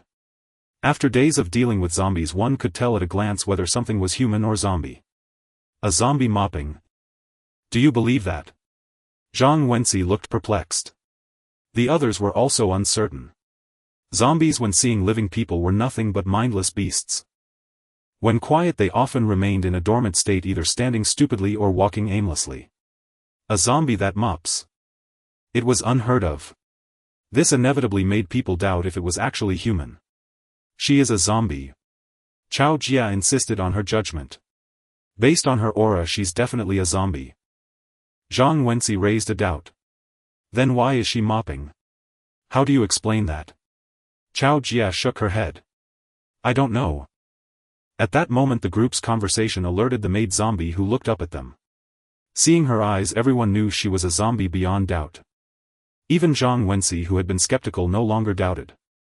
The maid zombie's eyes, like those of other zombies, had pale gray pupils resembling dead fish eyes. Moreover, they were cold and lifeless. Those were a zombie's eyes. "Roar!" The maid zombie opened her mouth wide, letting out a beastly roar, and lunged at the group. Whoosh! Her speed was unimaginably fast. The group only felt a fierce gust of wind as the maid zombie was already upon them. Roar! She leaped into the air, opening her gaping maw to bite at Zhang Fan, who was at the front. Her speed was so swift that the others hadn't even reacted, let alone responded. Zhang Fan reacted. In the nick of time he activated Time Freeze. A strange wave spread out, instantly enveloping the rapidly approaching maid zombie.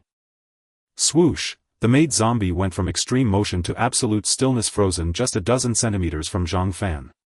The scene froze at that moment, with the maid zombie showing her ferocious fangs, looking utterly grotesque. Yet she couldn't move, suspended rigidly in midair. The hotel was quiet, and since everyone was about to stay there, Zhang Fan didn't want to make it too bloody. So he chose to end the maid zombie's life with the ability to turn stone to gold. Swoosh! A golden light spread, traveling from the maid zombie's head down to her feet. In an instant the maid zombie turned into a gleaming alloy statue. Swoosh! 3 light orbs dropped, 1 gold, 1 silver and 1 white. Zhang Fan waved his hand, tossing the maid zombie out of the window, then picked up the 3 light orbs. Physique 38. Obtained speed ability. Enduring the intense pain, Zhang Fan called up his attribute panel. Name: Zhang Fan. Level 4th tier ability user. Physique 4th tier 122110000. Spirit 2nd tier in 981,000. Abilities: Infinite Pickup, Metal Manipulation, Turn Stone to Gold, Create Replicas, Alloy Transformation, Self-Healing, Lightning Control, Teleportation, Earth Manipulation, Super Strength, Super Hypnosis, Time Freeze, Super Vibration, Energy Absorption, Speed ability. No wonder that zombie was so fast, it had awakened the speed ability. Zhang Fan rejoiced inwardly. In the martial world, speed is paramount. If the speed ability was undoubtedly a very powerful one. His combat power had increased again. Damn it! Who killed my servant? Just then an enraged roar came from inside the hotel. The group turned to look. They saw a fat man, bare-chested, wearing only shorts and flip-flops, storming out of the hotel. This man was absurdly fat. His waist was like a hippo's and his massive head seemed embedded in a mountain of flesh. His round belly sagged down to his crotch, almost covering his shorts. His skin was somewhat sallow with acne on his face, giving off a greasy, obese and sleazy impression. The fat man stormed out furiously, but upon seeing the crowd in the hallway he paused briefly. So many people. Seeing the numerical disadvantage, the fat man visibly cowered, blustering, "Who are you people?" Zhang Fan was about to answer when 7 zombies rushed out of the hotel, roaring and charging at the group. "Stand down." The fat man snorted coldly. Hearing his command, the 7 zombies halted and retreated behind the fat man with low growls. This scene stunned everyone present. Since the apocalypse began, zombies had appeared acting like wild beasts, especially when encountering living humans driven mad to tear them apart. That was the impression zombies had left on everyone. But this scene completely overturned their understanding. Zombies could obey orders. What's with this guy? They looked at each other in confusion. Why aren't these zombies attacking him and instead listening to him so obediently? No idea. Everyone shook their heads. Seeing that Zhang Fan and the others were stunned, the fat man grew a bit smug and continued, "Who exactly are you? Was it you who killed Martha?" "Martha?" Zhang Fan raised an eyebrow. "Are you referring to the servant zombie that was mopping the floor in the hallway? If so, I can tell you for sure, I killed her." "Bastard." The fat man was furious, his belly fat jiggling. "Why did you kill her? She was so obedient, so docile. How could you bear to do it? Are you out of your damn mind?" Yang Guang couldn't help cursing. "She's a zombie. Do you understand? Are we wrong for killing zombies? I don't care." The fat man was livid. "You killed Martha, that's unforgivable. All of you die. Kill." With his order, the 7 zombies behind him lunged at the group like unleashed tigers. With a command from the fat man, the 7 zombies behind him lunged forward like tigers released from their cages, fiercely charging at Zhang Fan and the others. A strange wave spread out, instantly enveloping the 7 zombies. In an instant they became frozen in the corridor as if struck by a binding spell, completely motionless. The fat man's expression changed. Zhang Fan stepped forward, arriving in front of the 7 zombies, radiating a brilliant golden light. The golden light spread out, engulfing the 7 zombies. They became coated in a layer of gold as if painted with golden lacquer. The gold spread from the outside to the inside, covering the entire bodies of the zombies. Silently they transformed into golden statues. As Zhang Fan released the time stop, the 7 uniquely shaped statues crashed to the ground, unable to rise again. Seeing this scene, the fat man looked as if he had seen a ghost, retreating a few steps in fright, his gaze towards Zhang Fan filled with a hint of dread. These 7 zombies were his carefully selected zombie servants, possessing exceptionally powerful combat abilities. With these 7 zombie servants he lived a more enjoyable life in the apocalypse than before. Before the apocalypse he was just a lazy couch potato doing no work and surviving by gaming. He lived on instant noodles and takeout, leading a very miserable life. Not long after the apocalypse began he discovered that he had awakened a superpower, specifically a rare enslaving ability. After that he took the risk to enslave a zombie and things spiraled out of control. With these zombies the fat man's life became colorful and he had protection from zombies whenever he went out. Cooking, laundry, mopping, massages and leg massages were all handled by the zombies, making for a delightful life. The fat man thought that with these 8 powerful zombie servants he could dominate the apocalypse. To his surprise, these 8 zombie servants turned out to be so fragile, instantly killed by Zhang Fan with a single encounter. He had no idea how Zhang Fan accomplished it. It was simply absurd. At that moment the fat man noticed Zhang Fan walking towards him and his chubby face shifted again. "What? What do you want?" "I don't want anything, just a few questions." Zhang Fan looked at the fat man. "Why can you command zombies? Is it because of your superpower?" Aside from the superpower, Zhang Fan could think of no other possibilities. The fat man looked vigilant. "Why should I tell you?" He was an avid reader, having read many web novels including apocalypse stories. In the fat man's view, the apocalypse had come and zombies were erupting everywhere. Yet his superpower allowed him to command zombies, making him the chosen one, destined to be the king of the apocalypse. As long as he had time he could build a zombie army, crushing everything and dominating the apocalypse. Having read many novels, the fat man understood the principle that a tree that stands out will inevitably be felled. He believed that before rising to power he should learn from those novel protagonists hiding his strengths and not revealing his trump cards. This way he wouldn't fall midway and end up in despair. Hearing Zhang Fan inquire about his superpower made the fat man's instincts kick in, making him cautious. Not saying. Zhang Fan smiled, "Do you know what superpower I just used? It's called turning stone into gold. This superpower can convert any material in the world into metal." The fat man suddenly understood. No wonder the 7 zombie servants inexplicably turned into statues. It turned out to be like this. Since you don't want to talk, then there's no need to speak. After turning into a statue you can remain silent forever. Zhang Fan smiled slightly and activated the turning stone into gold ability. Wait. The fat man's face changed drastically as he tried to stop it. Unfortunately it was too late. A flash of golden light swept over him, starting from his head and spreading down to his feet. The fat man also turned into a metal statue, his chubby face still bearing a look of terror. Suddenly 3 light orbs fell.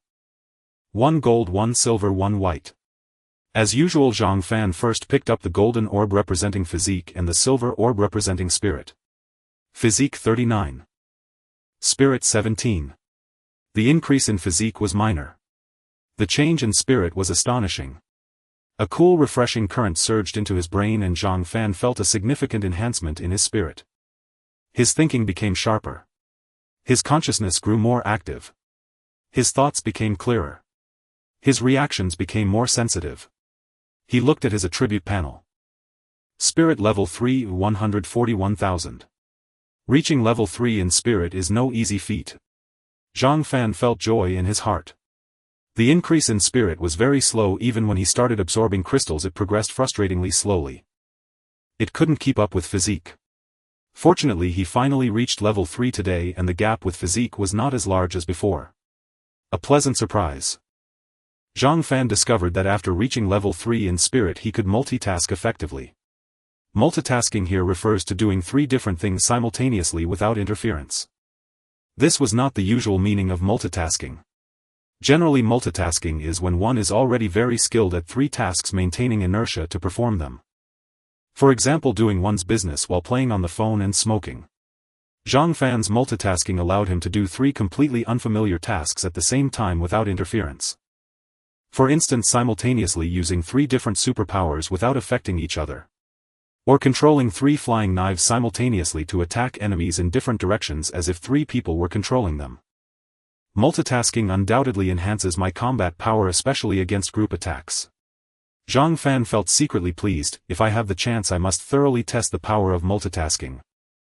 Zhang Fan picked up the white orb representing superpowers. After a sharp pain he successfully obtained a new superpower. Enslaving ability. Zhang Fan examined it carefully. After a while he finally understood why the zombies did not attack the fat man but instead obeyed his commands. It was all because of the enslaving ability. This ability was powerful. Once enslaved, the thoughts and consciousness would change, intrinsically recognizing the user of the ability as the master and absolutely obeying the master's commands. Moreover, it's irreversible. There is no time limit. In other words, once enslaved they could never break free, being a servant for all eternity. What a domineering ability.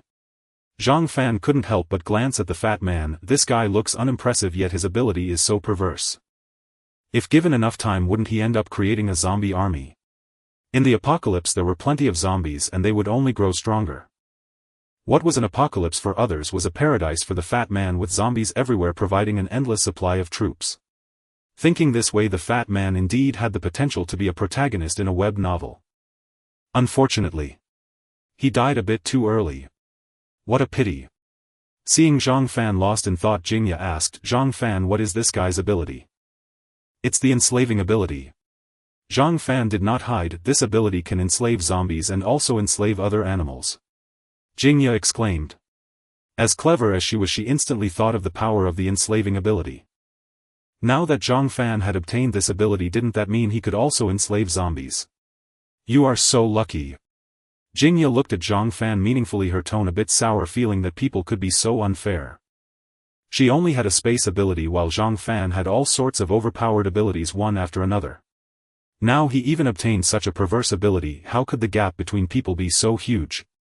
No wonder this guy can command zombies. It turns out he has the enslaving ability. To enslave zombies and control them, this ability is indeed overpowered. If given time. After the fat man and his 8 zombie servants were killed, there were no more dangers inside the hotel. The group took a tour around the hotel and finally decided to stay on the 2nd and 3rd floors. The first floor of the hotel housed the restaurant, conference center, KTV, chess and card room, a small cinema and other entertainment facilities. Naturally, the first floor was unsuitable for living. The second floor had only 15 rooms, accommodating only 15 people, leaving the rest to stay on the 3rd floor. The hotel rooms were nicely decorated and the environment was quite pleasant. Through the windows one could see vast orchards and vegetable fields along with farmhouses featuring white walls and black tiles. The surroundings were truly impeccable. Zhang Wensi called a few men to set up the generator and soon the hotel was powered with electricity. Nightfall had just arrived, shrouding the earth in darkness. Tonight's sky was exceptionally bright with the resplendent Milky Way suspended in the heavens like a colorful ribbon. After the apocalypse erupted, the global power outage eliminated light and dust pollution, restoring the sky's brilliance. Everyone secured the hotel's main door and frolicked in the various entertainment rooms on the first floor. It was still early after dark, so they decided to play for a while before sleeping. Some chatted, some sang, some played chess and some played mahjong. Others watched movies. The atmosphere was harmonious and joyful. To prevent a sudden zombie attack, Zhang Fan created 10 more replicas, dispersing them around the hotel for surveillance. At level 4 he could create up to 40 replicas, and so far he had made 30. 10 had been deployed to the area around the Mahai Center Tower. 10 were sent to clear zombies across Changheng Island. 10 were stationed around the hotel for guard duty. This meant that if an emergency arose now, Zhang Fan could only create 10 more replicas. They played until 9 o'clock before everyone dispersed to rest. Zhang Fan's room was at the staircase on the 2nd floor, a spot he had requested himself. De Huang shared the room with him.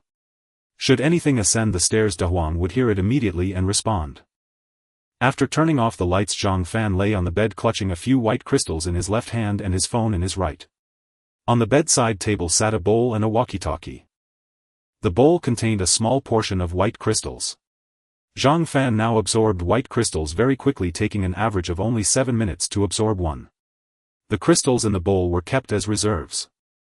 The walkie-talkie was for contacting his teammates. Earlier that evening he had given one to each person. In case of an emergency he could reach everyone through it. De Huang curled up in his dog bed on the floor, beside which was a small bowl with a small amount of crystals. Earlier Zhang Fan had worried that De Huang would devour all the crystals given to him, but he later found his concern unnecessary. De Huang only swallowed 3 at a time, never more, and would only take another 3 after absorbing them. Relieved, Zhang Fan prepared a small bowl of crystals for De Huang to absorb at will. After playing on his phone for a while, Zhang Fan fell asleep. Creating 30 replicas had drained his stamina, so he needed an early rest. Just as he was drifting off into a daze about to fall asleep, De Huang suddenly burst into frantic barking. Woof woof woof. Though small, De Huang's voice was remarkably loud, jolting Zhang Fan awake. He threw off the covers, springing up, reflexively supporting himself with his left hand on the bedboard as he jumped down. De Huang, what's wrong? Zhang Fan looked at De Huang. De Huang barked fiercely at the door, baring his teeth and showing his fangs, snarling viciously. The door. Zhang Fan instantly alloyed, his body appeared before the door, turned on the light and opened it. Roar. A thunderous roar exploded in his ears like a clap of thunder rattling the glass windows. Zhang Fan felt his scalp tingle and his ears ring. A sharp gust of wind rushed toward him and Zhang Fan felt a tremendous force strike heavily against his chest.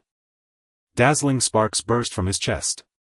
Zhang Fan saw the alloy skin on his body tremble violently as a surge of warm energy flowed into him through his surface. I'm under attack. That was Zhang Fan's first thought. His second was, after being struck, his energy absorption ability had passively activated, converting the attack into energy to replenish himself. Zhang Fan looked at the creature that had attacked him. It was another tiger, one as tall as himself. This tiger was exceptionally large, no smaller than the Siberian tiger he had encountered that afternoon. Where are all these tigers coming from? Zhang Fan wondered in astonishment. Jingya had mentioned that Changheng Island Suburban Zoo housed 5 Siberian tigers, but that was only 5. 90% of people had turned into zombies, so logically 90% of the tigers should have become zombies too. By that ratio, if 1 tiger out of 5 survived, it would be a miracle. Where did this second one come from? Of course it was a matter of probability. Sometimes even the smallest chance can occur. Just like the probability of twins having two fathers is only 1 in 10 million, yet it does happen in reality. Who could argue with that? Roar! The tiger roared again, suddenly opening its massive maw and inhaling sharply. Instantly Zhang Fan felt a terrifying suction force emanating from the tiger's mouth pulling at him. He was uncontrollably drawn toward the tiger's jaws. What kind of ability is this? Zhang Fan exclaimed in disbelief, but his hands were not idle. Time freeze. A strange wave spread out, silently freezing time within the entire room. The tiger froze in place. The suction from its mouth also ceased.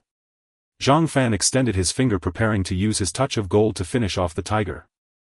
Suddenly he noticed the tiger's belly was hairless with several swollen grapes bulging. Zhang Fan understood.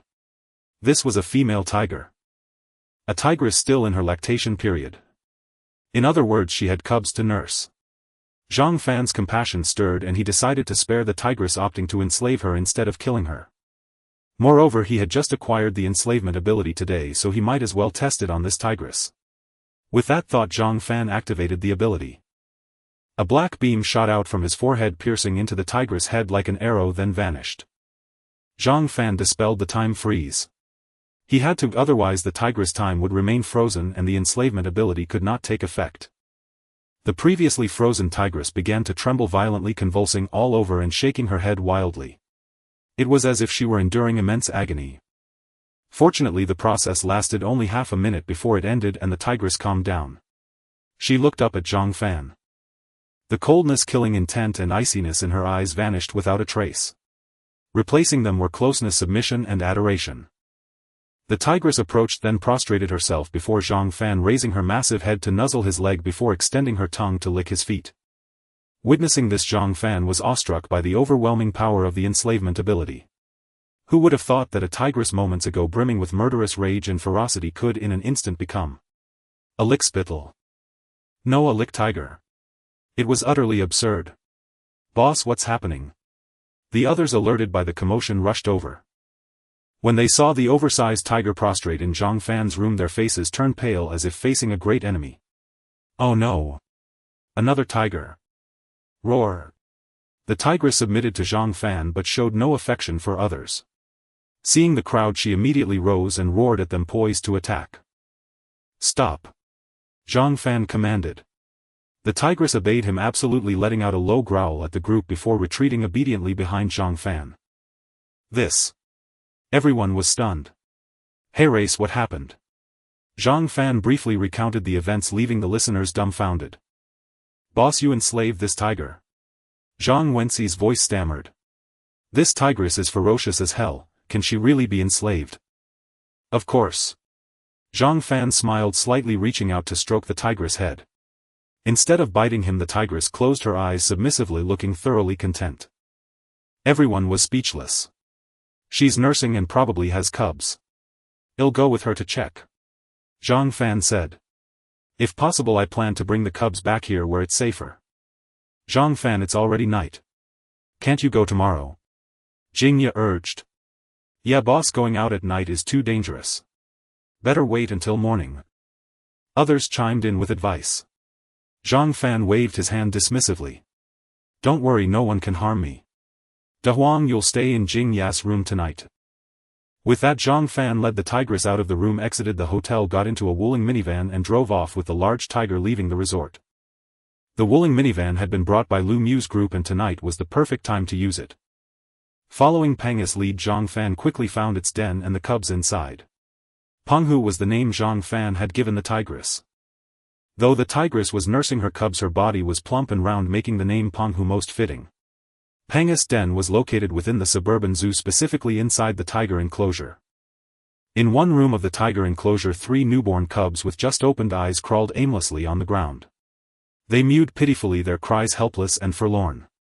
Clearly the 3 cubs were hungry, calling out in hopes of summoning their mother. A low roar rumbled forth.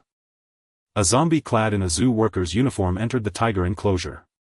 The cubs' calls, instead of bringing their mother, had attracted this undead creature. Drawn by the sounds, the zombie in work attire arrived at the room where the cubs resided. Hearing the noise, the three cubs, thinking their mother had come, scrambled eagerly toward it. They were so tiny, with small bodies, short legs and fluffy fur, truly tiger-headed and tiger-brained. They looked soft and adorably dazed, evoking a desire to hold them close and cherish them tenderly. Yet the zombie in work attire harbored no such affection. It lunged forward, its blood-stained teeth bared, aiming a bite at one of the cubs. Just as the cub was about to meet its end, a strange wave of energy rippled outward. The zombie froze midair, and the scene itself seemed to halt in that instant. The zombie remained poised in its forward lunge, jaws agape. It was the time-stopping ability. At that moment, Peng Hu burst in from outside, spotted the zombie and let out a skyward roar. Then it opened its mouth wide. A terrifying suction force erupted from its jaws, enveloping the zombie. The zombie was immediately drawn toward Peng Hu's mouth. Miraculously, it shrank as it flew, becoming only 10 centimeters long by the time it reached Peng Hu's lips. Peng Hu swallowed it in one gulp and the zombie vanished. Zhang Fan stared in awe. What kind of ability is this? When Peng Hu had attacked him earlier, Zhang Fan had experienced this ability, and the suction force was indeed astonishing. But back then the process had been interrupted midway by his time-stopping power. Having not witnessed the full effect, Zhang Fan hadn't paid it much heed, never imagining it could be so formidable. A zombie over 1.5 meters tall had been swallowed whole, shrinking as it went. What kind of sorcery was this? And would Peng Hu become infected and turn into a zombie itself after devouring it? Zhang Fan grew anxious.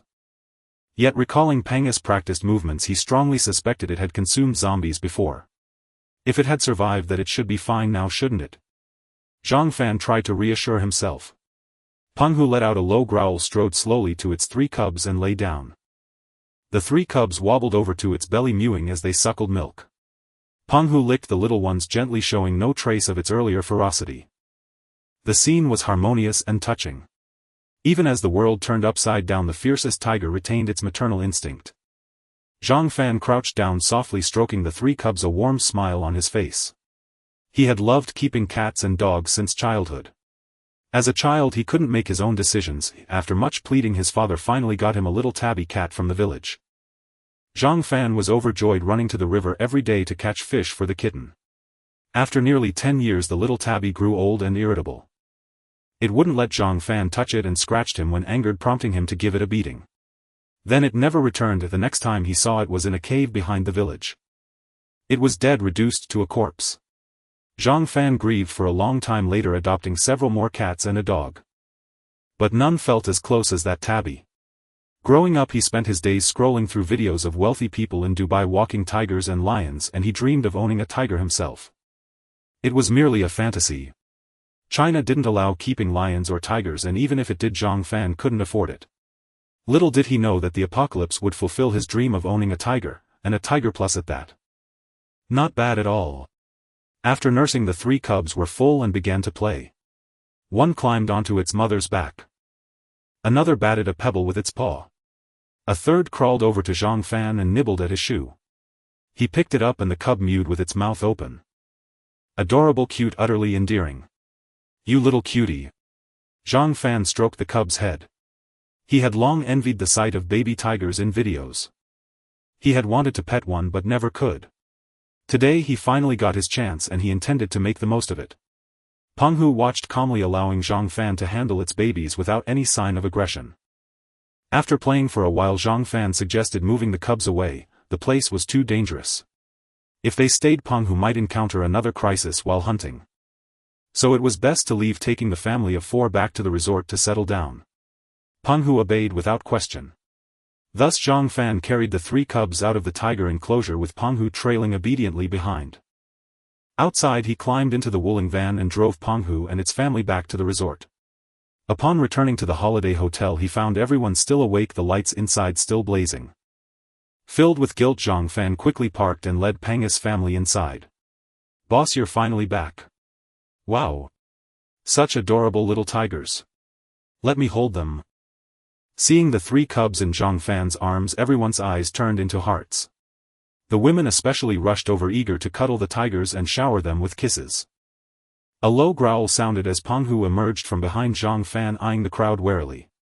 It allowed Zhang Fan to play with its offspring but would not tolerate anyone else approaching its babies. At the sight of Peng Hu, everyone froze mid-step, too afraid to draw closer. Zhang Fan patted Peng's head. These are all my friends and they'll be your friends too. They won't harm you or your cubs.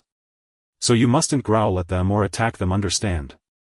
Peng's combat prowess was formidable, comparable to the Siberian tiger he had encountered that afternoon. Zhang Fan guessed Peng Hu was also level 3, and besides himself no one present could match it. If Peng Hu were to attack, no one could stop it. So he had to warn it in advance. Zhang Fan believed Peng Hu would understand, as De Huang had become remarkably intelligent after awakening its ability. Peng Hu must be equally clever. The tigress let out a low roar and nodded its massive head, clearly grasping Zhang Fan's meaning. Good girl. Zhang Fan patted Peng's head and said to the others, try again. They exchanged glances, then looked at Peng Hu hesitant. Jingya was the bravest. She stepped forward cautiously and reached out to touch a cub. Peng Hu did not react. Delighted Jingya scooped up the cub and exclaimed joyfully, so cute. The others could no longer contain themselves, crowding around to play with the cubs. Peng Hu watched with a wary eye but did not attack. After the commotion died down, it was late and everyone dispersed to their rooms. Zhang Fan arranged for Peng's family to stay in the room next to his.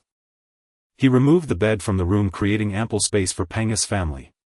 No further incidents occurred and Zhang Fan slept soundly until dawn. He was woken by his alarm at 7 a.m. After washing up and having breakfast, he divided the group. The 15 combat-type ability users were split into 3 teams of 5 each, led by a duplicate. Team 1 head toward Pan Town. Team 2 toward Changheng Manor.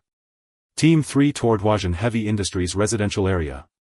After assigning the tasks, Zhang Fan instructed, remember safety first, mission second.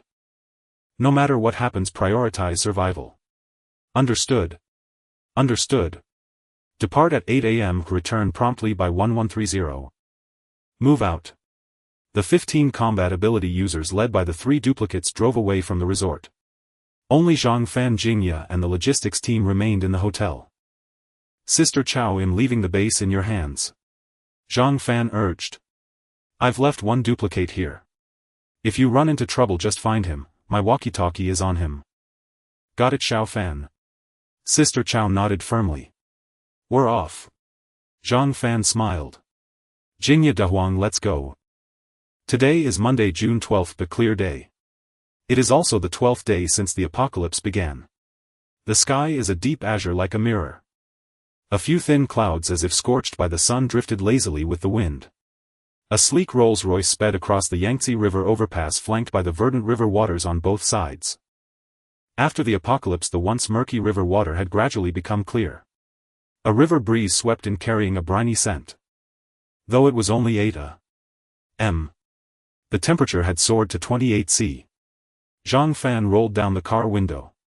The river breeze filtering through the window caressed his face like a maiden's tender hand, gently stroking, bringing immense comfort. Jingya sat in the passenger seat. Today she wore a white tracksuit, her hair tied in a ponytail, and white sneakers on her feet, exuding an aura of youthful vitality and charm. The river breeze played with her long hair, making it dance in the wind, enhancing her striking beauty. Big Yellow lay by the rear window, gazing at the ever-changing river view, enjoying the picturesque scenery. Jingya, being with me, do you feel like you're in love? Zhang Fan said, his left arm resting on the window frame and his right hand on the steering wheel, his tone relaxed and cheerful. Jingya shot him a coquettish glare and pursed her lips into a smile. No. I don't believe you. Zhang Fan retorted, a man and a woman alone racing against the wind in such a luxurious Rolls-Royce, how could you not feel anything? Believe it or not. Jingya rolled her eyes at Zhang Fan. In truth, she did feel something. Before the apocalypse she had many suitors, but her standards were high and she looked down on most. After the world fell, she hid in her dormitory, terrified, hungry and desperate. It was Zhang Fan who saved her. Jingya felt immense gratitude towards him at that moment. Though the cliché of a hero saving a damsel in distress was tired, she had to admit it was the easiest way to foster affection. Moreover, Zhang Fan had not only snatched her from the jaws of death but also provided her with a safe haven. Though danger lurked every day in this apocalyptic world, being by Zhang Fan's side gave Jingya a profound sense of security. She was smart enough to realize she had grown dependent on him and couldn't bear to be without him. Furthermore, she couldn't imagine what she would face or how she would survive without Zhang Fan. Having been single her entire life, encountering someone like him was rare, and she was more than willing to stay by his side. The team was filled with attractive women, and as the leader many eyes were on Zhang Fan. Jingya could sense the different gazes other women cast upon him, which stirred a sense of urgency within her. She resolved that she could no longer afford to play hard to get. She needed to take the initiative and stake her claim on Zhang Fan before someone else beat her to it, leaving her with nothing but regret. "I don't believe you." Zhang Fan laughed heartily, suddenly reaching out to take Jingya's hand, his thumb gently tickling her palm. A thrill ran through Jingya, her body tingling with a pleasant numbness, yet she didn't pull her hand away. "Still saying you feel nothing? Do all women speak in opposites?"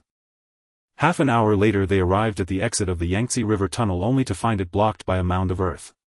"Time to switch vehicles," Zhang Fan said, satisfied with his handiwork as he parked the Rolls-Royce by the roadside. The two of them and the dog got out of the car.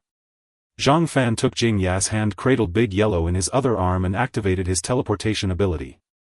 In an instant they appeared on the other side of the mound.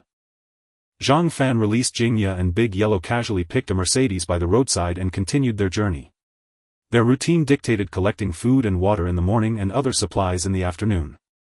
They had enough food, but drinking water was still scarce, so their morning mission was to gather as much potable water as possible. Water, being a critical resource, was never too much. They set 3 destinations: a purified water plant and 2 mineral water factories. All 3 were located in the Puyao district, the closest water facilities to Changheng Island. Along the way they encountered numerous zombies, but Zhang Fan dispatched duplicates to deal with them, collecting plenty of physical enhancement orbs. The trouble was the many vehicles blocking the roads, making it hard for the Mercedes to pass. Forced to improvise, they switched to a heavy truck. The heavy truck bulldozed its way through, carving a path and attracting even more zombies. Nourished by the blood rain the zombies had evolved, but they still couldn't catch up to the speeding truck. They pushed forward until they reached the Lieni purified water plant. Outside the plant a horde of zombies roamed, at least a dozen by the look of it. These zombies were initially in a dormant state. But as the heavy truck approached they snapped to life and swarmed towards it like a frenzied tide. Zhang Fan teleported out of the vehicle facing the charging zombies. He lightly pointed a finger. A series of visible tangible vibration waves shot from his fingertip, aimed at the first zombie.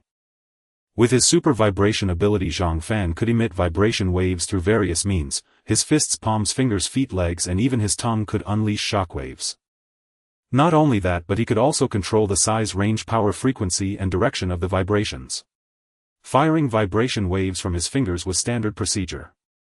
The zombie was as fragile as tofu. The vibration wave struck its chest, tearing a massive hole through it. The wave passed through the hole, exiting from the zombie's back and dissipating into the air behind. Yet the zombie didn't die. Though its chest was obliterated, its head remained intact. With a guttural roar it lunged at Zhang Fan again. "You're asking for death." Zhang Fan pointed again, this time at the zombie's head. The zombie's skull exploded like a burst watermelon, splattering blood and brain matter everywhere. Zhang Fan continued without pause, pointing his finger again and again, each shot obliterating a zombie's head.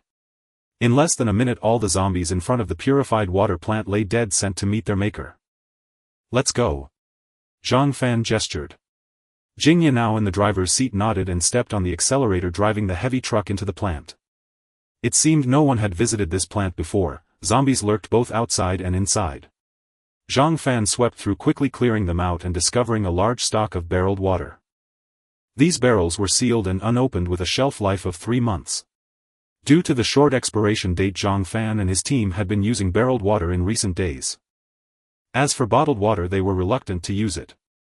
Bottled water had a longer shelf life, up to 24 months, so they stored it for later to be used only after the barreled water was exhausted. After ransacking the Lieni plant they gathered over 1200 barrels of water, 90 of which were 5-gallon large barrels. 5 gallons equals 18.9 liters. If used solely for drinking, these 1200 barrels would sustain the team for 7 to 8 months. But it wasn't enough if they needed to collect more. The two left the Lieni plant and headed straight for their second destination, the Siyuan mineral water factory. Along the way they encountered more zombies. Zhang Fan hadn't come out just to gather water, he also wanted to collect orbs. So he deliberately slowed down, maintaining a speed that the zombies could barely keep up with but wouldn't lose sight of. This tactic indeed attracted a large horde of zombies howling and chasing after the heavy truck. As the truck advanced, more zombies joined the fray, swelling the ranks of the undead procession. Jingya watched with a pounding heart. Zhang Fan, are you sure about leading these zombies on like this? Aren't you afraid of tipping over? Don't worry, I've got this under control. Zhang Fan said with a confident smile, continuing to lead the zombies on at a leisurely pace as if walking a dog. In a nearby building, survivors witnessed the scene on the street, stunned, speechless. So many zombies. This guy must have a death wish. In the apocalypse, and he's driving a heavy truck openly down the street like that. He's asking for it. I bet that idiot will be torn to shreds by the zombies. Similar curses echoed from the windows. Zhang Fan paid them no mind. Finally, when he was just one traffic light away from the Siyuan mineral water factory, he stopped the heavy truck. Hunting time begins. Wang Caifan, a 52-year-old resident of Baoli residential area, was also the leader of the community's square dance group. Thanks to years of square dancing, she was in excellent health. She could eat heartily, drink freely, jump and dance with vigor. If the supermarket had an egg promotion, she could even sprint 100 meters, not quite within 10 seconds, but 11 seconds was achievable. She had led her fellow square dancers to occupy a basketball court and personally engaged in a martial arts showdown with the young men who tried to reclaim it. Her 9-in skeletal claw technique was executed with such ferocity that she injured and scratched several young lads. Her physical prowess was undeniable. Many young people couldn't match her. After the apocalypse descended, Wang Caifan witnessed with her own eyes the gruesome sight of zombies relentlessly chasing humans and tearing them apart alive. Wang Caifan was terrified. Though she had been formidable on the square and basketball court, zombies didn't care about morality. She swore she would never leave her room even if it meant dying. She barely survived on her stored food for 12 days, but today she couldn't hold on any longer. Because her food had run out 3 days ago. Wang Caifan was starving and in despair. The agony of hunger was unbearable, and she didn't know how much longer she could endure. She thought about ending her life for a swift release. She, the dance queen of Baoli residential area, shouldn't die a miserable death by starvation. Well, the truth was the hunger was too much to bear. Death would mean no more hunger. She lived on the 15th floor, and jumping from the window would solve all her troubles, a clean end. But every time she looked at the dizzying height, her legs went weak and she crawled back from the window. After more than a dozen failed attempts, she steeled herself and prepared to jump again. Then she saw a countless horde of zombies surge onto the street below, chasing a heavy truck. Wang Caifan trembled and dared not approach the window. If she jumped and died, wouldn't she be torn to pieces by so many zombies? Would she not even leave a complete body? She, the dance queen of Baoli residential area, couldn't even have a whole corpse. How improper. At this thought, Wang Caifan couldn't help but curse. Damned bastard, why did you lure so many zombies here? You despicable wretch, just because you drive a heavy truck you think you're something. Damn it, I'll watch you get devoured by zombies. Then she saw the heavy truck suddenly stop and a young man appeared on its roof out of nowhere. What does this doomed fool want to do? Wang Caifan cursed inwardly. The doomed fool she referred to was none other than Zhang Fan.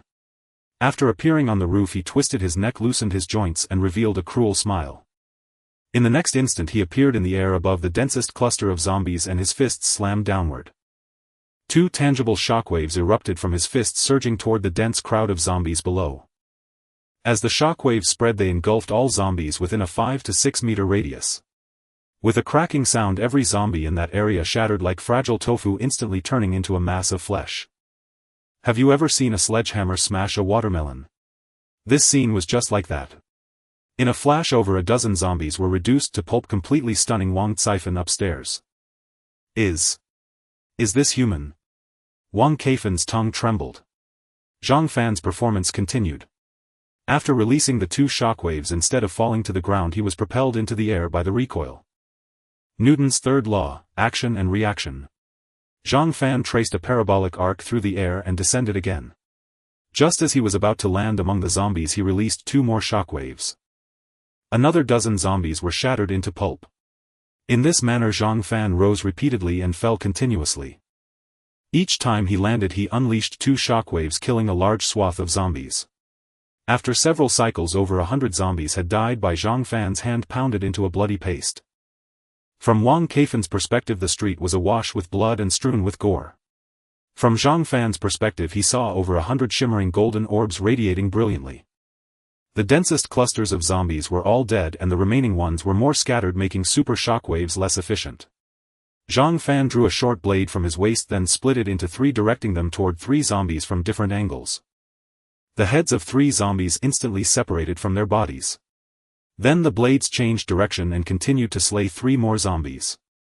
Amazingly, these three flying blades moved as if controlled by three separate individuals, hunting zombies, turning and seeking new targets without any interference or conflict.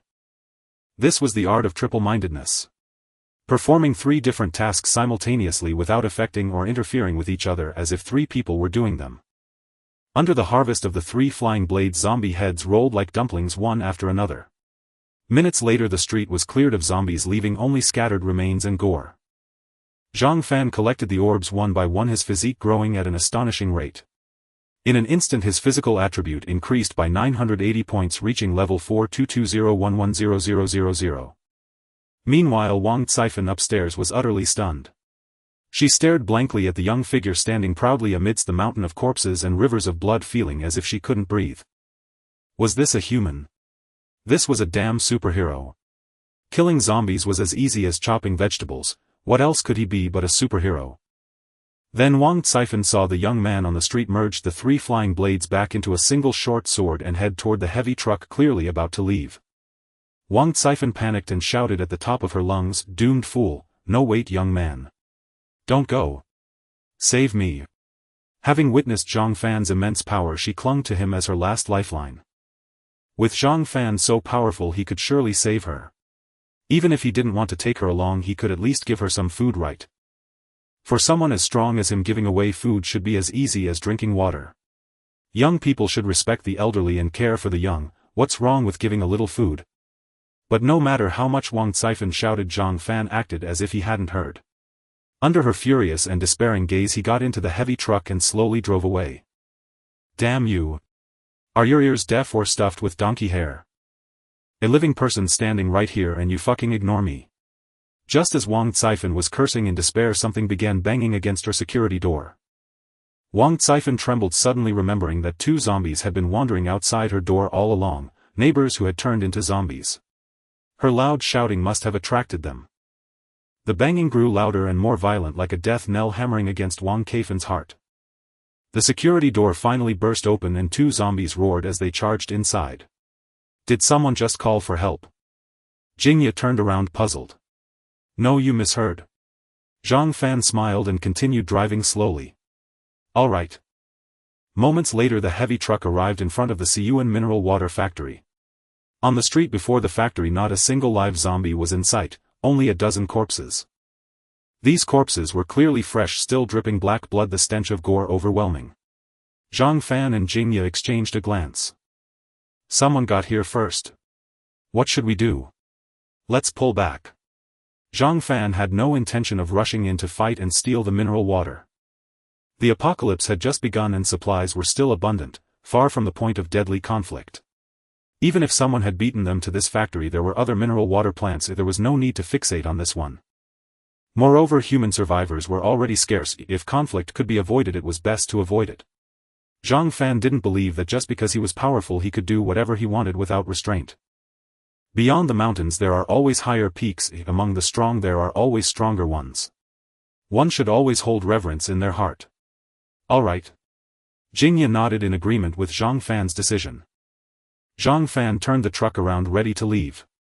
But just then a piercing scream rang out, followed by a chorus of agonized cries like the wailing of ghosts, sending chills down their spines. What's happening? Jingya looked toward the Siyuan mineral water factory. Are the people inside under attack by zombies?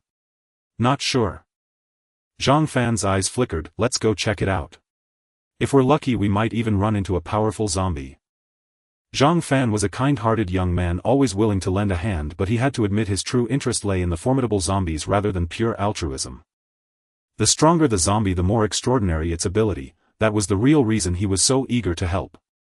Leading Jingya and Dahuang, Zhang Fan burst into the Siyuan mineral water plant, where he found a panicked crowd.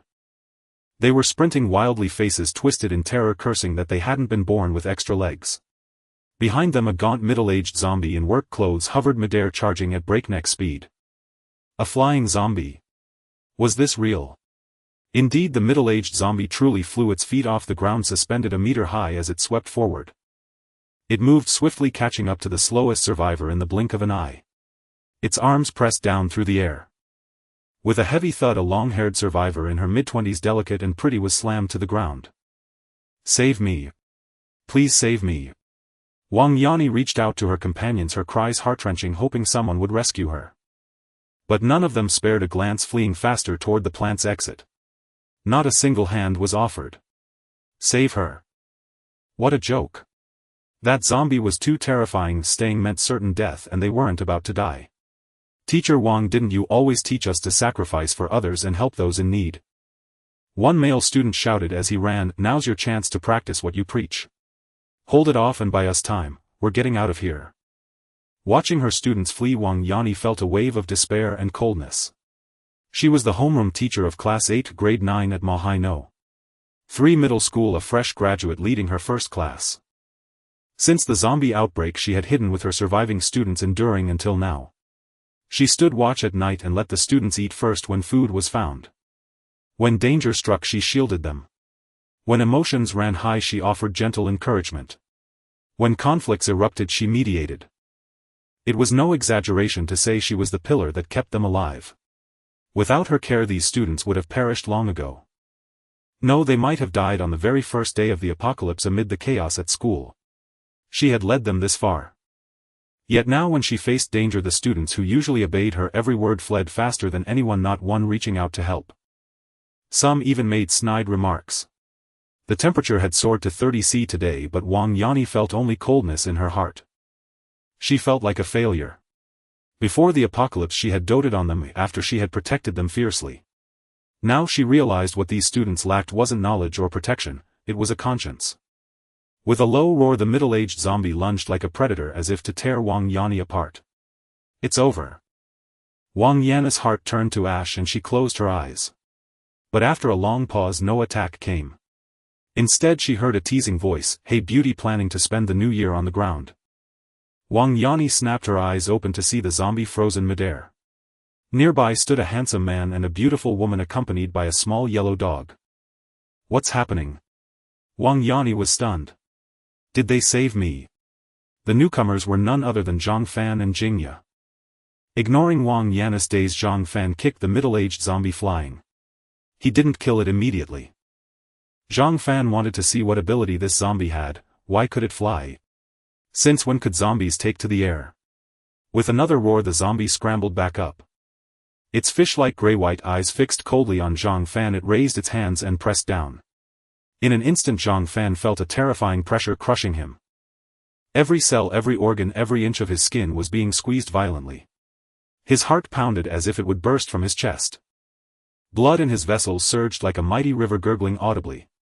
"Gravity. This is gravity." Zhang Fan was both shocked and thrilled. This zombie's ability is gravity control. This trip wasn't wasted. Seeing Zhang Fan frozen, the zombie assumed it had pinned him. It howled and lunged at him. But Zhang Fan vanished into thin air. As the zombie turned to search, ripples of vibration struck its head. With a crack, the zombie's head exploded like a shattered watermelon, scattering into pieces. 3 orbs dropped from its body. 1 gold, 1 silver, 1 white. Zhang Fan was stunned. A silver orb. A zombie dropped a silver orb. He found it unbelievable. Humans and animals dropping silver orbs was no surprise. But a zombie? That was absurd. Silver orbs represented spirit.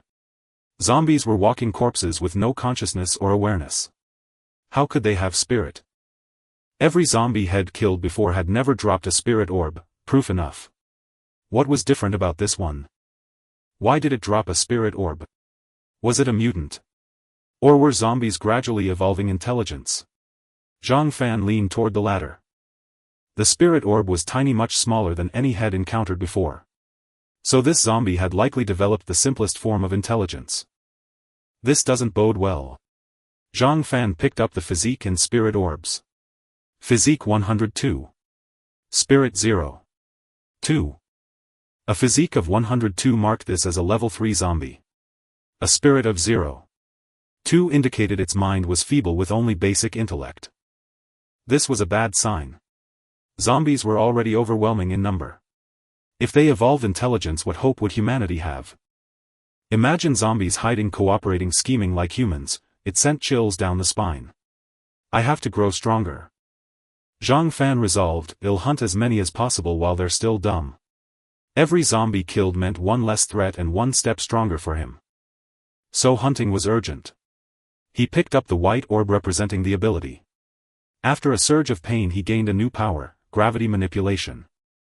Zhang Fan focused on the ability and sensed gravity everywhere, the force Earth exerted on every person, creature and object. Miraculously he felt an indescribable connection with gravity.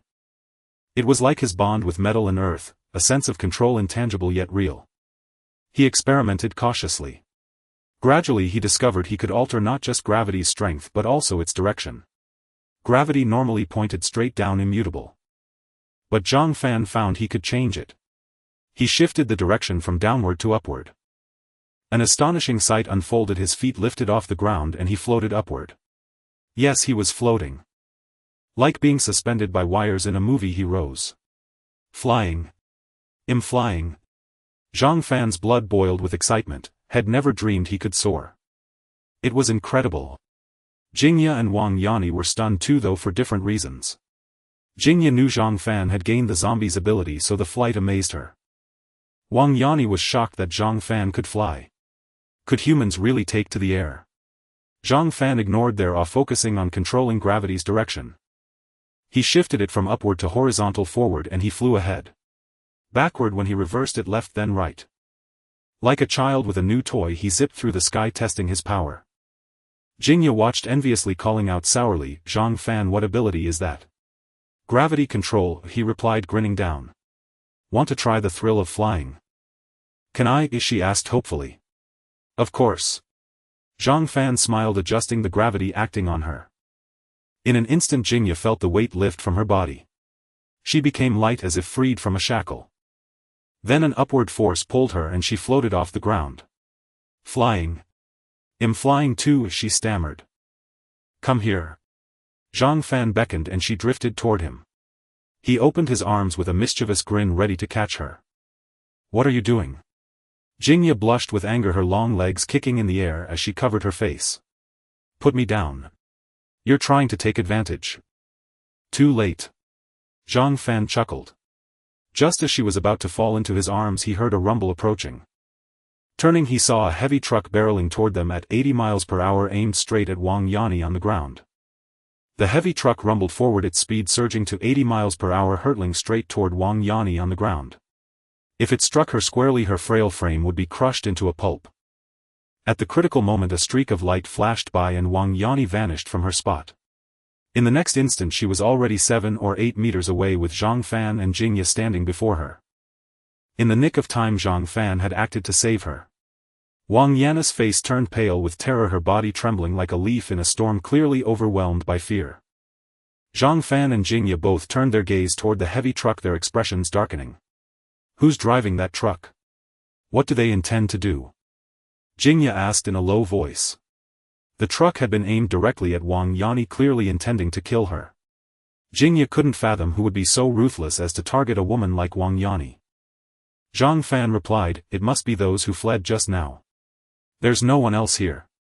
Indeed there was no one else, only the 3 of them in the yard and the 7 or 8 who had escaped. Aren't they on the same side? Why would they want her dead? Jingya glanced at Wang Yani, her confusion evident. "Who knows? Watch out." As Zhang Fan spoke he noticed the truck swerving and charging toward them again. The driver was clearly intent on killing, pressing the accelerator to the floor. The engine roared with urgency like a wild horse breaking free, charging madly forward.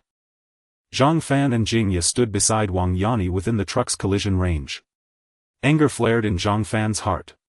What deep-seated grudge could be so great that it would target even 2 innocent bystanders? "You're asking for death." Zhang Fan instantly transformed into an alloy being, his body turning into a silver-white metallic form, and activated his super strength ability. Just then the truck charged straight at him. "Go to hell." Zhang Fan threw a punch. This time he struck with full fury, holding nothing back, unleashing his super strength at maximum output. An overwhelming force erupted, crushing and deforming the truck's front end. The speeding vehicle was violently halted, transitioning from extreme motion to absolute stillness. A muffled groan came from the driver's seat. The man behind the wheel was clearly injured. But Zhang Fan was not yet satisfied. He leaped into the air, landing atop the truck. He clenched his fists in the void. As if two invisible hands were kneading dough, they twisted and compressed the truck with savage force. Amid the metallic screeching, the truck was gradually crushed and compressed, accompanied by a series of agonized screams like wails from the depths of hell. In the blink of an eye, the once solid truck was twisted into a dough. No, a lump of metal. Diesel fuel mixed with blood dripped from the metal lump, falling to the ground with a steady patter. Wang Yanni stared in shock at the sight. A massive truck had been crushed and molded into a metal lump. Was this even human? This guy. Jingya was equally stunned. She knew Zhang Fan was formidable, but she hadn't realized how terrifying he could be when angered. Humph. His rage subsided slightly and he casually tossed the metal lump aside. Are you two all right? Zhang Fan looked at Jingya and Wang Yanni. Of course. Jingya replied helplessly. Now that you've wrecked the truck, we'll have to find another vehicle. Zhang Fan waved his hands, smiling nonchalantly. No problem. I spotted an armored MPV on the street earlier. Well, take that. An armored MPV. Jingya's eyes lit up as she nodded eagerly. While trucks were safe, they were far from comfortable. In comparison, an MPV was much better. Moreover, an armored MPV offered BR7 level protection, making it far safer. The only downside was its fuel consumption, 50 liters per 100 kilometers, practically drinking fuel. Still, in this post-apocalyptic world, diesel was plentiful. As long as safety was ensured, fuel consumption was a minor concern. Thank you for saving me. I'm truly grateful. Wang Yanni, still shaken, bowed deeply to Zhang Fan, her face brimming with gratitude. In just a few minutes, Zhang Fan had saved her 3 times. She had teetered on the brink of death 3 times, and her gratitude toward him was immeasurable. You're welcome. Zhang Fan smiled. Your companions seem to have fled. What are your plans now? I don't know, Wang Yanni replied with a bitter laugh, looking like an abandoned orphan, her face etched with sorrow. Since the apocalypse began, she had relied on those students for mutual support. Though she cared for them, they had also been her emotional anchor. But now, that anchor had crumbled, leaving Wang Yanni lost and uncertain of her path. If you have nowhere to go, you can join us. We have many survivors, Zhang Fan said with a smile. As his group grew, Zhang Fan had relaxed his selection criteria, allowing ordinary people to join. Changheng Island was vast. They needed people for farming, aquaculture, orchard maintenance, and planting crops. After a moment's hesitation, Wang Yanni agreed. Thank you. I'd like to join. With no other options, following Zhang Fan seemed wise. At least with someone as powerful as Zhang Fan, her safety would be assured, unlike before when she had to lead her students, exposing themselves to danger while searching for supplies. Teacher Wang. Teacher Wang, are you alright?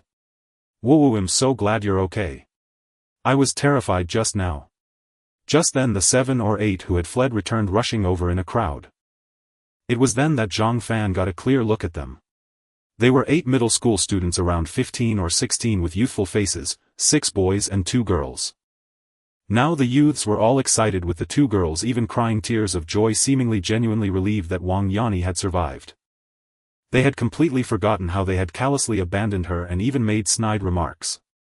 Zhang Fan ignored them and turned to Wang Yanni. Are you a teacher? Wang Yanni nodded. A middle school teacher. That's great. Our team needs all kinds of talent and teachers are one of them, Zhang Fan said with a smile. You can teach the children reading and writing in the future. People wouldn't just live for a few days, if they'd live their entire lives. Since they were alive, they'd marry, have children, and pass on their genes. When children grew up, they'd need to learn. Not necessarily to be erudite, but at least not illiterate. With a teacher, the children could learn to read and write. It would be immensely useful. I'll do my best wherever I'm needed. Wang Yanni nodded eagerly. Teacher Wang, are you going with them? A tall boy looked from Zhang Fan to Wang Yanni, his eyes hopeful. Can you take us with you?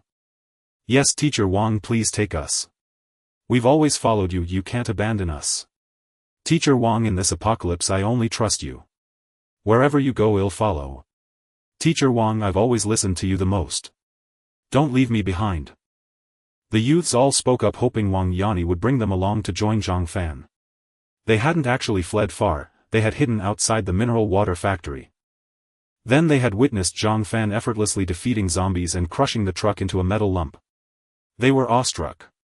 After discussing, they decided they had to follow Zhang Fan at all costs.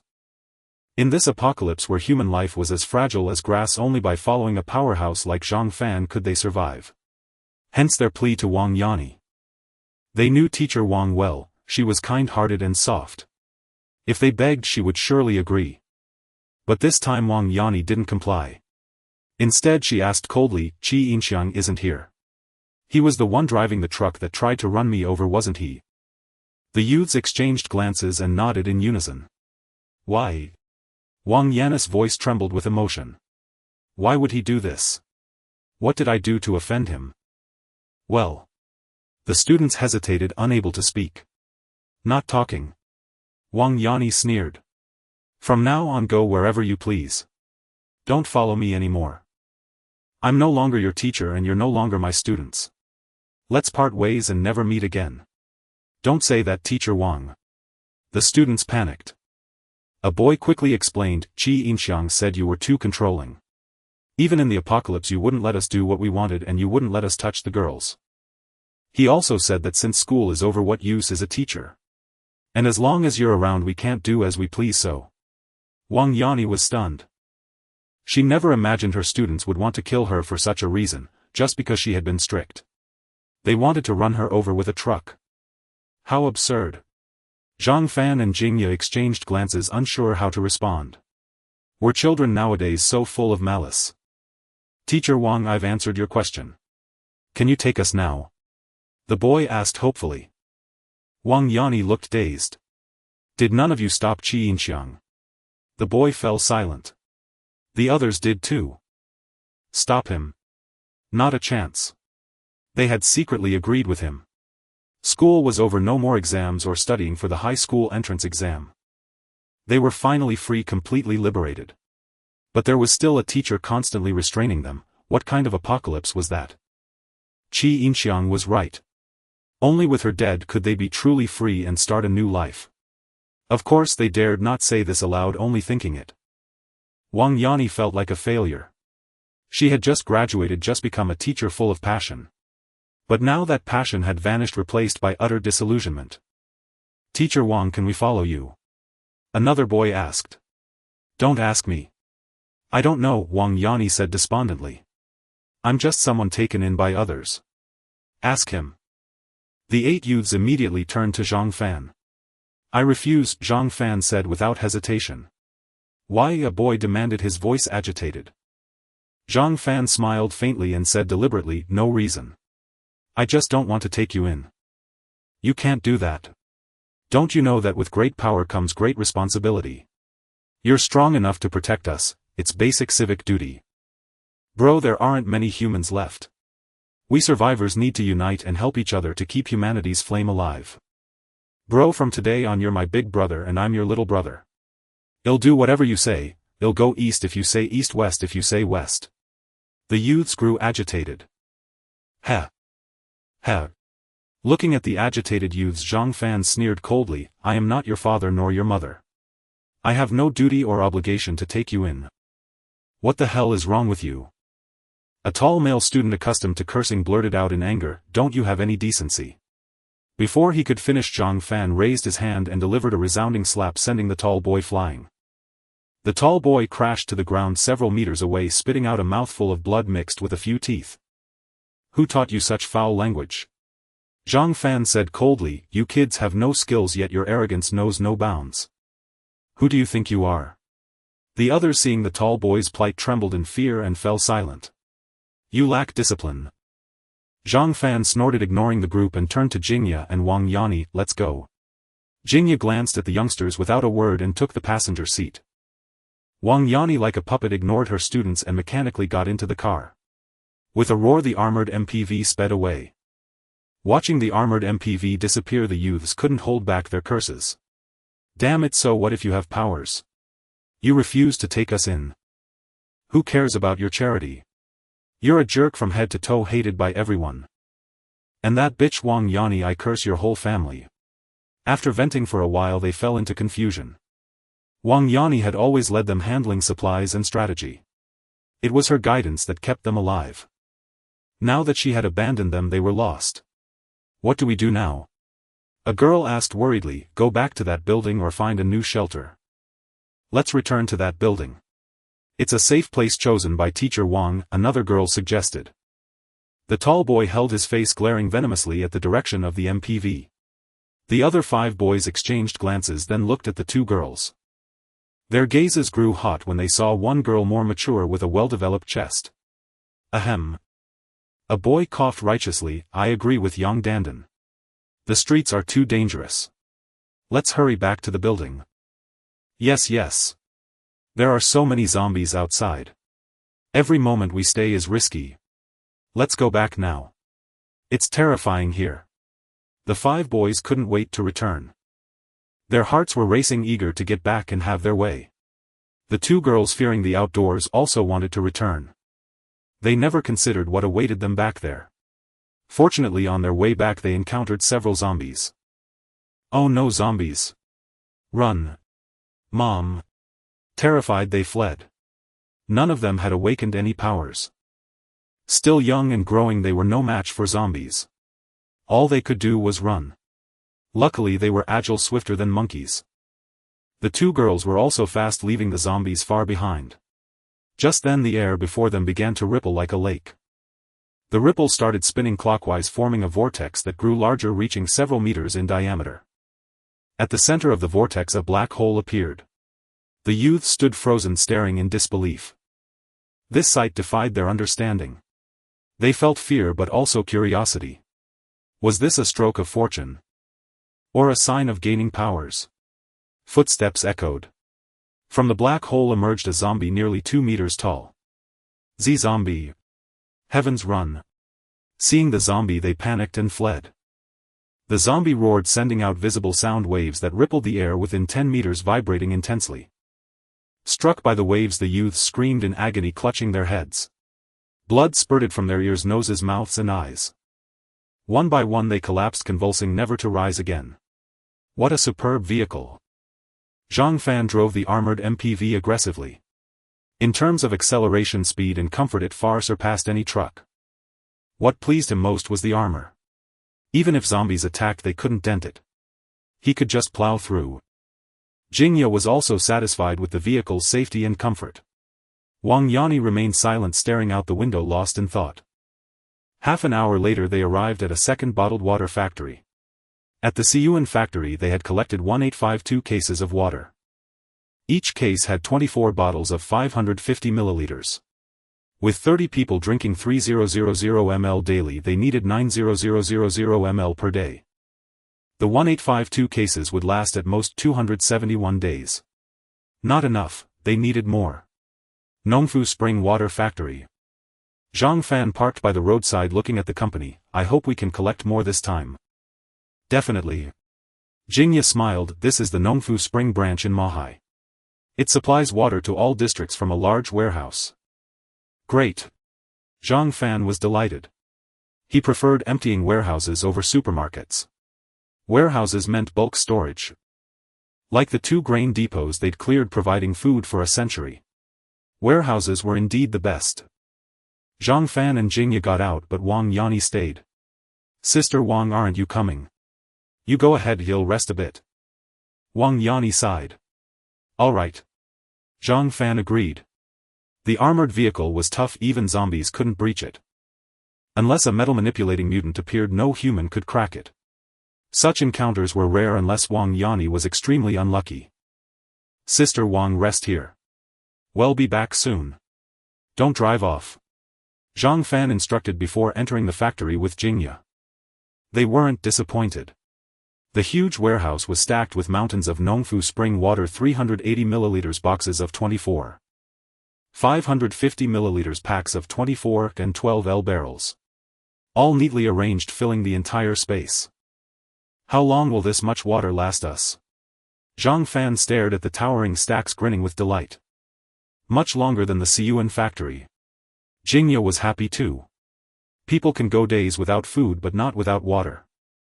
In a way, water was more vital than food. This stockpile was a significant boon. Jingya, hurry. Zhang Fan urged, afraid the water might vanish. Collect it quickly. Jingya gave him a playful glare. We're alone here. Are you afraid it'll sprout wings and fly away? Better safe than sorry. Zhang Fan chuckled. True, Jingya agreed and began collecting. With a wave of her hand, cases vanished like magic. In less than half an hour, a third of the warehouse was gone. And it continued. Zhang Fan stayed close to Jingya, watching the cases disappear, feeling elated. This water was a precious resource. Stored in Jingya's space, it wouldn't spoil, lasting 100 years. Suddenly Zhang Fan heard rapid footsteps approaching. Woof woof. Big Yellow, following him, barked at the door. What's wrong? Jingya paused. Someone's coming, Zhang Fan replied calmly. It was no surprise, such a warehouse would attract attention. In fact, he was amazed it hadn't been looted yet. How was it still intact? Such a vital resource. Now people were arriving, meaning some smart ones knew about it. Zhang Fan. Jingya grew nervous. It's fine, he said, taking her hand reassuringly. I'm here. Jingya nodded, relaxing. In her eyes, Zhang Fan was the strongest mutant, unbeatable. Under their watch, a group stormed the warehouse surrounding them. Over 20 people, all young men and women. Dressed like urban professionals, they looked decent, a stark contrast to earlier survivors Zhang Fan had encountered. They sized each other up. Seeing only 2 people and a dog, the group looked surprised and puzzled. Since the bloody rain on June 10th, which evolved zombies, few dared to travel alone, too dangerous. Being caught alone meant being torn apart. So they always moved in numbers, relying on strength in numbers. Yet Zhang Fan and Jingya dared to go solo, truly bold. A cough parted the crowd, revealing a middle-aged man with a square face. He was casually dressed, a plain white shirt, black trousers and thick-soled leather shoes. Despite his simple attire, Zhang Fan sensed danger from him. Jingya recognized the man. Even if she hadn't, she wouldn't underestimate him. Truly wealthy people rarely flaunted their riches. Only nouveau riche showed off with gold and logos, desperate to proclaim their wealth. Xiaoya, is that you? Lu Jianchu asked in surprise. What are you doing here? Uncle Lu, am collecting supplies, Jingya replied politely. She introduced him. This is Uncle Lu Jianchu, a business associate of my father's in real estate. He's very successful. Zhang Fan nodded and smiled. Nice to meet you, Uncle Lu.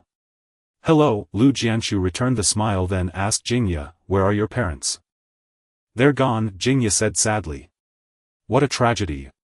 Lu Jianchu sighed, then offered, Xiaoya, come with me from now on. For your father's sake, I'll look after you. After the apocalypse, he had awakened a powerful ability. He had gathered his employees, hunted zombies and collected supplies, thriving in the new world. Thank you, Uncle Lu, but I'm fine on my own, Jingya declined. She knew her father's relationship with Lu was strained, even competitive. So he had no real reason to protect her. Besides, she trusted only Zhang Fan and her aunt in this world. Alright, Lu Jianchu didn't insist, come to me if you need anything. Thank you, Uncle Lu, Jingya said. If you don't mind, well, continue collecting water. Go ahead, Lu Jianchu smiled, take as much as you want. He knew exactly what was in the warehouse. 2 days ago he had claimed it as his own. To keep others away, he had his men guarded around the clock. So when Zhang Fan and Jingya arrived, he was alerted. He intended to stop them and eliminate them to prevent word spreading. But they turned out to be acquaintances. Still, he decided to have them killed after they left. The water must remain secret. His offer to let them take water was just a show. 2 people could carry only so much. But what happened next nearly blinded Lu Jianchu's eyes. Jingya and Zhang Fan stepped aside.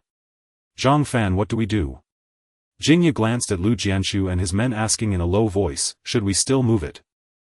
Zhang Fan didn't answer but instead asked, how close are you with Lu Jianchu? If Jingya and Lu Jianchu were well-acquainted close friends, Zhang Fan wouldn't mind leaving some for them out of respect for her. If not, at most were acquaintances. Jingya whispered, not friends. Got it. Zhang Fan understood. Go ahead and take it all. Leave them a third, no a fifth. Lu Jianshu was in real estate, and no doubt this natural spring water company wasn't his. Since it wasn't his, it was unclaimed property. Zhang Fan felt no guilt in taking it. Leaving a fifth, Zhang Fan considered that more than generous. Lu Jianshu and his crew won't just stand by. They'll be counting on you when things go down. Jingya cautioned softly. This was snatching meat from a tiger's mouth. Even with her ample backside she could envision what was about to unfold. But she couldn't abandon this water. The warehouse held an enormous stockpile. Jingya estimated at least several million bottles. The team consumed 100 liters of water daily. This supply would last them decades. How could anyone let such a prize slip away? Lu Jianshu wasn't her father, so why should she hand over this bounty? If it meant war, then war it would be. In this post-apocalyptic world with resources so scarce, if you didn't fight now and played the saint, you deserved to starve. Don't worry. Zhang Fan gave her a reassuring look. I'm starting. Having worked together many times, Jingya trusted Zhang Fan completely. Without another word she resumed collecting. With a light sweep of her hand, cases of water vanished. With another gesture, stacks of ice-purified bottles disappeared. Lu Jianshu and his men watched stunned. What's happening? Lu Jianshu narrowed his eyes. Husband, it might be an ability, his secretary Wang Hongyan murmured. Like Doraemon's magic pouch, a dimensional storage ability. Wang Hongyan was stunning, with a tall curvaceous figure, a delicate oval face, and dressed in black stockings and a pencil skirt that accentuated her alluring silhouette and long shapely legs. She exuded an irresistible charm. Lu Jianshu's men constantly stole glances at her, their stares filled with raw desire. But they dared only look, satisfying their eyes, never acting on it. Before the apocalypse, Wang Hongyan was the boss secretary, the kind who did everything. The secretary. After the world fell, the boss personally disposed of his wife at home, and Wang Hongyan officially took her place. Now she was not only the company's madam but also the second-in-command, second only to the boss. Anyone who harbored thoughts about her had to keep them hidden. If the boss found out, the consequences would be dire. Dimensional storage ability. Lu Jianshu's face darkened, but he didn't lash out. He wanted to observe further to confirm if it was true. If so, this ability was immensely valuable. Jingya continued collecting as if no one else was there. Case after case. Stack after stack. In no time she had gathered hundreds of cases and stacks of water, and she was still going. By now no words were needed. Lu Jianshu saw it clearly. Jingya indeed possessed a dimensional storage ability like a magic pouch. Husband, we can't let her keep going. Wang Hongyan urged quietly. Or shall take all the water in the warehouse. But Lu Jianshu saw it differently. Yin, don't you think this ability is incredibly valuable? Wang Hongyan paused, then caught on. Husband, you mean? In this apocalypse resources are everything. Lu Jianshu spoke with shrewd insight. Especially later when supplies dwindle and everyone is hungry and thirsty, even a scrap of resource could spark a war.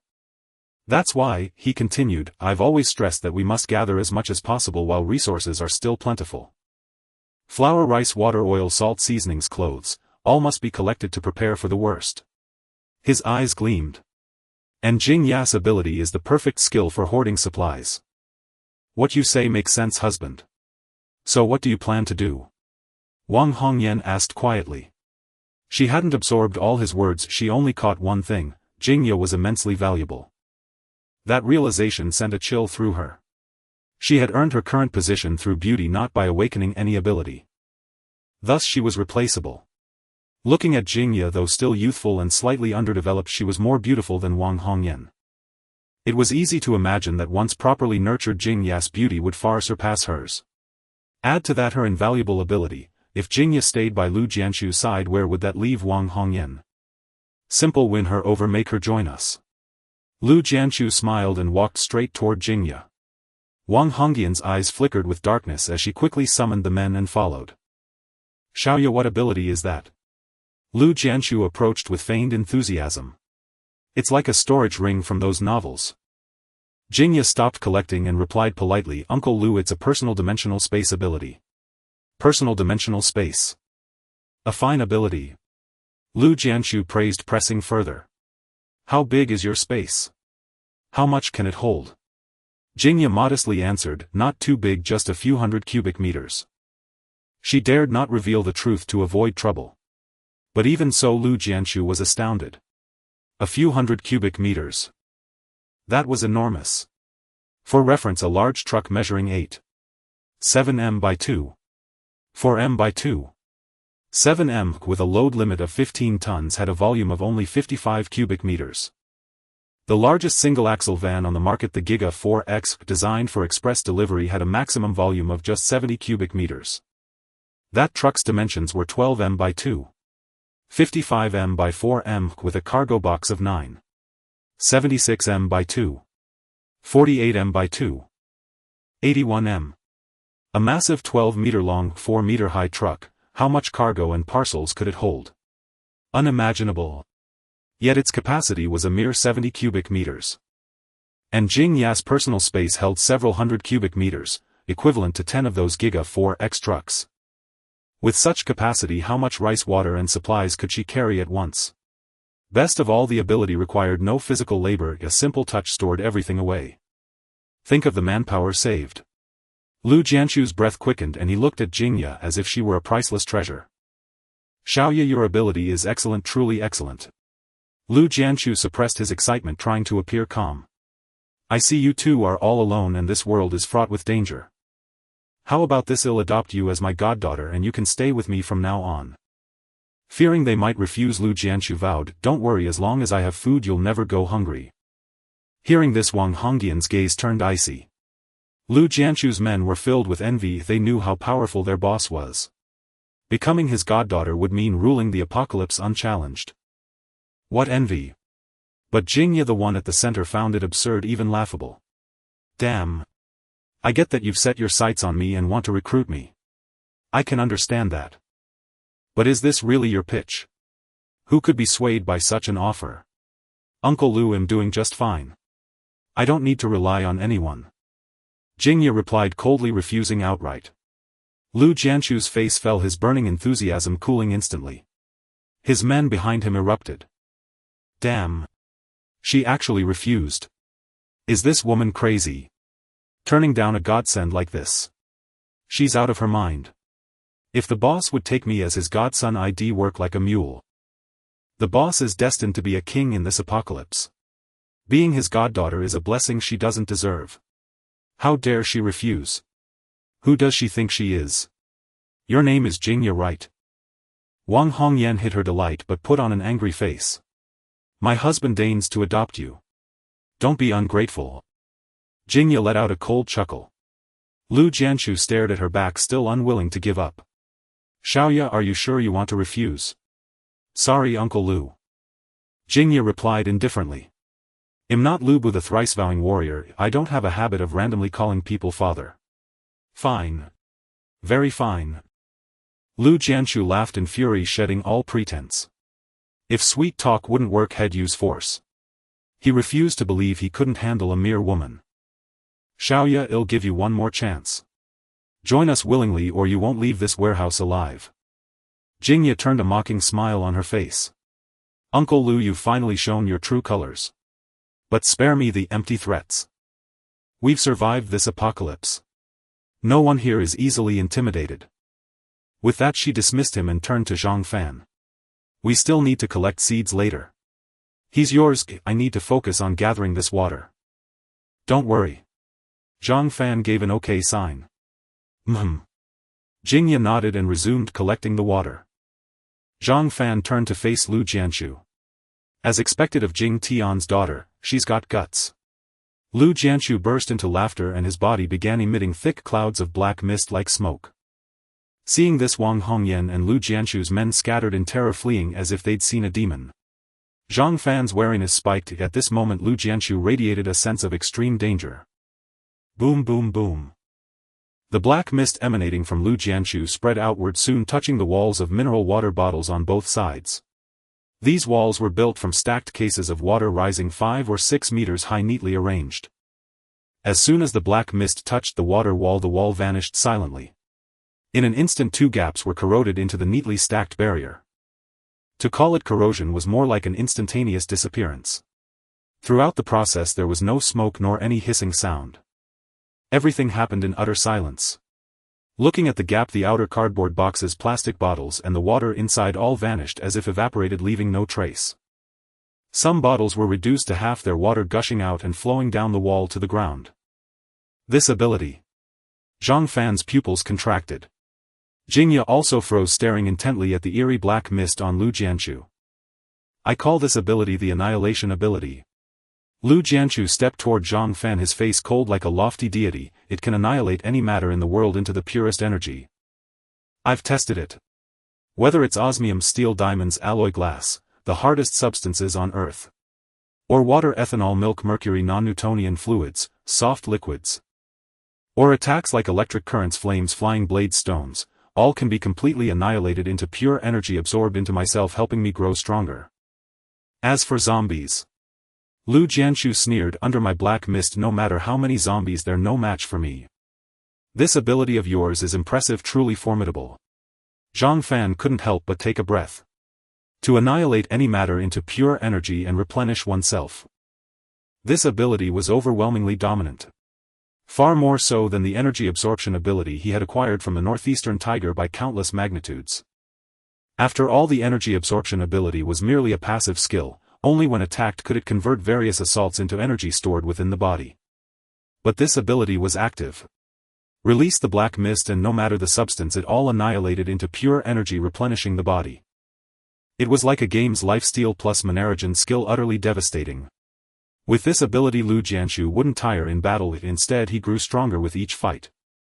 Truly formidable. Lu Jianchu didn't take Zhang Fan seriously, not even when Zhang Fan praised his ability. His eyes were only on Jingya. Xiaoya, as an elder, am willing to give you one last chance. If you agree to join our company, I guarantee you a life of wealth and luxury. If you remain stubborn. A fierce glint flashed in Lu Jianchu's eyes. I'd rather destroy you with my own hands. Lu Jianchu could imagine how terrifying Jingya's ability to collect resources was with her portable space. If she lived, wouldn't she gather all of Mohai's supplies, leaving nothing for others? Such a person, if not usable, must be eliminated early to prevent them from becoming an enemy.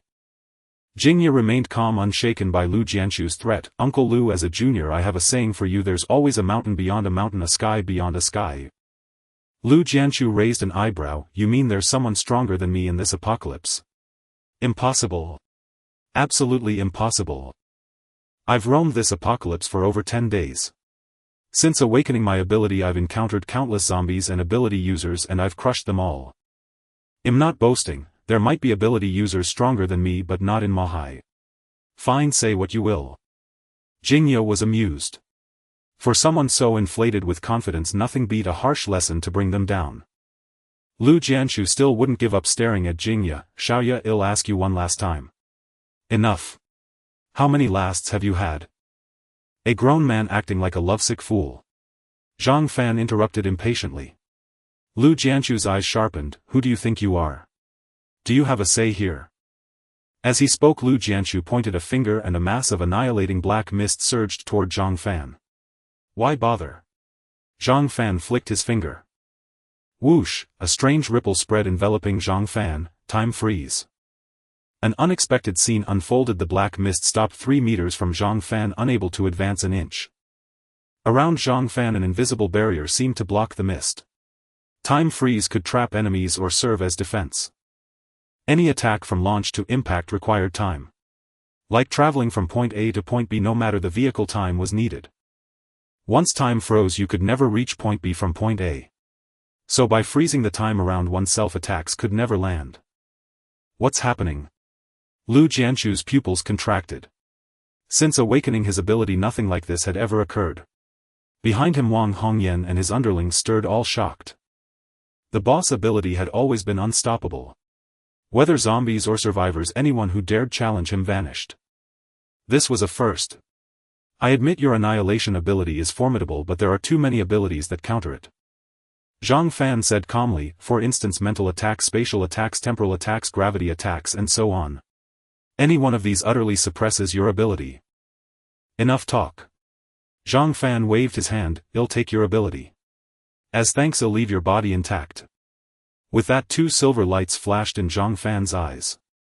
Boom, Lu Jianshu struck as if by lightning, collapsed stiffly, his fate unknown. Mental attack, super hypnosis ability. Honey.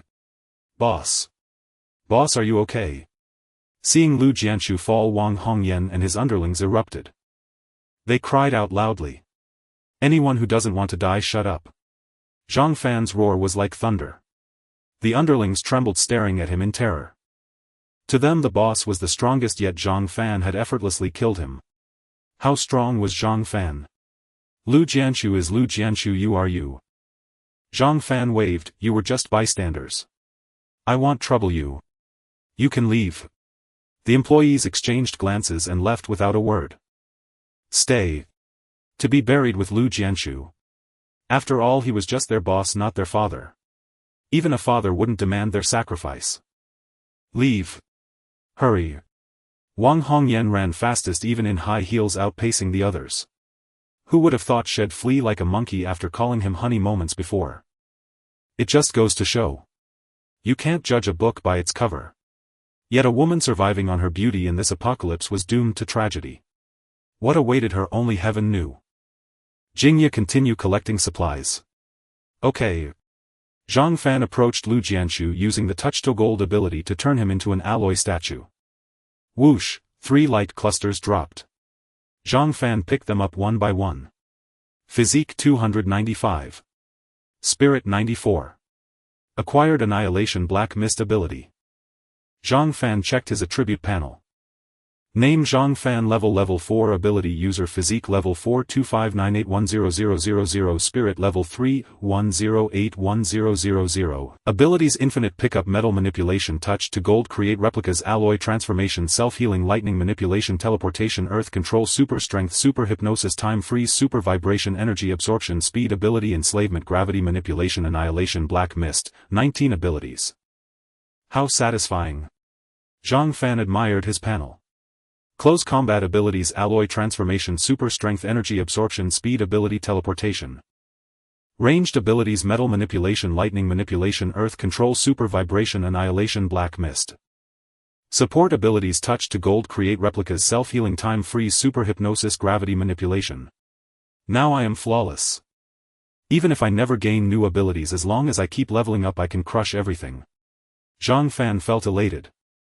19 powerful abilities gave him immense combat power and the capital to dominate the apocalypse. His confidence soared to the heavens. He believed he would live better than anyone in this bleak world. Time to test the new ability. Zhang Fan quickly adjusted his mindset, focusing on the newly acquired Annihilation Black Mist. This ability was ruthless. Used well, it would be a perfect zombie-killing skill. Moments later, Zhang Fan slowly raised his right hand, a wisp of pitch-black mist emerging from his fingertip. He pointed at Lu Jianshu's statue on the ground. The mist spread down, enveloping it. Like a red-hot iron rod on styrofoam or aqua regia on iron. The statue vanished silently, as if evaporated, leaving no trace. Throughout, no smoke or corrosion occurred. The entire annihilation process happened in utter silence, without any phenomenon. Then Zhang Fan clearly felt a substantial amount of energy flowing back into his body through the mist. The stamina expended earlier from using super strength and metal manipulation was partially restored. An excellent Manarajan ability. Zhang Fan rejoiced inwardly. With this ability he could quickly recover stamina and fight tirelessly like a machine. His endurance and survival capacity were greatly enhanced. A remarkable ability. After over an hour of bustling work, Jingya finally gathered all the mineral water in the warehouse. The continuous use of her ability drained much of her strength, leaving her so unsteady she could barely stand. Yet her spirits were soaring. Zhang Fan, we've struck gold. Jingya exclaimed, brimming with excitement. This batch of mineral water exceeds my estimates, enough to last us over a century. How many bottles in total? Zhang Fan inquired. 380 milliliters packed in 24 bottle cases, 170000 cases in all, roughly 1.92 million bottles. And 550 milliliters, also 24 bottle cases, 196000 cases, about 2.03 million bottles. Jingya promptly answered. The 12-liter barrels are fewer, only 5000 in total. Combined that's 1550400 liters plus 2587200 liters plus 60000 liters equaling 4197600 liters. Based on our team's daily consumption of 100 liters, this supply will last us 41976 days. Jing Ya's eyes sparkled with a look of triumph. 41976 days, that's 115 years. Fantastic. Zhang Fan couldn't contain his joy. A human life spans barely 100 years, who could live 115? This mineral water could sustain them until their very end. Of course, if children were born or the team expanded, the supply would dwindle. But for now they had no worries about water for a long time to come. Jingya, let's go. Jingya had just responded when her vision suddenly darkened and she staggered as if about to collapse. Zhang Fan caught her swiftly. Jingya, are you alright? I'm fine, Jingya shook her head. Just overused my ability, I feel utterly drained. Zhang Fan sighed with relief, then without a word scooped her into his arms. Jingya's face flushed crimson. What are you doing? Put me down, what if someone sees us? Don't move. Zhang Fan fixed her with a stern glare. Jingya stopped struggling, looking at him with confusion. Zhang Fan admired her flawless delicate face, though it was slightly pale, and slowly leaned down to plant a gentle kiss on her smooth jade-like forehead. Jingya's body stiffened instantly, her beautiful eyes wide with a mix of shyness and indignation. Next time you're tired, take a break. Don't push yourself, it'll worry. Zhang Fan spoke softly. Jingya gazed at his tender, caring eyes and her heart melted. Without thinking, she wrapped her arms around his neck and offered her tempting lips. The kiss ended. Jingya buried her face in his chest like a startled ostrich too shy to lift it. Does this count as a kiss to seal our bond? Zhang Fan licked his lips, savoring the lingering sweetness, and chuckled. Jingya let out a soft hum, her head still down, neither denying nor confirming. Silence. I'll take it as a yes. Zhang Fan felt a surge of joy, laughing heartily as he carried Jingya out of the warehouse in long strides. The armored MPV was still outside, but Wang Hongyan and Lu Jianshu's subordinates had vanished. Unfazed, Zhang Fan opened the car door and settled Jingya into the passenger seat. Zhang Fan, what's wrong with Jingya? Wang Yani asked with concern. Just overexerted her ability, she's tired. Rest will fix it. Zhang Fan explained briefly, then got into the driver's seat, started the engine and headed for the nearest seed shop. He didn't know the way, but with Jingya, a local expert on the demon sea, they soon found one. The shop wasn't large, but its seed selection was remarkably comprehensive. There were vegetable seeds, corn seeds, wheat seeds, rice seeds, flower seeds, and more. Without hesitation he packed everything. These items were never too many and would be needed often. By the time he finished, it was 10:30 a.m. time to return to Changheng Island. Zhang Fan drove back immediately, but soon a bizarre sight unfolded before them. The void about a dozen meters ahead began to ripple faintly like ripples on a lake. Then the ripples swirled clockwise, forming a rapidly spinning vortex. The vortex grew larger, and at its center a dark, eerie black hole emerged. The scene was both uncanny and chilling. Wang Yani and Jingya instinctively straightened up, their eyes filled with fear of the unknown. Zhang Fan, what is this? Jingya stared at the black hole ahead. Humans always dread the unknown, and this sight defied her understanding. Let's wait and see. Zhang Fan kept his eyes fixed, his foot poised on the accelerator, ready to flee at any sign of danger. If anything went wrong, he'd floor it and escape. With a thud, a zombie over 2 meters tall emerged from the black hole. It wore a traffic police uniform and cap with a walkie-talkie at its waist. This was a traffic police zombie. Strangely bony spikes jutted from its shoulders, elbows, and knees. Along its spine a row of sinister 20-centimeter-long bone spurs stood out, pale and stained with blood, making them especially terrifying. A zombie. Zhang Fan and Jingya exchanged a glance, understanding dawning. I was scared stiff, thought it was aliens or something supernatural. Jingya patted her chest. Who knew it was just a zombie causing all this? If I'm not mistaken, this black hole is like a spatial portal. Zhang Fan stared at the emerging zombie, greed flickering in his eyes. And this zombie's ability is likely creating spatial portals. So you want to? Jingya looked at him. Of course. Zhang Fan opened the door and stepped out. Roar. The moment it saw Zhang Fan, the traffic police zombie grew agitated and let out a furious howl.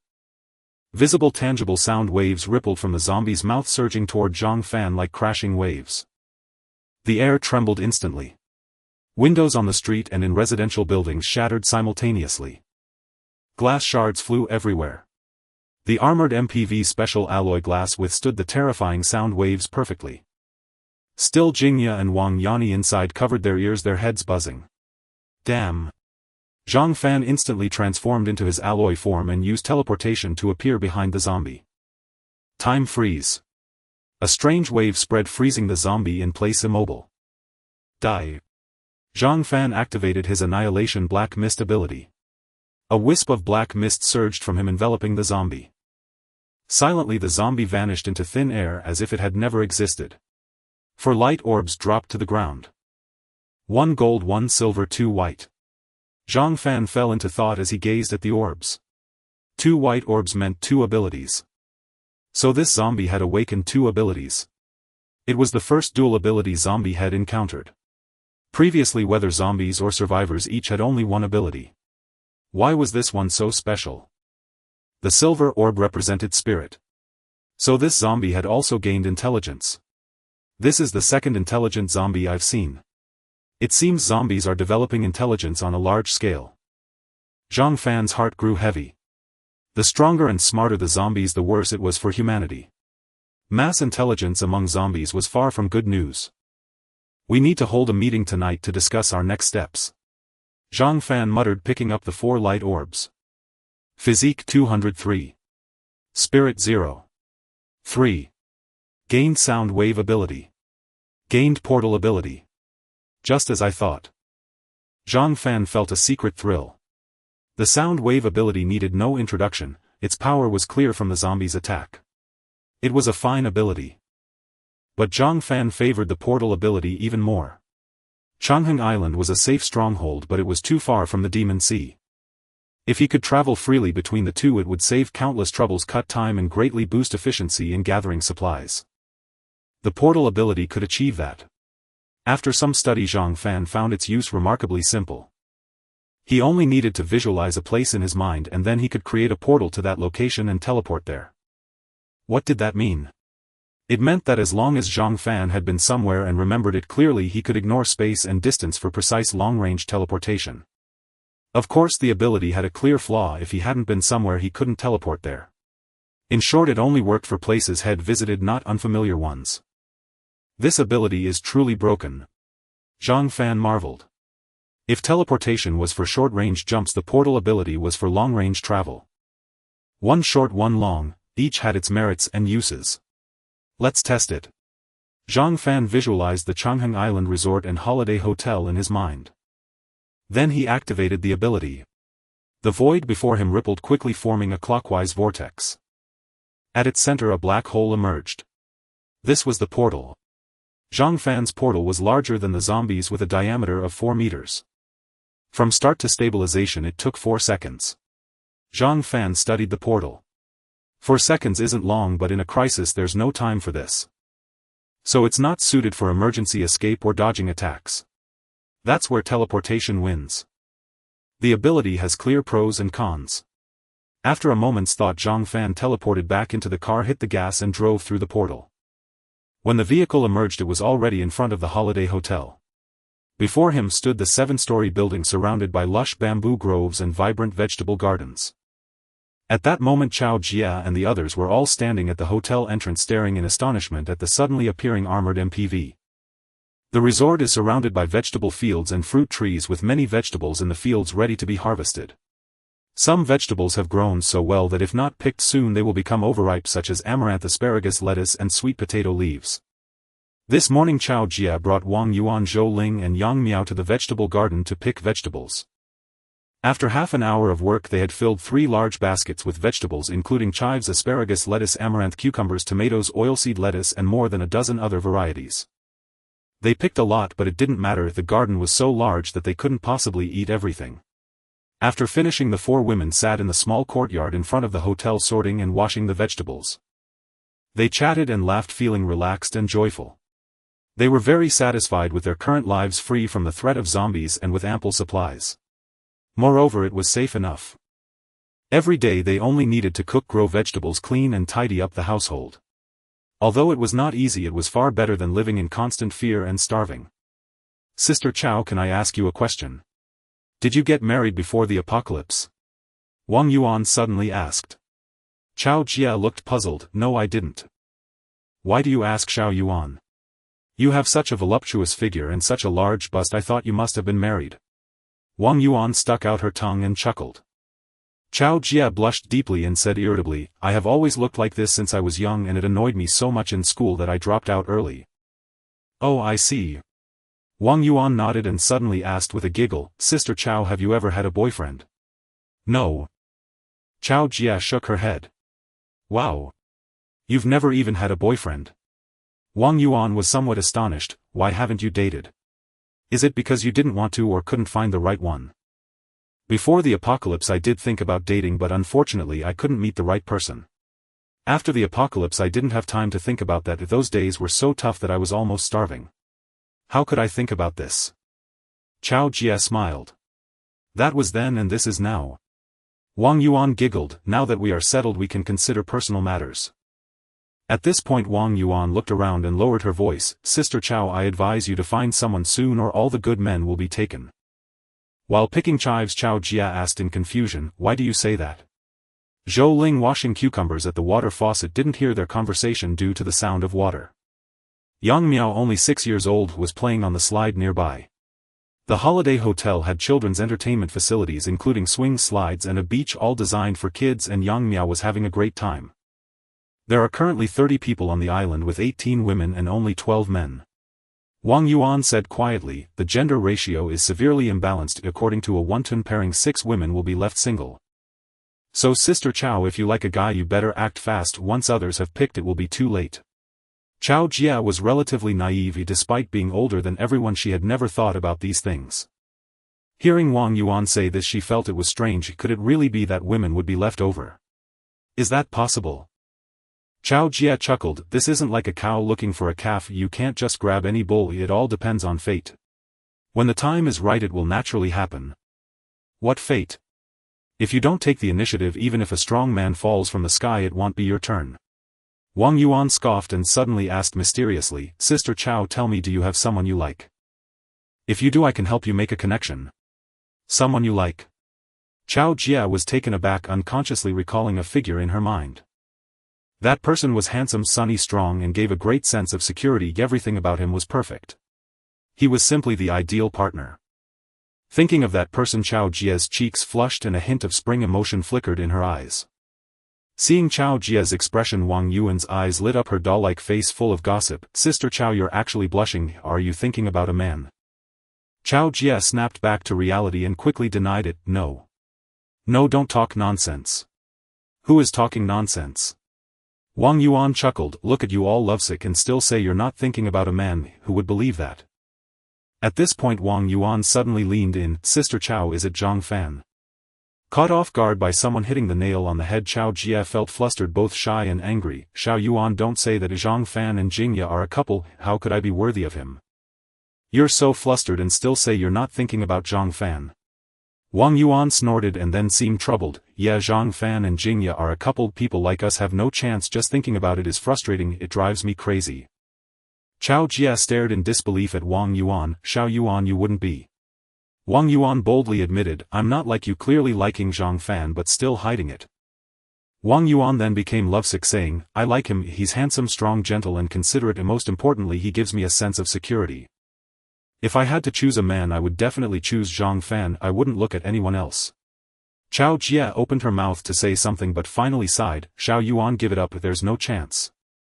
There's no difficulty in the world. It just depends on the heart. Wang Yuan clenched her little pink fist, her boldness evident. Besides, it's the apocalypse now. Who says a man can only marry one wife? Chow Jia, if you think that way you're mistaken. It's the apocalypse now. In 90 of humanity is gone. Wang Yuan chuckled. As survivors we bear the great mission of reviving human civilization. We have a significant responsibility, Sister Chow. Wang Yuan declared passionately, so we must dare to break conventions and fully utilize all available resources, including high-quality men like Zhang Fan. To achieve the revival of human civilization we are ready to sacrifice ourselves. So, Chao Jia asked dazed. After all those grandiose words, Xiao Yuan actually wants to say one thing. Zhou Ling, who had come over at some point, teased Wang Yuan, now that it's the apocalypse it's perfectly fine to be a mistress. Xiao Yuan, am I right? Mistress. That sounds too harsh. Wang Yuan retorted loudly, I believe this is a necessary sacrifice for the continuation of humanity, it's great, heroic and worthy of respect and praise. And someone as outstanding as Zhang Fan shouldn't only marry one woman, that would be a waste of resources. Actually, you don't need to say so much useless stuff. Zhou Ling chuckled and shook her head, it's the apocalypse now, there are no laws and morals are corrupt. As long as both parties are willing, no one can interfere, in not even Jesus. So, Zhou Ling emphasized, if you really want to pursue Zhang Fan, just confess boldly. As long as he accepts you and Jingya doesn't mind, no one can stop Zhang Fan from marrying several. What you said makes so much sense that I'm speechless. Wang Yuan blinked her big eyes. It's just. Zhou Ling was just saying. Suddenly she noticed a black hole appearing not far away, and then a vehicle rushed out from inside. Zhou Ling was startled and immediately stood up, seeing a cool armored vehicle stop nearby. The black hole behind the vehicle slowly disappeared. Chao Jia and Wang Yuan also stood up in shock. Where did this car come from? It seems to have come from a hole. A hole. The three women exchanged glances, looking as if they had seen a ghost. The door of the armored MPV opened and Zhang Fan, Jingya, De Huang and Wang Yi got out. Seeing Zhang Fan and Jingya, the three women immediately breathed a sigh of relief and rushed over. Brother Fan, how did you come back? Wang Yuan exclaimed, you just appeared out of nowhere. By a teleportation portal. Zhang Fan explained with a smile, I just acquired a new ability and I was teleported back from the magic sea. A teleportation portal. After Zhang Fan's brief explanation, the three women understood and were immediately stunned. There's such an ability. It's amazing. Chao Jia showed an astonished expression, traveling back and forth between the magic sea and Changheng Island will be incredibly convenient. This ability is just like Doctor Strange drawing circles in the air to create teleportation portals. Wang Yuan's eyes sparkled. What an incredibly powerful ability. Zhou Ling also exclaimed, it will be so much easier to gather supplies in the future. The praise from the women made Zhang Fan feel quite pleased, pointing to Wang Yi, this is teacher Wang Yi, she will also be a member of our team and will live with us. Chao Jia, Wang Yuan and Zhou Ling looked at Wang Yi. Hello, it's nice to meet you, please take care of me. Wang Yi greeted politely. Hello, welcome aboard. After a brief greeting, Zhang Fan instructed and helped Jingya into the hotel. De Huang followed Yang Miao to play, children always loved pets and they could play together. Upstairs, after settling Jingya down for a good rest, Zhang Fan went to Fat Tiger's room. Fat Tiger was not in the room, he must have gone out hunting. He now had to feed 3 cubs, which required a lot of food and he had to eat every day. Zhang Fan was curious about what he ate. Was it zombies? In the room were only 3 little tigers, fluffy and adorably cute. Upon seeing Zhang Fan, they rushed towards him. Zhang Fan stroked their heads, a gentle smile appearing on his face. Young animals are always the cutest, they easily evoke one's compassion, overflowing with affection. These 3 little tigers had just opened their eyes, their looks not yet at their peak, but they were enough to make Zhang Fan's heart swell with love. He played with the 3 little tigers for a long time until Fat Tiger finally returned, but he was injured. Fat Tiger's injuries were primarily concentrated on his abdomen. It looked as if a sharp object had sliced open a gash with blood oozing profusely. Zhang Fan immediately called for Wang Yuan to treat Fat Tiger's wounds. Wang Yuan's healing ability was very impressive. In no time the wound on Fat Tiger's belly was completely healed. Fat Tiger, who hurt you? Zhang Fan asked in a deep voice. Fat Tiger let out a low growl, shaking his head towards the window, then growled again while looking at his belly. Zhang Fan was puzzled. Everyone was also confused. He said it was a zombie that hurt him. Wang Yi suddenly said. Everyone turned to look at Wang Yi, and Zhang Fan asked in surprise, Teacher Wang, you can understand what Fat Tiger is saying? It seems so. Wang Yi also seemed uncertain, I don't know why, but after hearing his growl the meaning naturally appeared in my mind. Everyone exchanged glances. Zhang Fan looked at Fat Tiger again and immediately asked, Fat Tiger, is that what you mean? Fat Tiger nodded his big head. Everyone was even more astonished. Wang Yuan exclaimed, "Teacher Wang, you can actually understand what the tiger is saying, that's amazing." Wang Ya and I also felt very strange, this is odd, I can't explain why. This might be your special ability. Zhang Fan remarked with a smile, you hadn't encountered animals before so you didn't realize you had awakened your ability. Is that so? Wang Yani could indeed understand Fat Tiger's words. She could also understand Big Yellow's words. After some confirmation everyone could basically conclude that Wang Yani also possessed an ability. And it was the ability to understand animal speech. Although this was a rather useless ability, nearly worthless in the apocalypse, Zhang Fan's team had adorable pets like Fat Tiger and Big Yellow, so at least this ability had its place. Zhang Fan immediately decided that Wang Yani would henceforth be the dedicated translator for Fat Tiger and Big Yellow, conveying their meanings to everyone. Fat Tiger, what about the zombie that injured you? Zhang Fan asked, looking at Fat Tiger. Roar, Fat Tiger let out a low growl. Everyone looked at Wang Yani waiting for her translation. It says that was a very powerful zombie. Wang Yani quickly relayed Fat Tiger's meaning. Not only was it as fast as lightning, but its strength was also astonishing. Most crucially, that zombie had a group of zombie underlings that surrounded it.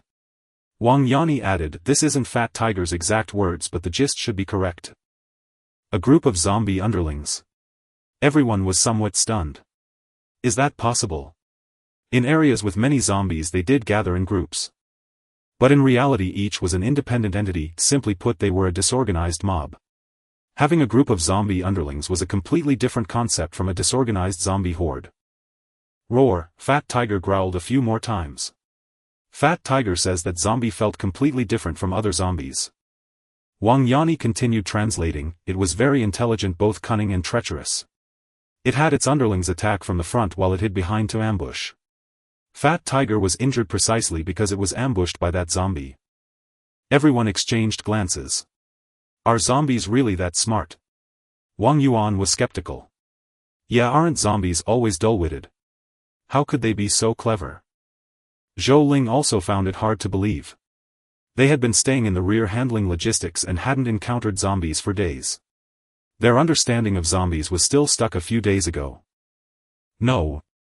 Zombies are constantly evolving, changing almost every day. Zhang Fan shook his head.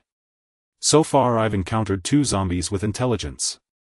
And both were level 3 zombies. Those 2 level 3 zombies were quite smart, but apparently not as smart as the one Fat Tiger mentioned. Level 3 zombies. The women's faces changed drastically. Times were different now. At the onset of the apocalypse everyone knew nothing about zombies, only that they were a horde of undead. Now they clearly understood that both zombies and survivors had levels. The zombies encountered initially were all ordinary zombies. Slow-moving, stiff-bodied, dull-witted and heavily decomposed, these were ordinary zombies. Gradually zombies evolved into level 1. With flexible joints, bodies no longer stiff, increased speed and movement no less than ordinary people. By level 2 zombies were agile, greatly strengthened and physically comparable to Olympic athletes. Level 2 zombies had formidable combat power, combined with abilities they could easily overpower level 1 ability users. Coupled with their tirelessness and immunity to pain, they even held a huge advantage against level 2 ability users. In the understanding of Chao Jia, Wang Yuan and the others, level 2 zombies were already very formidable. Now even level 3 zombies had emerged, and crucially they were highly intelligent. How could they possibly cope? Are zombies evolving too fast? Wang Yuan's face showed a trace of fear. At this rate, do we even have a chance to survive? Chao Jia and Zhou Ling were also filled with worry. It's all because of that blood rain on the night of the 10th. Zhang Fan said. After that blood rain, in just one night all zombies evolved into level 1. And the cream of the crop among zombies evolved further into level 2 or even level 3. Zhang Fan's voice was somewhat low. Of course level 2 and 3 zombies aren't the real problem. What worries me most now is another blood rain. Another blood rain. The women shuddered. The scene of the blood rain on the night of the 10th was still vivid in their minds. Even now recalling it made their hearts tremble. Another blood rain. That would be disastrous. Xiao Fan, will there be another blood rain? Chao Jia looked at Zhang Fan pleadingly. I can't say for sure. Zhang Fan slowly shook his head. On the night of May 31st there was a blood rain and the zombie outbreak began. Then after a 10-day interval another blood rain fell, causing a massive zombie evolution. Now no one can guarantee whether there will be more blood rains in the future or when they might come. There are only two things we can do. First, get stronger as quickly as possible. Only by being strong enough can we have the power to protect ourselves. Second, clear the zombies on Changheng Island as soon as possible. Changheng Island is surrounded by rivers, a closed-off island. If we can clear all the zombies on the island, even if another blood rain falls, we'll have a place of refuge. Chao Jia and the others nodded repeatedly. Let's have a meeting this afternoon when everyone gets back to discuss this properly.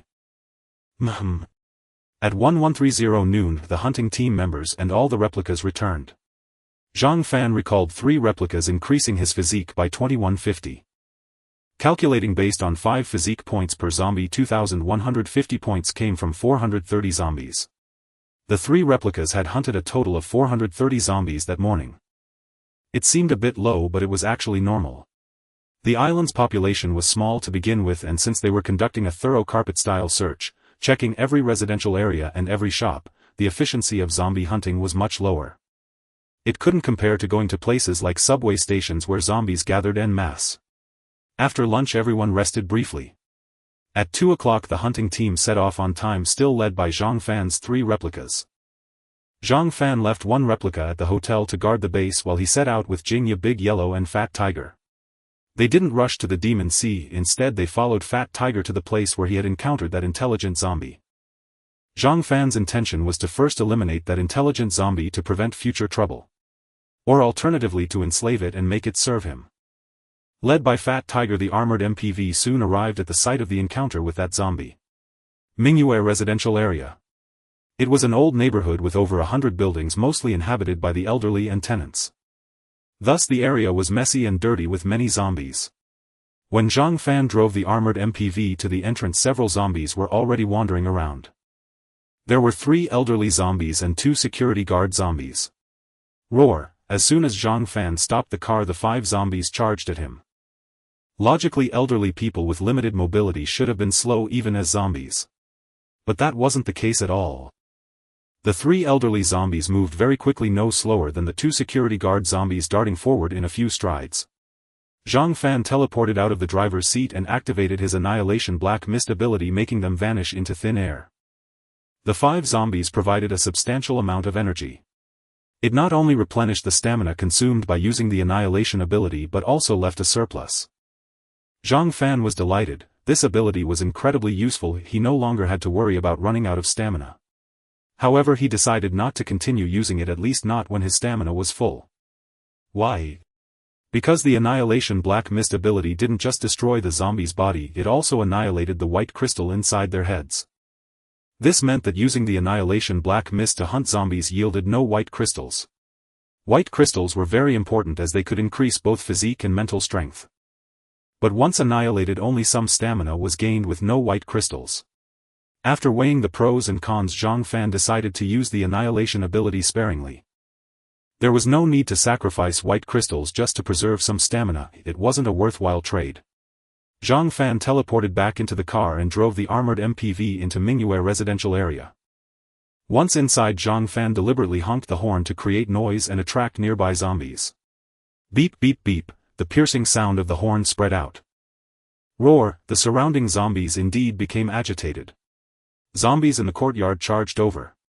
Zombies from the upper floors rushed out of the stairwells. Zombies trapped in rooms slammed violently against windows, eventually shattering the glass and leaping down from above. Fortunately, the buildings in Mingyue were generally low, only 6 stories high, or they would have surely been crushed into pulp. In an instant, zombies surged from the lawns, buildings and roads, converging en masse. Zhang Fan drew a short blade from his waist, twisted his neck and charged at the approaching zombies. Despite possessing various area effect abilities, Zhang Fan still preferred unknown melee combat. The feeling of blade meeting flesh, of decapitating with a single stroke, was beyond words. In summary, it was simply thrilling. Thud thud thud, with a physique at level 447481000, Zhang Fan's physical condition was equivalent to 5,859 times that of an average person. He was now a superhuman. Even a heavy tank could be punched to pieces, let alone the flesh and blood of zombies. Zhang Fan moved so fast he became a blur. Jingya inside the armored MPV couldn't track his figure with her naked eyes. All she could see were heads continuously sliding off zombie necks and falling to the ground. Jingya had witnessed this many times before, yet each time she was deeply awestruck. This wasn't hunting, it was a massacre. A one-sided slaughter. Zombies kept gathering endlessly only to fall one after another under Zhang Fan's blade. Yet they pressed forward relentlessly, fearless of death. In less than 10 minutes a mountain of corpses had piled up in front of the armored MPV. Filthy blood pooled into rivers flowing into the sewers through the drains.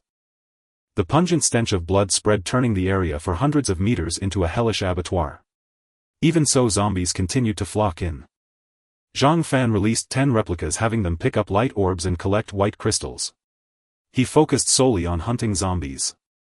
Thus Zhang Fan advanced deep into Mingyue residential area along its central avenue. Jingya drove behind him, honking the horn to attract the zombies within the neighborhood. An hour later, Zhang Fan had fought his way from the east gate to the west gate of Mingyue residential area, cutting through the entire neighborhood. A large number of zombies had been slain, leaving only a sparse few still surviving. Zhang Fan sheathed his blade and black mist surged from his body, cleansing the bloodstains completely. Using the Annihilation Black Mist ability to clean himself was a small trick he had discovered. The Annihilation Black Mist could annihilate all matter naturally, including sweat, blood and grime on the body. Of course, that also included clothes. A body cleaned with the Annihilation Black Mist was even more spotless than after scrubbing for half an hour in a bath. It saved water, effort and time. It eliminated a lot of hassle.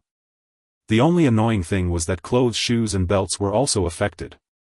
Every time he used this ability, Zhang Fan had to change into a new set of clothes, shoes and belts. So this ability was very hard on clothes and shoes.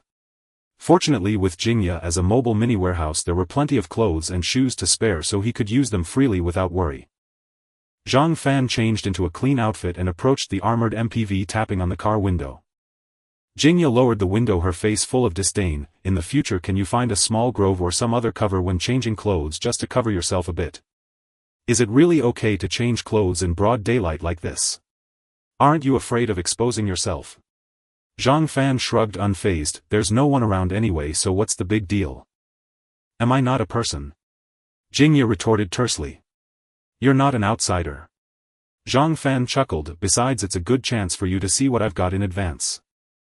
Pa. Shameless. Jingya spat, her cheeks flushed. She had secretly glanced a couple of times and was quite satisfied. Of course she couldn't tell Zhang Fan that. Fat Tiger, are you sure you encountered that zombie in this neighborhood? Zhang Fan asked. Fat Tiger let out a low growl and nodded his big head. Strange. I've taken down most of the zombies in this neighborhood and haven't seen any particularly clever ones. Zhang Fan frowned. He had just cleared the entire neighborhood and hadn't spotted any notably intelligent zombies. Fat Tiger's furry face was also filled with confusion. Could it be that you were too aggressive earlier and that zombie got scared and hid? Jingya proposed a possibility. That's certainly a possibility. Zhang Fan nodded. If that zombie truly possesses high intelligence, it could indeed be hiding. If it hides, that would be troublesome. What do we do next? Jingya inquired. Zhang Fan pondered for a moment and said, leave a clone to keep searching here and we'll return to the Demon Sea. Their task was to gather supplies. The principle was to collect food and water in the morning and other supplies in the afternoon. If this couldn't be changed. They had already wasted an hour this afternoon and couldn't afford to delay further. Thus they could only leave a clone to search slowly while they hurried back to the Demon Sea for supplies. I'll follow your lead. Jingya had no objections. At that moment 10 clones returned, having collected all the light orbs and crystals. Zhang Fan eagerly fused with the 10 clones after just hunting several zombies. Boom, a surge of unprecedented warmth flooded into his body, washing over every corner of Zhang Fan's being. He distinctly felt his body strengthening at a terrifying rate. Looking at the attribute panel, his physical constitution soared at a terrifying speed, like a stopwatch ticking away. 4,750. 4,780. 4,800. In the blink of an eye his physical constitution broke through the 5,000 mark and continued to rise. It surged until it reached 8,800, at which point the increase slowed, finally stopping at 8,932. Constitution level 48932100000 compared to the previous level 44748100000, it had increased by a staggering 4,184 points. Based on a zombie providing 5 constitution points in just 1 hour, Zhang Fan had killed a total of 836 zombies. The efficiency was simply explosive. His mental state increased by 48 points, indicating that he had just slain several zombies that had developed intelligence. Furthermore, he gained 21 new abilities, though many of them overlapped with ones Zhang Fan already possessed. There were only 5 new abilities. They were Rapid Finger Movement, Self-Explosion, X-Ray Vision, Summoning a Breeze, and Passing Through Objects. Looking at the 5 new abilities on the attribute panel, Zhang Fan felt a mix of laughter and tears. Of these 5 new abilities, 4 were practically useless. Rapid Finger Movements. I'm not Kato Takahiro, what good is this? Self-explosion. What kind of ridiculous ability is that? Am I supposed to use myself like a firecracker? X-ray vision. Zhang Fan was intrigued by X-ray vision but lost interest upon reviewing the ability. Indeed, the X-ray ability was powerful, allowing one to see through objects and discern what lay inside. However, the cost of this ability was permanent blindness. In other words, using the X-ray ability would leave one blind for life. Damn it. Zhang Fan nearly cursed. Summoning a breeze. Forget it, another useless ability. Only the last ability, Passing Through Objects, provided Zhang Fan with a bit of comfort. This ability was similar to Shadowcats from X-Men, allowing Zhang Fan's body to pass through any object. For example, passing through walls, passing through the ground. This was a useful auxiliary ability that would surely come in handy. Afterward, Zhang Fan created a portal, returning to the Holiday Hotel and leaving Fat Tiger behind. He then teleported back to the Demon Sea. This afternoon's goal was to collect the equipment related to solar power generation. Diesel would eventually run out and it made too much noise. Solar power was the long-term solution. The solar power generation system includes equipment such as solar panels, solar controllers, inverters, and more. Only with a complete set of equipment can one form a complete solar power generation system utilizing solar energy to generate a continuous supply of alternating current. This equipment is also easy to find. Jingya had set several targets, with the first being the Hongda Optoelectronics Co. Ltd. in the Demon Sea. This company specializes in the design, installation, and key equipment development for photovoltaic power generation, wind power generation, and integrated overall machine rooms. Founded over 20 years ago, it is one of the largest optoelectronic companies in the Demon Sea. This company is bound to have all the equipment for solar power generation. It is an excellent target. Moreover, the reason I chose this company first is that it is very close to the Huading Yayu, where we previously lived, just a few traffic lights away. Jingya suggested, we can teleport to Huading Yayu first and then drive to Hongda Optoelectronics. Zhang Fan agreed, picturing the appearance of Huading Yayu in his mind, and activated the portal ability. Buzz, a ripple spread through the void and a 4-meter diameter portal appeared a few meters away. Let's go. Zhang Fan stepped on the gas and the armored MPV plunged into the portal, disappearing from the Holiday Hotel courtyard. When they reappeared, they were already in front of Villa No. 9 at Huading Yayu. The area in front of the villa was a complete mess. There were rotting corpses and severed limbs everywhere, emitting a nauseating stench. Flies and mosquitoes buzzed everywhere, while white maggots squirmed in the decaying flesh, making one feel nauseous just by looking. The blood rain on the night of the 10th had left behind a large number of corpses as Zhang Fan and the others fled that rainy night. In just 2 days these corpses had rotted, and the once clean and tidy Villa No. 9 was now a scene of utter chaos. Zhang Fan had originally wanted to revisit the place and check inside Villa No. 9, but upon seeing the situation he directly left. After 7 or 8 minutes the armored MPV arrived in front of Hongda Optoelectronics Co. Ltd. The company was somewhat secluded with simple surrounding facilities and very few residents. He didn't see many zombies. Zhang Fan stepped on the gas, crashing through the electric retractable gate at the entrance of the company, charging into the yard. First he honked the horn to attract the zombies. Beep beep beep. After a few honks, zombies indeed poured in from various parts of the company. Some emerged from the factory. Others came out from the warehouse. Some emerged from the office building. The zombies swarmed towards the armored MPV, roaring and screaming as if they wanted to engulf it. 2/3 of these zombies were level 1 zombies, while the other third were level 2 zombies. Level 1 zombies moved nimbly comparable to normal humans. Level 2 zombies were quick and agile on par with athletic champions. They surged forward like frenzied bulls, creating a visually impactful scene. On the 8th floor of the office building in room 808, Lu Heng was an employee of Hongda Optoelectronics, primarily responsible for the installation and maintenance of solar power systems and sometimes handled after-sales repair services. He was 39 years old and had been in this industry for 15 years, making him an experienced technician. On the night of May 31st, just before the apocalypse broke out, he had been working late until 2 a.m. Because it was so late and he had quarreled with his wife earlier in the day, he did not go home that night and instead slept in the office. When he woke up, the apocalypse had come, turning everything upside down, and all his colleagues had become zombies. Lu Heng witnessed his intern Xiao Wang being pounced on by several zombies and torn apart. He also saw surviving colleagues who, unable to bear the hunger and despair, jumped from the windows above, splattering on the ground. In the short days following the apocalypse, Lu Heng had seen too many lives lost and taken. Now he felt somewhat numb. Fear. In the first few days he was indeed scared, but after facing it every day he became less afraid. What remained was despair, as the entire building was completely surrounded by zombies and hope was nowhere in sight. And hunger. For the past few days his food had come from snacks in the vending machine, such as 8 treasure porridge chips and cola. 3 days ago the vending machine was empty and he had nothing to eat. Fortunately, Lu Heng found a 5-pound bag of dog food in a colleague's locker. This was not meant for dogs but rather something his colleague enjoyed eating. As his colleague put it, he really liked the taste of dog food and even invited Lu Heng to try it. Of course, Lu Heng firmly refused. He wasn't a dog, so why would he eat dog food? However, for the past 3 days he had been eating dog food. The taste of dog food was truly unpalatable, if he had to describe it in 8 words: fishy but not greasy, fragrant but tasteless. Lu Heng personally hated fishy flavors, and when he first ate the dog food he felt extremely resistant. But ultimately he could not resist the rumblings of his stomach and ate the dog food with tears in his eyes. For these 3 days he had barely managed to survive on dog food. However, the dog food was too dry, coupled with the water cut off on the upper floors, and Lu Heng had not had water for nearly 2 days. His body was extremely dehydrated and he felt dizzy and weak with double vision.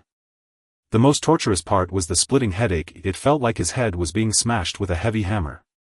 Lu Heng knew this was a serious symptom of dehydration. He longed for water, but unfortunately he had nothing even to drink. Am I going to die? Lu Heng slumped to the ground, his body unable to muster any strength, only his chest rising and falling slightly. Let me die. Dying would be a release. It's a pity I won't even get to see little Raindrop one last time. I wonder how she is. Despair and thirst had already ravaged Lu Heng's will. The only thing he was worried about now was his 3-year-old daughter, Xiaoyu Dian Luyu. Lu Heng and his wife had been married for over a decade without being able to have a child. It wasn't until they went to the hospital for tests that they discovered his wife's fallopian tubes were blocked, making it impossible for her to conceive. With no other options, they had to resort to in vitro fertilization. As his wife was older, the success rate of IVF was extremely low. After spending a lot of money and enduring much suffering, they underwent IVF 8 times before finally succeeding in having Xiaoyu Dian. When Xiaoyu Dian was born, Lu Heng was already 46 years old. Thus he was especially fond of Xiaoyu Dian, afraid she would melt in his mouth, afraid she would fall if held too tightly. If he hadn't been worried about Xiaoyu Dian while trapped in this apocalypse, Lu Heng would have jumped off a building long ago. Xiaoyu Dian was also the only reason he had managed to survive until now, but now he couldn't hold on any longer. Xiaoyu Dian. Lu Heng closed his eyes, slowly filled with endless longing and worry for his daughter.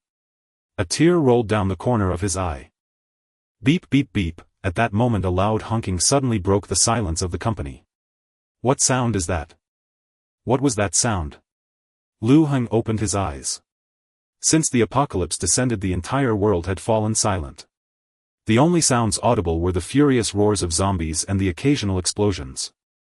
Explosions were rare, occurring only sporadically. The most prevalent were the howls and bellows of zombies. These sounds resembled the wails of demons from hell, assaulting one's ears, ravaging the soul, eroding the will, and plunging people into utter despair. Lu Heng had already resigned himself to death, yet unexpectedly he heard the honk of a vehicle. Could the military have arrived? Or had a government-organized rescue team finally made it? Lu Heng was instantly overjoyed. Suppressing the piercing pain in his head, he struggled to crawl to the window. Then he witnessed a shocking sight: zombies. Countless zombies surged from all directions, flooding like a tide toward an armored vehicle downstairs. Trapped in the office for days, Lu Heng had not been without plans to escape. He had observed every blade of grass, every brick, and every vehicle in the yard. But Lu Heng had never seen this armored vehicle before. It must have arrived today. What puzzled him was that the vehicle kept honking, attracting the zombies in the yard. What is the person in the car trying to do? Lu Heng was baffled by the driver's actions. Knowing the yard was filled with zombies, why deliberately make noise to provoke them? What was the point? Wasn't this suicide? Just as Lu Heng stared in confusion, a handsome youth abruptly appeared on the vehicle's hood. Lu Heng's gaze turned vacant. How did he get out? Am I severely dehydrated and hallucinating? Lu Heng rubbed his eyes. The double vision gradually faded, allowing him to see a bit more clearly. Then he saw the youth draw a short blade from his waist, leap off the hood and charge at the zombies. What is he trying to do? Lu Heng was stunned, his mouth agape. At that moment, zombies swarmed into the yard, reaching an astonishing number. At least 300, if not 500.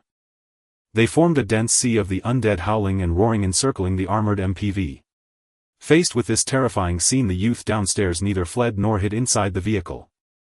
Instead, he took the initiative to attack the zombies. Wasn't this suicide? Yet the next second, Lu Heng was frozen in shock. The handsome youth had vanished. He completely disappeared from Lu Heng's sight. All he could see were zombie heads flying through the air and blood spraying incessantly. Headless zombies toppled like harvested wheat stalks, then lay still. In the blink of an eye, over 10 zombies had been decapitated and fallen. What is happening? Lu Heng was dumbfounded. This scene defied his understanding, and he struggled to process it. The slaughter downstairs continued. Though the zombies were being butchered relentlessly, the living ones remained fearless, pressing forward one after another. 10 minutes later, no more zombies approached, and not a single one stood in the yard. All the zombies had been decapitated, lying scattered across the yard, the scent of blood lingering. Having witnessed the entire massacre, Lu Heng was numb with shock. Through this prolonged observation, he fully grasped one thing: every zombie lying in the yard had been killed by that strikingly handsome youth. Lu Heng did not know who he was, but he knew this person was not human. He was a superhuman. Hundreds of zombies annihilated in mere minutes. How could any ordinary person achieve that? Lu Heng was curious about the youth's identity, but this was clearly not the time for such curiosity. The most important thing now was to catch his attention and secure his help. As for whether the youth might be malicious or have ill intentions, Lu Heng could no longer afford to care. He was severely dehydrated and at his weakest. Without help, death was certain. Could any situation be worse than death? Lu Heng tried to shout, but his throat was dry and hoarse, unable to produce a sound. Helpless, Lu Heng could only tap on the glass, hoping to attract attention. But his strength was too feeble, even tapping the glass made no noise. Anxiety gripped Lu Heng. He knew this was his only chance and had to seize it. Once the youth left, he would truly be doomed. With that thought, Lu Heng crawled back to his desk, grabbed a wrench from the drawer, returned to the window, and mustered the last of his strength to smash the glass. The glass shattered with a crack. After this effort, Lu Heng could hold on no longer. He collapsed stiffly to the floor and passed out. Hearing the noise, Zhang Fan downstairs turned to look. After a brief search, he locked onto the 8th floor. Could there be zombies in this building? Zhang Fan instructed Jingye to stay in the car, adjusted his gravity, and flew up. He quickly reached the 8th floor, approached the broken window, and saw Lu Heng lying on the ground. A survivor. Zhang Fan's eyes lit up. On the way to Hongda Optoelectronics, Jingye had mentioned that installing solar power equipment required professional staff. So upon arriving at the company, she hoped Zhang Fan would look for survivors inside. Survivors from Hongda Optoelectronics were likely to be relevant workers. Such talent would be invaluable for installing, maintaining, and repairing solar power equipment, exactly what the team needed. Zhang Fan had kept this in mind and planned to search thoroughly after killing the zombies. To his surprise, he had actually found someone. But this guy is in a terrible state. Zhang Fan could tell at a glance that Lu Heng was not dead, as he could hear his heartbeat. It was incredible but true. Zhang Fan's physical prowess had reached such a level that his hearing, vision, and sense of smell were astonishing. He could detect the slightest sound or clue. Nothing could escape him. Though Lu Heng's heartbeat was weak, it still beat tenaciously. So he wasn't dead, just unconscious. Zhang Fan waved his hand and a wisp of black mist spread out, obliterating the office window. Zhang Fan retracted the black mist, beckoned to Lu Heng, who slowly floated up and out of the window. Zhang Fan brought him down to the ground and said to Jingya, "Jingya, give me a bottle of water." Jingya took a bottle of water from her portable space and handed it to Zhang Fan. He unscrewed the cap and poured it over Lu Heng's face. The method was somewhat crude, but it was the only way Zhang Fan could think of to wake him. True enough, Lu Heng gradually regained consciousness, murmuring weakly, "Water. Water." Zhang Fan heard him clearly, brought the water to his lips, and Lu Heng began to drink immediately. Drinking too fast, he choked. After a fit of coughing, he continued drinking. Finishing the bottle in one go, Lu Heng let out a satisfied burp and then passed out again. When he woke up again, half an hour had passed. His complexion was much rosier and his cracked lips were moist. His condition had clearly improved. Lu Heng struggled to sit up and looked at Zhang Fan with gratitude. "Thank you for saving me." "You're welcome." Zhang Fan waved his hand. "Are you an employee of this optoelectronics company? Do you know how to install solar power equipment?" "Yes." Lu Heng didn't understand why Zhang Fan asked, but he answered truthfully, "I've been doing this for years, it's my old trade. My professional skills are definitely solid." "Excellent." Zhang Fan was overjoyed. "We need professionals like you. Join us from now on. I'm willing to follow you." Lu Heng nodded immediately. "But you need to tell me who you are and where we're going." "Of course." Zhang Fan briefly introduced himself and gave an overview of the team situation. After hearing this, Lu Heng felt both disappointed and happy. Disappointed because Zhang Fan was neither from the military nor a government rescue worker. This meant the military and government hadn't reacted yet, or perhaps they had already fallen. Happy because Zhang Fan and other survivors had formed a team that was currently stable. By joining, he could gain security and a safe life, no longer living in fear or hunger. "My main reason for coming here today is to collect solar power equipment." Zhang Fan continued, "Tell me where to find them and I'll go retrieve them now." "I know that." As an employee, Lu Heng naturally knew where the solar power equipment was stored. He told Zhang Fan everything. Zhang Fan left 10 replicas to gather light orbs, collect crystals and look after Lu Heng. He took Jingya and Big Yellow to the warehouses to find the solar power equipment. Lu Heng sat in the back seat holding a bottle of electrolyte drink, sipping slowly. Severe dehydration meant he wouldn't recover quickly, but he was clearly much better. Through the window he watched 10 Zhang Fans repeatedly smash open zombie heads, picking through brains and gore. His mind churned with turmoil and even more questions arose. Where did the 10 Zhang Fans come from? Multiple shadow clones? External incarnations? Or celestial magic? And what were they searching for in the zombie heads? Driven by curiosity, Lu Heng asked directly. Since Zhang Fan had displayed his abilities openly, he clearly had no intention of hiding them, so Lu Heng felt free to inquire. "Brother Zhang Fan, what are you all looking for?" Hearing this, one of the nearest replicas replied with a smile, "Looking for white crystals." "White crystals?" Lu Heng looked utterly bewildered. The replica briefly explained the current situation and the purpose of the white crystals. Lu Heng was stunned, speechless. Superpowers. Cultivation. Good heavens, had he been transported to another world, or was he dreaming? Zombies appearing was bad enough, but now superhumans were emerging too. What was this world coming to? Lu Heng hadn't awakened any powers himself, and having been trapped in the office, he knew nothing of the outside world. Hearing this information for the first time, he felt as if his entire worldview had been overturned. Zhang Fan and Jingya discovered a vast array of solar power equipment in the warehouse of Hongda Optoelectronics. Without a word, they began to haul it all away. An hour later, several warehouses had been stripped clean. Zhang Fan drove the armored MPV towards their second destination. According to Lu Heng, the equipment they had just gathered would be enough to generate electricity for 20 years. Zhang Fan felt it was insufficient. Since they were collecting, they should gather as much as possible. Who could predict what the world would be like in 20 years?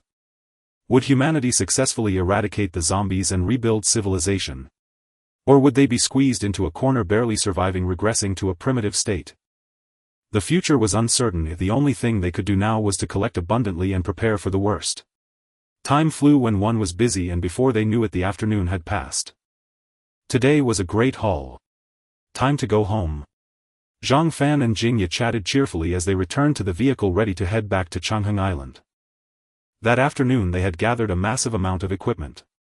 A rough estimate suggested it would provide electricity for 100 years. Once the photovoltaic panels were laid and properly installed, they would have power for the next century.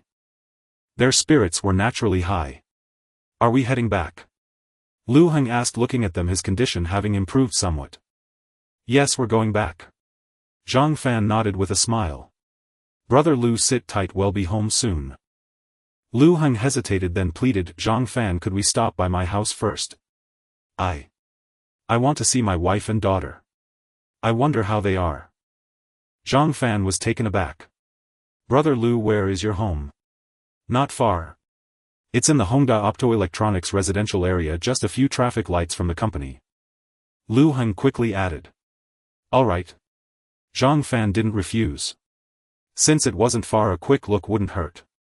But he held little hope. When the apocalypse struck, 90% of people perished. The remaining 10% had to face not only zombies but also hunger, thirst, despair and fear. Some died of starvation. Some died of thirst.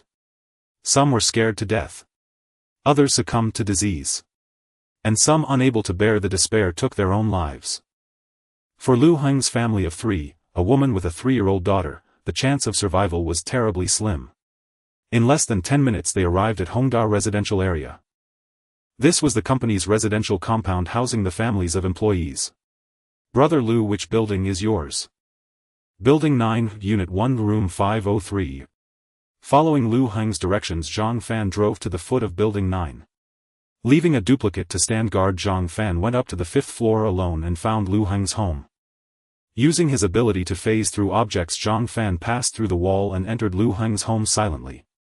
The apartment was modest, a standard 2-bedroom unit with simple yet elegant decor and cozy furnishings. The living room was filled with small toys, a scooter, a bicycle, a rocking horse. Yet the room was impeccably clean, the floor spotless and the toys neatly arranged.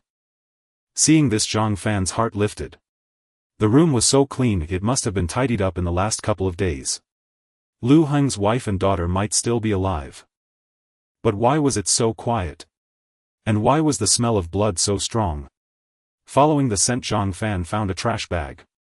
The bag was stuffed with blood-stained tissues and bandages, a whole bag full, the red vivid and bright.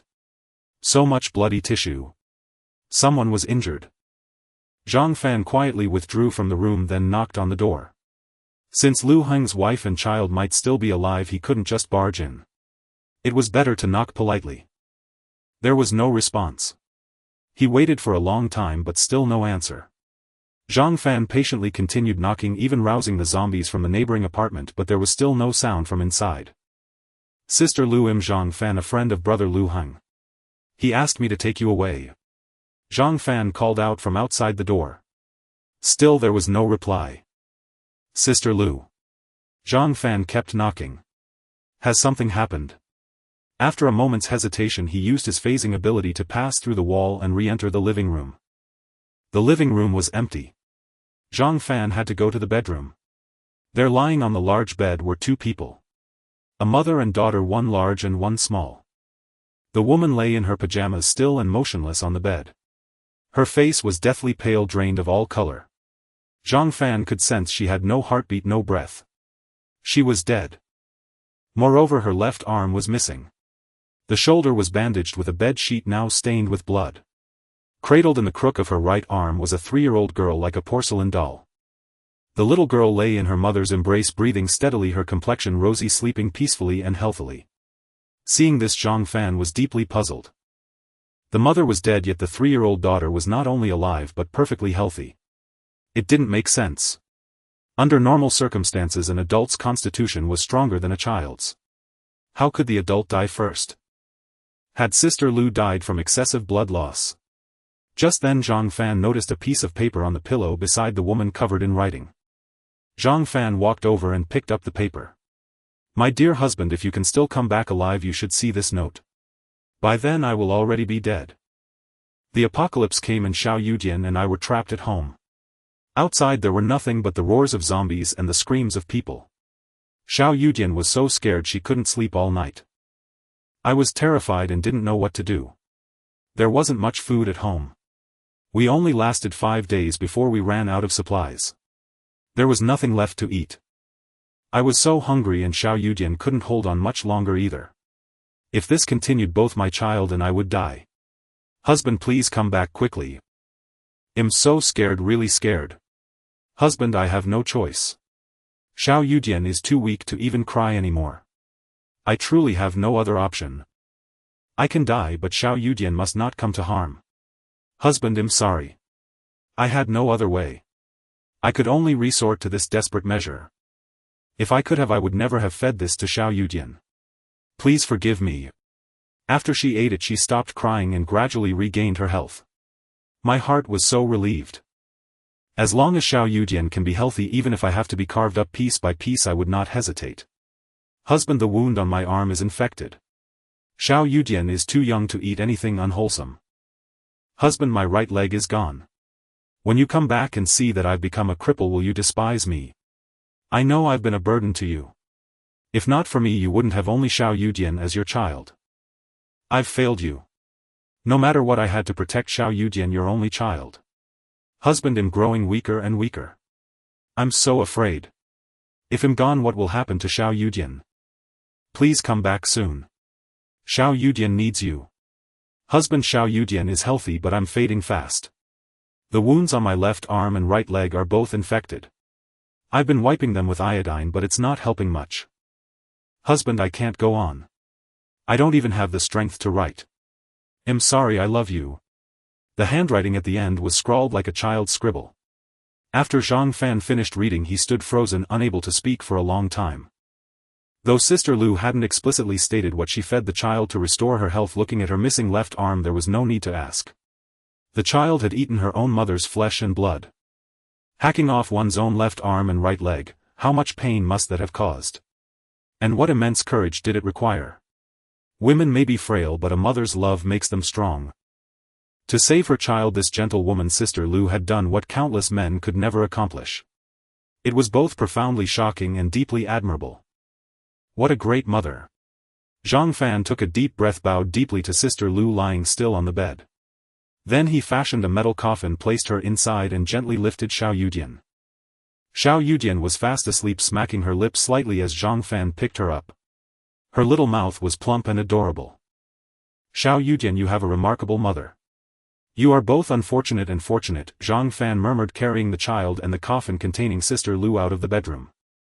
2 minutes later, Zhang Fan returned to the ground floor.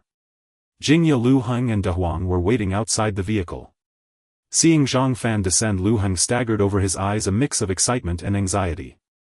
Zhang Fan, how is it? The adult is gone, but the child is safe. Zhang Fan handed the sleeping Xiao Yudian to Lu Heng. Lu Heng held her close, confirming she was merely asleep, and let out a sigh of relief. Then his gaze fell on the coffin behind Zhang Fan and his voice trembled. My wife. Is she inside? Yes, Zhang Fan nodded. Impossible. It can't be. Lu Heng shook his head violently. Xiao Yudian is fine, how could my wife be gone? You're lying to me, aren't you? You're joking, right? Read this, Zhang Fan said, handing him the letter. Lu Heng took it and immediately began to read. As he read, his entire body began to tremble and tears streamed down his face like a burst dam. Thud, Lu Heng fell to his knees before the metal coffin, wailing in grief. The sound was so sorrowful that it pained the listener and moved them to tears. Zhang Fan let out a quiet sigh. A man's tears flow not easily, only at the depths of sorrow. He hadn't understood that before, but now he did. Lu Heng, like a forsaken orphan, knelt on the ground, weeping bitterly for a long time before fainting again. Zhang Fan helped him into the vehicle, instructed Jingya to retrieve the metal coffin, and then activated his teleportation ability, arriving in front of the Changheng Island Holiday Hotel. Zhang Fan asked Chao Jia to find a room to settle Lu Heng and summoned Zhou Ling to examine him. Although Zhou Ling was a pediatrician, she could also treat Lu Heng's dehydration. She administered intravenous saline and glucose.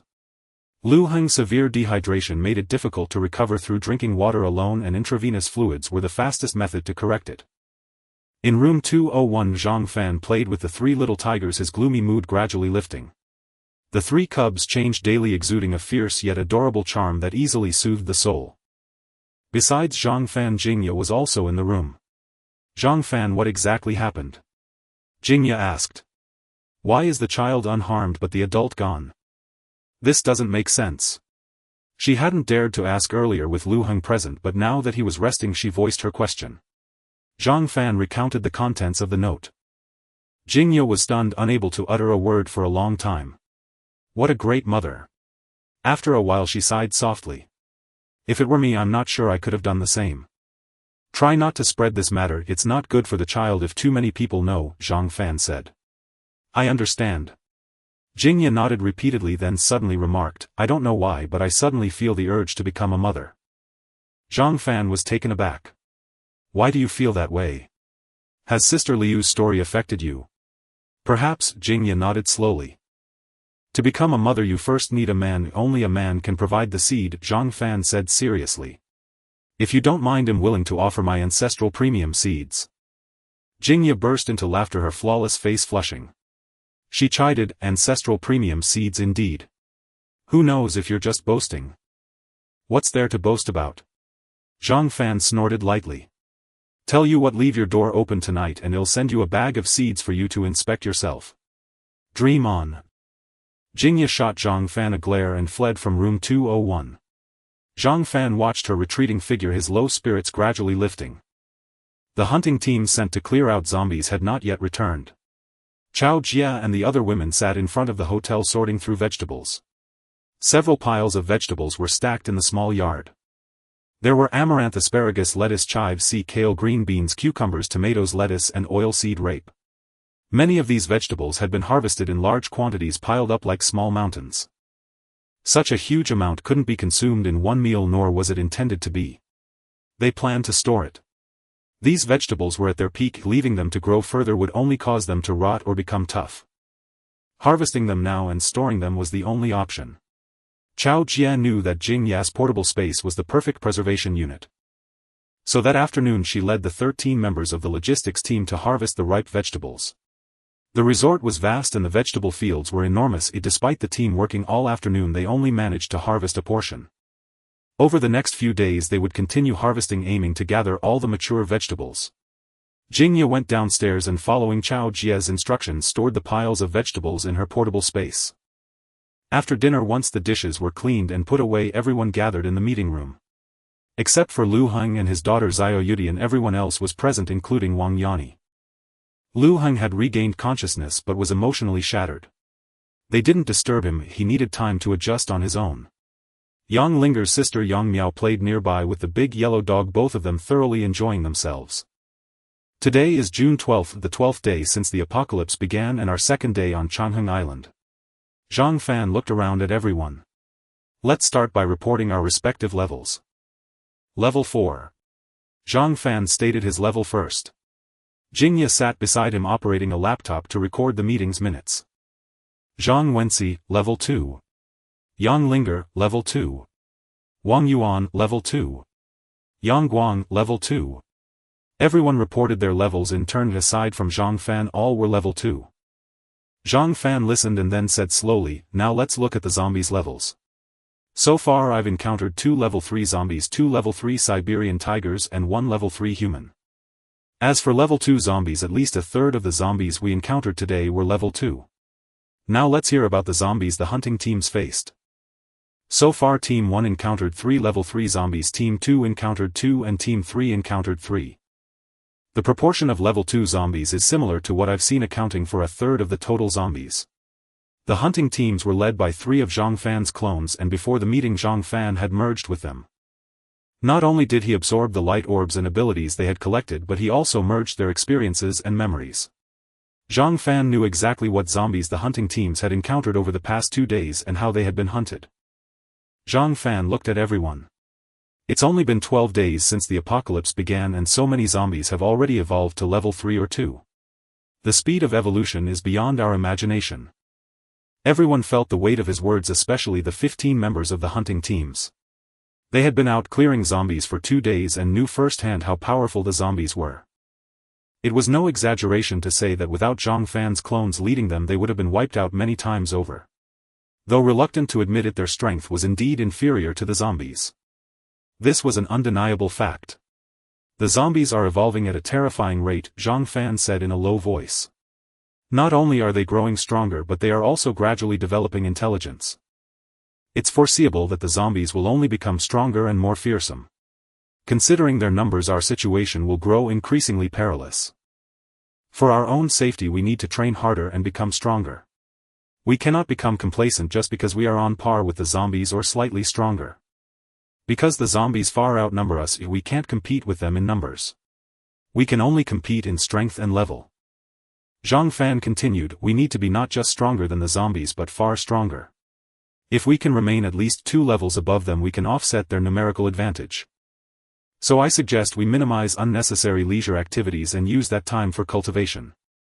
For example, start training at 7 p.m. and rest at 11 p.m. What do you all think? As Zhang Fan finished speaking, Zhang Wenxi was the first to raise his hand in support. Today's zombie hunt was too passive. We had to rely on the boss clones every time. Without the boss clones we would have died several times over. Our current strength is indeed insufficient, so I fully support the boss suggestion. I agree too, Yang Guang echoed. We're only level 2 and a third of the zombies are also level 2. The zombies outnumber us greatly, compared to them we're too weak. I have no objections. We should have done this long ago. We can't rely on the boss for everything, we need to be more ambitious ourselves. The others expressed their agreement one after another. There was no room for disagreement. The zombies were growing stronger and the group no longer held any advantage over them. Without diligent training they would eventually be doomed. Since we're all in agreement, it's settled, Zhang Fan nodded. Starting at 7 p.m., everyone returns to their rooms to cultivate until 11 p.m. We must ensure at least 4 hours of stable cultivation each day. This applies not only to the hunting team members but also to the logistic support staff and ordinary members without abilities. Ordinary people could also absorb white crystals. Although their absorption speed was slow, it was indeed possible. This conclusion was reached through team experiments. Ordinary people who absorbed white crystals didn't enhance their abilities but strengthened their bodies. Their physical fitness would continue to improve. Currently the ordinary members of the team were in better shape than before the apocalypse. They were stronger, faster and more agile. Previously running 100 meters in 13 seconds was difficult, but now even the women could easily achieve it. This was the progress in physical fitness and the significant benefit of white crystals for ordinary people. Every day after dinner, Sister Chow, please place the cleaned white crystals in the dining room. Everyone can help themselves. Take only what you can absorb, don't hoard too much. There are only so many crystals. If you take too many, others will have none. I hope everyone will follow the rules. Finally, I want to emphasize the issue of cultivation. There's an old saying that holds true: mountains may crumble, people may leave, but only oneself is truly reliable. Strength is your own, not someone else's. In this apocalypse, relying on anyone else is less reliable than relying on yourself. The meeting concluded around 6:40 p.m. The team members filed into the dining hall one after another. On one of the tables sat a plastic basin half filled with white crystals.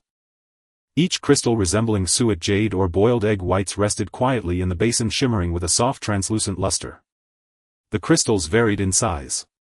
The smallest were slightly larger than peanuts, while the largest were comparable to hawthorn fruits. About a third of the crystals the size of hawthorns came from the brains of level 2 zombies.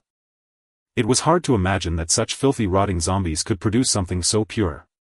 Truly astonishing. Beside the basin lay a box containing over 30 neatly stacked small porcelain bowls. Everyone approached the table, each taking a small bowl and scooping out half a bowl of crystals. Then they left the dining hall. From then until 11 p.m., when they retired for the night, they would be cultivating with the white crystals in hand. Even without Zhang Fan's emphasis at the meeting, no one in the team would slack off in their training. The brutality of the apocalypse was something they all understood deeply. No one wanted to be a burden and no one dared to entrust their life to others. So they cultivated as much as possible, improving their strength by whatever margin they could. After all, cultivation wasn't tiring. It just required holding the crystal in one's palm, which didn't interfere with listening to audiobooks or watching shows. Before 7 p.m., the Holiday Inn fell into a profound silence, lit only by the glow seeping through its windows, piercing the darkness and becoming the sole beacon of light on the earth. Zhang Fan emerged from Lu Heng's room. Lu Heng was still in a terrible state, but he had to force a smile in front of his daughter Xiao Yudian. Zhang Fan knew how bad he felt but could do nothing to help. Only time could heal the wounds in his heart. Zhang Fan went to room 201 where Pang, who had returned from foraging his belly full though what he had eaten was unknown. After playing with the 3 tiger cubs for a while, Zhang Fan returned to his own room 202 next door. Pang Hu's family stayed in 201 while Zhang Fan occupied 202. Jingya lived across the hall in room 214. It was still early and Zhang Fan had intended to chat with her, but upon seeing Lu Mu in her room he decided not to enter. Back in his own room, Zhang Fan grabbed a handful of white crystals and sank into a beanbag chair. He opened his status panel. Name Zhang Fan. Level 5 awakened. Physique level 5275100000. Spirit level 319810000. Ability infinite pickup ability. Level 5 awakened. Zhang Fan admired his attributes. Whenever he had free time he would gaze upon them, they were the source of his unshakable confidence. At noon today Zhang Fan was still at level 4. By evening 3 of his replicas had returned bringing over 1,000 physique points. Zhang Fan smoothly broke through, becoming a level 5 awakened. After breaking through to level 5 in physique, Zhang Fan felt his physical prowess had reached a terrifying level. His muscles were incredibly dense and tough like high-strength steel springs capable of unleashing devastating power.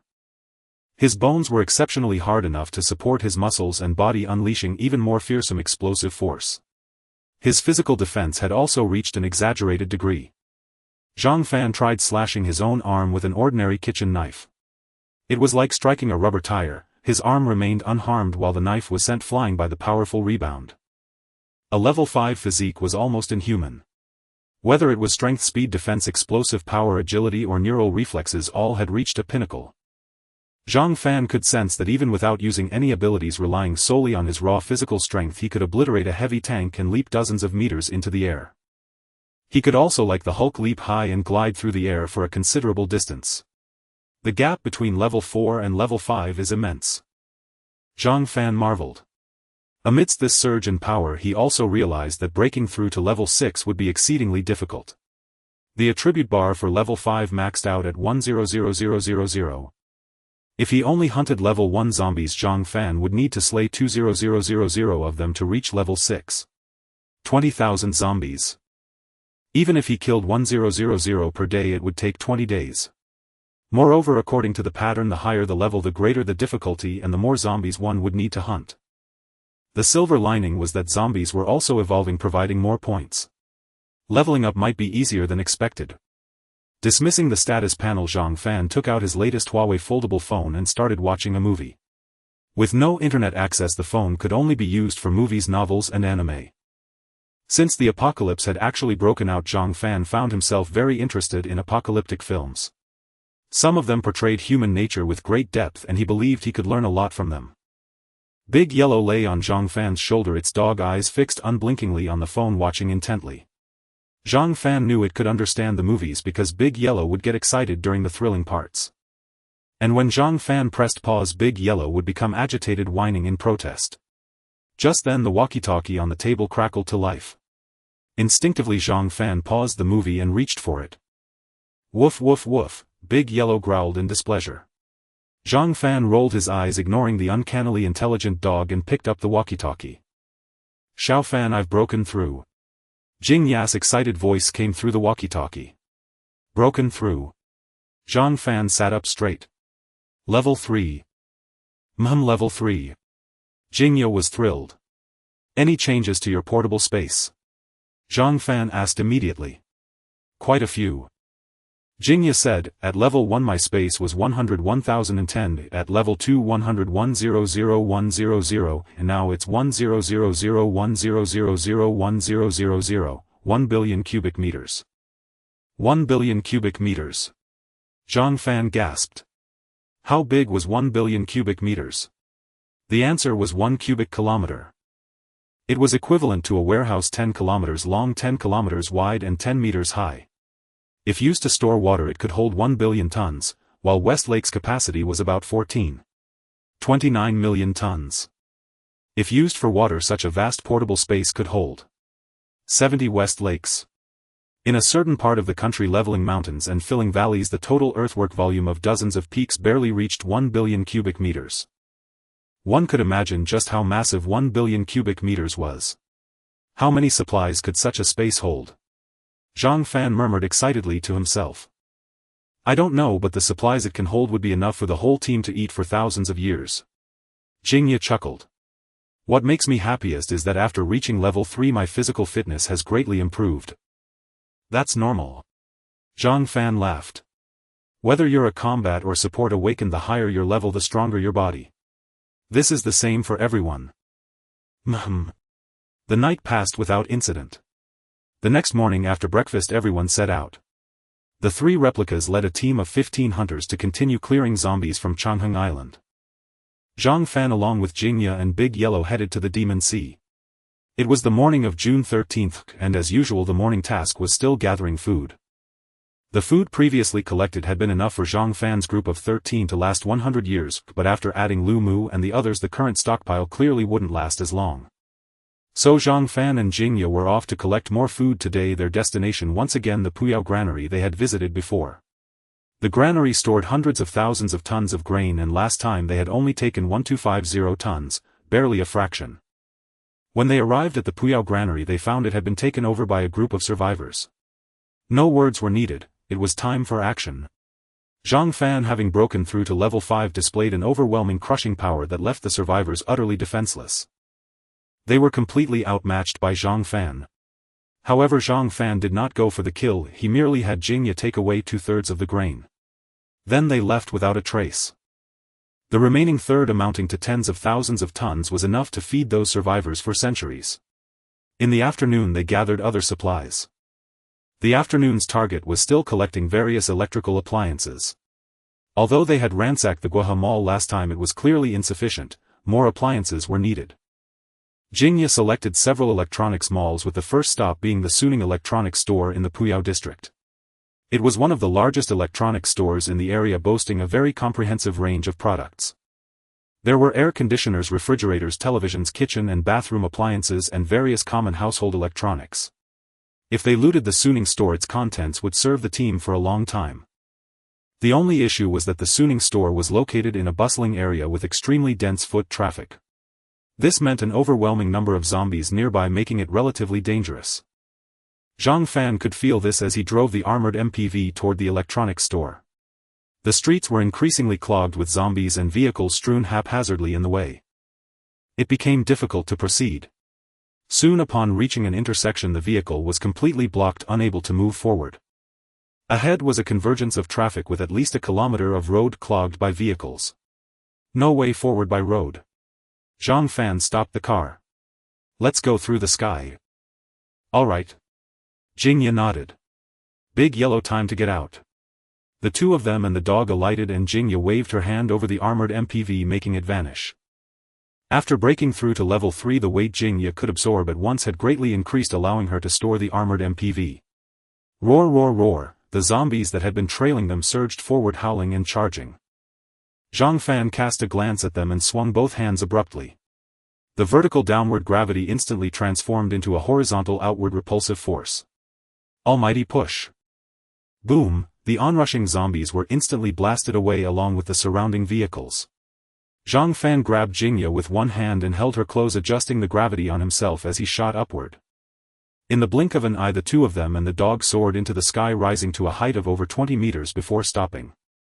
The zombies on the ground roared and howled at them, some even leaping up. But they were too low level to jump high, unable to reach Zhang Fan, Jingya and Big Yellow in the sky. Big Yellow, give them a few rounds.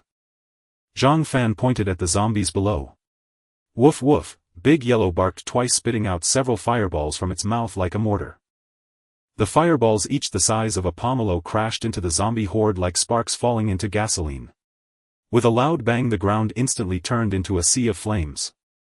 A sea of black flames. The blazing black fire spread at a terrifying speed, engulfing zombies within a radius of several hundred meters. These zombies felt no pain. As the fire raged they remained oblivious, still howling at the trio in the sky. Then amidst their continuous roars they were consumed by the black sea of fire and turned to ash. An astonishing wave of heat rose from below, forcing Zhang Fan along with Jingya and Big Yellow to ascend further. They rose to over 50 meters before the scorching heat became bearable. Let's go fly to the Suning electronics store. After more than 10 minutes they arrived at the Suning appliance city. Zhang Fan activated his teleportation, directly entering the building and reaching the top floor. This floor sold household appliances such as rice cookers, vacuum cleaners and induction cookers. Zhang Fan glanced around and lost interest, creating 3 replicas to protect Jingya. Jingya, take your time collecting appliances here, I'm going down to hunt zombies. Zhang Fan said. Jingya knew that besides accompanying her to gather supplies, Zhang Fan also needed to collect white crystals. This bustling area was teeming with zombies, making it an excellent spot for gathering white crystals. She nodded obediently. There are many zombies here. Be careful and don't go too far. Don't worry. Zhang Fan smiled and vanished from the spot. When he reappeared he was already in midair outside the window. Having broken through to level 5 his teleportation distance had increased. At level 4 it was 30 meters. Now it was 50 meters. He could move freely within 50 meters. Hovering in midair, Zhang Fan plummeted toward the ground under gravity's pull. The wind howled past his ears and the rapidly retreating airflow scoured his face, causing the muscles on his cheeks to tremble. Feeling the weightlessness, Zhang Fan felt no fear but was instead exhilarated. After breaking through to level 5, Zhang Fan felt invincible. If this height couldn't kill him. With a thunderous crash the tens of meters vanished in an instant as Zhang Fan landed heavily on the concrete ground. The immense impact cratered the concrete floor with cracks spreading across the surrounding pavement. Zhang Fan stepped out of the pit and looked around. Outside the appliance city was a main street clogged with parked vehicles. Amid the congested cars zombies roamed about. The commotion of Zhang Fan's landing immediately drew the zombies' attention and they charged toward him with roars. Some weaved between vehicles. Some leaped across car roofs. Others ran from the sidewalks. All were restless and frenzied like flies drawn to filth or sharks to blood, converging from all directions and surging toward Zhang Fan. Come on. Zhang Fan licked his lips, revealing a bloodthirsty smile. Then opening his mouth wide he let out a long roar. With a thunderous howl visible waves of sound rippled outward, spreading in all directions. Under the influence of the sound waves the air vibrated violently, trembling rapidly like a resonance. This gave the impression that the entire world was shaking violently. With sharp cracks the glass on buildings lining the street shattered, broken by the force. As the onrushing zombies were struck by the sound wave attack, their heads exploded like watermelons hit by a sledgehammer, one after another splattering blood and brain matter. The sound wave spread, turning every zombie within a 100-meter radius into headless corpses. They fell backward dead on the spot. With a series of rustling sounds light orbs dropped. Looking around, the street was littered with golden physique orbs interspersed with some white ones. 10 figures shot out from Zhang Fan, his 10 replicas. Without needing orders they knew their mission: to spread out, pick up the orbs and collect the crystals. Zhang Fan pulled a bottle of awakens calcium milk from his waist pouch and took a slow leisurely sip. He loved this as a child but couldn't afford it. Now that he could afford it he felt embarrassed to drink it. Earlier that morning while collecting supplies they had passed a supermarket and ransacked it. Zhang Fan grabbed a pack of awakens calcium milk and stashed it in his waist pouch. Now with no one around it was the perfect time for a sip. Ah, sweet and sour, still the taste of childhood full of nostalgic memories. Damn. You're really showing off. A teasing voice suddenly sounded in his ear. Zhang Fan followed the sound and saw a head poking out of a second-floor window of a hot pot restaurant on the left side of the street. The guy was handsome with delicate features.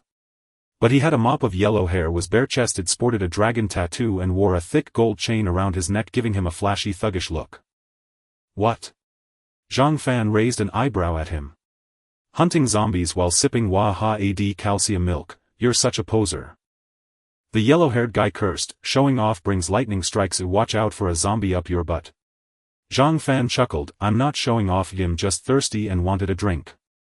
Damn, you're even more of a poser than me. Watch out, there's a zombie behind you. As the yellow-haired guy was cursing he suddenly spotted a zombie lunging at Zhang Fan and shouted a warning. But it was too late. The zombie moved with incredible speed like a nimble leopard, leaping in a few bounds to reach Zhang Fan, then opening its gaping maw to bite his neck. It's over. It's a level 3 zombie. This fool is dead. The yellow-haired guy sighed. But the next second his eyes widened in shock. The zombie lunging at Zhang Fan was suddenly repelled, flying back just inches from him. Huh.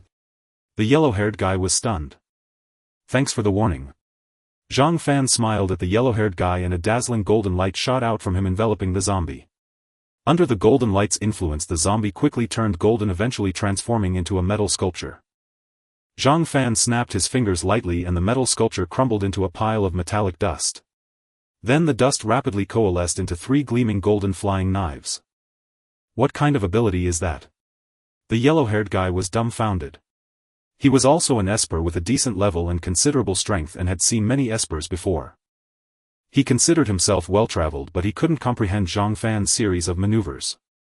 First, Zhang Fan had killed a horde of zombies with a sound wave attack, demonstrating a sound-based ability. Then he had used some unknown ability to repel the zombie, a second ability. Now he had turned the immobilized zombie into a metal sculpture, a third ability.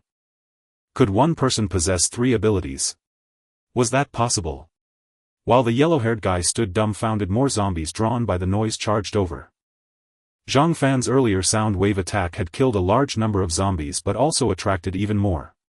They were now rushing and roaring and howling, forming a zombie tide surging toward Zhang Fan. There were hundreds, if not more. They converged into a terrifying wave of zombies, seemingly intent on overwhelming Zhang Fan on the street. Kid, you're done for. The yellow-haired guy teased, with this many zombies they'll tear your ass apart. Heh. Zhang Fan was nonchalant. Ah, forget it, a true man helps those in need. I'll save your sorry hide. The yellow-haired guy cracked his neck, put on a pair of gloves, grabbed 2 kitchen knives from the room, climbed out the window and leaped from the 2nd floor. A miraculous scene unfolded. Instead of falling straight down, he ran on air, sprinting through the sky. Like a bolt of lightning, he dashed diagonally from the 2nd floor to the street below. Running in the air. Zhang Fan was taken aback. Pretty cool, huh? The yellow-haired guy flicked his long yellow hair stylishly, looking smugly at the stunned Zhang Fan. Very impressive. Zhang Fan nodded. What ability is that? I call it Speed Force. The yellow-haired guy boasted, it's similar to the Flash from DC movies or Quicksilver from Marvel, a speed ability for high-velocity movement. A speed ability. Zhang Fan understood. When one's speed reached a certain level, running in the air or even flying into space was possible. How fast can you go? Zhang Fan asked. The yellow-haired guy shot him a wary look. Kid, you're asking too much. With that, he gripped a kitchen knife in each hand, faced the oncoming zombies and shot forward. With a thunderous boom, he tore through the air, producing a piercing sonic boom. Zhang Fan only saw a streak of light slicing across the street as the yellow-haired guy plunged into the zombie horde. He spread his arms and the 2 kitchen knives became like scythes slicing through zombie necks. With wet thudding sounds, heads flew into the air. The yellow-haired guy was like an arrow driving straight into the zombie swarm. In just a few seconds he sprinted from one end of the street to the other, covering over 500 meters. Along the way, countless zombies were decapitated. Then he turned around and charged back. This time, instead of going straight, he weaved through the zombie horde, zigzagging left and right, becoming a blur as he swept past one zombie after another.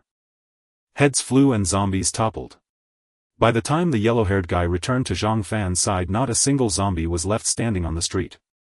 Zhang Fan stood frozen in awe, completely impressed.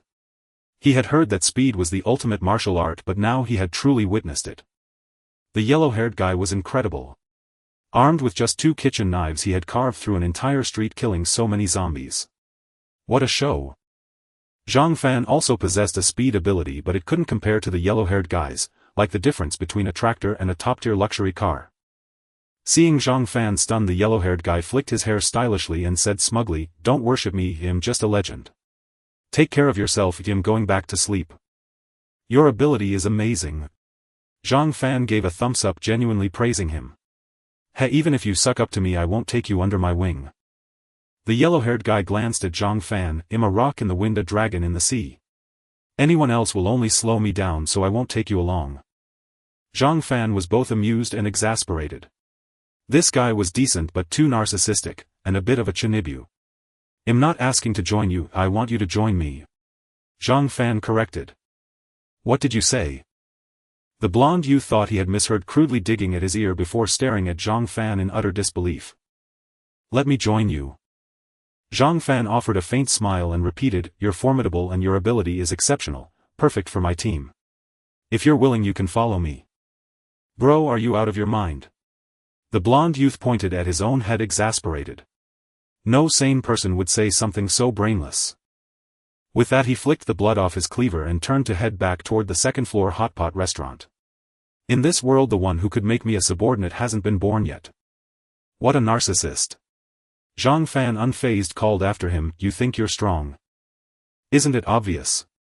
The blonde youth didn't even turn around. How about this, Zhang Fan said with a grin, we have a onion duel. If you can beat me, name any condition you want. If I win you come with me. Deal. No deal. The blonde youth spun around, curling his lip. First, I can't lose to you, I have zero interest in such a one-sided fight. Second, I'm not interested in you or in making demands. So this duel is pointless. You're scared, aren't you? Zhang Fan taunted deliberately. Heh. The blonde youth closed the distance in a single stride, appearing right before Zhang Fan. Provocation won't work on me. But since you're so arrogant, I don't mind teaching you a lesson, showing you why the flowers bloom so red. Is that so? Zhang Fan smiled again. Let's make it clear, if you lose you come with me. Lose? The word lose doesn't exist in my dictionary. The blonde youth snorted twice. Come on then, Zhang Fan said calmly. I'll make you admit defeat willingly and follow me without hesitation. I'm waiting. The blonde youth leaped several meters away in a few strides. The two squared off and the battle began instantly. Here I come. The blonde youth shot toward Zhang Fan with a low shout. His speed was so immense that the words still echoed in the air as he appeared right before Zhang Fan. Such speed could only be called lightning fast. Yet just as he was inches from Zhang Fan, he suddenly froze in place, unable to move. Zhang Fan stepped back, shaking his head with a chuckle as he looked at the blonde youth, who was immobilized mid-stride. Your speed is indeed remarkable, but unfortunately you're completely countered by me. With a casual wave of Zhang Fan's hand, 2 cars by the roadside disintegrated into metallic dust. The particles rapidly converged toward the blonde youth. They eventually coalesced into a metal cage 3 meters on each side, trapping him inside. Only then did Zhang Fan cancel the time freeze, allowing time to resume for the blonde youth. During the time freeze, the youth's consciousness and thoughts had also been halted. In other words, his mind was frozen as well. He had no idea what had happened next or what Zhang Fan had done. When time resumed and his thoughts continued, he found himself locked in a cage. The blonde youth was baffled. What was going on? Where had this cage come from? You lost. Zhang Fan's laughter reached him. The youth immediately looked at Zhang Fan, his eyes filled with confusion and shock. What the hell happened? Just then more zombies lunged at them, 5 in total. Zhang Fan snapped his fingers lightly and the 5 zombies froze in place, unable to move. What kind of ability is that? The blonde youth stared blankly. Time freeze, Zhang Fan said flatly. Time freeze. The youth's eyes widened. So that's how you locked me in the cage. What did you think? Zhang Fan repeated the process, creating another metal cage to trap the 5 zombies. Witnessing this, the blonde youth understood everything. He glared at Zhang Fan, grinding his teeth. You're so underhanded. You have the ability to freeze time, yet you tricked me into a duel, despicable.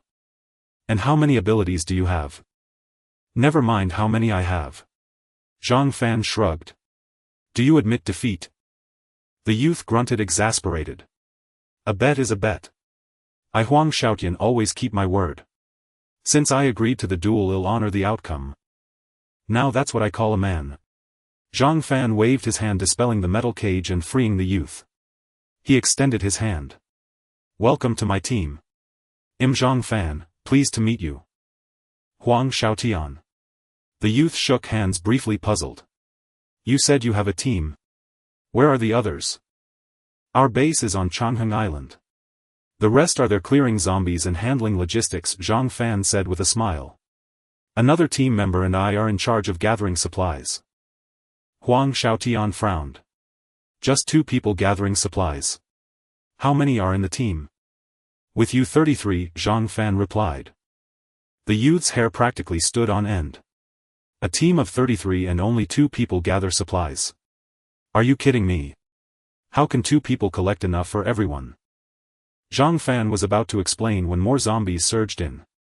It's not what you think. Let's deal with the zombies first and I'll explain later. Huang Xiaotian curled his lip and turned to attack the approaching horde. He felt like he'd been tricked. Having operated solo due to his unique ability, he had encountered many teams. And many teams had invited him. Each was different, some were made of college students, others of migrant workers, some of co-workers and some of neighbors. Their styles varied completely. Some teams operated on equal footing, gathering supplies and hunting zombies together. Such teams had strong cohesion and combat power with great future potential. Others with complex compositions had dysfunctional structures that could collapse at any moment. The team that left the deepest impression on Huang Xiaotian was from Changle neighborhood not far away. Changle neighborhood was a resettlement community for relocated residents, mostly elderly and tenants, a mixed bag. After the apocalypse struck the survivors there banded together. That team had over 50 members with more than 30 elderly people, over half the group. These elders couldn't fight zombies or gather supplies. The younger members had to protect them and provide supplies. It was harsh, but the elderly were a burden dragging down the youth. Some elders even acted entitled, believing it was the young people's duty to protect them. They complained whenever the day's supplies weren't to their liking. Huang Xiaotian had once worked with the young people in that team and knew it was a disaster. Had heard the youth were already grumbling, suggesting abandoning the elders to strike out on their own. He didn't know what happened afterward, but he knew that if the youth did abandon them, the elders' fate would be grim. Now Huang Xiaotian strongly suspected that Zhang Fan's team was another such pit of leeches. Otherwise, why would a team of 32 send only 2 people to gather supplies? Even a donkey on a production team wouldn't be worked that hard. He decided to go back with Zhang Fan first to see the situation. If the team was like the Changle neighborhood one, had leave immediately. He had no intention of letting a bunch of vampires ride him and drain him dry. Kill. Zhang Fan and Huang Xiaotian's zombie-slaying efficiency was absurdly high. Together there weren't enough to go around. So they split up, each taking a street to get their fill. Zhang Fan became a hellish reaper, his short blade like a scythe of death reaping zombie lives. Wherever he passed, a trail of fallen zombies lay.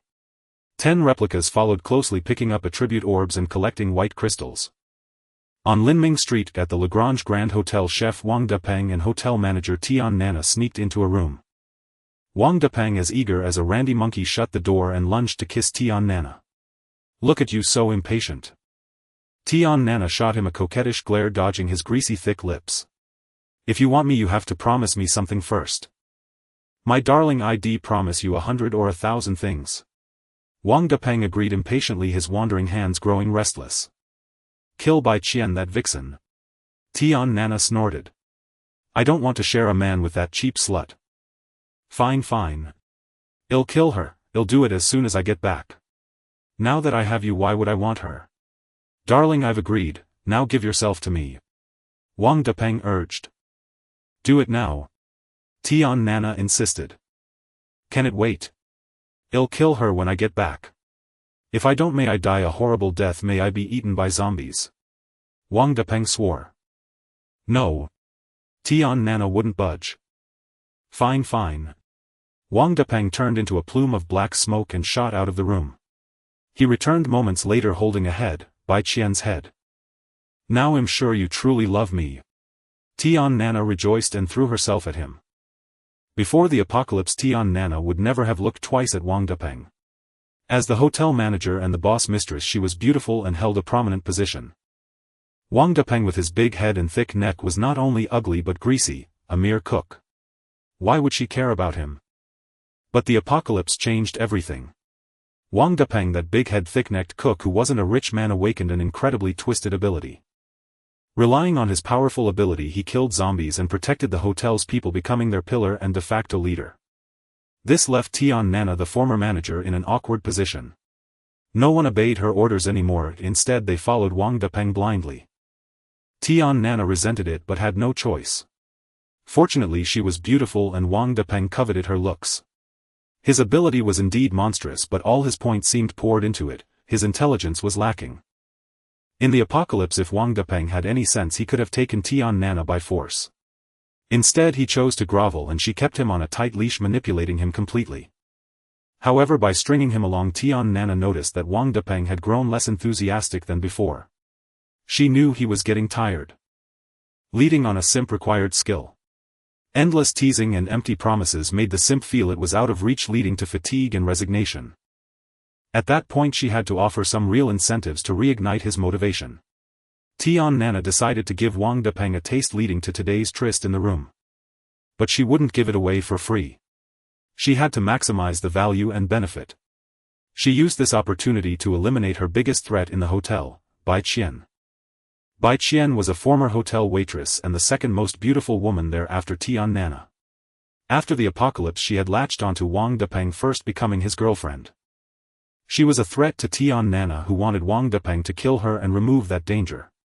Once Bai Qian was dead, no one in the hotel could challenge Tian Nana.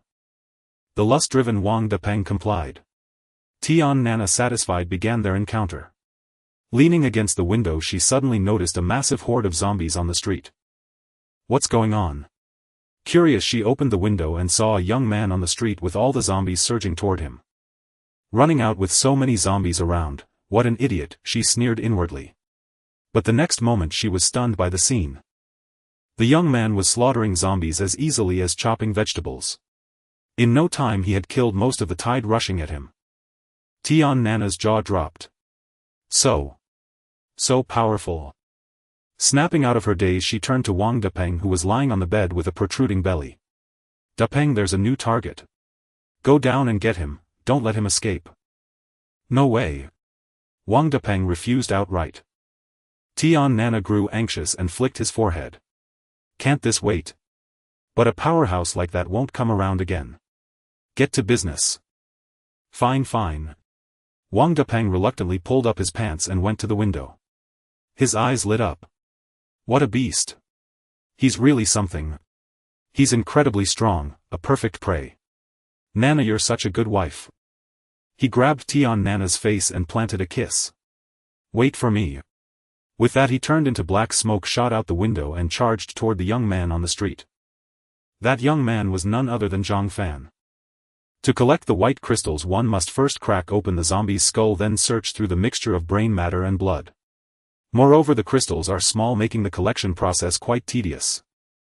Thus, even with 10 clones busy gathering crystals, they could not keep pace with Zhang Fan's solo hunting speed. He had already reached the traffic light ahead while they were still toiling at the previous one. So when Wang Depeng descended as a plume of black smoke, he saw only Zhang Fan alone. Boom! Wang Depeng, plummeting from the sky like a demonic elder riding rolling black clouds, landed heavily on the asphalt road. The black smoke churned violently, then converged like a tide, coalescing into a human form. Zhang Fan stared dumbfounded and blurted out 2 words, a demon. Damn, that flashy entrance was exactly like a demon, wasn't it? Wang Depeng was no demon, of course. He twisted his thick neck, scrutinized Zhang Fan from head to toe, and a glint of greed flashed in his eyes. Kid, you're at least level 3, aren't you? Who are you? Zhang Fan looked at him with confusion. He didn't know Wang Depeng, but he could sense a strong aggression and malice in his gaze. It was the malice of greed, exactly the same as when he saw zombies with powerful abilities. So was he being treated as prey by this guy? Zhang Fan clicked his tongue in wonder. Wang Depeng couldn't be bothered to answer Zhang Fan's question. In his eyes, Zhang Fan wasn't a person but nourishment for his own growth. Just a dead man. The apocalypse just broke out not long ago. Most zombies and survivors are at levels 1 or 2. A level 3 is rare. Wang Depeng's gaze burned. Having strength above level 3 means your ability is exceptional. So what? Zhang Fan narrowed his eyes slightly, a hint of vigilance within. So you are my prey, destined to be hunted by me.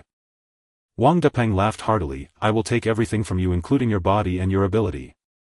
As his words fell, Wang Depeng abruptly spread his hands. His 10 fingers rapidly elongated, transforming into 10 tentacles that shot toward Zhang Fan like venomous snakes. Wang Depeng's words were disjointed and Zhang Fan didn't quite understand, but that didn't hinder his judgment. Wang Depeng must have awakened some kind of ability, one that could take everything from others, including their abilities. Want to take my power? You fat pig, are you still dreaming? Zhang Fan sneered inwardly. His short blade flickered, turning into a streak of cold light that slashed at the 10 incoming fingers. Pfft, the golden alloy forged by the touch of gold ability could cut through iron like mud, and the 10 fingers were instantly severed in two. Ah! Wang Depeng let out a scream of agony. The 10 fingers fell to the ground, writhing like severed snake heads, thrashing violently. Bastard! Wang Depeng's eyes turned bloodshot like an enraged bull with steam coming out of its ears. You mongrel, I'll kill you. As his words fell, Wang Depeng retracted the 10 fingers. During the retraction, the wounds on his fingers healed rapidly, and by the time they returned to normal size, the injuries were completely gone, as if they had never existed. A self-healing ability. This guy had that too. Zhang Fan was secretly astonished. Just then Zhang Fan caught a glint of light. It seemed Wang Depeng's body was coated in a layer of golden paint, silently transforming him into a shimmering metallic man. Alloy transformation. Zhang Fan was stunned. This thick-necked burly fellow actually had the same ability. Moreover, his alloy transformation shimmered gold as if cast from pure gold. It looked more noble, more imposing, and far more stylish. In contrast, his own alloy was silver, much more understated and low-key. One was gold, the other silver.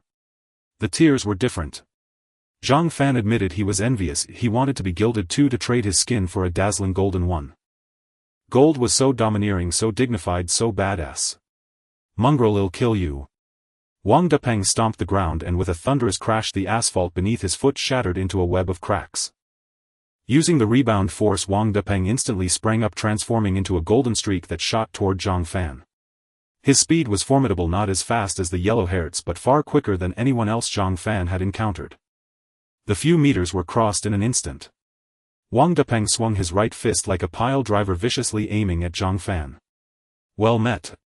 Zhang Fan exhaled a stale breath, planted his feet, activated his super strength ability, and punched back.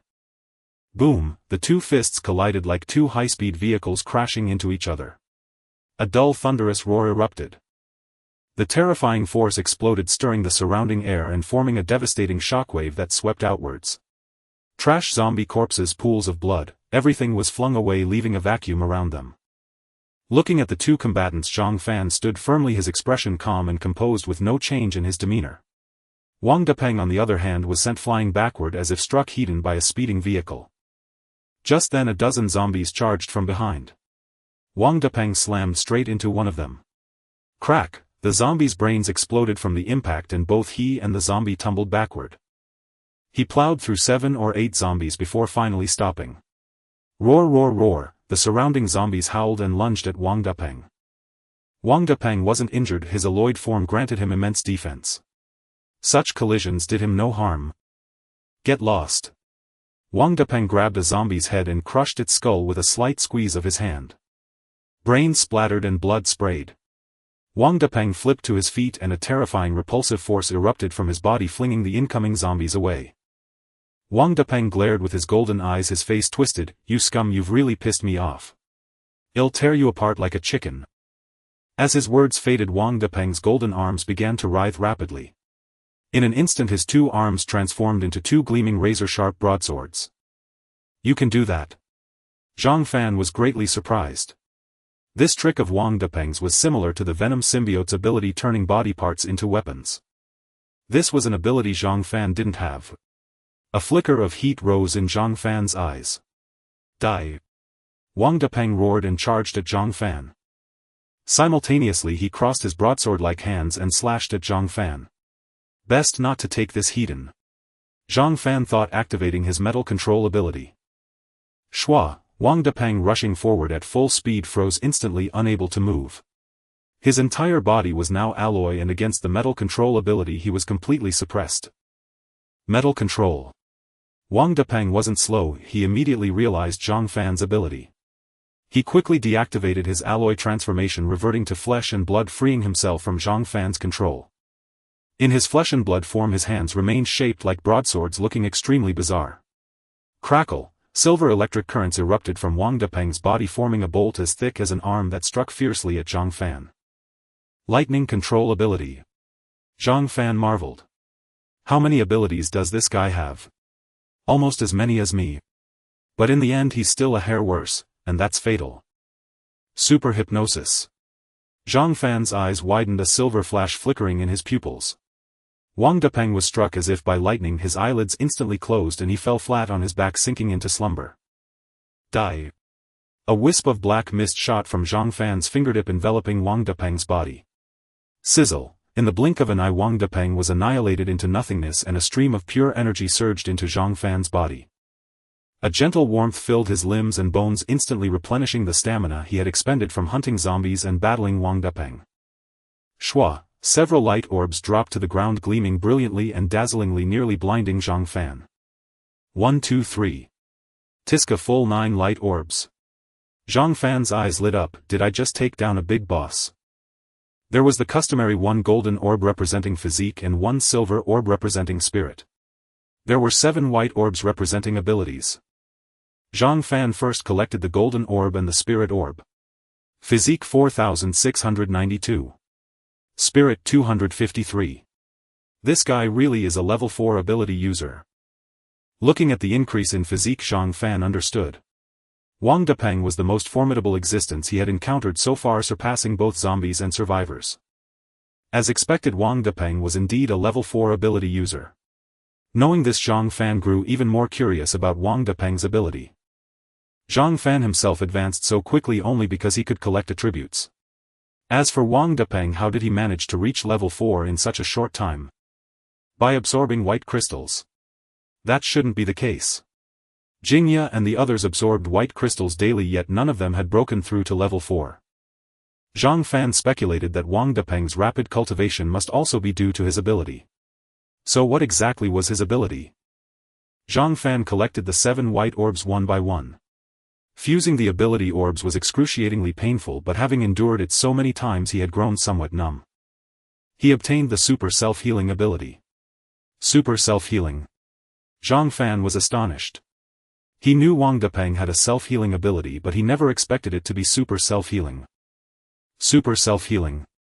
With the word super, it must be even more monstrous than ordinary self-healing. Thinking of how Wang Depeng could even regrow severed fingers, the title was well deserved. Zhang Fan pondered silently. Could super self-healing regenerate a lost limb? If it could, this ability would be incredibly powerful. He continued collecting. He obtained the lightning manipulation ability. He had just witnessed this ability and already possessed it himself, so he paid it no mind. He obtained the alloy transformation ability. He had also seen this ability in action. After sensing it carefully, he activated it. With a swoosh, his body instantly transformed into alloy, turning him into a gleaming golden statue. Zhang Fan looked at his golden body, clenched his fist to test it, and a smile spread across his face. In terms of appearance, the golden alloy transformation was far more pleasing, exuding nobility, dominance, and a higher level of sophistication. Internally, the golden alloy transformation was also superior. Zhang Fan could sense that after turning into golden alloy, his strength amplification was greater and his defense was stronger. Comparing the two, his previous silver alloy transformation was a low-tier version, while the current golden alloy transformation was a high-tier premium VIP version. The two were on completely different levels. What a great ability! Zhang Fan was overjoyed. He continued collecting and obtained the black smoke transformation ability. Black smoke transformation. Zhang Fan was momentarily stunned. What kind of ability was this? Sensing it carefully, he gradually realized it was quite a remarkable one. Black smoke transformation allowed the body to turn into black smoke. This was true smoke. Once transformed, one possessed all the properties of smoke. For example, having no fixed form, being able to fly through the air, and being immune to all physical attacks. The most practical aspects of this ability are flight and immunity to physical attacks. Zhang Fan mused, among these, immunity to physical attacks is an excellent defensive ability. Smoke consists of tiny solid particles with no fixed form, able to gather, disperse, and change shape at will. Sword slashes, punches, kicks, none of them would work. Against someone like Yang Guang, a pure physical attacker, this ability would leave him completely helpless. Zhang Fan transformed into a wisp of black smoke, feeling his body become ethereal and light, drifting with the gentlest breeze. He then controlled the smoke to fly like a demonic wind, darting back and forth along the street. He would sometimes skim over car roofs, sometimes glide through car windows, and sometimes weave through hordes of zombies. This ability is great. Flying with such freedom is far more enjoyable than using gravity manipulation. Zhang Fan landed back on the ground and reverted to human form. He continued collecting the orbs. Having just collected 3 remained, and he was now curious about what abilities they held. This feeling was thrilling, like opening a blind box, full of anticipation and nervousness yet incredibly exciting. He collected the 5th white orb and obtained the transformation ability. Transformation ability. Is it the ability to change shape? It will like that guy earlier. Zhang Fan immediately examined it. Then he realized he had underestimated this ability. This ability has some depth to it. The transformation ability was more monstrous than Zhang Fan had imagined.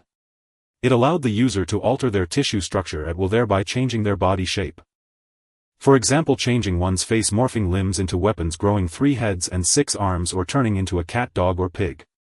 Of course, this transformation was limited to bodily shape and did not include hair or clothing. In other words, while this ability could change the body's shape, it could not conjure hair or clothes out of thin air. This was different from Mystique in X-Men. So if Zhang Fan turned into a cat, he would be a hairless, large cat. If he transformed into Jingya, no matter how similar his face, he would not have her flowing hair. The transformation ability referred to altering the body's shape and organ structure, not a true metamorphosis. Zhang Fan was not particularly interested in changing faces or animals. What intrigued him was morphing into weapons. Just like Wang Depeng earlier, who first used golden alloy transformation then turned his hands into weapons. This was true unity of man and blade because the weapon was part of the body. Zhang Fan immediately tried it. He looked at his right hand and began to transform. A wondrous scene unfolded. His right hand shifted shape as if someone were molding clay. First it turned into a spear, then a sword, and then a blade. Of course, these weapons only resembled their shapes if they did not become real weapons. After all, flesh and blood, no matter how much it changed, remained flesh and blood. It would not become a true weapon. However, Zhang Fan activated the golden alloy transformation ability and his entire body instantly turned into gleaming golden alloy. Now his right hand, which had become a blade, also turned into a metallic sword. Zhang Fan swung his blade-like right hand and slashed fiercely at a nearby utility pole. With a thud, the utility pole was cleaved in two, the cut smooth and clean as if made by a cutting machine. Remarkable, what a great ability. Zhang Fan was very satisfied with the transformation ability. From now on his body could become a weapon, eliminating the need to forge or carry weapons. Awesome. He collected the 6th orb and obtained the earth manipulation ability. All that excitement for nothing. He thought it would be something special, but this was it. Zhang Fan curled his lip. He already possessed the earth manipulation ability, this one was a duplicate. He collected the 7th white orb. After a bout of intense pain, he obtained the adhesion ability. Adhesion ability. Zhang Fan was dumbfounded. What kind of ability is this? Gazing at the new ability, paste, that had appeared out of nowhere on his attribute panel, Zhang Fan was utterly astonished. Paste ability. What does it do? It looked quite formidable. Zhang Fan immediately began to examine it. After a long while, this ability is pretty impressive. Zhang Fan marveled. The paste of the paste ability was very similar to the paste function on a computer. In simple terms, one who possessed the paste ability could transfer their own abilities to others. For instance, if Zhang Fan was willing, he could paste all his abilities, alloy transformation, time freeze and so on, to Jingya. The only prerequisite was his willingness. Jingya has always wanted a combat-type ability. With the paste ability, her wish can come true. Zhang Fan licked his lips, a mischievous grin curling at the corners of his mouth. But I need to take the chance to get some benefits to take advantage. Jingya was so stunningly beautiful, how could Zhang Fan not have thoughts about her? After all, he wasn't some eunuch practicing the sunflower manual. Zhang Fan had long dreamed of winning the Bowtie's heart, spending days and nights in blissful toil rather than relying on his own hand for comfort. However, Jingya was a lifelong singleton, shy and inexperienced, always hesitant, which greatly frustrated Zhang Fan. Now with the paste ability, he could surely give Jingya a wonderful surprise. Then in her excitement she might take the initiative to offer herself to him. Wouldn't he then win her heart and part ways with his own hand forever? Ha he he he he. Zhang Fan laughed lecherously like Stephen Chow's character ogling Qiuxiang, his front teeth exposed as he chuckled foolishly. Roar, a beastly howl suddenly exploded beside his ear. Zhang Fan jolted, feeling a tremendous force slam heavily against his chest. The energy absorption ability activated passively, causing Zhang Fan's skin to ripple violently.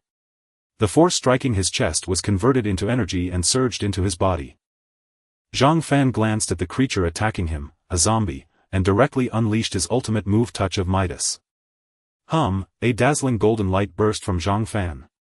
Everything touched by the golden radiance was instantly coated with a layer of gold.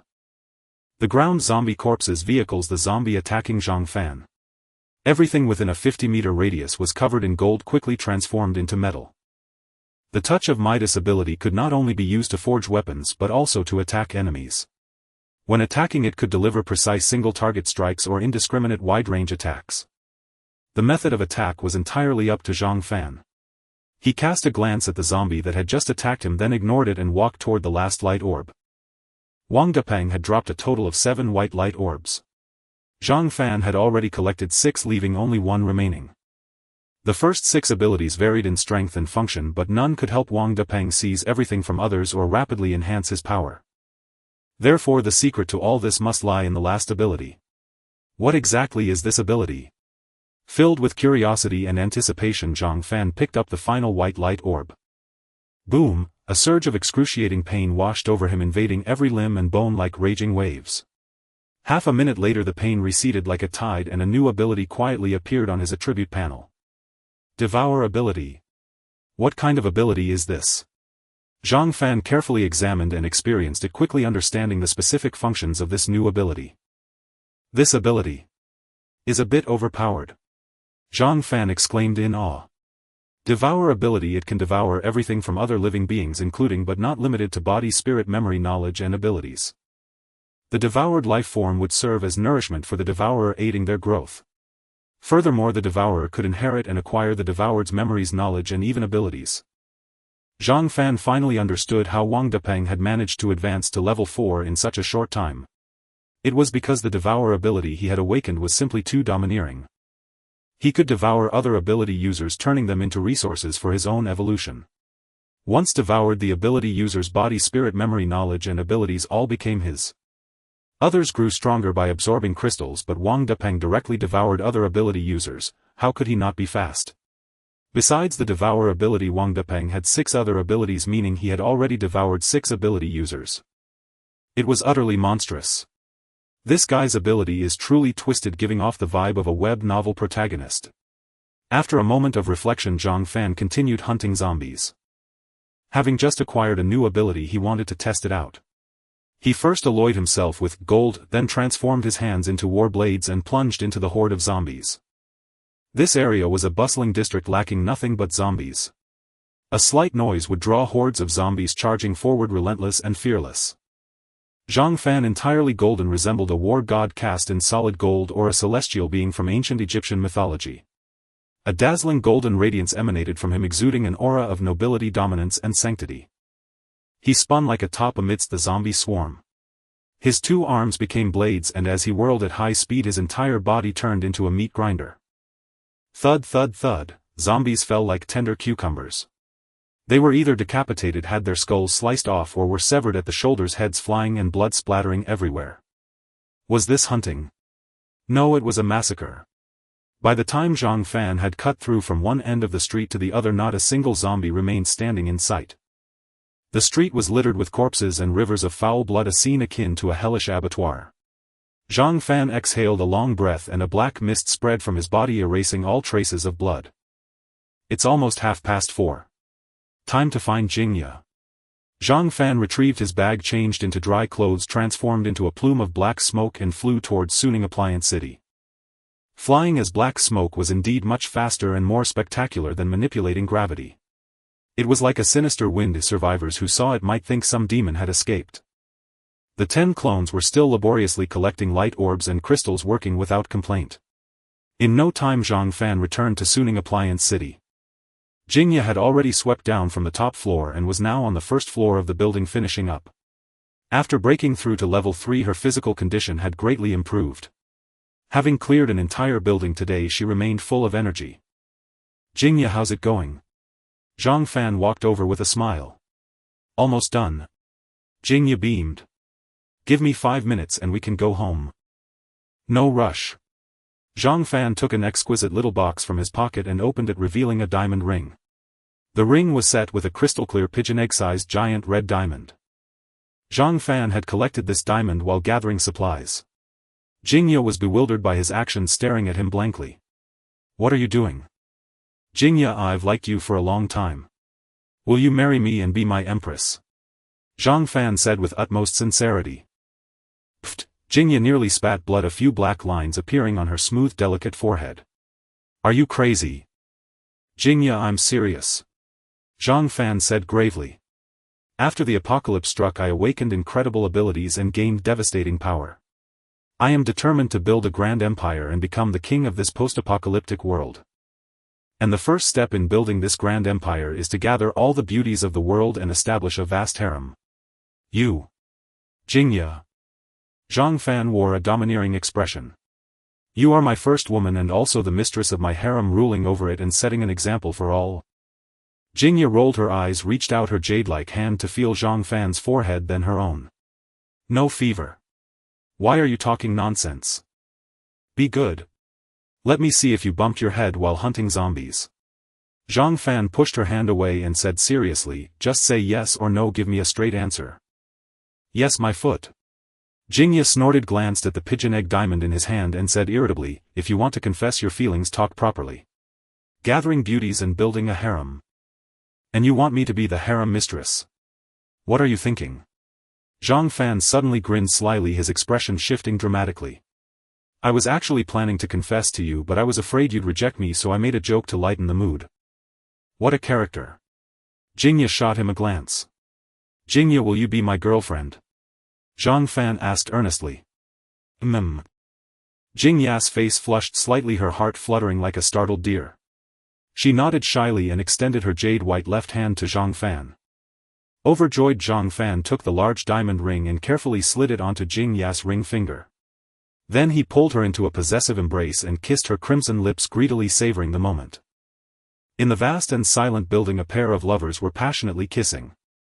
The zombies lurking outside and the dense smell of blood could not overshadow the thick scent of romance. The kiss lasted for 5 minutes before they reluctantly parted. Jingya's cheeks were flushed, her delicate face was so red it seemed like she could draw blood, and her brows were filled with springtime affection.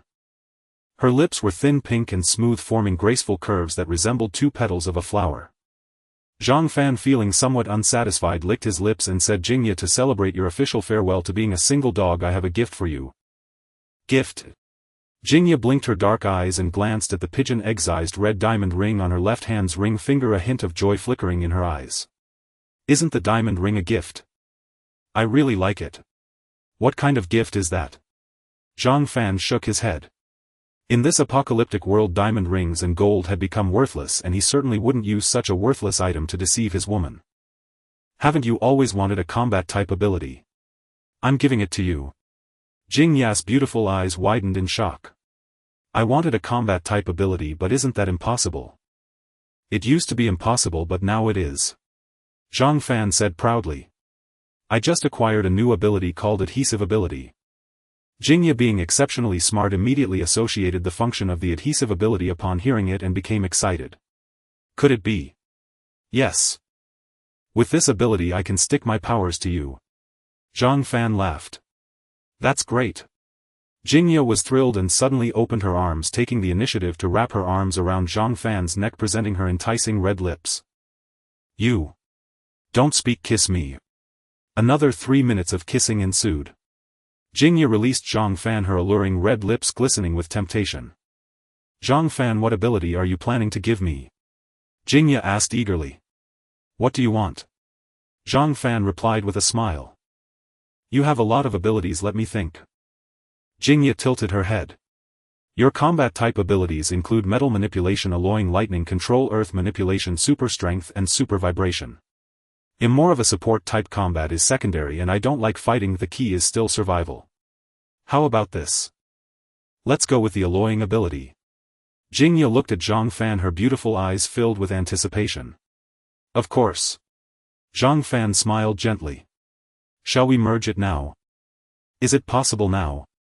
Jingya wrapped her arms around his waist, tilting her head back, her beautiful eyes fixated on him. Yes. Zhang Fan spread his right hand, gathering white light in his palm, which quickly coalesced into a white orb of light. What are you doing? Jingya could not see the white light or the orb, only Zhang Fan with his hand open. I'm giving you the adhesive ability. Zhang Fan held the white orb and gently pressed it against Jingya's body.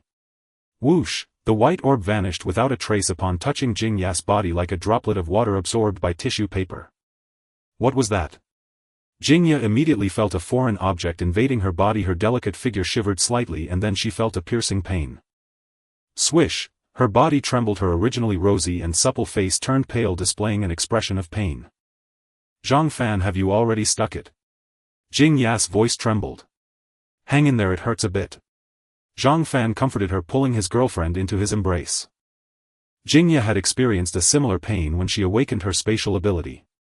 Knowing this was a normal phenomenon during ability awakening, she felt less anxious. She simply tightened her arms around the man's waist, resisting the wave of pain. The pain came swiftly and departed just as quickly, ebbing away like a tide after half a minute. Jingya let out a long breath, a fine layer of sweat appearing on her delicate forehead. Zhang Fan took out a tissue from his bag and wiped the sweat from her forehead, then smiled and said, you can feel it yourself and then try out your new ability. Jingya nodded like a chick pecking at rice, closing her eyes to carefully sense it. After about 2 minutes, her skin appeared to be coated in a layer of gold paint, quickly turning golden. Her cheeks, neck, arms and hair all turned golden. She looked like a golden artwork sculpted from gold, with a slim waist, round hips and long legs, simply perfect. Golden. Jingya gazed at her hands, her face filled with astonishment and disbelief. Why is my alloying golden? Zhang Fan smiled slightly and also activated his golden alloying ability. Wow! How did you also become golden? Jingya covered her mouth. Wait. Is this your newly acquired alloying ability? My girlfriend is so clever. This alloying ability, I call it golden alloying to distinguish it from the previous silver alloying. Zhang Fan pinched Jingya's nose, which was firm yet exquisitely high. I told you so. Jingya realized, then began to touch and feel the changes in her body after alloying. The strength is immense. It feels hard, yet there's no stiffness in my body at all. How amazing. Jingya was like a child who had received a new toy, enthusiastically experiencing her new ability. Zhang Fan watched her with a smile, not rushing her, akin to a hen watching over her chicks. When Jingya had nearly finished her experimentation, Zhang Fan said, although the alloying ability is good, it has significant drawbacks and can be easily targeted. I will give you a few more abilities. You want to give me more? Jingya was taken aback. Is that possible? Honestly, just having the alloying ability, I would be satisfied. Is that all it takes to satisfy you? You're too easy to please. Zhang Fan pinched her cheek. It'll give you teleportation, metal manipulation, transmutation, super healing and energy absorption abilities. With these you'll have evasion, ranged attack, healing and defensive abilities, leaving no weaknesses. Jingya stared intently at Zhang Fan, her dark eyes filled with tender affection.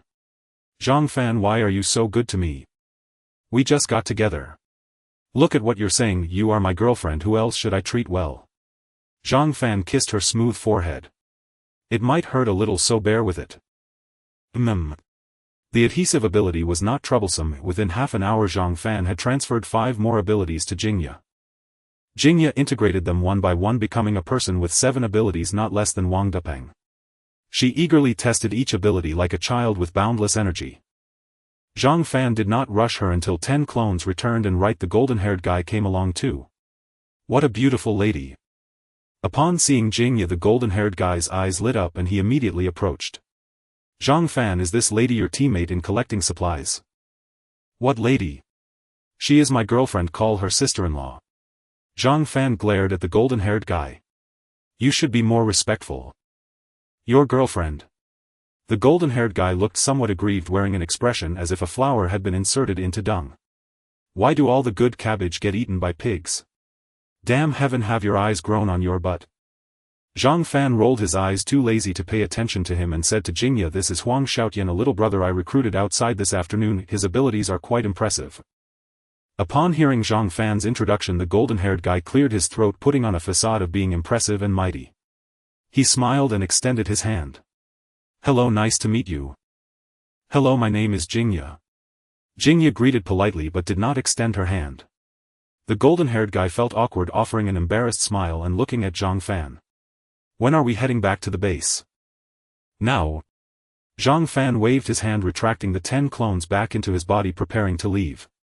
Boom, a surging warmth invaded his limbs and the physical attribute column on the attribute panel began to soar. Zhang Fan focused on the attribute panel curious about what changes would occur in his attributes. This afternoon he had hunted zombies from over 2 o'clock until 4 o'clock and the number of zombies he had killed was certainly considerable.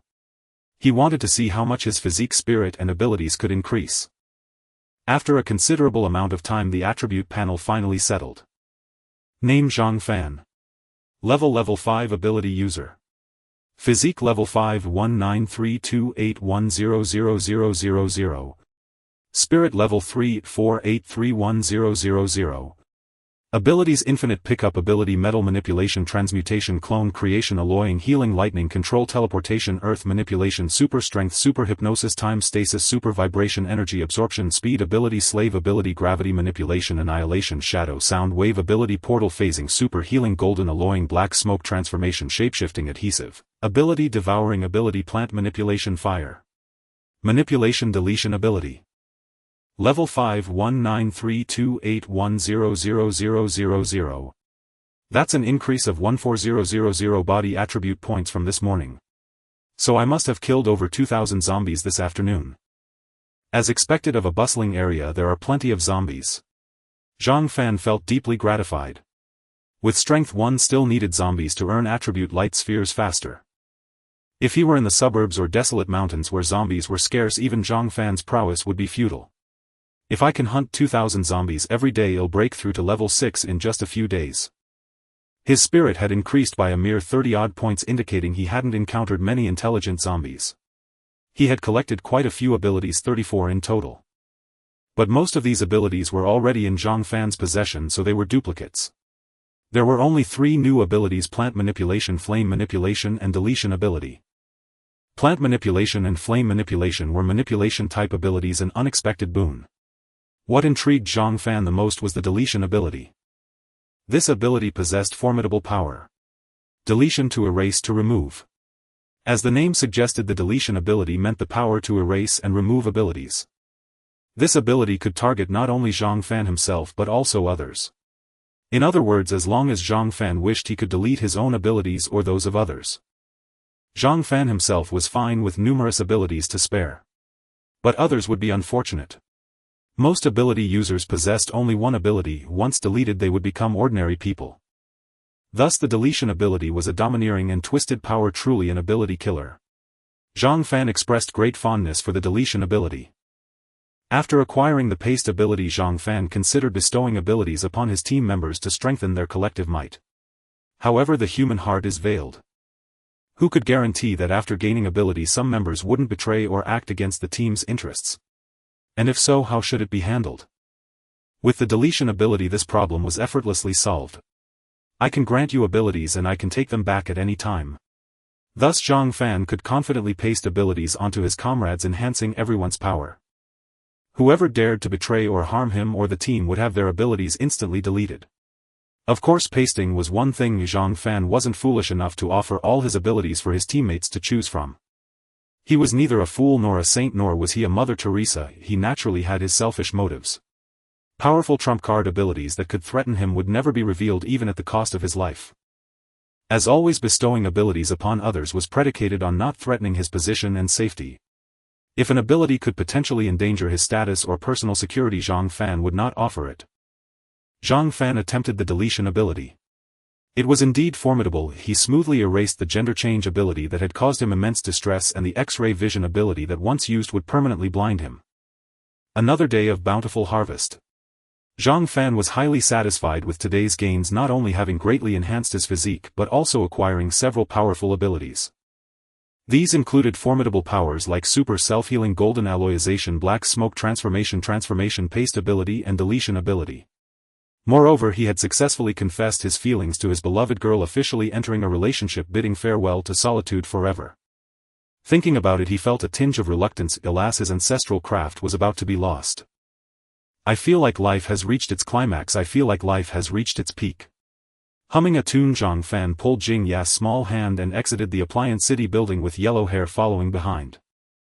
Once outside gazing at the corpses strewn across the ground, Yellow Hair couldn't help but frown. Zhang Fan, how are we going back? By car? No need for such trouble. Zhang Fan smiled faintly and activated the portal ability. The void before him rippled slightly and soon a black hole-like portal materialized out of thin air. Yellow Hair's jaw dropped in astonishment, wide enough to fit an eel. What kind of ability is this? Yellow Hair found it hard to believe. He prided himself on having roamed the apocalypse, encountering many ability users and witnessing numerous zombies with formidable powers, but an ability like the portal was unprecedented. This is called the portal ability. It can establish a portal between two locations for convenient travel. Zhang Fan casually explained, then tugged Jing Ya's hand and chuckled, woman, let's go home. Let me show you my ancestral iron rod when we get back. Jing Ya's pretty face flushed and she shot the man a fierce glare before trotting into the portal. Ha ha ha. Zhang Fan chased after her. Watching the two disappear, Yellow Hair, though somewhat apprehensive, followed them inside. The next moment the three found themselves directly in front of the Holiday Hotel. Gazing at the completely unfamiliar surroundings and the gradually vanishing black hole behind him, Yellow Hair was stunned. Zhang Fan, where are we? Yellow Hair's voice trembled. Changheng Island Suburban Resort Holiday Hotel. Zhang Fan replied casually. Changheng Island. Yellow Hair gasped in shock. As a native of Maohai, how could he not know where Changheng Island was? Even the straight-line distance between Changheng Island and Suning Appliance City was several tens of kilometers. Yet passing through a bizarre portal they had traveled from the Appliance City to Changheng Island, it was simply horrifying. Zhang Fan chuckled, ignoring him, and led Jingya by the hand toward Chao Jia and the others. It was just past 5 o'clock and Chao Jia and the girls were washing and preparing vegetables in front of the hotel. Seeing Zhang Fan and Jingya return, they initially intended to greet them as usual. Every day as they washed vegetables in front of the hotel, they also awaited the return of Zhang Fan and the others, much like wives at home awaiting their husbands returning from battle. However, upon noticing Zhang Fan and Jing Ya's tightly clasped hands, Chao Jia and Wang Yuan's expressions shifted slightly.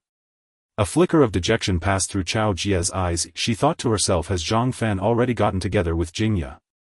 As one of the earliest followers of Zhang Fan and Jingya, Chao Jia was well aware that although this handsome man and beautiful woman harbored mutual affection, they had only been friends and had never confessed. Thus they weren't lovers. But judging by the current situation, Zhang Fan had likely succeeded in his confession and officially become Jing Ya's boyfriend. Though she had long anticipated this day, witnessing it firsthand still left Chao Jia with a sour feeling in her heart. Wang Yuan, however, was not as sensitive as Chao Jia. Her large dark eyes darted mischievously between Zhang Fan and Jingya as if plotting some trick. Sister Chao Xiaoyuan, Sister Ling. Zhang Fan greeted with a smile. Chao Jia immediately wore a gentle smile betraying no trace of disappointment and said softly, you're back. Zhang Fan nodded and said with a grin, hurry up and cook, after dinner I'll give you a surprise. Then pointing at the still dazed Yellow Hair behind him, he added, his name is Huang Xiaotian, he's a new recruit I picked up today. Old Huang, this is Sister Chao Xiaoyuan and Sister Ling. After a brief introduction, Zhang Fan pulled Jingya into the hotel and headed to his room. Zhang Fan wasn't so hasty as to take Jingya in broad daylight. He wanted to discuss with her the matter of pasting abilities onto their teammates. He possessed many abilities and naturally he couldn't indiscriminately paste them all onto his comrades. How to paste and which abilities to paste required careful consideration. Jingya thought Zhang Fan had pulled her back in such a rush to engage in certain indescribable activities. Her delicate face flushed and her demeanor was somewhat coy. She felt both shy and delighted, both expectant and apprehensive, like a newlywed bride. Zhang Fan looked at her with confusion, what's wrong with you? Jing Ya's face grew even redder, burying her head in her ample chest, her voice barely a whisper, Zhang Fan, can we wait until tonight? It's still broad daylight. Zhang Fan was utterly bewildered, what are you talking about? I don't understand a thing.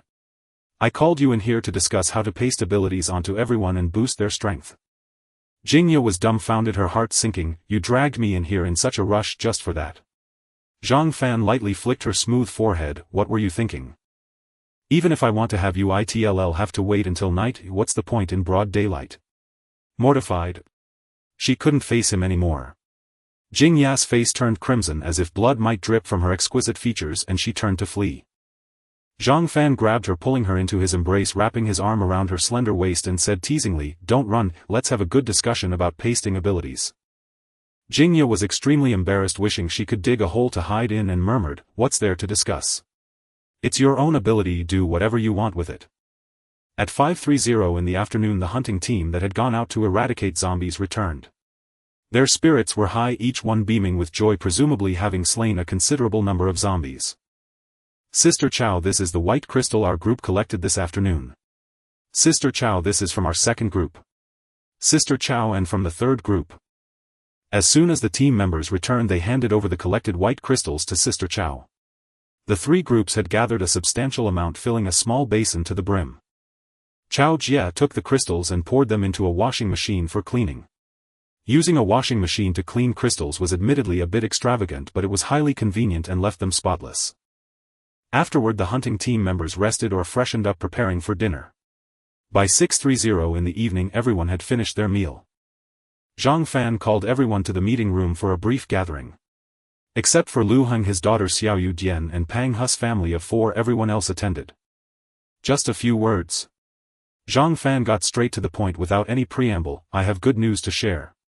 Today I acquired a new ability called the Paste ability." "The Paste ability? What kind of ability is that?" Everyone exchanged puzzled glances. Some looked bewildered while others seemed lost in thought.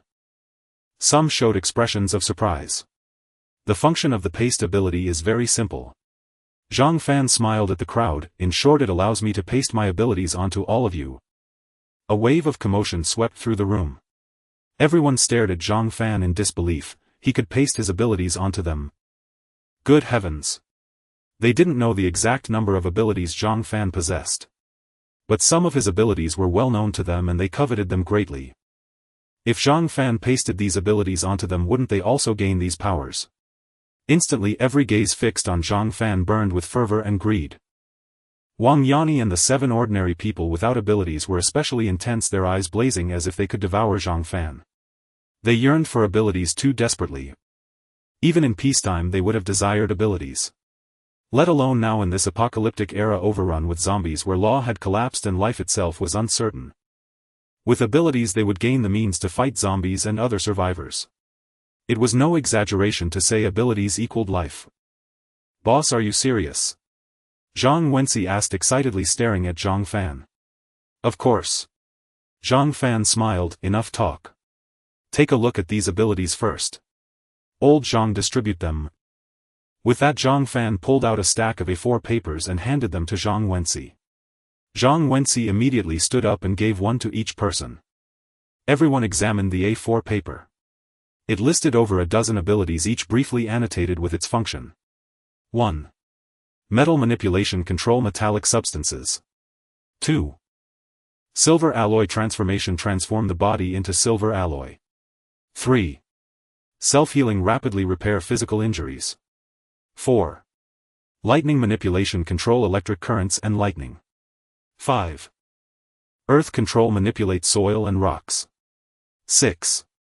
Super strength, greatly enhance physical power. 7. Super vibration, emit vibrational waves. 8.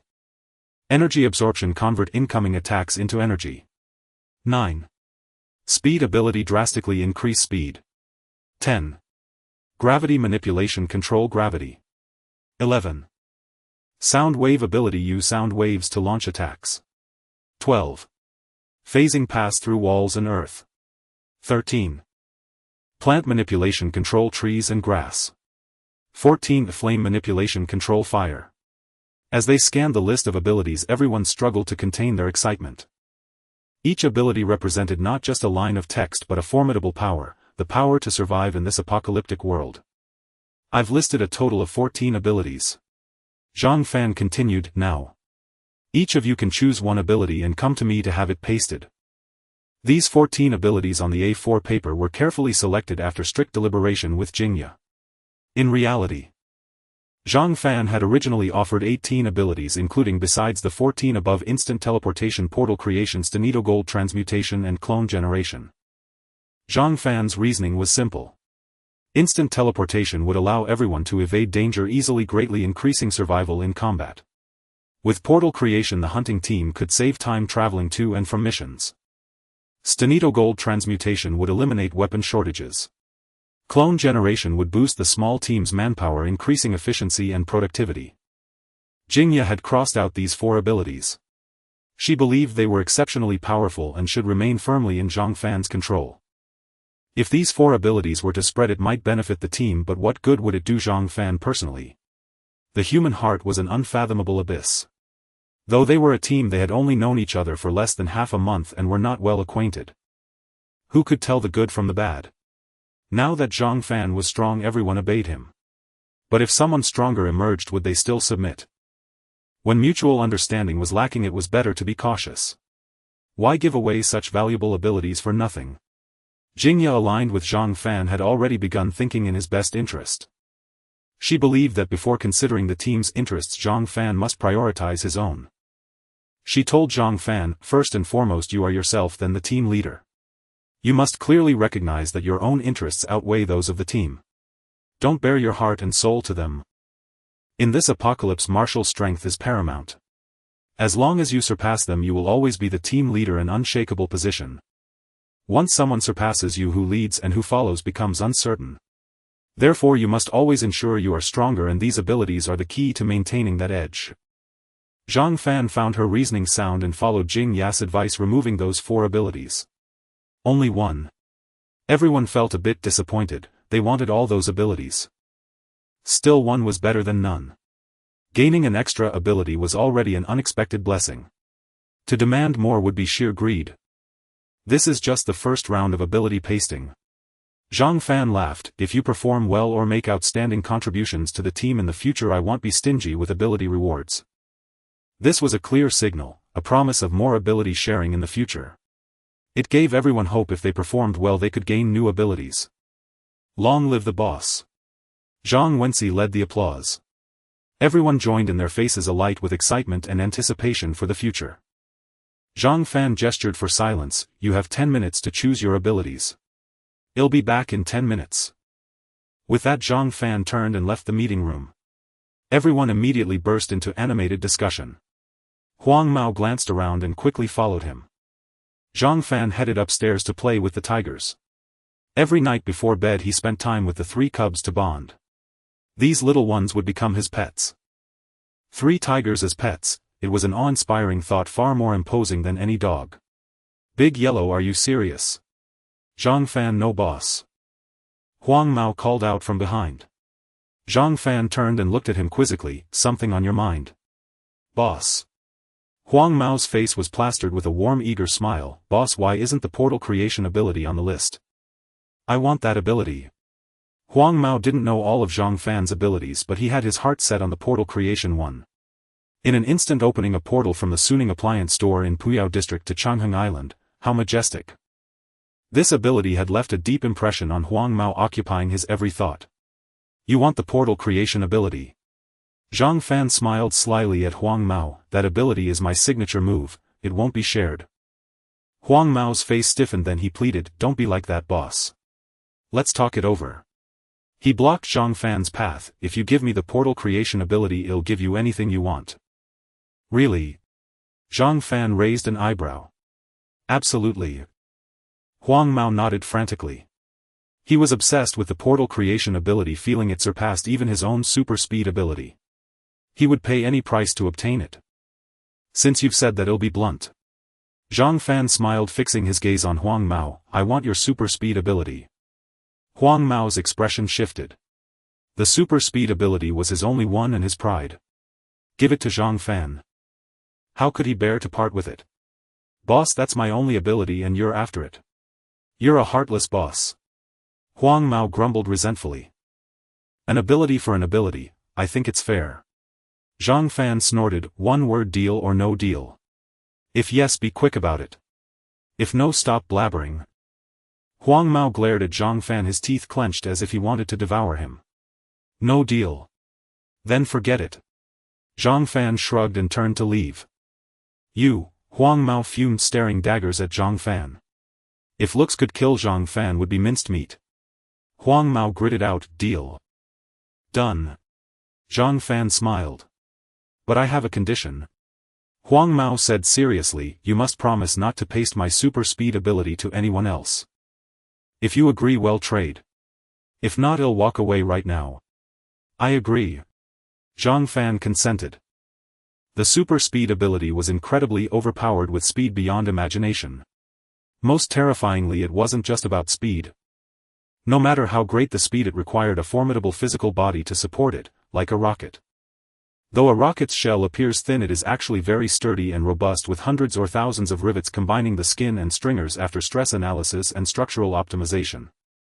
Only with sufficient strength can it withstand the air resistance from extreme speeds while breaking through the atmosphere. The same applied to the super speed ability. To achieve terrifying speed, Huang Mao's physique was far from ordinary, it was formidable. His reaction time, endurance, agility, strength, defense, and explosive power all far exceeded normal humans. In other words, activating the super speed ability necessarily enhanced physical capabilities by a huge margin. "When do we trade?" Huang Mao asked immediately. "Right now."